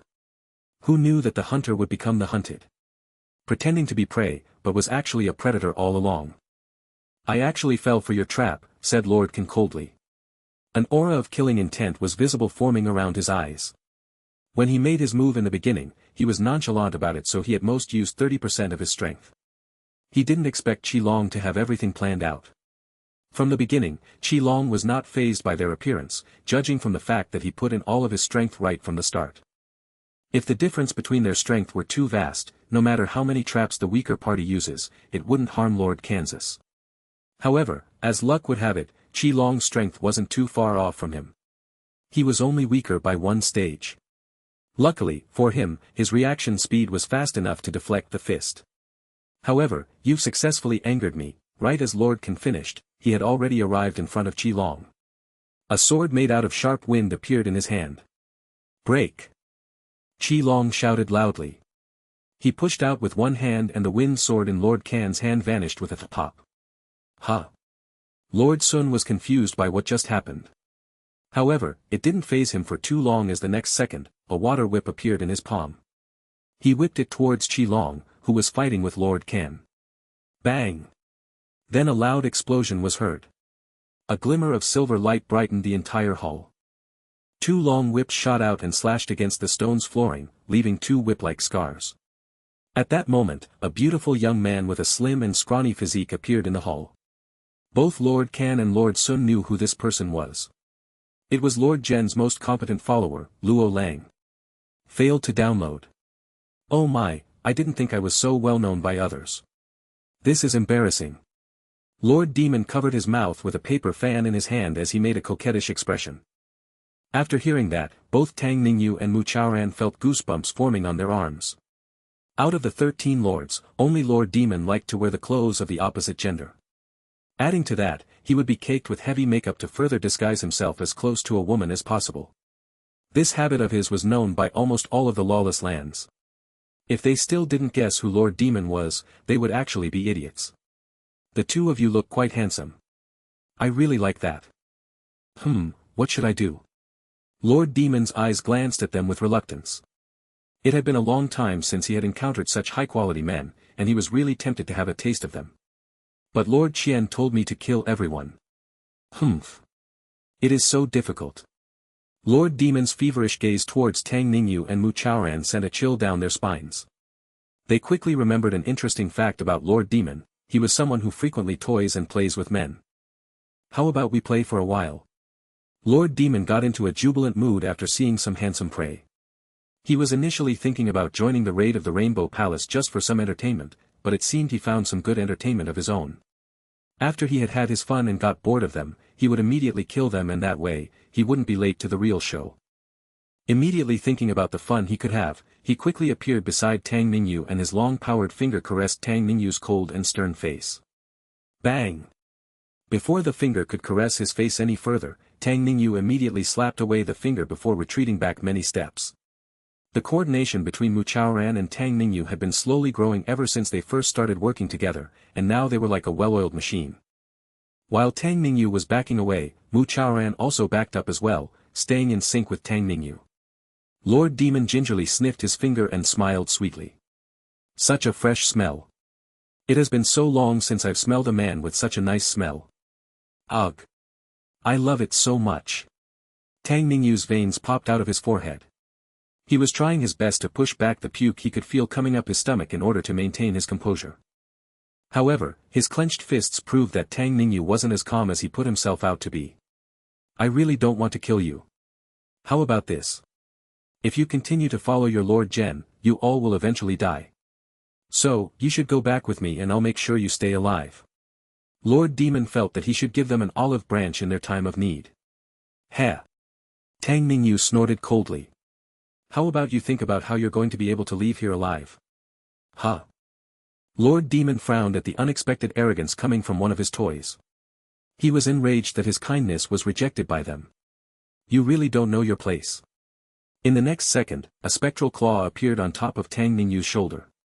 With the claws bared, it ruthlessly went towards Tang Ningyu's shoulder blades. Bzzz. Purple lightning shined brightly along with a deafening thunder. Tang Ningyu's entire body was enveloped by lightning, which in turn destroyed the spectral claw that was coming towards him. Lightning. Lord Demon's eyes narrowed. He quickly disappeared from his position in the next second. Bang! A fire dragon suddenly emerged from the ground from where he was previously standing. Bzzz. Lightning and thunder appeared everywhere in the hall. Almost at the same time, a purple lightning dragon suddenly came crashing down from the sky and rushed towards a place where there was no one standing there. Did the dragon miss? Suddenly, a human figure appeared out of the location where the lightning dragon had struck. It was indeed Lord Demon, who had evaded Mu Chaoran's fire dragon. The position he chose to evade towards was indeed the position the lightning dragon was rushing towards. Tang Ningyu made the correct judgment in an instant. Bang! The purple lightning dragon fearlessly bit down on Lord Demon. Ah! A deafening cry was heard. The lightning dragon, that was originally shining brightly with purple lightning all over its body, was suddenly devoured by a heap of darkness. In the end, it could no longer give off any purple lightning before getting completely dissipated. The ground began to tremor. The darkness suddenly split into countless black threads. No, they weren't threads. They were more like tentacles. No, they weren't tentacles either. It was because at the end of the tentacles, there were slithering snake heads with blood-red fork-like tongues.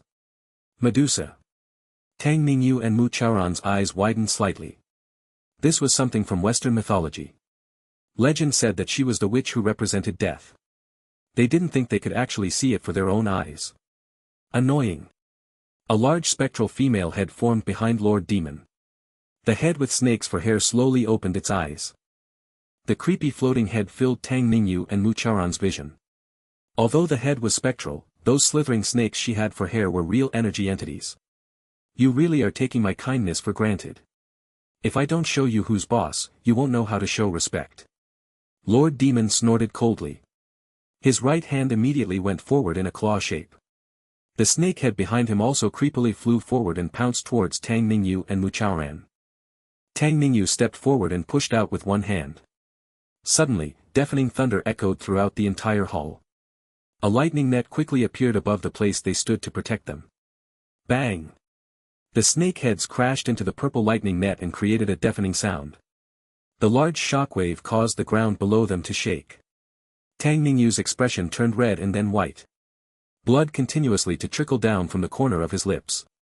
Being still at the peak of a tidal domain realm formidable warrior and having not reached the Imperial realm, he couldn't completely defend against the assault of an Imperial stage domain expert. The only thing he could rejoice was that Lord Demon never planned to actually kill him, so he intentionally lowered his energy output. Otherwise, this attack, even if Tang Ningyu didn't die, would still severely injure him. Right at that moment, Mu Chaoran, who had been standing beside Tang Ningyu, slowly disappeared. In the end, he had completely vanished. Lord Demon already knew how strong Tang Ningyu was just by testing him once. He now knew Tang Ningyu wasn't on par with him.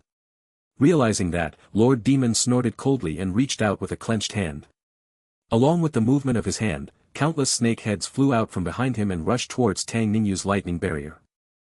Suddenly, Lord Demon's expression fell as he quickly retracted his hand. The countless snake heads also rushed back and covered up Lord Demon's entire body. Boom! Purplish blue flames suddenly erupted in a 3-meter diameter from the position where Lord Demon was standing. From above, it actually began to slowly look like a fully bloomed purplish blue fire lotus flower. Inside the fire lotus, Lord Demon slowly opened a crack from the snakes that wrapped around his body and showed his flirtatious and devil-like face. Blue lotus flames, he said with a stunned expression on his face. He originally belittled Mu Chaoran. Now, he couldn't help but be cautious towards him. Luckily, it hadn't turned completely blue. Otherwise, I would have definitely been severely injured if I didn't prepare for it. Blue lotus flames was the ultimate technique the fire element domain masters could execute. The strength of the flames were based on color. Red was considered to be the beginner level of the technique. Purple flames were in between and the ultimate color was blue. The purer the blue color, the stronger the flames. Of course, once he could completely control blue lotus flames, it would mean that Mu Chaoran would have officially advanced to the Imperial realm. Lord Demon didn't expect Mu Chaoran, who kept hiding behind Tang Ningyu looking like an aide, to be actually stronger than Tang Ningyu. He had actually managed to get close to the door to becoming an Imperial realm expert. That's odd. You're stronger than him, so why did you become his deputy? Lord Demon's gaze fell upon a certain place in the plaza and asked softly. In Lord Demon's mind, it should be survival of the fittest. That was why he didn't understand why Mu Chaoran would yield to Tang Ningyu when he was much stronger. Strong, a mocking tone echoed from within the blue lotus flames. Mu Chaoran's body slowly appeared out of it. What would that matter? Mu Chaoran smiled coldly. One's destined to a status based on their talents and family background. Tang Ningyu frowned slightly. It was not sure whether it was because he was in pain from his injuries or it was because of Mu Chaoran's words. After hearing that, a smile instantly formed on Lord Demon's face. Oh. That annoying habit of yours feels very familiar. I thought you already knew about our backgrounds. Mu Chaoran sneered. You're a brave kid. Lord Demon's smile became even more flirtatious. But I like that. Brave? You guys probably came from the same place as him and maybe even followed the same master. A hint of dread appeared in Lord Demon's eyes for a moment. Despite them being enemies and that person giving the order to kill them all, this connection they had made him no longer certain of his actions. Would killing them be a problem for him in the future? Him. Who is he? Mu Chaoran thought of something and quickly exchanged a glance with Tang Ningyu. Lord Demon raised his eyebrows and said, that's not something that you need to know. Immediately after saying that, the snake swarmed the two of them from all directions. They were like tidal waves. Wave after wave continued to crash down as if they weren't going to stop until they completely devoured the two of them. Tang Ningyu and Mu Chaoran almost simultaneously threw out their fists. A purplish-blue dragon and a purple dragon appeared. The two large dragons suddenly wrapped around each other and in the end formed into a purple-colored fire and lightning dragon. It ruthlessly went towards the tidal wave like a king cobra fighting through an ocean of snakes. In your dreams. Lord Demon snorted coldly. The tidal waves grouped together into one big wave before crashing down. Boom! The two amalgamation of energies finally ruthlessly smashed into one another. Unsurprisingly, Mu Chaoran and Tang Ningyu flew backwards and smashed against the pillars of the hall. The impact caused the pillar to fall over. If it wasn't for the fact that the foundation of the hall was secure, it was possible that the roof might have crashed down on them. Ugh! The two of them had blood sprayed out from their mouths almost at the same time. Just that one attack, because of the severe gap in strength, already caused them to be severely injured.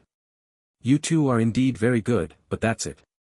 Compared to that person, it's like night and day, said Lord Demon as his right hand grabbed the purple-colored lightning and fire dragon. Right after speaking, he pinched his fingers with great force. The dragon cried out in pain and vanished in an instant. Now, it's time to deal with you two. Lord Demon frowned. He slowly walked towards Mu Chaoran and Tang Ningyu. Having been severely injured, they couldn't move a single muscle of their body. They could only watch as the Grim Reaper slowly approached them to reap their lives. In the blue hall, two people were sitting on the steps in front of the hall. The two of them were 50 centimeters apart and each sat in a corner. They didn't bother each other and just sat there silently. It was as though they were comparing to see who could be silent for longer. Hey, Lin Zhongqing.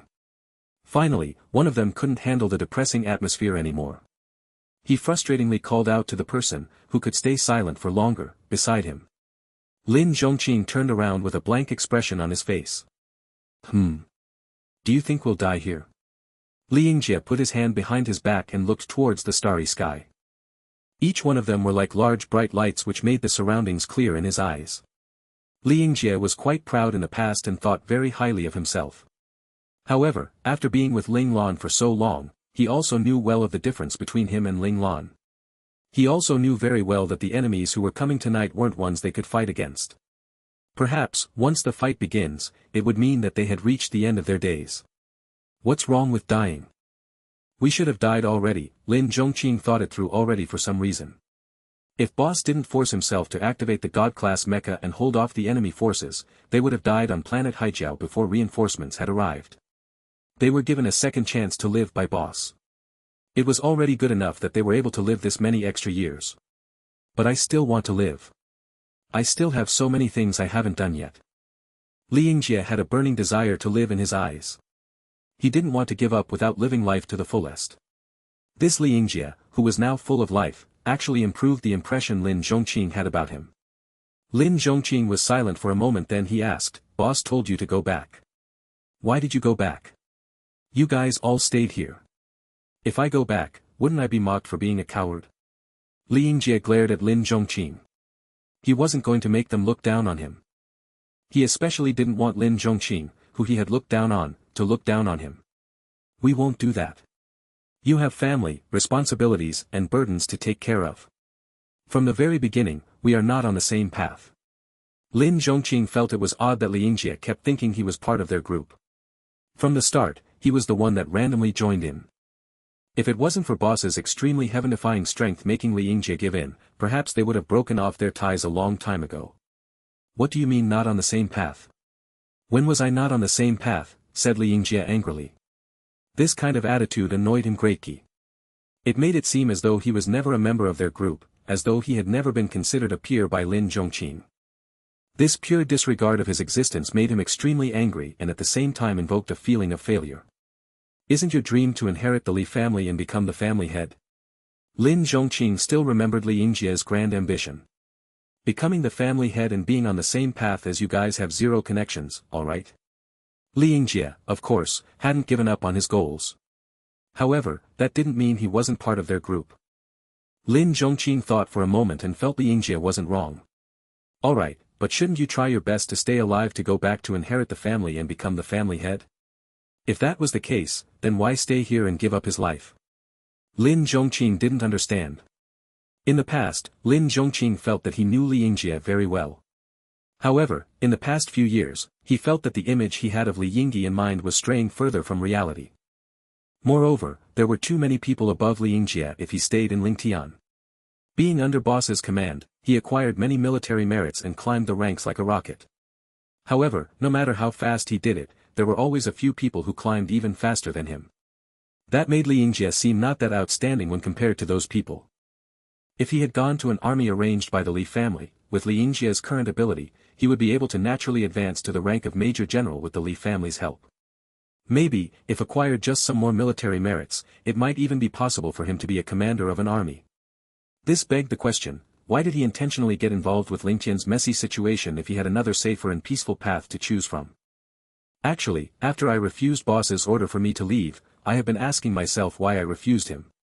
Li Yingjie smiled bitterly.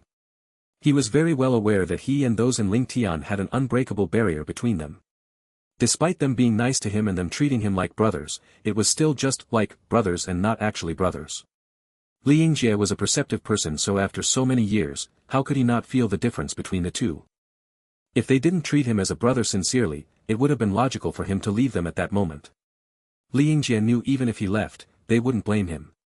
However, at the eve of that major decision, he decided he didn't want to leave. Did you find the answer? Lin Zhongqing was a bit curious. Not yet. Li Yingjie didn't know where to start. He just knew that he didn't want to just leave like that. If these people died, this regretful feeling would follow him for his entire life and haunt him for the rest of his life. Li Yingjie was a clear-cut person. If he didn't want to leave, he chose to stay. Do you regret it? Asked Lin Zhongqing. Regret? Li Yingjie said with a self-mocking smile on his face. I don't regret my decision now. I just regret. Suddenly, he stopped speaking. Lin Zhongqing looked at him confusedly. He didn't understand why he had stopped talking. If it was possible, I want to go back to when we first met and portray myself as a good person so I could become your friend. I wish I was not a massive bully towards you, so much so that I made good people like you hate my existence. You don't know how much I regret that. Interesting, a voice suddenly rang in their ears. Lin Zhongqing and Li Yingjie immediately sprung up from their relaxed position and looked around nervously. They actually didn't sense an enemy had appeared near them. If the enemy had attacked them without warning, perhaps the two of them would have been two corpses by now. The two of them felt a bitter taste in their mouths as they looked at each other with resignation. Li Yingjie suddenly held Lin Zhongqing's hand and pinched it softly. That pinch was to tell Lin Zhongqing that he was going to fight until the bitter end with him. At the same time, that pinch was also done to give them some courage to fight this seemingly unbeatable enemy. Receiving the pinch, Lin Zhongqing pinched back. He never expected the person standing beside him when he faced the Grim Reaper was the annoying Li Yingjie. Moreover, Li Yingjie gave him strength and courage near their impending doom. This was what comrades were like. Perhaps, after these years of being together, he had already acknowledged Li Yingjie as a comrade and a brother. It was just that he hadn't realized it yet. You guys have a great relationship. After these joyful words were spoken, a silhouette slowly appeared from the steps at the end of the stairs. The two of them stared towards that direction with a nervous yet cautious look in their eyes. Don't be nervous. I'm just here to ask for directions. The silhouette walked up slowly. In just a few words, he had already arrived roughly 10 meters in front of them. The owner of the silhouette was around 30 to 40-year-old man with a mild-mannered aura. He was smiling completely free of any worry, as though he was someone walking around leisurely in a park. Lin Zhongqing quickly went through the details of the 13 lords he had memorized in his head and he instantly found the details that matched this man's looks. Lord Dui. Lin Zhongqing said sternly. Not bad, little friend. Lord Dui laughed with a slight look of admiration in his eyes for a moment. Humph. Li Yingjie snorted coldly and walked forward to stand in front of Lin Zhongqing, blocking off Lord Dui's line of sight from seeing Lin Zhongqing. Oh, a feisty one. Lord Dui looked at the annoyed little kid with obvious interest. Seeing the completely useless show of bravery and camaraderie, he immediately laughed out loud. From the position they took to face off against him, he quickly realized the kid who stood in front of his friend was the stronger one out of the two. However, no matter how strong he was, in his eyes, he was still an ant waiting to be stomped. Li Yingjie stared back at him with seemingly no fear in his eyes. Lord Dui's way of looking down on them as though they were children and weaklings really irked him. Lin Zhongqing immediately felt the pressure on his body being lifted just by Li Yingjie blocking Lord Dui's line of sight. Those who reached the Imperial realm could actually kill with just a look. When Lord Dui was looking at him, it was as though he was facing against a humongous heaven-slicing axe. That single gaze was about to chop down and slice him in half like a piece of log. Without Lord Dui's pressure, Lin Zhongqing's brain quickly turned its gears. Although most of the thinking in Ling Tian was done by Li Lanfeng and Han Jijian, Lin Zhongqing still controlled the entire Ling Tian army's logistics division. And as such, his intelligence was not any worse than the other two. The fact that Lord Dui didn't make a move on them when they hadn't sensed him really confused him. Although the possibility that he was so confident that he didn't need to ambush them couldn't be eliminated, the attitude he had afterwards assured Lin Zhongqing that Lord Dui had no intentions of killing them. Why? Lin Zhongqing stepped forward and stood side by side with Li Yingjie. He asked with a side-tilted head. Li Yingjie sent a worried glance at Lin Zhongqing. He wanted to tell Lin Zhongqing to move back, but in the end, he didn't make a sound. Ha ha ha, very good, very good. Lord Qian's kill order still has its worth it seems. Lord Dui suddenly laughed maniacally towards the sky. Lin Zhongqing and Li Yingjie were completely confused by Lord Dui's behavior. Wasn't this person here to kill them? Why did he just laugh? What is that guy trying to do? On the roof of the blue hall, a silhouette suddenly appeared and looked down at the scene below him with a frown on his face. Before he could think about it, he looked towards the Rainbow Palace with a stern look on his face. Lord Kuan is actually there. Who else is there? They're actually having such an intense fight with Lord Kuan. In the Yellow Hall, Han Jijian and Li Shiyu looked towards the door with visible nervousness. Why are you shaking? Said Han Jijian smugly. Aren't you pissing in your pants as well? Li Shiyu snorted coldly. Han Jijian chuckled coldly, not going to pretend anymore, Ling Tian's most handsome and cool doctor. Heh, the strategist who never wastes his words is actually such a chatterbox. Li Shiyu rebutted without any care for Han Jijian's feelings. After bantering to calm their nerves for a while, the bantering suddenly stopped and the entire hall returned to its initial silent state. I'm sorry, I was out of line. After a few minutes of awkward and heavy silence, Han Jijian finally spoke up. I was also nervous. Li Shiyu let out a heavy breath of air, as though he was trying to push out the pressure in his mind. I finally understand where the source of my calmness is from. I didn't expect I would find out what kind of person I am here. Sigh, I really can't compare to Li Lanfeng. Han Jijian's crestfallen expression portrayed how sad he was. After chasing him for so long, Han Jijian had only realized his true self now. In reality, he was just a useless person.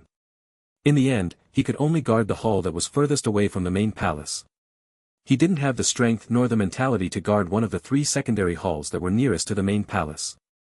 Li Shiyu frowned. What are you moping on about? Perhaps I'm just an extra in this grand scene. Perhaps I was insignificant from the very beginning. Sadness in Han Jijian's eyes became even more prominent. It would have been better if it was me who died and not Xie Yi. If Xie Yi was here, perhaps he would be much more of a help to Qilong and the others, not like the useless and scared me. Han Jijian seemed to have immersed himself in his own sad thoughts. The depressing aura he was giving off was becoming thicker and thicker. Han Jijian, Li Shiyu cried out angrily. However, no matter how loud his voice was, it couldn't reach Han Jijian, who was immersed in his own thoughts. Li Shiyu made a decision at that moment. He flicked his wrist and a miniature vial of tranquilizer appeared in his hand. Right as he was about to inject it into Han Jijian, he was suddenly frozen in place. Oh, you shouldn't stop such a fun game. Be a good boy, okay? A hoarse voice rang beside Li Shiyu's ears. A gloved hand suddenly appeared in front of him and slowly took away the syringe in Li Shiyu's hand. Li Shiyu tried his best to turn his head to see a man dressed like a clown, and that clown was happily tossing his syringe away. This is because of you, Li Shiyu said coldly. No matter how weak Han Jijian's mentality was, after the many years boss had polished him, the amount of pressure he could endure was definitely not something that should be underestimated. He wouldn't fall into a ditch of negative emotions so easily. Even if he did, he would easily be able to get himself out of that rut. Clever child. The clown had a wide smile on his face. Lord Card. Li Shiyu knew who he was when he first laid eyes on him. The rumored demon who liked to play with the minds of his victims. Looks like you know me very well. Lord Card smiled deviously. Not very well, but since I came to the lawless lands, I should have basic knowledge of the 13 lords, said Li Shiyu calmly. Now that he knew it was Lord Card, no matter how much he worried for Han Jijian, it would be completely useless, so he could only stop worrying and focus completely on dealing with Lord Card. Out of the 13 lords, if they were to face the other lords, at most they would lose their lives and reincarnate into their next lives. Only Lord Card would make his victims live in agony and continue tormenting them after they had died. You're quite the interesting one. You actually don't have too many negative emotions. Lord Card's curiosity was overflowing. His domain gave him the ability to control the negative emotions of humans. As long as it was a human, they would always have negative emotions in their mind. Once that person's flaws were grasped by him, he would go straight for their minds and drive them to live in eternal agony. Li Shiyu looked at Lord Card with a chilling gaze. He knew clearly that he had his own problems with dealing with his negative emotions. How could he believe his words? Interesting, very interesting. Lord Card turned his wrist and another paper card appeared in between his index and middle finger. Vigilance started to be obvious in Li Shiyu's gaze. Suddenly, Lord Card flicked his wrist lightly and the card flew out of his fingers. It flew towards Li Shiyu at lightning speed. Li Shiyu moved his body to dodge, but he realized that this piece of paper card kept following behind him. No matter where he moved, he wasn't able to get rid of it. At a single instant, the paper card was seemingly given a speed boost as it instantly flew past him and hovered right in front of him. With it being in front of him, Li Shiyu immediately stopped in his tracks and stared vigilantly at the paper card that was unfolding itself, and slowly a figure of a woman, who was smiling amiably, appeared in front of Li Shiyu. At the sight of the women, Li Shiyu's eyes widened like the moon in the dark sky. It was because that woman was his gentle and beautiful mother. Shiyu, it's time for dinner.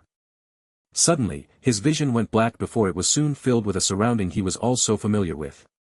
He was back in his childhood home, in the dining room with his mother in the kitchen. I don't want to eat yet. I haven't finished my research. As soon as the child's voice was heard, a young child sitting on the dining table stuffing himself in a mountain of books entered his vision. Li Shiyu saw a stubborn young version of himself lowering his head into piles and piles of research reports on the dinner table. He was so focused in reading the reports that he didn't notice the disappointment in his mother's eyes when he rejected her. Don't starve yourself, Shiyu. Eat properly. You can read all you want after you eat.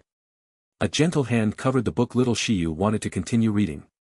Mom, don't disturb me, okay? I'll eat when I'm hungry.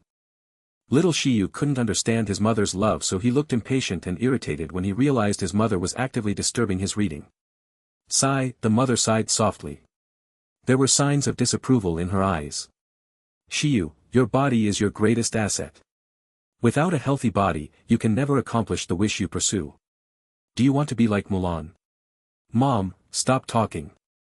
Upon hearing his eldest cousin brother's name, little Shiyu immediately flared up and slammed the table. To him, his eldest cousin brother's health had always been a thorn in his heart. He didn't expect his beloved mother to use it as a negative example. Little Shiyu couldn't control the boiling rage and overflowing disappointment that was about to explode from him, so instead of lashing out at his mother, he pushed his mother away and ran out the dining room.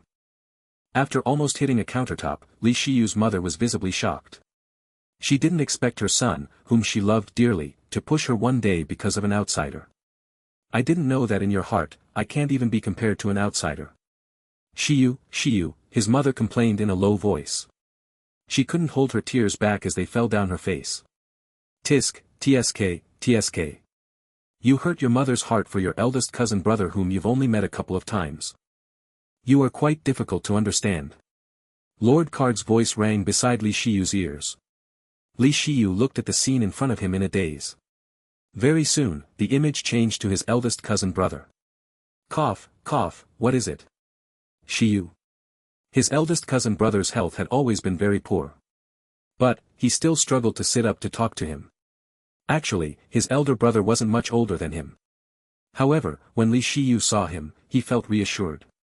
He felt as though he was talking to an elder brother which he never had, one that was filled with knowledge and was ever so kind to him. Why does everyone think you won't get better? When he thought of his mother's words, Li Shiyu felt his heart hurting. He felt that in the eyes of everyone in the Li family, his elder brother was practically dead.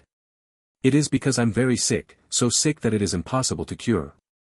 Grandfather had already found the best doctors, but they concluded that there was no cure. A gentle hand touched his head. His elder brother rubbed his head lightly, calming the anger and agitation in his heart. I don't believe it. There must be better doctors. Grandfather just hasn't found them yet. Li Shiyu refused to accept that answer. Yes. Everyone works hard. Cough, cough. I will work hard too. His elder brother couldn't even finish a sentence properly. He had to use all his energy to keep his coughing down to a minimum. Thus, his sentences were simple and short. But, even so, he still gave Li Shiyu his most gentle smile. Brother. Li Shiyu felt deeply in pain as he saw the amount of suffering his brother had to go through. How could he not notice the tight fist that was trembling slightly under the blanket? It was obviously a sign that he was bearing with extreme pain. His brother never wanted to let him worry, so he always appeared calm and indifferent in front of him. It's all right. Brother will work hard and live. I will wait, for you, to find a doctor that can cure me. His elder brother smiled. I have confidence. Without grandfather, I still have you. Li Shiyu's tears dropped down uncontrollably. His elder brother clearly knew his own situation well. Besides grandfather, everyone from the Li family had given up on him. But, just like what his elder brother said, even if his grandfather abandoned him one day, he still had him, his little brother. His little brother would never let him suffer alone. Brother, don't worry. You still have me. Li Shiyu grabbed his elder brother's cold hand. At that time, Li Shiyu didn't know what he could do. However, the seed to completely cure his elder brother was already planted in his heart. Tisk, tsk, tsk. You are living entirely for this person. Lord Card said with pity. Your life is entirely manipulated by him. Your intention was never your own. You live a sad life. Sad. Everyone has their own purpose. My purpose is to give him a healthy body. Li Shiyu wasn't affected by Lord Card's words. How childish. Do you really think that it's your own choice? Lord Card smiled. Do you want to know the truth? Li Shiyu frowned. He turned and looked at Lord Card, who was obviously waiting for a good show. I can sense an energy in your body, and that energy doesn't belong to you. It's an invasive energy that has been planted by someone else. It wasn't done recently too. It has accumulated over many years. Another paper card appeared in Lord Card's hand. The smile on his face got even wider. It all goes back to your childhood. What do you mean? Li Shiyu asked coldly. It means that the choices you think you made yourself are actually subtly influenced by this energy in your body. Lord Card sniggered. It controlled your entire life. So what? Li Shiyu scoffed. If Lord Card wanted to attack him psychologically using this, he was underestimating him. Nothing. I just want to watch a good show. Lord Card wasn't bothered.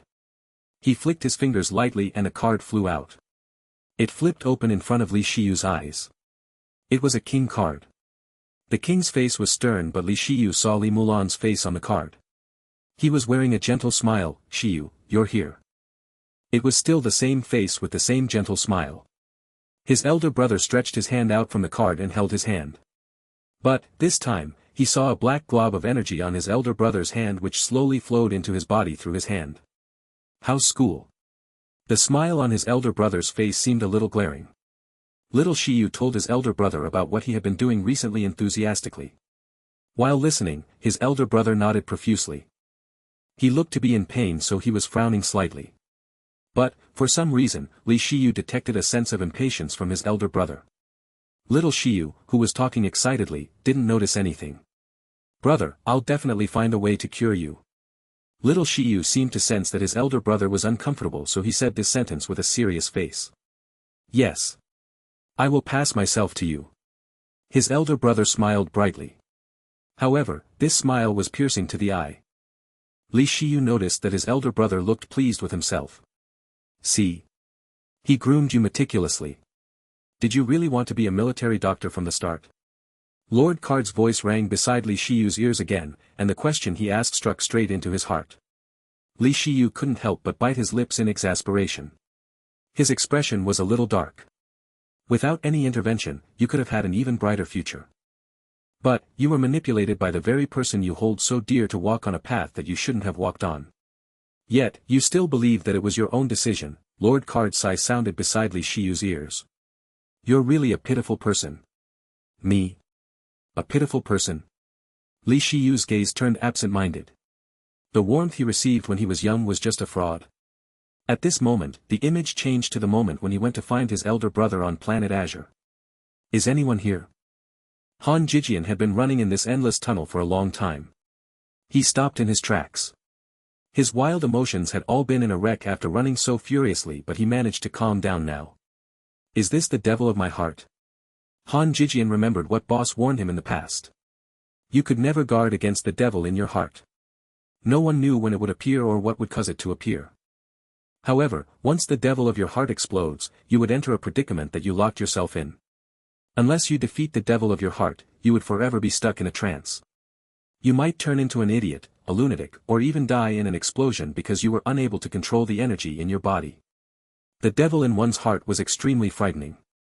People who cultivated would always try their best to prevent themselves from developing a devil of their hearts. However, the devil of their heart could also be an opportunity for the right people. It was the greatest danger, but at the same time, it was the greatest opportunity a cultivator could get. Han Jijian remembered the scene when he was controlled by the devil of his heart.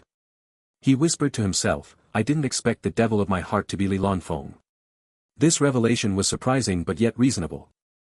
Before he entered the military academy, he had always thought that he was the only strategist of Boss's team.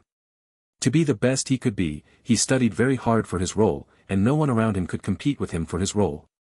So, naturally, when he was at the Scout Academy, he grew to be confident and proud of himself. But, after entering the military academy, when Li Lanfeng appeared, Han Jijian felt a sense of loss. At the start, he didn't mind about him, but as he interacted with Li Lanfeng more and started to understand his mind better, he thought that if God had already made someone so excellent, why did he make someone even better? Li Lanfeng would do anything to gain victory, even resorting to more unscrupulous means. Han Jijian was full of respect for his resolve but also filled with contempt. This contradictory feeling was slowly chipping away his idea of a great strategist. In reality, he looked down on Li Lanfeng when he could not think of more upright means to resolve the problems he faced, but when he constantly outperformed him time and time again through those devilish means, he couldn't deny his existence anymore. In the depths of his heart, he felt that Li Lanfeng might be a better strategist than him. It was a feeling he couldn't ignore. This was the first time Li Lanfeng made Han Jijian felt defeated. The second time he felt defeated was when they were on planet Haijiao. In the face of a life-or-death situation, Li Lanfeng was much more decisive and ruthless than him. As for him, he hesitated and cowered in fear during that time. 2 clear defeats made him feel useless. Although he managed to adjust his emotions with the help of Boss and his brothers and managed to find his own position, in the depths of his heart, Li Lanfeng was still a thorn that couldn't be taken out of his heart. That person constantly reminded him of his failures. Han Jijian laughed at himself mockingly. I actually felt that should already be the case. It looks like my heart is more honest than me. It was time to destroy the devil of his heart. When Han Jijian made that decision in his heart, his gaze turned cold. At this moment, he became a confident person who had no weaknesses. Suddenly, the tunnel collapsed around him. The dark corridor turned bright in an instant. Han Jijian was very calm at this sudden change. He raised his head and looked at his surroundings to realize that he was now in a huge hall. His vision was blurry.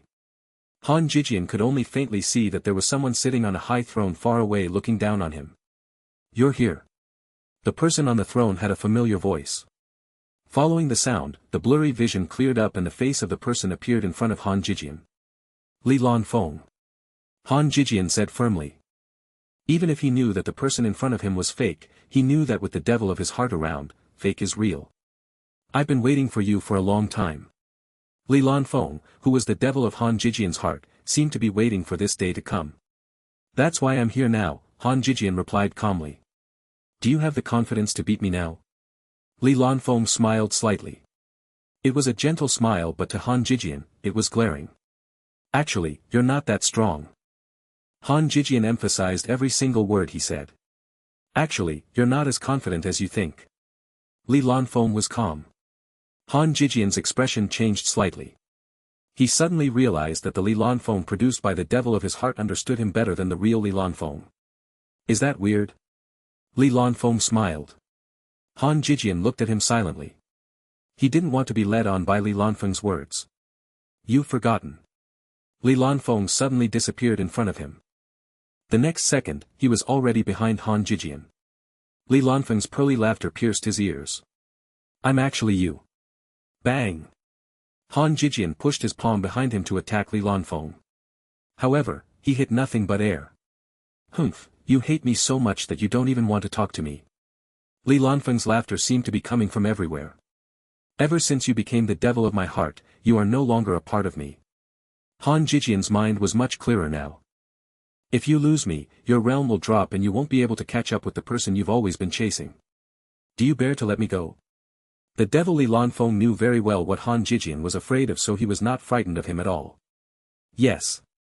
I've always been hesitating, but your reminder made me understand that your presence will always forbid me from catching up with the people I've always wanted to catch up with. Han Jijian raised his head suddenly. The killing intent in his eyes was obvious. He always seemed calm, and to many people, the decisions he made were much more acceptable than the ones Li Lanfeng made. However, Han Jijian knew that among everyone around Boss, he was the most irresolute and hesitant. He couldn't be like Li Lanfeng, who put Boss's benefit at the top of his priority. All the decisions he made were the ones that benefit Boss the most. Hence, when he needed to sacrifice someone, he wouldn't show any mercy. He couldn't be like Qilong, who remained firmly loyal to Boss and never had any thoughts of backing out once he made the decision to follow Boss. He wasn't as pure as Luo Lang, who would give his entire heart to someone once he decided to trust the person. He was willing to go through any thick or thin with Boss. He wasn't as decisive as Lin Zhongqing, who would immediately fill in the empty slots in their team without caring about the price he had to pay. He didn't have Xia Yi's big heart. As long as he was given space, he was able to grow up strongly on his own. He didn't have Li Shiyu's devotion. Once he was needed, he would sacrifice anything to help others. He wasn't like Chang Xinyuan, who would repay a casual favor with his life. He gave his entire life to Boss, who gave him a second chance in life. He wasn't like his two little sisters, who admired Boss and treated him like the center of their world. He followed Boss because he couldn't bear to part with their close relationship. He couldn't bear to leave behind the friendship he had with his companions. Yes, he couldn't bear to give them up. It wasn't because he couldn't give them up. The decisions he made seemed more tolerable than Li Lanfeng's and felt fairer, but he knew that he had his own selfish motives. He was afraid of losing his place in the team, becoming another weaker copy of Li Lanfeng. He was just used to using righteous reasons to cover up his selfish intentions. He convinced many people, including himself and the people that were important to him, that he was useful, he was different, and that he was good while Li Lanfeng was evil. Ling Lan's glaring eyes suddenly appeared in front of his eyes. Han Jijian felt cold sweat coming out of his body. He had never lied to Boss before. Han Jijian suddenly had a realization. TSK, you're so scared that your clothes are drenched right from the inside. The devil Li Lanfeng suddenly mocked him. By now, Han Jijian had realized his fears were nothing to worry about, so in front of Li Lanfeng, he just laughed confidently. Yes, I'm scared, but I was never afraid of you. Surprisingly, Li Lanfeng actually smiled and nodded. I know. I've already said it before, the person who knows you best is me. In your mind, there has always been an existence you are extremely terrified of. Despite him being your boss and helping you through your entire journey, you are still afraid of him. The Li Lanfeng created from his inner demons was like the real Li Lanfeng. He could see through everything and hit him where it hurts. Yeah, how could we not be afraid? The secrets hidden deep within our hearts that we don't want anyone to know. There is always someone near us that could easily see through us. Han Jijian raised his head and looked at the bright sky. He didn't know whether he regretted his decision or not. The status Han Jijian had in Lingtian wasn't as simple as it seemed. He came from a background of an elite family who specialized in intelligence gathering. He was taught from when he was very young that they had conflicting views with the military and government. The cooperation with these entities were only as a way of overseeing them and vice versa. With a background in intelligence, they would be taught of every knowledge an intelligence officer needed. On the surface, they were like normal kids and entered the military academy to learn, but they would also be trained in multiple other areas outside of school. When they grow up, they would be sent to be the important officers of different armies or government departments based on their own abilities. They would be an existence that would oversee the army's highest-ranking officer or the government official they work for. Yes, other than being a soldier, Han Jijian also had a hidden identity. He was an officer from the National Intelligence Bureau sent to Lingtian to oversee Lingtian. His main objective was to oversee and search for any information regarding Ling Lan. Is that my own inner demons? Han Jijian smiled. Tears uncontrollably trickled down his face. no one could reject their own backgrounds. From the moment he was born, his fate had already been decided. It was just he didn't expect he would put forth so much emotion and feelings towards his comrades, friends, and the boss that he loved, feared and admired. Unable to cut off these emotional ties and unable to refuse the pressure his family was giving him. This conflict of interest caused him to feel guilty of his actions, making him doubt whether what he said or did in the past was genuine. He couldn't find a balance of the two in his heart. In the end, this conflict of interest grew into his inner demon. Jijian, if you need anything, you can always come find me. Suddenly, memories of Ling Lan surfaced in his mind. Ling Lan stared at him with a sharp look in his eyes. His words were slow, but clear. Jijian, sometimes you think too much. Ling Lan's calm stare had a look of understanding, but mostly helplessness. Han Jijian remembered everything related to Ling Lan, and suddenly realized. Boss, why didn't find me and make it clear? Han Jijian suddenly shouted out angrily. Was watching him struggle by himself funny? You hate him. Hate the fact that he watched coldly while you struggled and was in pain. He didn't care about you. If you want to crush him beneath you, follow your heart and accept me. The Li Lan Feng created from his inner demons was like a devil trying to tempt humans to do nefarious things. Yes, I hate him. I hate him so much. Han Jijian opened his eyes and a look of hate burned in his pupils. This look of hate actually made the inner demon feel somewhat afraid. Then, let go of your heart, let me become one with you to become a stronger version of yourself, the devil in his heart continued to tempt him. Come. Han Jijian no longer resisted and let his inner demon move towards him to become one entity. Right at that moment, the situation suddenly changed. Han Jijian suddenly reached out with his hand and grabbed the head of his inner demon. Earth-shattering energy suddenly shot through his hand. Ah! The inner demon began to struggle and wanted to escape Han Jijian's grasp. It wanted to run from Han Jijian who was attempting to erase it from existence. Why? Why?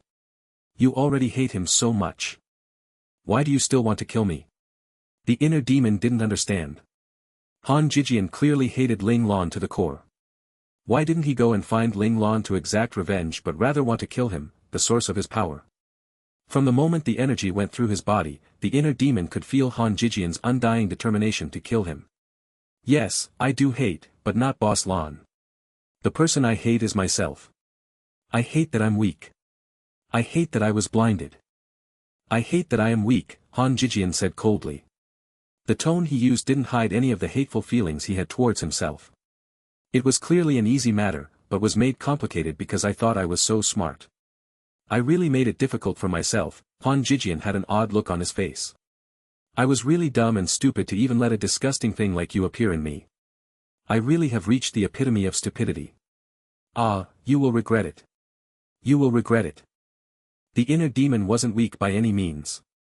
He was just caught off guard as he didn't expect Han Jijian would set such a trap. Additionally, with Han Jijian's iron will to end him, it didn't leave him with any room to escape. Every step the inner demon took was the wrong one. Once he lost the upper hand, he no longer had any chance of surviving. Through all the curses being thrown towards him, the inner demon finally couldn't withstand the pressure coming from his head and in the end, succumbing to the pressure and disappeared into smoke. After finally dealing with his inner demon, Han Jijian plopped down on his butt with an exhausted expression and for the first time in a while, experienced the fresh air around him. It was just as the inner demon had said. Cleansing him was not a simple task. After all, the inner demon was actually also part of Han Jijian's strength. Killing him was the same as erasing a part of his strength. As the inner demon disappeared, Han Jijian's titled domain stage immediately regressed to where he was now barely within the domain stage. In the real world, Han Jijian opened his eyes and saw Li Shiyu sitting beside him. He noticed that Li Shiyu couldn't move and Lord Card was watching from the side. When he saw this sight, he knew that Li Shiyu must have also fallen into his trap. Hey, you came out quite quickly. Not bad. Lord Card suddenly smiled at Han Jijian. His wrist flicked and another card appeared in his hand. While still being mindful of the terrifying card, Han Jijian stared at him coldly. The next moment, he surprisingly just sat down and began to stabilize his domain. You actually dare to train right now? Lord Card was confused by the sight in front him. Han Jijian was basically telling him that he wasn't going to resist and would be handing his life to Lord Card. As one of the 13 lords whose strength is at the level of an imperial stage domain expert, you really like to be sneaky, much like a puny thief, Han Jijian replied calmly. After saying that, he closed his eyes and focused on his meditation in order to make himself recover to his original strength as soon as possible. Heh, are you making fun of me now? Lord Card's eyes flickered and the thought of killing the two entered his mind. As someone who liked to play with other people's minds, he didn't like when others were doing the same thing in front of him. Heh, you think I won't kill you? Lord Card's eyes were showing no emotion as a card flicked out of his hand and flew towards Han Jijian. He never liked for his toys to feel superior over him. Despite the fact that he was being sneaky, it was only because he loved to see his victims in despair until they eventually die of guilt. Bang! Suddenly, a silver gleam flew by and pierced the card that was about to take Han Jijian's life. With a silver needle in the middle of it, the card was stuck into the ground roughly 1 meter away from Han Jijian. At the sight of the silver needle, Lord Card's eyes narrowed as he looked towards the direction from where the silver needle had come from. He said coldly, "What are you doing?"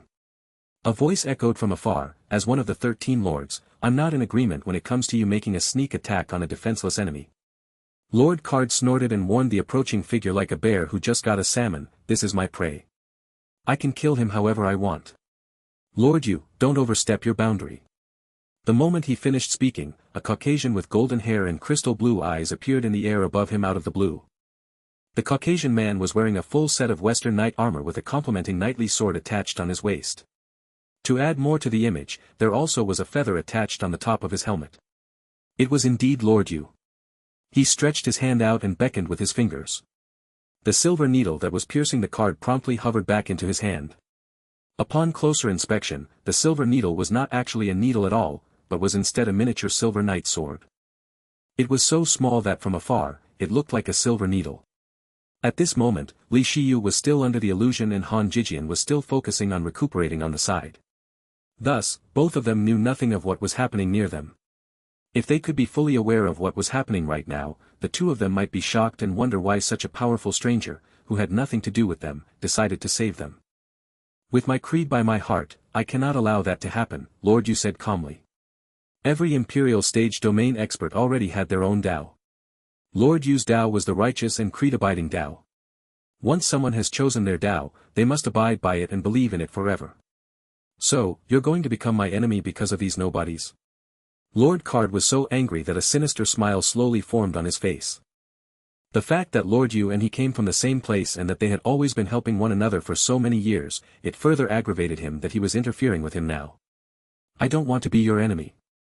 It's just that my Tao doesn't allow me to let you do this.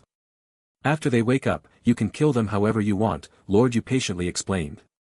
If he let Lord Card kill two defenseless enemies now, a hole would be formed in his Tao. Therefore, Lord Yu had no choice but to interfere with Lord Card, even if it meant destroying their relationship. But stopping Lord Card didn't mean that he was saving Han Jijian and Li Shiyu. He just hoped that Lord Card would kill them after they regained their consciousness. Lord Card didn't reply to Lord Yu.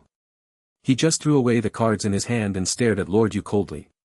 As the staring contest continued on, the atmosphere around them turned extremely tense.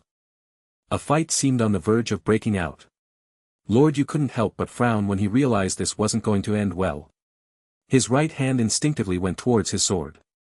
If Lord Card wanted to fight, as a knight, he wouldn't reject the duel no matter how absurd the reason for the duel was. Red Hall.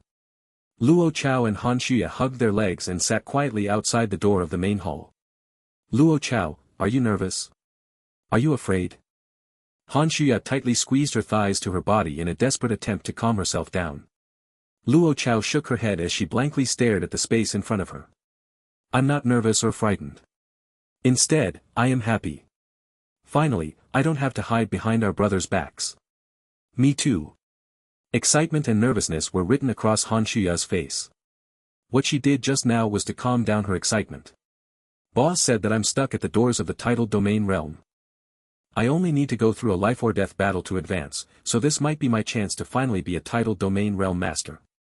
Unfortunately for Luo Chao, even though she had arguably worked as hard as her elder brothers, the natural weakness of being a lady caused her advancement to the titled domain realm to be 100 times harder, or maybe even more.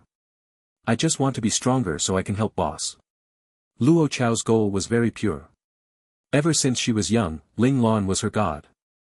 She was God's follower, and that was the only reason why she was desperately trying so hard to grow stronger. Of course, if they hadn't met Ling Lan in their life, they might not have been able to advance past the Qi Jin stage in their entire life. The domain realm was even more impossible for them. In all these years, Ling Lan had spent so much effort to groom them and to allow them to break the limit of their own bodies. She allowed them to enter the domain realm, a realm that no woman had entered for close to 1,000 years. What was more amazing was that Han Shuya's physical condition was better than Luo Chao's, so she managed to touch the doors of the titled domain realm successfully. We must survive.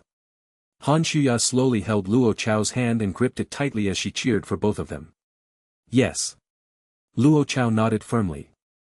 This time, both of them knew that once they met one of the 13 lords, their chance of survival was grim. However, they weren't afraid. They knew that if they didn't stop the next lord, their comrades would have one more enemy to face, which would put them in more danger. Their entire team might even be annihilated because of this. Huh. There are 2 young ladies here. A voice filled with astonishment was heard. Han Shuya and Luo Chao jumped up abruptly.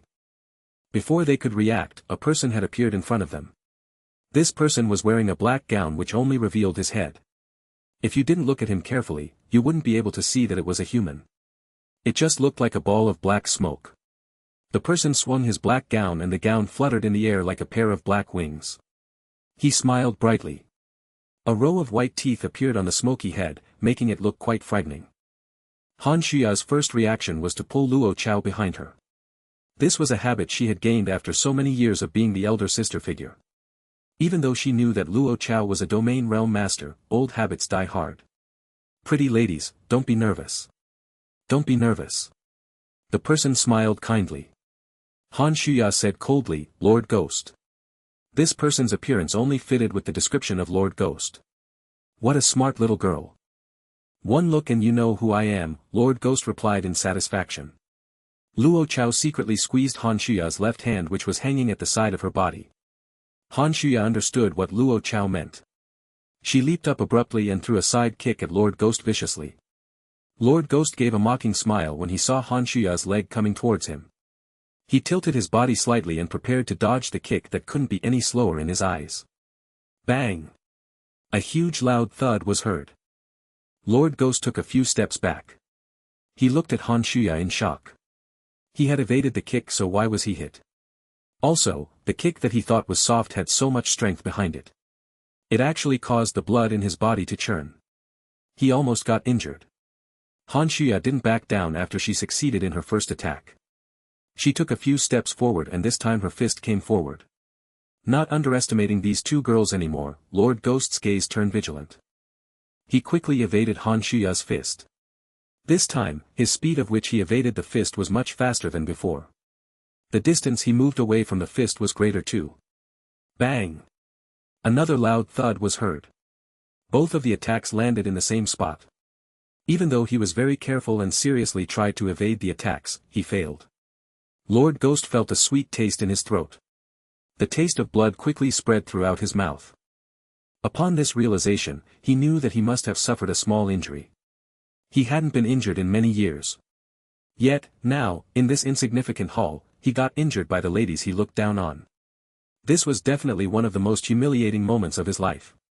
Lord Ghost was infuriated.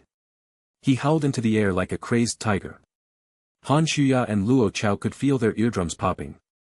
They were completely disorientated by the frightening howl. While pushing through the piercing pain, the 2 quickly plugged their ears with their fingers to keep this tormenting noise out of their ears. Killing intent flashed past Lord Ghost's eyes. He stretched his ghostly claws out to grab Han Shuya so that he could torment her viciously. At this moment, a light flashed past his eyes. Bang! Lord Ghost was forcibly pushed back by the flash of light. He slammed onto the ground with a large impact.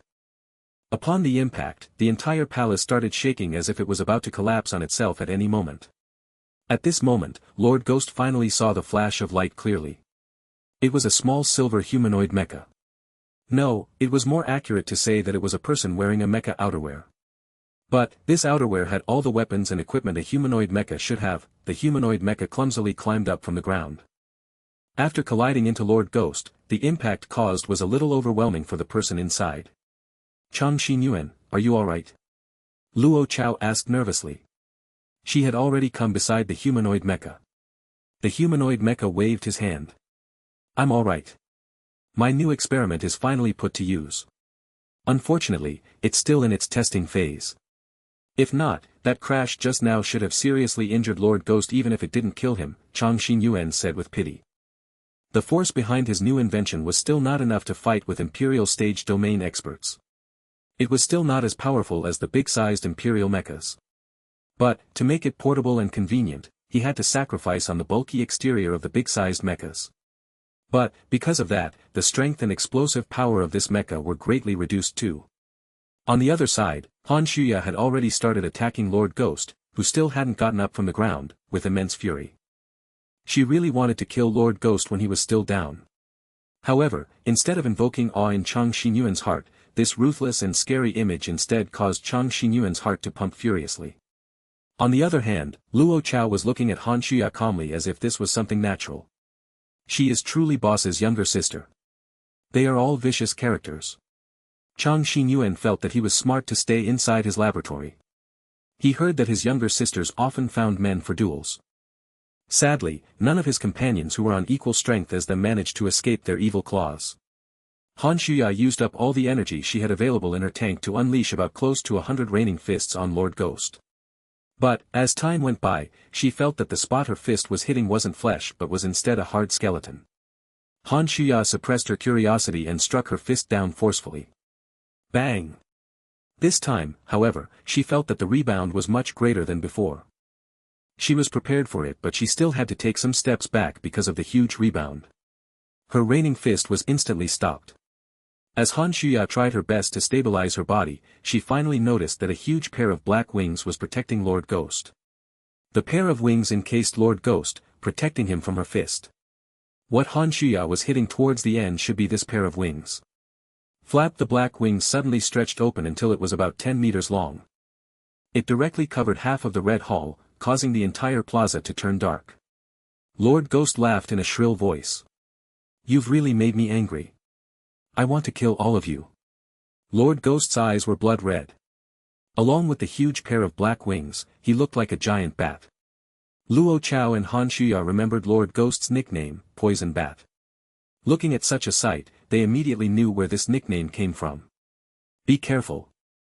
Luo Chao reminded Han Shuya who was standing in front of them. In this fight, Han Shuya was the main fighting force of their team. Han Shuya gritted her pretty white teeth. Her body shot out like a cannonball and she waved her fist again. Go and die. The 5 fingernails on Lord Ghost's left hand suddenly extended in length. There was a layer black goop shining on his thin and sharp fingernails. He clawed at Han Shuya's face ruthlessly. He no longer showed mercy on her because she was a lady. Lord Ghost's claw came really quickly. When Han Shuya saw the claw coming towards her, she instinctively wanted to move away but she realized she couldn't move. Realm suppression. These 2 words appeared in Han Shuya's mind immediately. She was about to get clawed by Lord Ghost but there was no sign of fear on her face. Picturing ruining the face of a pretty girl, a devilish smile formed on Lord Ghost's face. However, the next second, his smile froze. Han Shuya got suppressed by him so by right, she couldn't move. Yet, she went against expectation and forcibly shifted half a meter towards her left. This half a meter shift allowed her to escape from his poisonous claws. Of course, these actions were done in a blink of an eye. Han Shuya broke free from Lord Ghost's suppression and jumped backward. She came to Chang Xinyuan's side. Lord Ghost retracted his claws slowly. His gaze shifted away from Han Shuya and finally landed on Luo Chao. Your domain is very interesting. You can actually control her body. How could Han Shuya's strange actions escape from Lord Ghost's eyes? Even if he didn't notice it at the start, by now, he had already understood everything. Lord Ghost also understood why when he clearly had evaded Han Shuya's attack at the start but she was still able to hit him. This wasn't Han Shuya's ability. It was that sweet and delicate lady's ability. Luo Chao didn't reply to him. She only looked at Lord Ghost indifferently. She knew that she couldn't fool Lord Ghost for long. It was just that she didn't expect him to see through it so quickly. This was the caliber of the 13 lords. None of them were simple. The difference between their abilities was too stark. It should be a spiritual domain concept. It's very special. I've never seen it before. Lord Ghost was very interested in Luo Chao's ability. The first thing that came to his mind was that this ability was very useful to him. Thus, the strong killing intent in him subsided a little. They responded to Lord Qian's order to kill everyone not because they were afraid of him. It was because they were too bored. They wanted to move their bodies and see some blood. But, ultimately, they were the ones who would decide whether they wanted to kill these people or not. If he was able to gain this ability, the loophole in his domain could be patched up. That meant that God Realm wasn't impossible anymore. Greed seeped out of Lord Ghost's eyes. Once he thought of this possibility, his heart started pounding furiously. Everyone from Ling Tian who could fight had already met up with their respective opponents. Everyone was putting their lives on the line to complete their given mission, because they knew what price they would have to pay if they couldn't. If their lives were needed to save the lives of their comrades, they wouldn't even flinch when accepting the deal. In their minds, their own lives didn't really worth much to them, but the precious lives of their comrades must be protected. The fights in every hall were all fought with maximum intensity. However, one of the halls stood out as the fight there had reached a crucial turning point. Lord Kuan, who had easily jumped past the green hall and went straight into the main hall, was stopped by Li Lanfeng and Zhao Jun who were guarding it. The past majestic and picturesque main hall was now half destroyed with the marble floors being pulverized to bits and the walls collapsing on itself. When Lord Kuan first went into the main hall, there was always this glaring smile he had on his face, but now, his appearance was reduced to that of a crippled beggar. He even had his left arm torn off from his shoulder. What was worse was that although he wasn't bleeding out profusely, there was this thin layer of dark energy that was enveloping his entire left shoulder.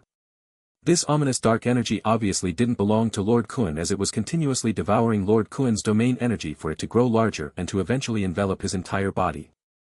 Lord Kuan endured the pain that was like thousands of fire ants biting his shoulder and flipped his right hand. A layer of green life energy slowly started to rise from his right hand. With that life energy in hand, he pressed on his left shoulder, and as the green life energy touched his shoulder, it started fighting off the dark energy. As the two energies clashed, Lord Kuan had a pained expression on his face. The muscles on his face began to tremble, which made him seem like he was transforming into a monster. Not long after, the green energy coming from his own body successfully suppressed the dark energy and drove the dark energy out. After relieving himself of the hellish torture, Lord Kuan calmed down and turned to look towards the prone Li Lanfeng not far from him. Seeing Li Lanfeng lying there, being no threat to him at all, thoughts of how to torture him began to surface in Lord Kuan's mind. Before coming here, Lord Kuan never thought he would be reduced to such a poor state because of two little brats. When Lord Kuan first walked into the main hall, he didn't think much of Li Lanfeng and Zhao Jun. He was even planning on casually walking by them without giving them the time of his day. Noticing his indifference, how could a scheming person like Li Lanfeng give up on such a good opportunity? In an instant, plans on how to exploit such opportunity began to surface in his mind. His final plan was to have Zhao Jun be the primary attacker, with him being the secondary, as to give Lord Kuan a false impression of their strength. For the role of being the primary attacker, Zhao Jun performed very well. Having already entered the late stage of tidal domain realm, he was able to give Lord Kuan some pressure. It made a support like Li Lanfeng, who had just reached the tidal domain realm, not seem like much of a threat. With Lord Kuan placing most of his focus on Zhao Jun, Li Lanfeng was waiting patiently for the opportune time to strike. Having the concept that could erase any type of energy that was considered a cheat even in the grand scale of the universe. With such a cheat in hand, even Lord Kuan couldn't get away unscathed. However, being halfway into the God realm had slight chances of clairvoyance. Just as Li Lanfeng was about to pounce at him, alert bells in Lord Kuan's head immediately sounded. Although it seemed impossible for something here to endanger his life, he still believed in his instincts, so he shifted his position just slightly. If he didn't shift his position, Li Lanfeng's erasing energy would have struck his heart, not his left arm. If his heart was hit, Lord Kuan probably would no longer be in this world. Then, the winners of this fight would be Li Lanfeng and Zhao Jun. Fortunately for him, but unfortunately for Li Lanfeng and Zhao Jun, Lord Kuan was an individual who was halfway into the God realm. Despite these two realms being only half a stage apart, the half stage was still the difference of life or death for Li Lanfeng. Die. After suffering so much, Lord Kuan definitely wasn't going to let Li Lanfeng go. Not only did Li Lanfeng tear off his arm, he also cut off his path into the God realm. A broken physical body was the largest hindrance for advancing into the God realm. The path not only represented their minds, but also their bodies. Only when both their minds and bodies were perfect, would one be able to advance into the God realm? It wouldn't work if either of those two weren't perfect. Thus, all of his anger and rage were directed towards Li Lanfeng. Zhao Jun, who was lying in a corner, quietly took out a vial of medicinal agent when Lord Kuen's focus was on Li Lanfeng and immediately injected it into his neck artery. Just as Lord Kuen was about to attack Li Lanfeng, he shot up like a cannonball and pounced towards Li Lanfeng. Bang! Zhao Jun covered Li Lanfeng with his body without any fear for his life. He managed to forcibly block Lord Kuen's death blow with his body. Zhao Jun! Li Lanfeng screamed as he lifted his head to watch Zhao Jun blocking the death blow for him. Ugh! Blood poured out from Zhao Jun's mouth. He used all his might to turn around and smile. He then moved his mouth. Zhao Jun! Li Lanfeng stared blankly as tears rushed down his face uncontrollably. It was nice knowing you, Lanfeng. Boom!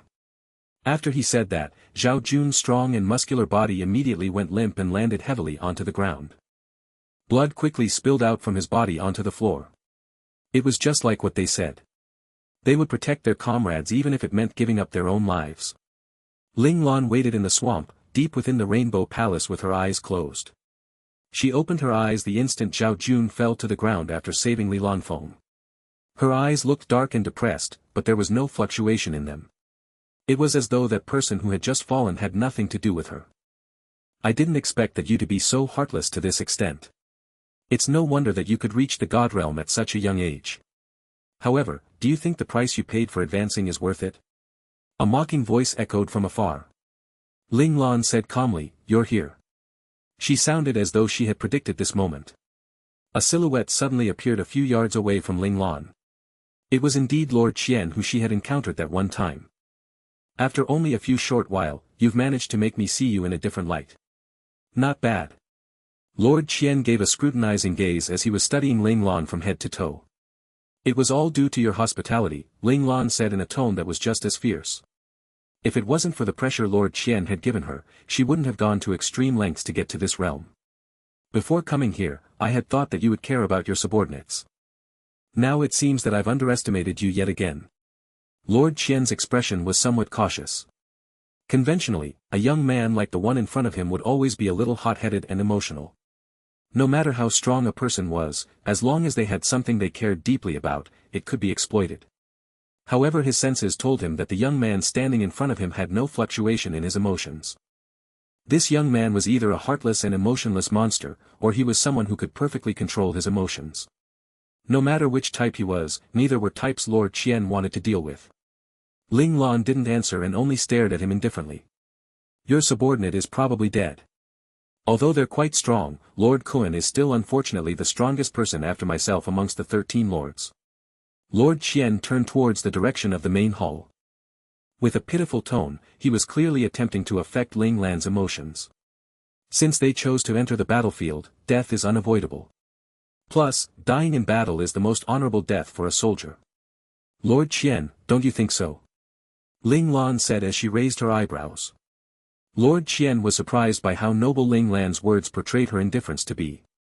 Aren't those just sweet words used to trick the average soldier into giving up their lives for a useless cause? You actually don't understand, it seems. Lord Qian couldn't help but shake his head in disappointment. Isn't the meaning of one's life existence itself? Why would it matter whether the meaning of those words are good or bad, real or fake? Ling Lan said calmly. As long as they believe it to be worth it, then it is worth it. Ling Lan's Tao was one of freedom. Calling for one to do what their hearts desired. She gave it the name, Dominance Tao, not because she wanted others to follow her, but rather it was because all of the Tao in the world could become her Tao. That was what the Dominance Tao meant in her case. So you just watch as they go on the wrong path. And to not give them any hints, Lord Qian was somewhat surprised. When training, helping others was also a way of forging one's own path. It was something that every cultivator needed to do, unless the cultivator walked on the path of the legendary evil heartless Tao. Could it be that this young man was walking on this forbidden path? Lord Qian didn't want to believe it because no one had ever been able to successfully walk down that path, as it totally went against human logic and emotions. It was a path that defied even the heavens. If that was the case, once that person entered into the domain realm, they would be punished by the heavens and instantly implode, completely disappearing from this world. A hint? He has his own path to walk. Will your experience be suitable for him? Ling Lan suddenly looked at Lord Qian with a cold yet sharp look. Or perhaps, the path you walked was wrong from the start. The so-called hint you give will make him walk down the wrong path instead. After hearing that, Lord Qian felt anger rushing up his head. As one of the two only God Realm experts, known by the world, a little brat actually suspected he walked the wrong path. It was the worst insult someone could say towards him. If his Tao was wrong, how could he have advanced into the God Realm? The killing intent inside Lord Qian became more and more pronounced. He wanted to instantly erase this annoying punk right then and there. With overwhelming anger and killing intent fogging his mind, Lord Qian wasn't going to be as lenient as before. Before, he only put forth enough force to make Ling Lan understand the difference in their power. This time, he instantly went for the kill. The moment he attacked, the entire dimly lit swamp lost all sources of light and became completely dark. However, for domain realm masters and above, the effect of light on them could more or less be neglected. Even if it was so dark that they couldn't see their own hands in front of them, Lord Qian and Ling Lan would still be able to see each other clearly. Suddenly, in the dark sky above Lord Qian, a round moon made its appearance known to the fighters. Ling Lan looked at Lord Qian coldly as her pupils suddenly began to rotate. In the end, her pupils became the yin-yang symbol. Lord Qian slowly put up his right hand and his index finger pointed towards Ling Lan. Ling Lan saw the moon above Lord Qian suddenly split apart to become thousands of blades of light. They all aligned in the air and rushed towards her. Not only were these blades of light able to instantly destroy all beings under the God Realm, the light it shined also burned Ling Lan's eyes. The yin and yang symbol in Ling Lan's eyes quickly spun and devoured the glaring light that was piercing her eyes. Then, she reached out her right hand towards those blades of light before clenching her fist tightly. Break! The blades of light suddenly stopped in mid-air as though they were facing a brick wall, no longer moving any closer towards Ling Lan. Seeing this, Lord Qian frowned slightly. His index finger pushed towards Ling Lan's direction once again. The thousands of blades seemed to have received the order as they began to shake crazily. The blades were like blood-sucking locusts shaking their bodies in tandem, trying desperately to get past the barrier stopping them from devouring everything. Ling Lan felt the stronger force coming from Lord Qian. She just snorted coldly and pushed towards Lord Qian's direction once again. Lord Qian didn't think that Ling Lan had more gas in the tank. After being pushed, the blades of light were actually forcibly pushed back just a little bit. That small amount wouldn't be discovered by anyone if they didn't watch the fight in detail. However, for the two people in the battle, they felt it in an instant. Lord Qian's expression changed slightly. Although he didn't put forth all of his power, he still used 70 to 80% of his full power. It should be known that ever since he had entered the God Realm, he hadn't used more than 50% of his full power. He originally thought that Ling Lan's recently advanced God Realm would be filled with flaws. Normally, after reaching the God Realm, one would then realize their Tao was just a prototype. Only after going through many years of enlightenment and training, would one be able to repair those flaws. That would then perfect their Tao and let their Tao become one that was recognized by the gods. Training never stops. Before arriving, Lord Qian, who reached the God Realm more than a decade ago, was confident that the completion of his Tao was much higher than Ling Lan, who had just reached the God Realm. Killing Ling Lan might take time and effort, but wasn't supposed to be a difficult thing to do. This was why he didn't put forth all of his power and only used 70 to 80% of it. Of course, he also wanted to use this battle with Ling Lan to reach a new epiphany and perfect his Tao even further. It should be known that people who have reached this realm could only improve when fighting against others in the same realm. However, out of the people in the galaxy who had reached the God Realm, he and Mu Shuiqing were the only two out there. Mu Shuiqing had advanced into the God Realm long before him. Just the legends about Mu Shuiqing already worried him, not to mention the fact that he couldn't leave the lawless lands. He truly didn't dare to provoke Mu Shuiqing. Thus, Ling Lan's appearance made him feel joy, but also left a bad taste in his mouth. In the past, he thought he was a child chosen by God. He was able to advance into the God Realm at a somewhat younger age compared to Mu Shuiqing. However, Ling Lan's existence. Was he still a child chosen by God? Thinking about this, the killing intent in Lord Qian's eyes became even thicker. Lord Qian snorted coldly. Suddenly, a wave of starry light started to cascade on the swamp. The moon hanging in the night sky grew significantly larger as it moved to station behind Lord Qian. It was just as she expected. Ling Lan immediately understood what was currently happening. The yin and yang symbols in her eyes spun even faster to eventually become deep and dark whirlpools. The title Lord Qian had was the sun, sky, and stars. The domain concept he had awakened was also the sun, sky, and stars. The sun, sky, and stars were considered the root of all concepts in the ancient times. Undoubtedly, the concept Lord Qian had awakened was the one of the most powerful concepts. Unseal. Ling Lan said in her own mind. A snowflake symbol suddenly imprinted itself onto her smooth forehead. Her black short hair quickly grew longer and turned silver in an instant. Lord Qian's eyes narrowed when he saw what had happened. Others might not know what it meant, but someone like him, who had reached the God realm, knew exactly what the change represented. He couldn't control the immense amount of jealousy inside of him. The stars from the starry sky suddenly lit up and quickly mixed in with the other light sources attacking Ling Lan. The star power forcibly pushed Ling Lan back by one step. Double unseal. Just as Ling Lan was about to succumb under the assault of the starry light, she decisively activated the Imperial Realm ultimate technique she had learned. The snowflake symbol on her forehead turned black and filled Ling Lan's entire forehead. Soon, a layer of ice armor appeared on Ling Lan's body, along with a large pair of crystal-clear ice wings. The wings of ice flew her towards Lord Qian's direction. The light sources moving towards her suddenly stopped as though they were being controlled. They stopped before Ling Lan's body and couldn't move forward any further. You actually acquired it. Lord Qian's eyes grimly stared at Ling Lan's forehead. There was no longer any hesitation in his eyes. This person must die. Lord Qian had completely realized that if this world actually had a child chosen by God, then this young man in front of him was that person. He had received too much from God. There was so much that Lord Qian couldn't control his jealousy and was green with envy. He hated Ling Lan so much that he wanted to kill her. Profound Tao. The end goal of all Tao was this. The goal he had been thirsting for his entire life was easily received by this young man standing before him. What was even more annoying was that it seemed as though this young man didn't understand how lucky he was. How could he not hate him for it?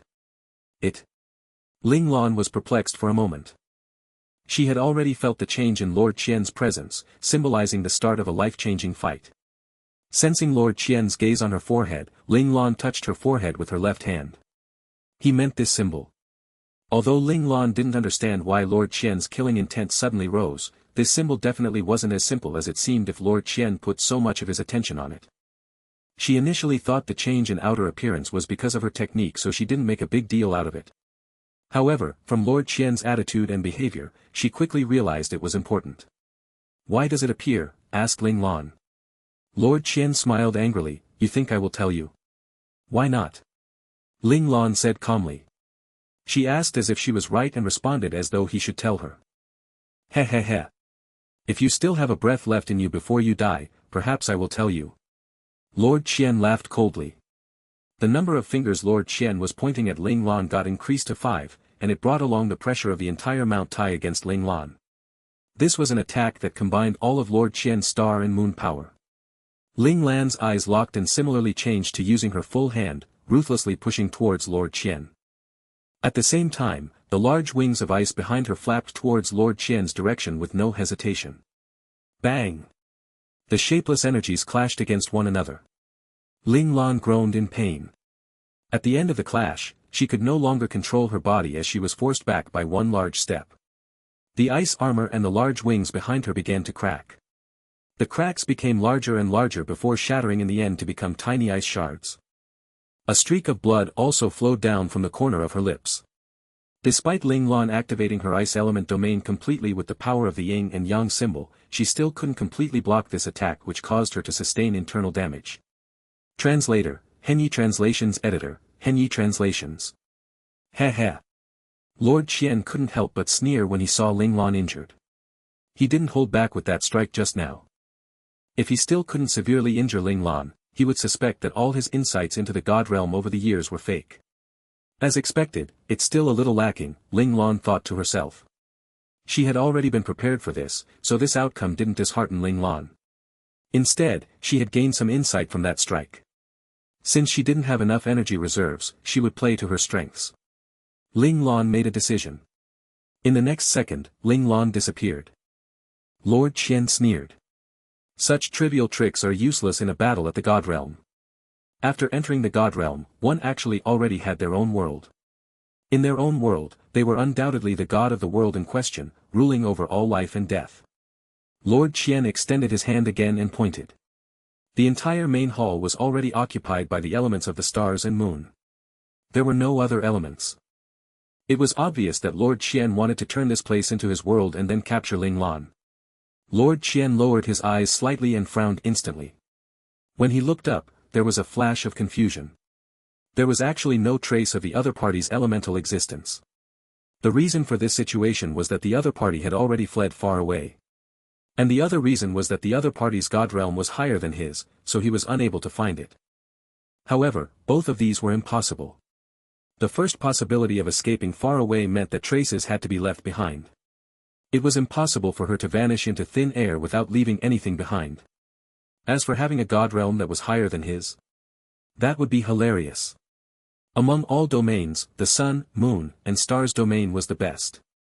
In the battle just now, Lord Qian already knew that the other party had awakened an ice elemental domain. This was a special mutation and could be considered one of the best. However, compared to his sun, moon, and stars, this mutated domain was much weaker. If it wasn't for these two reasons, there was another possibility. The other party had used a mystic technique to temporarily fool his domain. You have some tricks up your sleeve. However, do you think you can fool me like this? Lord Qian suddenly extended his hand and grabbed at the void. In that direction, a white energy element was suddenly pulled out. Come out. Lord Qian pulled back forcefully and the white energy suddenly turned into Ling Lan. It's over. Lord Qian slammed down with his other hand, and the star and moon energy rushed crazily towards Ling Lan. Lord Qian went all out with this strike. He no longer held back. Ling Lan couldn't withstand the devastating blow and spat out a mouthful of blood. Before a smile suffused in Lord Qian's eyes, he suddenly retreated. A black hole suddenly appeared where he stood, as though a hole had been dug out. It looked strange and terrifying. Double domain. The knowledgeable Lord Qian could tell at a glance what it was. Ling Lan, who was originally spewing out blood mist, suddenly dispersed again. The blood mist also turned into bone-chilling ice mist. Lord Qian had only caught Ling Lan's ice element avatar. You did it on purpose. Lord Qian had an idea. Seeing Ling Lan's second domain, Lord Qian realized the answer to the question he was puzzled about. Your domain is the thing preventing me from sensing your existence. There was a complicated look in Lord Qian's eyes. The sun, moon, and stars domain was the strongest domain in the natural elements, but there were two special elements that were independent of other elements. In the history of human development, there had been a few people who had entered the domain, but that was all. This was because this element was too domineering and violent. Those who had awakened this element couldn't control it and were eventually devoured by the spatial element, becoming its nutrients. The lesson of blood made many people who had awakened spatial elements choose to develop it conservatively and use it as a reserve. They didn't dare to take risks easily. As for time, there had never been such an awakened talent in human history. Perhaps there had been one, but it had been deliberately erased. However, no matter what, these two elements were the most special existences in the entirety of human awakening. Lord Qian had never seen anyone use spatial elements so skillfully. The elements were so stable that there was no possibility of a backlash. I didn't expect you to still have it. For the first time, Lord Qian revealed a serious expression. You're very impressive too. You actually noticed this. With this shout, the hole that had been dug out slowly formed a human figure. It was Ling Lan herself. She casually extended her hand and a black triangular blade appeared in her right hand. At the same time, a crystalline short blade appeared in her left hand. Lord Qian was stunned when he saw this. Before he could figure out what was happening, Ling Lan had already arrived in front of him. The triangular blade in her right hand was already stabbing towards his face. Lord Qian retreated quickly and dodged Ling Lan's unexpected attack. Ling Lan was already prepared. Her figure rushed forward, but the triangular blade and Lord Qian maintained a distance of a few millimeters. How dare you! Lord Qian extended his right hand and grabbed the triangular blade that was about to stab into his face. Not good. Godfather held the triangular blade and felt a problem. Break. Lord Qian crazily released the stars and moon energy. Bang! Huge forces collided, sending Ling Lan flying. Ling Lan somersaulted in the air and landed firmly on the ground. It didn't seem to affect her, but the hand she used to hold the triangular blade was already mangled.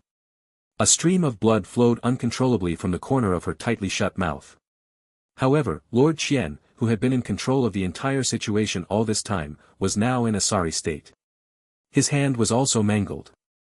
In order to protect his hand, he had paid the price of being injured. I must kill you. The killing intent in Lord Qian's eyes was no longer concealed. You never wanted me to live, Ling Lan said coldly. If not for that, why would she force herself to enter the God realm with a dying heart to fight for this possible chance of survival? The two of them knew what the outcome of this battle would be. Ling Lan didn't have any intention of getting lucky from the start, and Lord Qian also had no possibility of stopping. In a battle at the God realm, there was actually no chance of using tricks. It was a manifestation of the strength of the two's control over their respective domain. Originally, Ling Lan had just entered the God realm, so her control and energy of the God realm's domain concepts were definitely not as good as Lord Qian's. The battle would ultimately end with her dying from exhaustion. It was just that she didn't know how long she could last. However, it just so happened that her magical second domain allowed her to successfully dodge the laws of Lord Qian's domain, giving her a fighting chance. Ling Lan recalled what instructor number 1 had told her. Profound insight isn't a simple talent.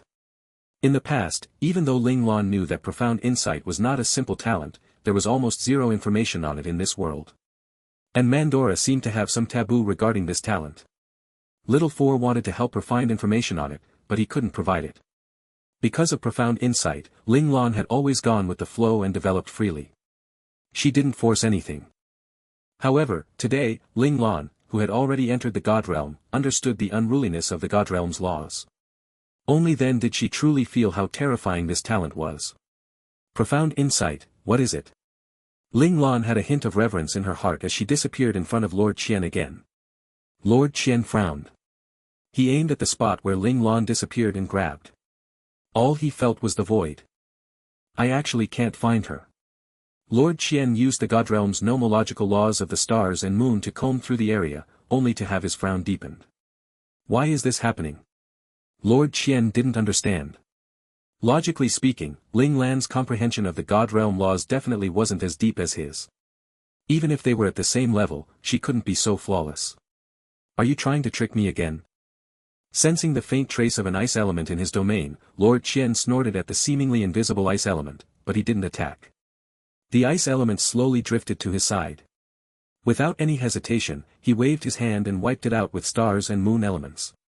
Those who could enter the God realm were sly old foxes.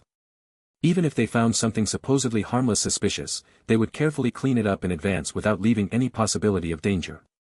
As expected, the ice element was only an ice element. It was easy to kill it, but it was useless. This was because Ling Lan had deliberately exposed it to Lord Qian as bait. Soon, the ice element came out again. This time, it wasn't just a sliver. There were many of them as they floated towards Lord Qian. You want to use these trivial tricks to expend my nomological energy? Are you underestimating me or have you failed to understand the profundity of the laws? Lord Qian looked up at the starry sky. His strength came from this universe. As long as the universe existed, there was no way he could run out of energy. Ice element stands zero chance of surviving in my God domain. Lord Qian said firmly. He slowly raised his right hand and clenched his fist. There was no longer any ice element in his divine domain. This was a God realm law. It obliterated all elements that didn't belong to it. The only exception to protecting her ice elements was unless Ling Lan also activated her ice domain and allowed the two divine domains to clash. Spatial elements aren't really impossible to find. Suddenly, Lord Qian dispelled his divine domain. Right here. A cold smile appeared on Lord Qian's lips. He instantly activated his divine domain and struck out with his palm. This was an attack that contained all the power of the stars and moon law. It was an attack that determined victory. Bang! Ling Lan couldn't hide anymore and spat out a mouthful of blood. How is that possible? A look of surprise appeared on Ling Lan's face, as if she hadn't expected to be discovered. Nothing is impossible. The stars and moon elements transformed into a huge hand that grabbed Ling Lan's neck ruthlessly. Lord Qian slowly dragged Ling Lan to his side. You can use my God realm laws to hide, likewise, I can also remove my laws to expose you, Lord Qian said with a sneer. If you fight me openly, you might not have lost so quickly. Your tricks backfired. You underestimate the God realm. Ling Lan was enveloped by the power of the stars and moon, unable to break free. Lord Qian said coldly, "You may die now." The nomological laws of the stars and moon from all directions crushed Ling Lan's body, causing blood to spray uncontrollably from her mouth. His originally lustrous eyes gradually dimmed as a satisfied smile appeared on Lord Qian's lips. Suddenly, the smile on his lips froze. He suddenly let go of Ling Lan and attacked her from both sides. Bam! Bam! Two loud booms sounded at almost the same time. Lord Qian was forced back dozens of meters as he spat out a mouthful of blood. He slowly looked to the side with a cold expression. Mu Genie. Then, he looked to the other side with a hint of confusion. How did you do it? Ling Lan wiped the blood from the corner of her mouth and said coldly, "I just wanted you to be able to find me." Lord Qian instantly understood that the other party had been setting up a trap from the beginning. Ling Lan and Mu Genie had barely managed to injure Lord Qian, but it was not without a price. In Ling Lan's right hand, the moon and stars elements were corroding the spatial element she had applied on her hand. As for Mu Genie, the hand he had attacked had already become mangled. The moon and stars elements were also constantly damaging his arm. Ling Lan lowered her head and shook her right hand, dispersing the stars and moon elements. At the same time, her spatial element dissipated. At the same time, Ling Lan flipped her left wrist. Mu Genie, who was on the other side, suddenly extended his other hand. A medicinal agent appeared in his hand. When Mu Genie saw this familiar appearance, he knew what it was. Without asking, he poured it into his mouth. A few seconds later, the originally mangled hand suddenly began to heal. The stars and moon elements that were corroding his arm seemed to encounter some obstruction as they separated from his arm. Seeing this, Lord Qian's eyes narrowed slightly. After sweeping his gaze over the medicinal agent, he looked at Ling Lan. What's that? It could actually restrain the elements of the divine domain. This was absolutely impossible. Medicinal agent, Ling Lan said calmly. Lord Qian's eyes burned with rage. He didn't believe that Ling Lan didn't understand what he was asking. This answer was definitely intentional. Ling Lan looked at Lord Qian indifferently, as if telling him that she was doing it on purpose.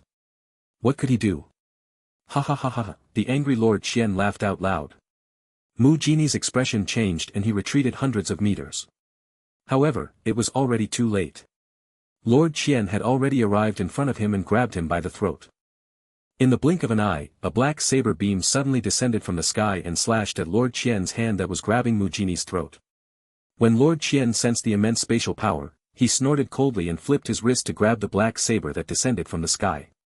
Bam! It was clearly just a hand making contact with a saber shadow, but it was like a huge mountain colliding. The immense energy produced caused the entire main hall to tremble violently. Your opponent is me. The black saber-wielding Ling Lan looked at Lord Qian and said coldly.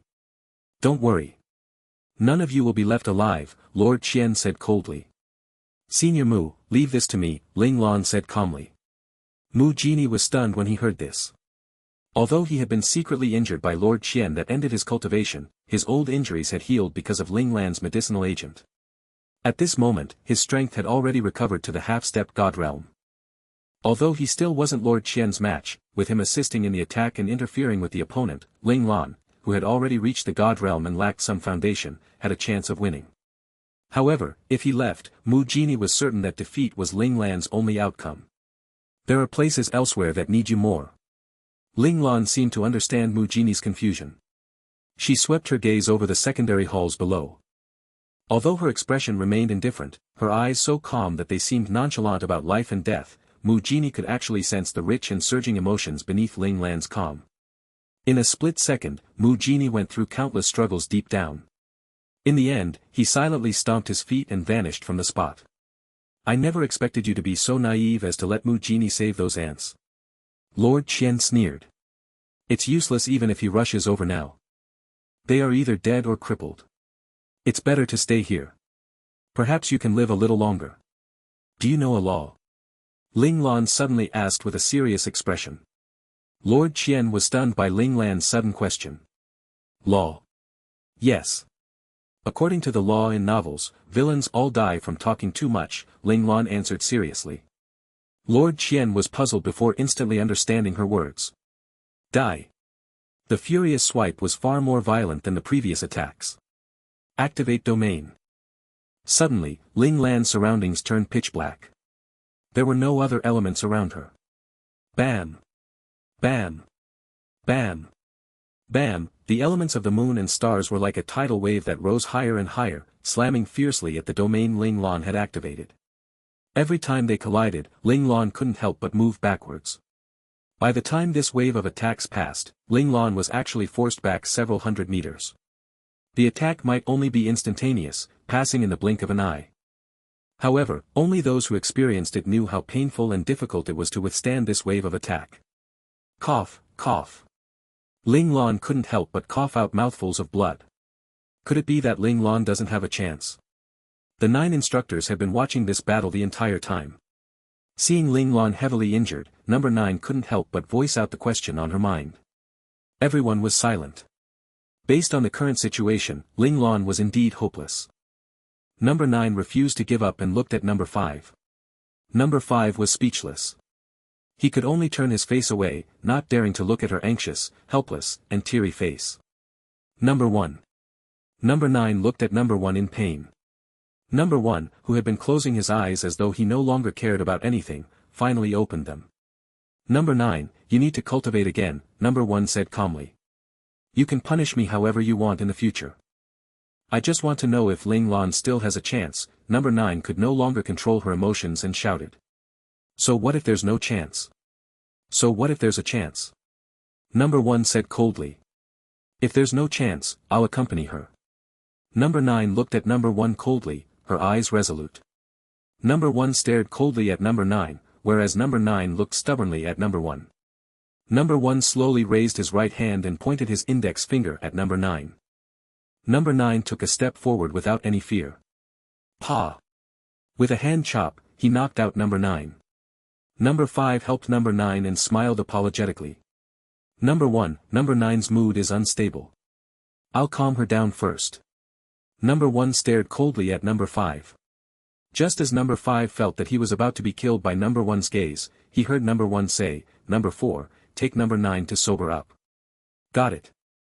Number 4 smiled charmingly and took number 9 from number 5's hands in the blink of an eye before disappearing. Number 5 quietly wiped the sweat from his forehead. Just as he was about to focus his attention on the battlefield outside, he heard number 1's voice. In the future, stay away from number 9. Ah.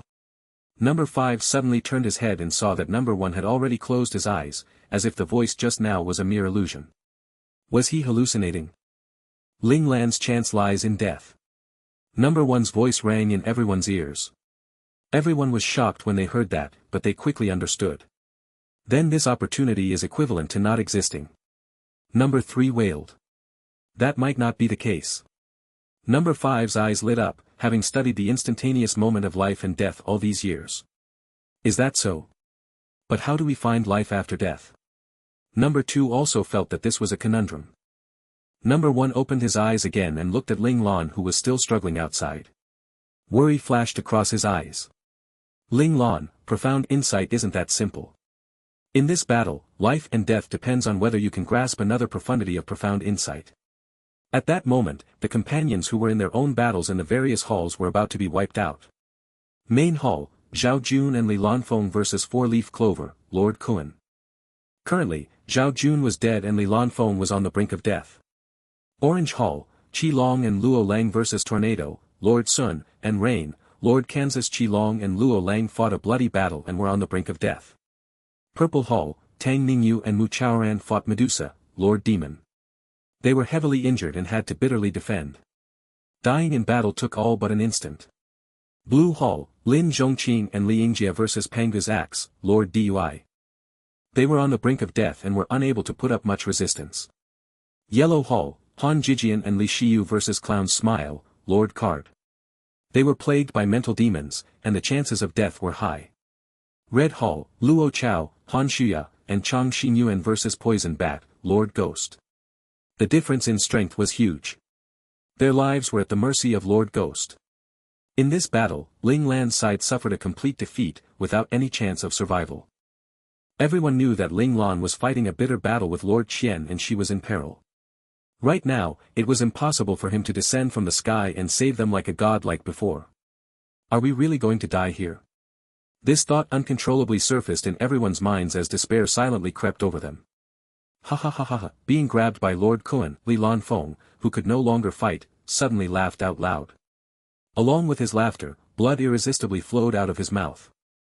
Lord Kuan's hand that was about to take Li Lanfeng's life paused. He frowned slightly. What are you laughing at? He was about to die, so why was he still laughing so arrogantly? Had he gone crazy because he knew he couldn't live? I'm laughing at how foolish I am for not knowing the immensity of heaven and earth and wanting to change my fate. I'm laughing at how I've schemed my entire life and making those fools believe me, to the point of foolishly doing things for me. They changed their life trajectories, and even gave up on their lives. How freaking stupid. Li Lanfeng's voice became softer and softer. At this moment, his life force was about to disappear. I'm laughing at how ugly I am, hoping that he would like me. I don't deserve him with such looks. I don't deserve. Li Lanfeng's voice became softer and softer. This battle had exhausted all his domain laws and drained his life force. In addition, his body was almost destroyed from the battle with Lord Kuan. There was no way he could survive. Lord Kuan looked regretfully at Li Lanfeng, who was like a rag in his hand. To be able to last until now, this person was indeed not simple. He also admired him a little, but the two of them were in a situation that only one could survive. Even if the other party only had half a breath left, he wouldn't be soft-hearted and let him off. Lord Kuan was prepared to personally send the other party off and end his life. The mask that had been using laws couldn't be maintained when Li Lanfeng's domain concept completely disappeared. With a clang, the mask fell to the ground. Li Lanfeng's beautiful face was revealed. Lord Kuan's heart skipped a beat. He was about to kill the other party's laws when he instantly stopped. Should he kill her or not? Lord Kuan frowned and was puzzled by his hesitation. Who is he, she? At Lord Kuan's half-step Godrealm strength, he wouldn't easily ignore the existence that interfered with his emotions. If he ignored these, it would affect his future development. Although he looked like he could only stop here, Lord Kuan saw his arm that had been destroyed by the battle and his killing intent rose again.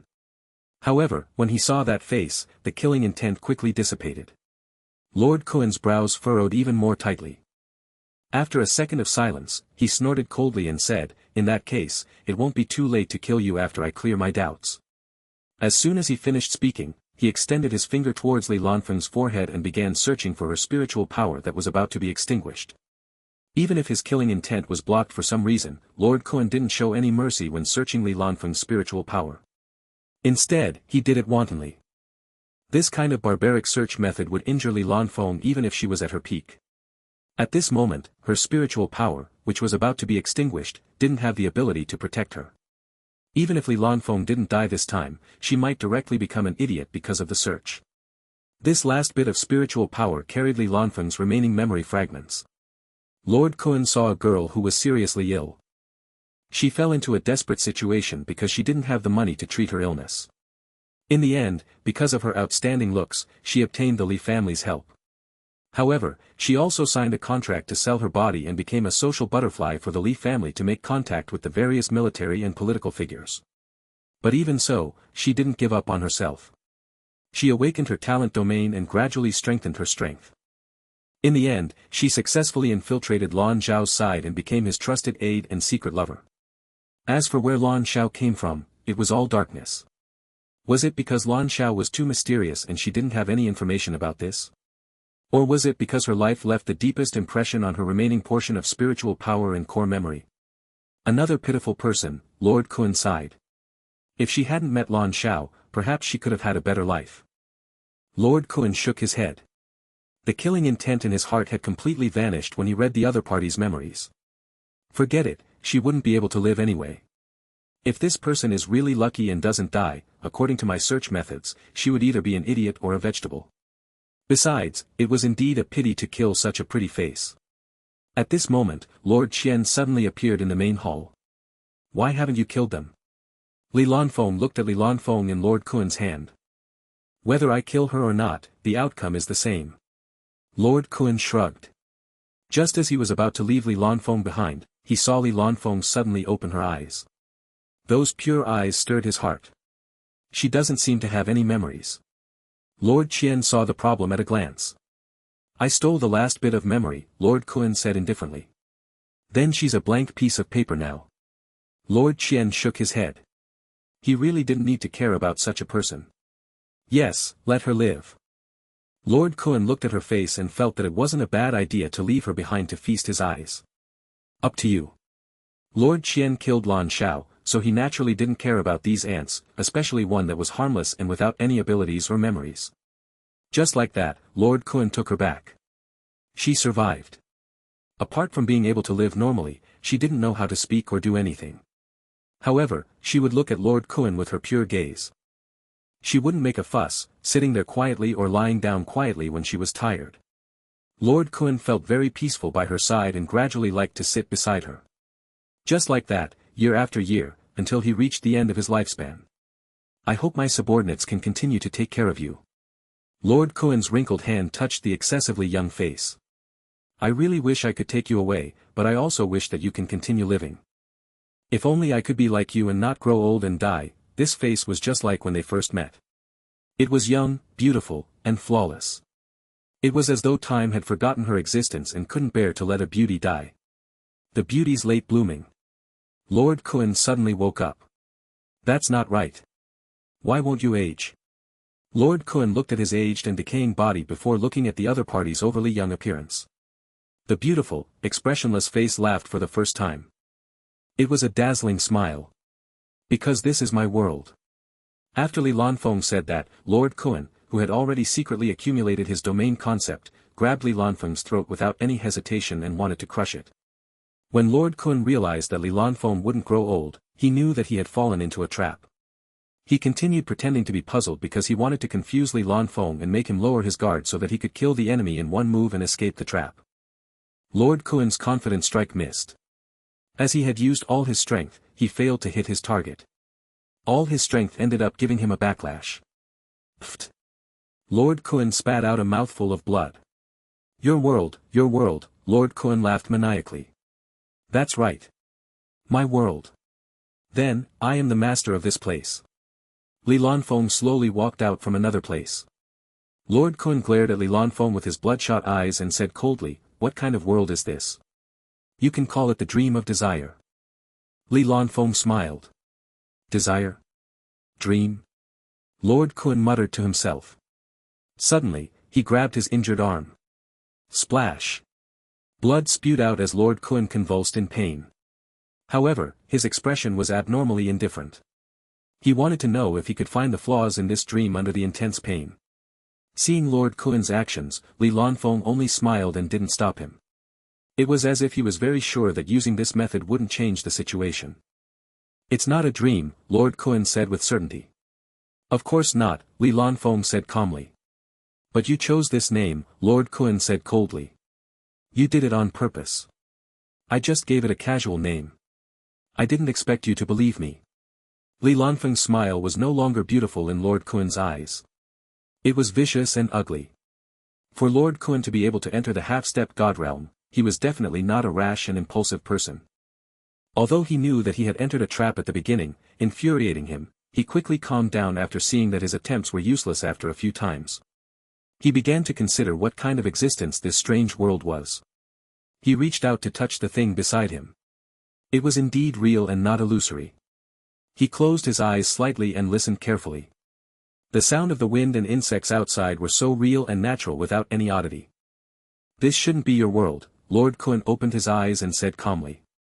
Li Lanfeng smiled without saying anything. Therefore, there's nothing you can do even if you want to kill me. Lord Kun looked at his arm that he had just scratched. It hurts because I feel that I should be in pain if I'm injured, but if I don't think I'm injured, then I won't be in pain. There's no need to lie to yourself, Li Lanfeng said calmly. Is that so? Lord Kun smiled and looked at his injured hand. If I don't think I should be injured, I won't be. With this sentence, Lord Kun's mangled arm suddenly recovered. At that moment, Li Lanfeng's smile finally disappeared. Furthermore, if I don't find myself old, I won't grow. Lord Kun, who was originally old, rotting, and filled with an aura of death, suddenly seemed to turn back time and return to his prime. This world is only a spiritual world. And I'm only a spiritual power.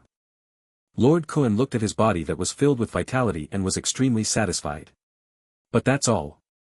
To trap me in a harmless spiritual world is underestimating me. The game ends here. Break. Lord Kun's prepared spiritual power rushed towards Li Lanfeng in an attempt to wipe out his spiritual power. Then, the spiritual world that had trapped him would completely disappear. Li Lanfeng disappeared again, but Lord Kun didn't care. His target wasn't Li Lanfeng from the start, but everything he saw. Indeed, under his immense mental strength sweep, the surroundings turned chaotic. At that moment, he heard a grunt from afar. Lord Kun turned his head and saw a figure appear in the void. That gorgeous face was pale and blood kept flowing from the corner of his mouth. His mental attack had dealt a heavy blow to the other party. I'm finally out. It's time to end this. Lord Kun slowly walked towards Li Lanfeng. Even though the other party's world was very mysterious, in front of absolute strength, it was just a farce. It could be pricked with a poke. Li Lanfeng's beautiful eyes revealed a look of despair as he watched Lord Kun walk over step by step. Did he really have no chance? Lord Kun walked towards Li Lanfeng step by step. The more despair Li Lanfeng felt, the happier he was. Being tricked by Li Lanfeng, who was much weaker than him, was a humiliation to Lord Kun. He had to get revenge. He grabbed Li Lanfeng's throat. Lord Kun was very cautious at that moment. He carefully used his law to sense the feeling in his hand. Feeling the pulse of life and the warm feeling to the touch, he confirmed that it was a corporeal object. He slowly clenched his fingers. He wanted to see this face twist in despair. It would definitely satisfy him. Die. Lord Kun said cruelly. Li Lanfeng struggled in despair. This was a sign of powerlessness before death. It was the tragic end of the week. Do you want to see me like this? Just as Lord Kun was enjoying this scene, Li Lanfeng suddenly stopped struggling. His originally pained and look of despair revealed a mocking expression. What's going on? Lord Kun's heart trembled.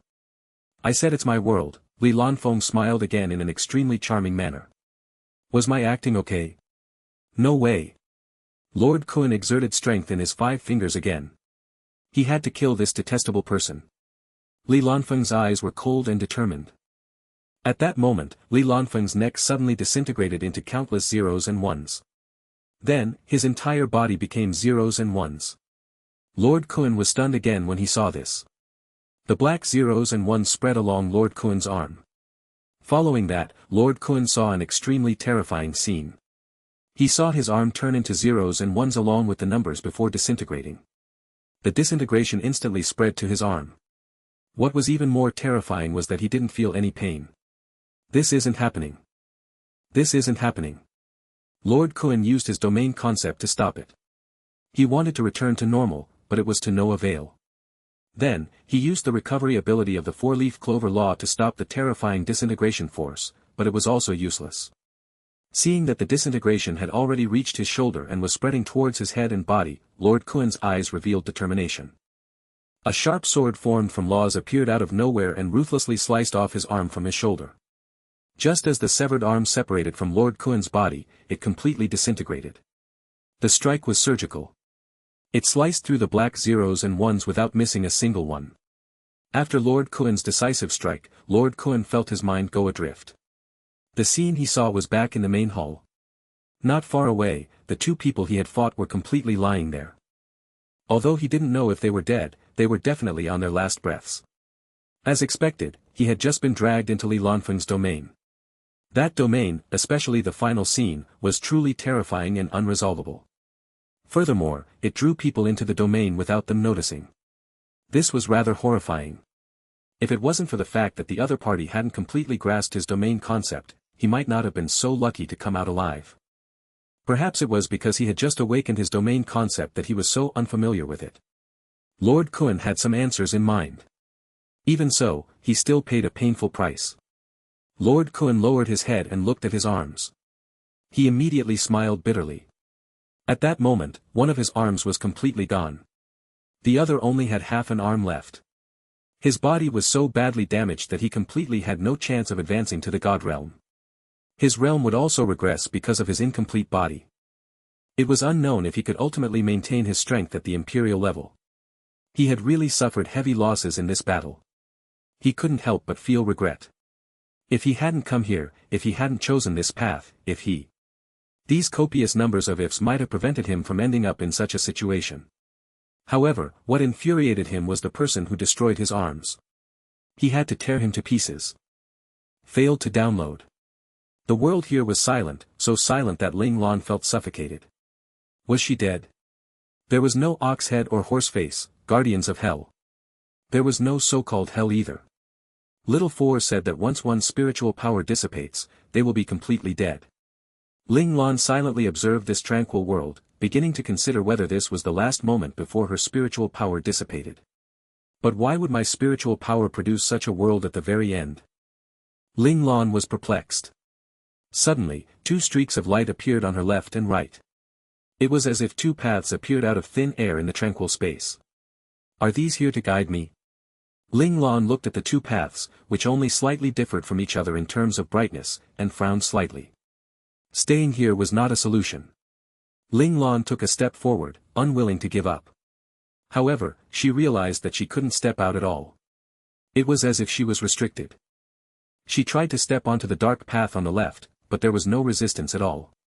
It really wanted her to take this path. Ling Lan was just about to step onto this dark path when her heart skipped a beat. The step she took came to an abrupt stop. Right on the heels of that, she moved 180 degrees horizontally and stepped onto the brighter path.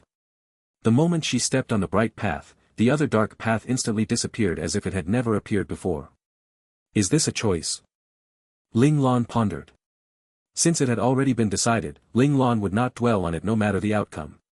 She instantly forgot about the dark path, and decisively made her way along the bright path. After walking for an unknown amount of time, Ling Lan felt as if she had experienced her entire life. The long period of time and the unchanging environment had already become a tranquil and silent world. If not for the terrifying endurance she had gained from her 2 lifetimes and the training she endured in this life of hers, any other ordinary person would probably have been driven mad by this and completely collapsed. Ling Lan closed her eyes slightly. When she opened them again, she was still calm and indifferent, as if she had never suffered prolonged torture. After a long time, a deep sigh sounded in the tranquil space. Ling Lan didn't seem to hear it. She continued to walk forward with her original pace. The sigh did not stop.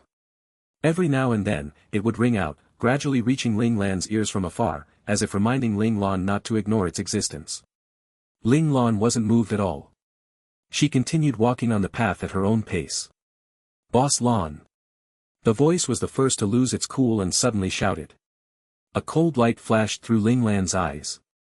Suddenly, she reached out and pulled out someone by the ear from the void.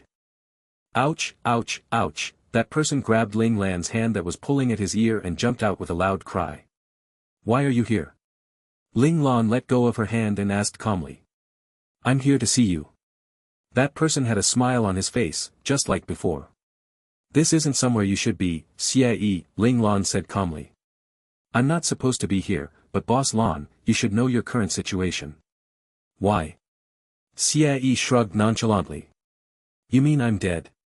Ling Lan was not surprised. Wasn't this supposed to be the ending? That's true and that's not true. It should be said that you stepped onto the 2 realms of Yin and Yang, so you will meet us who are also in the 2 realms of Yin and Yang, Xie smiled and said. You guys? Xie. Ling Lan raised her eyebrows. It's not just Xie. There are others too, Xie replied. I didn't expect you to choose this path. If you chose the other path, you wouldn't have met me. It seems like I'm luckier than Xie. Ha ha ha. The other path has Xie. Ling Lan's heart thumped. Xie didn't reply and just smiled at Ling Lan. There are others. Xie won't be the only one you'll see. Ling Lan pondered over Xie's words, and then thought about how Xie represented Xie's dark side. Then, did that dark path contain such existences? Since the person I'm meeting is you, it's fate's choice. Speak. Putting aside the enlightenment she had just received, Ling Lan turned to look at Xie. Xie laughed and shook his head. I can't hide it from you after all. I just want to ask, Boss Lan, have you ever regretted it? Regret? Xie's question made Ling Lan pause for a moment. She seriously thought back to the choices she had made in this life. Although not every choice was correct, every choice was what she wanted to do. Even if the result might cost her life, she did not regret it. No, replied Ling Lan decisively. No. Xia Yi's gaze was complicated. There was admiration, relief, helplessness, and worry. In the end, he sighed. Boss, we can't help you. You can only rely on yourself. All the best. As soon as he finished speaking, Xia Yi turned into a gust of wind and disappeared without a trace. Do I regret it? Ling Lan looked down at her hands and repeated Xia Yi's question.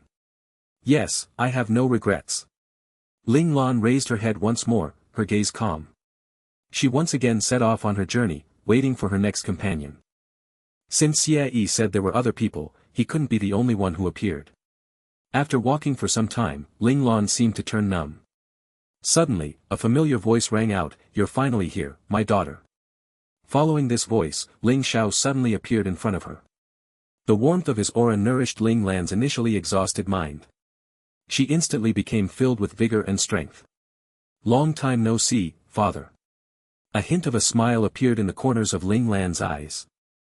Along the way, she had also thought that it would be good if she could just see Ling Xiao one more time. Unexpectedly, her dream had come true.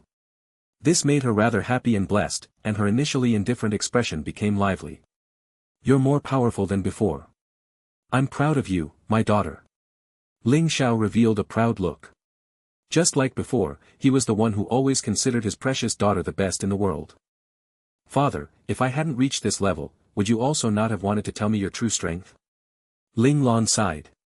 She knew that her father was very strong, but she didn't realize that her father was even stronger than she had imagined. Some things require you to figure it out on your own. Everyone's path is different, said Ling Xiao with a smile. Since Ling Lan had already found her path, he did not need to interfere with her choice.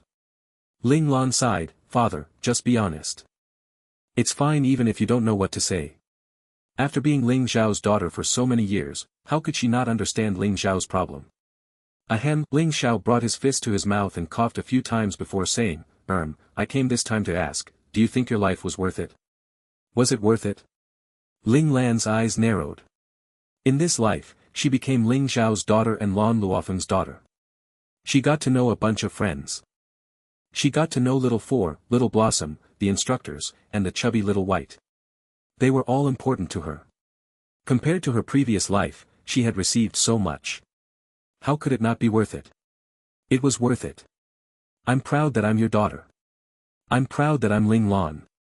Ling Lan said firmly. I'm proud of you too. Ling Xiao's gaze was filled with gratification, but there was also a trace of worry, but more of helplessness. With that said, Ling Xiao disappeared from Ling Lan's sight as suddenly as Xia Yi's disappearance. Failed to download. Failed to download. Failed to download. Lord Kun frowned slightly. He noticed that the floor, walls, and roof of the hall were covered with four-leaf clovers. He also completely disappeared into the four-leaf clovers. Ba-dump, ba-dump, ba-dump, the thumping sounds didn't stop because of this. Instead, as he disappeared, the sound grew louder, and before long, the ground and the main hall started to tremble along. The four-leaf clovers also began to sway rhythmically. But whether it was Lord Kun or the mysterious expert, there was no trace of them. The tremors intensified until the entire ground began to resonate. The main hall seemed to be unable to withstand the power of this resonance and began to quake violently. Several cracks instantly appeared on the walls and the entire main hall began to crumble. Finally, the resonance reached a certain limit. With a loud bang, the entire main hall collapsed. Countless dust, debris, and four-leaf clovers fell from the ceiling. At the same time, the ground split apart, creating several large holes in the ground filled with four-leaf clovers. The four-leaf clovers swept over once again, quickly covering the few large holes. The entire place was once again covered by four-leaf clovers. Ba-dump, ba-dump, ba-dump, the resonance continued. As this resonance grew in intensity, the four-leaf clovers on the ground danced alongside the resonance like waves. It was clear that both sides were in a match, the loser being the first to falter. Lord Kun sneered. It was impossible for the resonating sound to tear through his four-leaf clover domain. As long as there was a single four-leaf clover in the lawless lands, his domain concept would exist. These plants were the one thing the lawless lands had copious amounts of. This was also the reason why Lord Kun was able to grow faster than others in the lawless lands. Back then, he was willing to accept orders to come to the lawless lands because of the four-leaf clovers that grew everywhere. In other galaxies, four-leaf clovers might be a very rare plant, but in the lawless lands, they were just wild grass that could not be removed no matter what methods were used. They would continuously grow again at the sign of spring. The resonance intensified, but Lord Kun remained unperturbed. He had already become a part of the four-leaf clover, so the resonance forces had long been distributed to every single four-leaf clover in his domain. The damage he received was virtually non-existent. Just as Lord Kun thought that his opponent's efforts were futile, he suddenly felt his heart palpitate. He then heard a bang that sounded like an explosion. Not good. Danger. His heart palpitations came fast and furious. This was a warning that every expert would awaken upon entering a domain. The higher the rank, the more accurate and obvious this warning would be. How could Lord Kun, who had already reached the half-step god realm, overlook such a dangerous warning? He decisively extracted the nomological energy and left the swath of four-leaf clovers. As soon as he left the four-leaf clovers, the green four-leaf clovers, which were originally full of vitality, instantly shattered and turned into particles that disappeared in midair. Lord Kun, who had amazing eyesight, saw that the four-leaf clovers that had turned into particles were surrounded by a layer of hardly discernible blackness. Badump, badump, badump, this was the only sound in the entire space. Lord Kun felt the blood in his body vibrating because of this sound. It made him very uncomfortable. He wanted to use his nomological energy to expel the influence of this sound, but he realized that the moment his laws appeared, it was stopped by a layer of black nomological energy. What was going on? Lord Kun suddenly thought of the scene when he lost his arm. Even though it didn't directly and savagely separate him like before, the black energy contained the same aura as the nomological energy. Badump, badump, badump, the rhythm of the resonance became stronger. The nomological energy was different from the black nomological energy. But what was strange was that these two different laws could fuse together. The power of the acoustic resonance was increasing the black nomological energy. Lord Kun could clearly see the black nomological energy becoming stronger bit by bit. However, under the acoustic resonance's forces, his nomological law was being reduced bit by bit. Every resonance was an attack that dealt damage to his body. Lord Kun's eyes flickered. He looked at his arms and then at the place where Lord Qian should have ended the battle, but there was nothing there. He stomped on the ground and disappeared. In the next second, he appeared outside Lord Zhen's Rainbow Palace. At that moment, his fear disappeared. I've paid the price with a pair of arms. Lord Qian, I didn't let you down. Lord Kun didn't want to die in the Rainbow Palace. The reason for his continued survival to this day was that he never neglected warning signs. As soon as he finished speaking, he left the battlefield completely. Lord Kun officially withdrew from the battlefield. The resonance in the main hall also started to weaken and eventually disappeared. If someone were to pass by the ruins at this moment, they would see two people bleeding from their 7 orifices, lying side by side, unmoving. It was unknown whether they were dead or alive, but the two of them were tightly holding hands on either side, not letting go. Main Palace, Zhao Jun and Li Lanfeng fought against four-leaf clover Lord Kun. Lord Kun had retreated while Zhao Jun and Li Lanfeng's outcome remained unknown. Failed to download. Luo Chao only felt a surge of energy surging out of her body and quickly engulfing her entire body. The explosive energy brought damage to her body. The intense pain made Luo Chao scream uncontrollably. Luo Chao, you can't lose. Luo Chao bit down on her lower lip to stop herself from screaming. However, the pain didn't disappear. Instead, it got worse. Luo Chao felt that she was being torn apart by the energy. Luo Chao felt as if she was floating. She floated into the cosmos and saw the endless sea of stars. This familiar feeling made her feel warm and safe. It was as if she had returned to her mother's embrace, but also as if she was protected by her boss. There were countless scattered stars, asteroids, and all kinds of light rings in the cosmos floating around Luo Chao quietly. Luo Chao wanted to reach out and touch them, but she realized that she wasn't herself. She was a large fish-shaped astral beast that was moving freely in the cosmos. Suddenly, an asteroid smashed towards her. Luo Chao subconsciously waved her hand, wanting to swat the asteroid away. Luo Chao suddenly came to a realization. She was just a fish-shaped astral beast. She didn't have any hands and couldn't swat the huge asteroid away. Just as Luo Chao thought that she was going to be hit, the next scene stunned her. The huge asteroid seemed to be blown away by SWAT. It spun 270 degrees and flew out. Boom! The huge asteroid crashed into a light ring and then fell back into the cosmos. Damn it! The asteroid suddenly screamed. Luo Chao, who was in a daze, was suddenly jolted awake. Ah, how was that an asteroid? It was clearly the poison bat Ghost King. Because of Luo Chao's strike, he had smashed into the ground and blasted open a crater. He cried out in pain, his entire face turning incomparably hideous. Poison Bat Ghost King was infuriated that he was injured by an ant. Did I hit you with that move just now? Luo Chao, who had regained consciousness, looked at her hands. She could feel the concept energy in her body. This wasn't a beginner domain. Although Luo Chao hadn't experienced the power of the subsequent levels of a domain, she felt that she should have reached the half-step imperial stage. Why did she think so?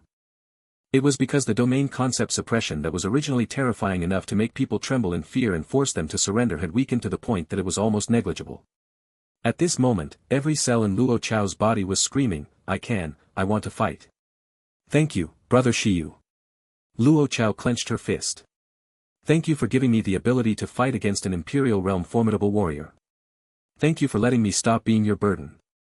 Thank you for letting me protect the people I want to protect. Luo Chao looked at Han Shuya and Chang Xinyuan, who were struggling to stand up to protect her. She was able to persist until now and not be captured by the Ghost King because they were protecting her with their lives. Now, it was her turn. Luo Chao raised her head abruptly, her eyes determined. The scene that she saw just now was probably the nomological skill that she had temporarily obtained through the agent. I name it Star Barbarian. Luo Chao thought. This nomological skill was automatically engraved with this name. Lord Ghost suddenly jumped up and his body suddenly dispersed. Countless bats swamped over from all directions. Luo Chao replied calmly, Star Barbarian. The entire red hall suddenly vanished, and Ghost King realized that he had arrived in the boundless cosmos. Other than the stars, asteroids, light rings, there were all sorts of objects that floated in the cosmos. This is that girl's domain. How is this possible? The Ghost King couldn't believe it. Firstly, Luo Chao had just stepped into the domain stage. She hadn't familiarized herself with the concept energy, therefore, there was no way she could activate such a complete domain. Secondly, because of their physique, very few girls were lucky enough to enter the domain stage. In human history, there wasn't a single woman who could enter the titled domain stage, let alone the later stages. However, the pressure Luo Chao's domain gave him wasn't that simple. Even though her domain concept wasn't complete, she had the power of a half-step Imperial Realm formidable warrior. This was definitely breaking a human record. Ghost King was unwilling to believe that he would encounter such an unimaginable and impossible existence. He was even more willing to believe that it was a human powerhouse who had something against him that had attacked him. Failed to download. Luo Chao had gained initial control of her domain concept, so she finally made her real body disappear from her domain quietly. The vanished Luo Chao carefully experienced the response her domain gave her. She felt something that belonged to her domain. Every existence was incomparably amiable. Just as her mind came into contact with the celestial bodies, she felt them enthusiastically calling out to her. The ugly, countless bats and the black energy made Luo Chao feel very uncomfortable when they ever so slightly approached her. This was likely someone else's nomological energy, which was why she found it so annoying. Luo Chao was like a child who had just learned how to walk. She tried her best to absorb the domain concept's feedback so that she could walk or even run as soon as possible. These bats and black energy are really annoying. It will be good if they can be expelled. Just as this thought surfaced in Luo Chao's mind, she saw the originally still asteroids and all kinds of junk floating in the cosmos suddenly attack the bats as if they had received orders. The celestial body, which was originally emitting a dark glow, suddenly lit up, forcefully expelling the black energy from the Ghost King's domain. The countless poisonous bats that the Ghost King's avatar manifested dodged all kinds of attacks in the cosmos. All the changes in the cosmos appeared in Luo Chao's mind. She saw a poison bat dodging an attack from space junk. When she saw an asteroid pass by the point it dodged, she had a thought. Ah, it will be nice if that asteroid over there can make a turn and attack this spot. The subsequent scene stunned Luo Chao. Just like she had imagined, the asteroid violated its trajectory and forcefully did a 90-degree turn before crashing at the spot Luo Chao was thinking of. Bam! This unexpected change in trajectory caught the poison bat off guard. The asteroid smashed into the bat, turning into mush that scattered across the cosmos as space junk. Everything in the cosmos will actually listen to my orders. Luo Chao seemed to have obtained a new toy and excitedly began experimenting. Come, attack this spot. Go over there. Fight, chase over here. Luo Chao was having fun. With a thought, she could command everything in the cosmos. This is the evolved version of my previous talent's controlling skills, right? Luo Chao commanded as she came to a realization. F***CK, this domain is too strange. Everything inside can actually attack automatically. Ghost King didn't sense the fluctuations of a powerhouse's nomological energy attached to the asteroids, junk, or celestial bodies. Ghost King felt his heart ache when he saw his avatars being minced to death by the asteroids and junk in the cosmos. The death of his avatars drained his nomological energy. The more they were killed, the greater the drain on his energy. Furthermore, his main body was hidden among these avatars. If all his avatars were minced to death, his main body would naturally be exposed. This doesn't conform to a law. Ghost King had been in combat for decades, but he had never encountered an attack in which he couldn't find any traces of the other party's usage of laws. This cosmos seemed to be a real cosmos, not a domain created by an expert. Ghost King dodged another celestial body's attack as his eyes showed extreme ruthlessness. Since he couldn't find any traces of the other party's attack, he might as well destroy this entire planetary sector and force the other party out. With a supersonic roar, the bat, which was still dodging around in the cosmos, suddenly transformed into a black fog and vanished. At the same time, a bat in the cosmos suddenly expanded in size. It instantly became the size of a celestial body. No, it was even larger. The gigantic bat roared at the sky and suddenly flapped its large wings. Asteroids exploded wherever the sound waves reached. The celestial bodies on both sides of its flapping wings were directly detonated by the immense energy. The originally beautiful and orderly cosmos became a mess with this strike. Luo Chao's heart ached. She liked this cosmos. She was very sad to see it destroyed. Don't worry. That's not the end of our lives. Sensing Luo Chao's sadness, all the existences in the cosmos, whether they suffered the attack or not, replied to Luo Chao with a strong pulsating rhythm. The asteroids and celestial bodies that had been damaged began to repair themselves, condensing into small asteroids and celestial bodies again. This destruction did not reduce the existence of the cosmos. Instead, more asteroids and celestial bodies appeared because of the destruction. A destroyed celestial body condensed again and actually split into more than 10 smaller ones. As long as they were given enough time, they would become new gigantic celestial bodies and become an important member of this cosmos again, making the celestial bodies that existed in this part of the cosmos richer. What the F***K is this domain? Ghost King was infuriated when he saw this magical scene. He had never seen such a strange thing. There were no nomological energy fluctuations, but the destroyed domain could repair itself. The unconvinced Ghost King launched another ultrasound attack. He attacked with all his might. Furthermore, the chain of attacks immediately destroyed most of the cosmos, leaving it in ruins. Luo Chao watched the Ghost King abuse the cosmos helplessly. She felt powerless and extremely sad. She seemed to sense the destroyed celestial bodies, asteroids, and everything that belonged to the cosmos. They were hiding, crying, and resisting. She wanted them to escape this disaster, but the entire cosmos was being destroyed. There was no place for them to hide. The existence of the cosmos was like her child, but she couldn't protect any of it. Luo Chao couldn't help but cry. If it were Boss Lan, she would definitely protect this area of the cosmos as if she were protecting us. Luo Chao shed tears, but she spoke with extreme pain and hatred. Luo Chao, you're really too weak. You're so weak that I look down on you. Not only can't you protect Xia, Chang Xinyuan, and the others, but you also can't protect this cosmos that was born because of you, much less help Boss Lan.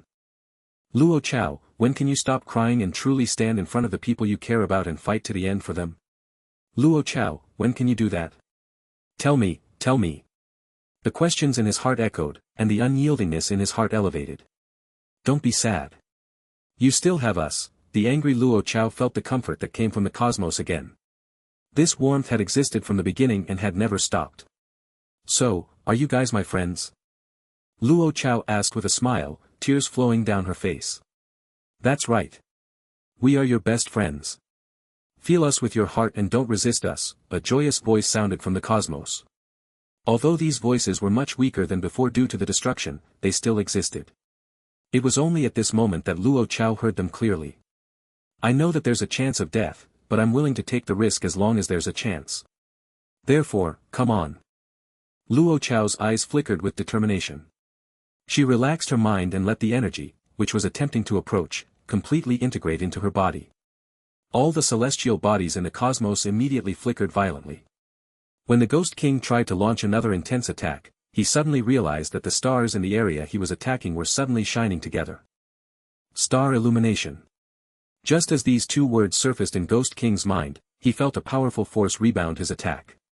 Making out a sharp retreat, Ghost King phased away a few times and retreated extremely far away. He pulled back his gigantic wings when he heard countless celestial bodies exploding to the side. Ghost King looked into the depths of the cosmos with a solemn expression. He didn't expect the star illumination to be so powerful that it directly reflected his attack. Even with his godlike speed and distance retreat, he couldn't dodge it. The energy in the cosmos was immense. To Luo Chao, it was simply infinite. Immense energy desperately squeezed into Luo Chao's body, and she felt like she was about to burst. Luo Chao knew that if she couldn't withstand it, she would explode and die. This was the result of her letting down her guard and allowing the nomological energy to enter her body. This was her choice. Even if such an outcome were to happen, Luo Chao wouldn't regret it. Upon seeing her gigantic fish-like body swell up like a balloon, Luo Chao knew that she was about to reach her limits. However, the nomological energy was still endlessly boring into her body. If she didn't stop this energy, she would perish before she could even begin fighting. Stop, stop, Luo Chao wanted to stop the energy from entering her. However, something appeared in her mind just as she spoke. I see.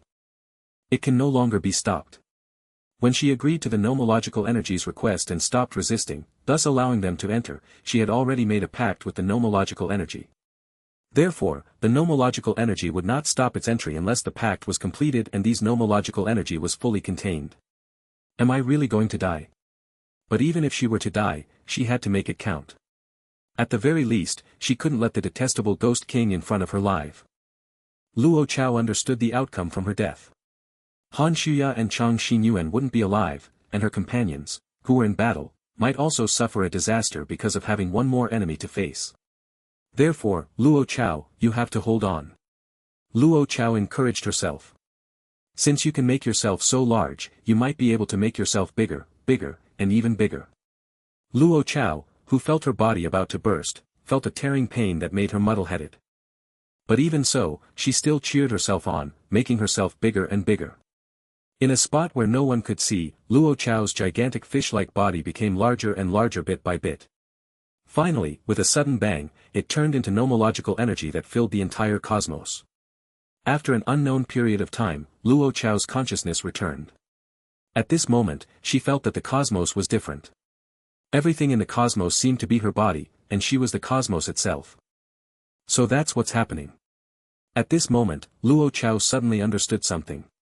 She looked at a certain corner, raised her right hand, and slowly reached over. She seemed to grasp something and gripped it gently. The celestial bodies in the cosmos shimmered simultaneously. Just as Ghost King was hesitating about whether he should explore the depths of the cosmos again, he suddenly felt his surroundings freeze. Not good. An alarm sounded in Ghost King's mind. At his level, how could he not know that this was a warning from his laws?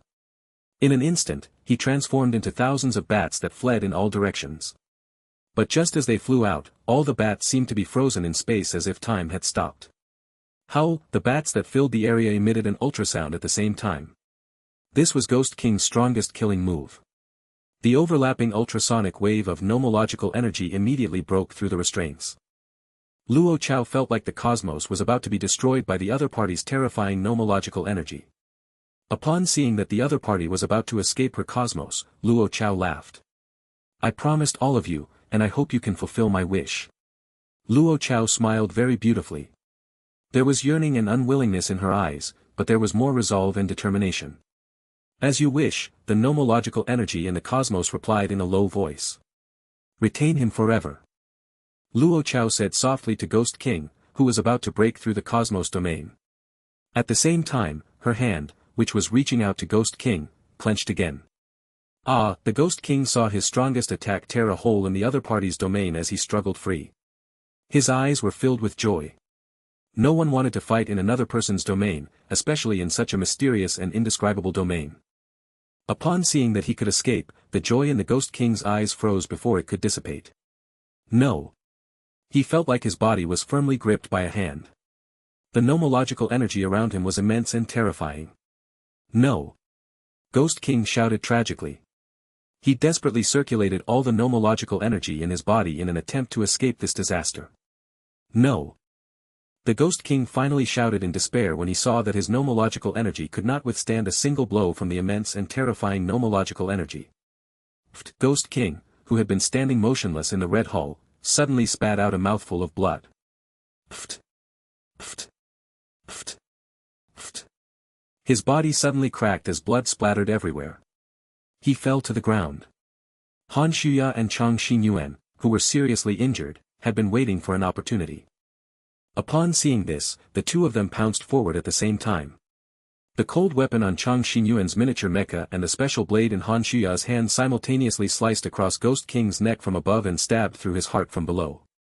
When they saw Ghost King finally take his last breath, the two of them collapsed from exhaustion. In the real world, Han Shuya and Chang Xinyuan realized that Luo Chao and Ghost King had suddenly stood still as if they had lost their souls. The two of them knew that their battle was already a battle in the spiritual domain. They couldn't participate in such a battle. They were worried for Luo Chao, but they couldn't provide any assistance. However, they did not give up. Instead, they kept waiting for an opportunity. Before they knew the results of the battle, the seriously injured ones had been secretly recuperating and recovering their energy, waiting for an opportunity to attack. However, they didn't dare act rashly, afraid that attacking without knowing better would instead implicate Luo Chao, who was fighting them. It was only when they saw Ghost King spew blood and explode with blood that Han Shuya and Chang Xinyuan knew that their opportunity had come. Without a reminder, the two of them attacked at the same time, completely preventing Ghost King from having a chance to live. Han Shuya panted heavily. She had expended all the energy she had just gathered in that attack. However, it was extremely pleasant to be able to survive. She couldn't help but laugh. Chang Xinyuan couldn't help but laugh. As long as he lived, it was better than anything. Suddenly, Han Shuya thought of something and turned her head to the other side. Over there was Luo Chao, who had been standing there silently. Luo Chao, we won. Han Shuya shouted happily. Upon hearing Han Shuya's words, the cold expression on Luo Chao's beautiful face vanished. She revealed a faint smile, one beautiful beyond words. Han Shuya smiled as well. They were really too lucky to have survived. However, her smile suddenly froze. The next second, she howled in grief, Luo Chao. Luo Chao fell to the ground with a smile. Boss Lan, I protected everyone. Brother Shiyu, I didn't waste your agent. Luo Chao. Han Shuya leaped over, wanting to hug the fallen Luo Chao. She tried to hug her but failed. The moment she was about to hug Luo Chao's entire body suddenly turned into crystalline points of light and dispersed. Luo Chao, come back, come back. Don't scare me, you jerk, you jerk. Han Shuya looked at her empty hands in despair and shouted angrily. Her tears fell uncontrollably.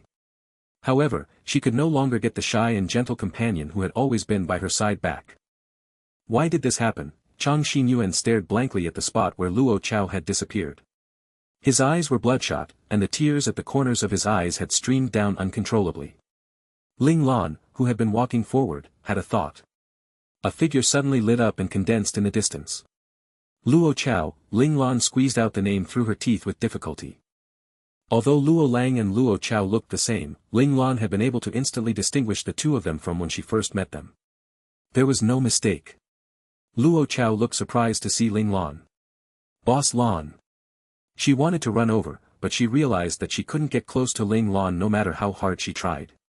Ling Lan fell into deep thought and arrived beside Luo Chao in one step. Luo Chao looked at Ling Lan, who was just inches away from her, and the smile on her face became even brighter. She was actually beautiful beyond comparison. Luo Chao, you've become stronger. Ling Lan raised her right hand and gently stroked Luo Chao's head. A faint glow shimmered in her eyes. I can't drag everyone down. Boss Lan, I defeated Ghost King, Luo Chao said excitedly. Yes, very impressive. Luo Chao, you've grown up and become even more impressive, said Ling Lan with a smile. Of course. I entered the domain realm. With Brother Shiyu's agent, I became infinitely close to the imperial level. I've used action to prove that us girls are no weaker than boys in terms of physical skills. A hint of pride and excitement bloomed on Luo Chao's face. At this moment, she was excited that she had broken a historical record for humans. She had already forgotten that Boss Lan, whom she admired, was also a girl. Yes, Luo Chao, you're really amazing. Let everyone know that girls can also stand among the strong. Ling Lan patted Luo Chao's head gently to express her approval of her. Boss Lan, I'm very happy. I won't be a burden to you anymore. The smile on Luo Chao's face slowly started to fade before disappearing. Boss Lan, if possible, I still want to follow you back to the Federation and take revenge together with you. I want to find the people who killed General Ling Xiao and who schemed to harm us. Tears fell from Luo Chao's eyes. Then follow me. Don't give up. Ling Lan's expression became cold. Boss Lan, is it really okay? Luo Chao asked in a low voice as tears flowed down her face which was squeezing out a smile. Why not? Ling Lan looked up at the endless void. I never hand myself over to my so-called fate. Yes, Boss Lan. I understand. Luo Chao seemed to have gained strength from Ling Lan and nodded vigorously. It seems like my time is up. Luo Chao suddenly sensed something. Since you just mentioned fate, I want to ask you what fate is. What is fate? Ling Lan was stunned. That's right. What is fate? Luo Chao's expression became dazed. Is everything we do what we want to do, or are we just being driven by fate? Is everyone's experience destined? An ending that we can't escape from? For example, she had reached her end. Fate? Is this the destined end? If it's meant to be like this, why am I here? Confusion flashed across Ling Lan's eyes. From Xie, her father, to Luo Chao, they had been asking her questions. On the brink of death, these questions definitely weren't that simple. Regret? Although every step had been arduous and daunting, she had also lived a turbulent life with freedom. Her father, Ling Xiao, had always trusted her from the beginning to the end and provided her with all kinds of protection. He was even willing to give up his life. Although she couldn't live openly as a girl, she used the identity of a man to obtain friends, comrades, and companions who were willing to follow her. Was it worth it? It was really worth it. In her previous life, she had no idea that her current life would be so turbulent. She asked herself honestly that she had yearned for freedom and the outside world to lead a thrilling and fun life when she was confined to a small hospital bed in her previous life. Now, she was satisfied with all of this. If this was fate, she would gladly accept it. However, she was also unwilling to accept such a fate completely. Ling Lan looked at Luo Chao, who was looking at her as if waiting for her answer. Fate has always been in our hands from the beginning, said Ling Lan slowly. If it's said that we've come this far because of fate and because of fate's machination, how can we explain our choice back then? Fate has never been a straight line. It has countless forks and countless possibilities. Your decision will lead fate to different nodes and paths. Therefore, I won't hand any of you over to so-called fate. I only believe that my fate is up to me and not the heavens. If fate wants to take away my companions, it will also have to get my permission. Luo Chao smiled. So, is this your answer? Yes. Ling Lan reached out to wipe away Luo Chao's silent tears. Wait for me. Ling Lan patted Luo Chao's pretty face. She abruptly turned around and left without hesitation. It wasn't that she didn't want to chat with Luo Chao for a while longer, but Ling Lan knew that staying here wouldn't help Luo Chao at all. Since it was futile, she might as well find an opportunity. Luo Chao watched as Ling Lan walked away. Her tears fell again. Finally, Ling Lan's figure disappeared from Luo Chao's sight. At this moment, Luo Chao smiled and said softly, "All right, Boss Lan." With this shout, Luo Chao's entire body dispersed like a fluorescent light, replaying the scene that happened in the real world. The entire space returned to its cold silence as if Luo Chao had never existed. Luo Chao's appearance stirred Ling Lan, but she still couldn't find her direction. Ling Lan stared at the quiet world again with a serious expression. What do you want me to understand? As smart as Ling Lan was, she already understood that this path was paved by the heavens to allow her to find her own law. Otherwise, she might be stuck here for the rest of her life, or she might disappear from this world when her life force was completely cut off outside and when her spiritual power could no longer support her. That would be true death. Ling Lan took a deep breath to calm herself down and continue moving forward firmly. Since she had yet to find an opportunity, she could only continue walking until she encountered another catalyst. Orange Hall, Qi Long and Luo Lang were fighting Tornado Lord Sun and Rain Lord Kansas. The battle between the two parties had also reached its final climax. The Orange Hall was no longer what it used to be. This was a world filled with violent storms. In the middle of this world, Luo Lang had a cold expression on his face. His entire body emitted thick killing intent. His two long whips hung by his sides. However, the strange thing was that no matter how strong the gale was or how intense the rain was, it could not shake him at all. Qi Long, who should have been fighting beside him, had disappeared. Likewise, there was no sign of Tornado Lord Sun and Rain Lord Kansas. It was as if Luo Lang was the only person in this world. Fusion Domain. Although Luo Lang's gaze was calm, there was still a hint of seriousness. I didn't expect such a nomological skill to exist in this world. It's really an eye-opener. Luo Lang's gaze turned cold, and the murderous aura around him intensified. The pressure from the fusion domain is getting stronger. The other party's next move should be a trump card. With our abilities, we won't be able to block it. Luo Lang's gaze became sinister. The fusion domain boosts them to the half-step God realm from the Imperial stage, making them come infinitely close to the God realm. The difference in our strength is too great. Luo Lang's gaze became calm and indifferent again. The main body isn't strong enough to accommodate more of our personalities. A hint of regret appeared in Luo Lang's eyes. It's already good enough. In just a few years, we managed to accommodate 5 people at the same time. Luo Lang's eyes had a hint of languidness. Can't we resist it even with the 5 of us combining forces? Luo Lang's eyes were bright and clear. The 5 of us combined only bring us infinitely close to the Imperial stage. The calm and indifferent Luo Lang mercilessly broke the illusion. No matter what, we have to take a gamble. The bright and clear-eyed Luo Lang suddenly became determined. I want to buy time for Qi Long.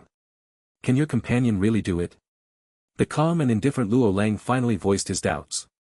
I trust him, the bright and clear Luo Lang replied firmly. In that case, let's give it a try. The calm and indifferent Luo Lang fell silent for a moment before making this decision. These seemingly complicated exchanges only lasted for an instant in Luo Lang's mind. Luo Lang knew that whether he lived or died depended on whether he could block the other party's terrifying sure-kill technique. It was a perfect combination attack delivered by 2 Imperial Realm formidable warriors. Ah, I promised Xie that I would live on with his wish. Luo Lang suddenly roared.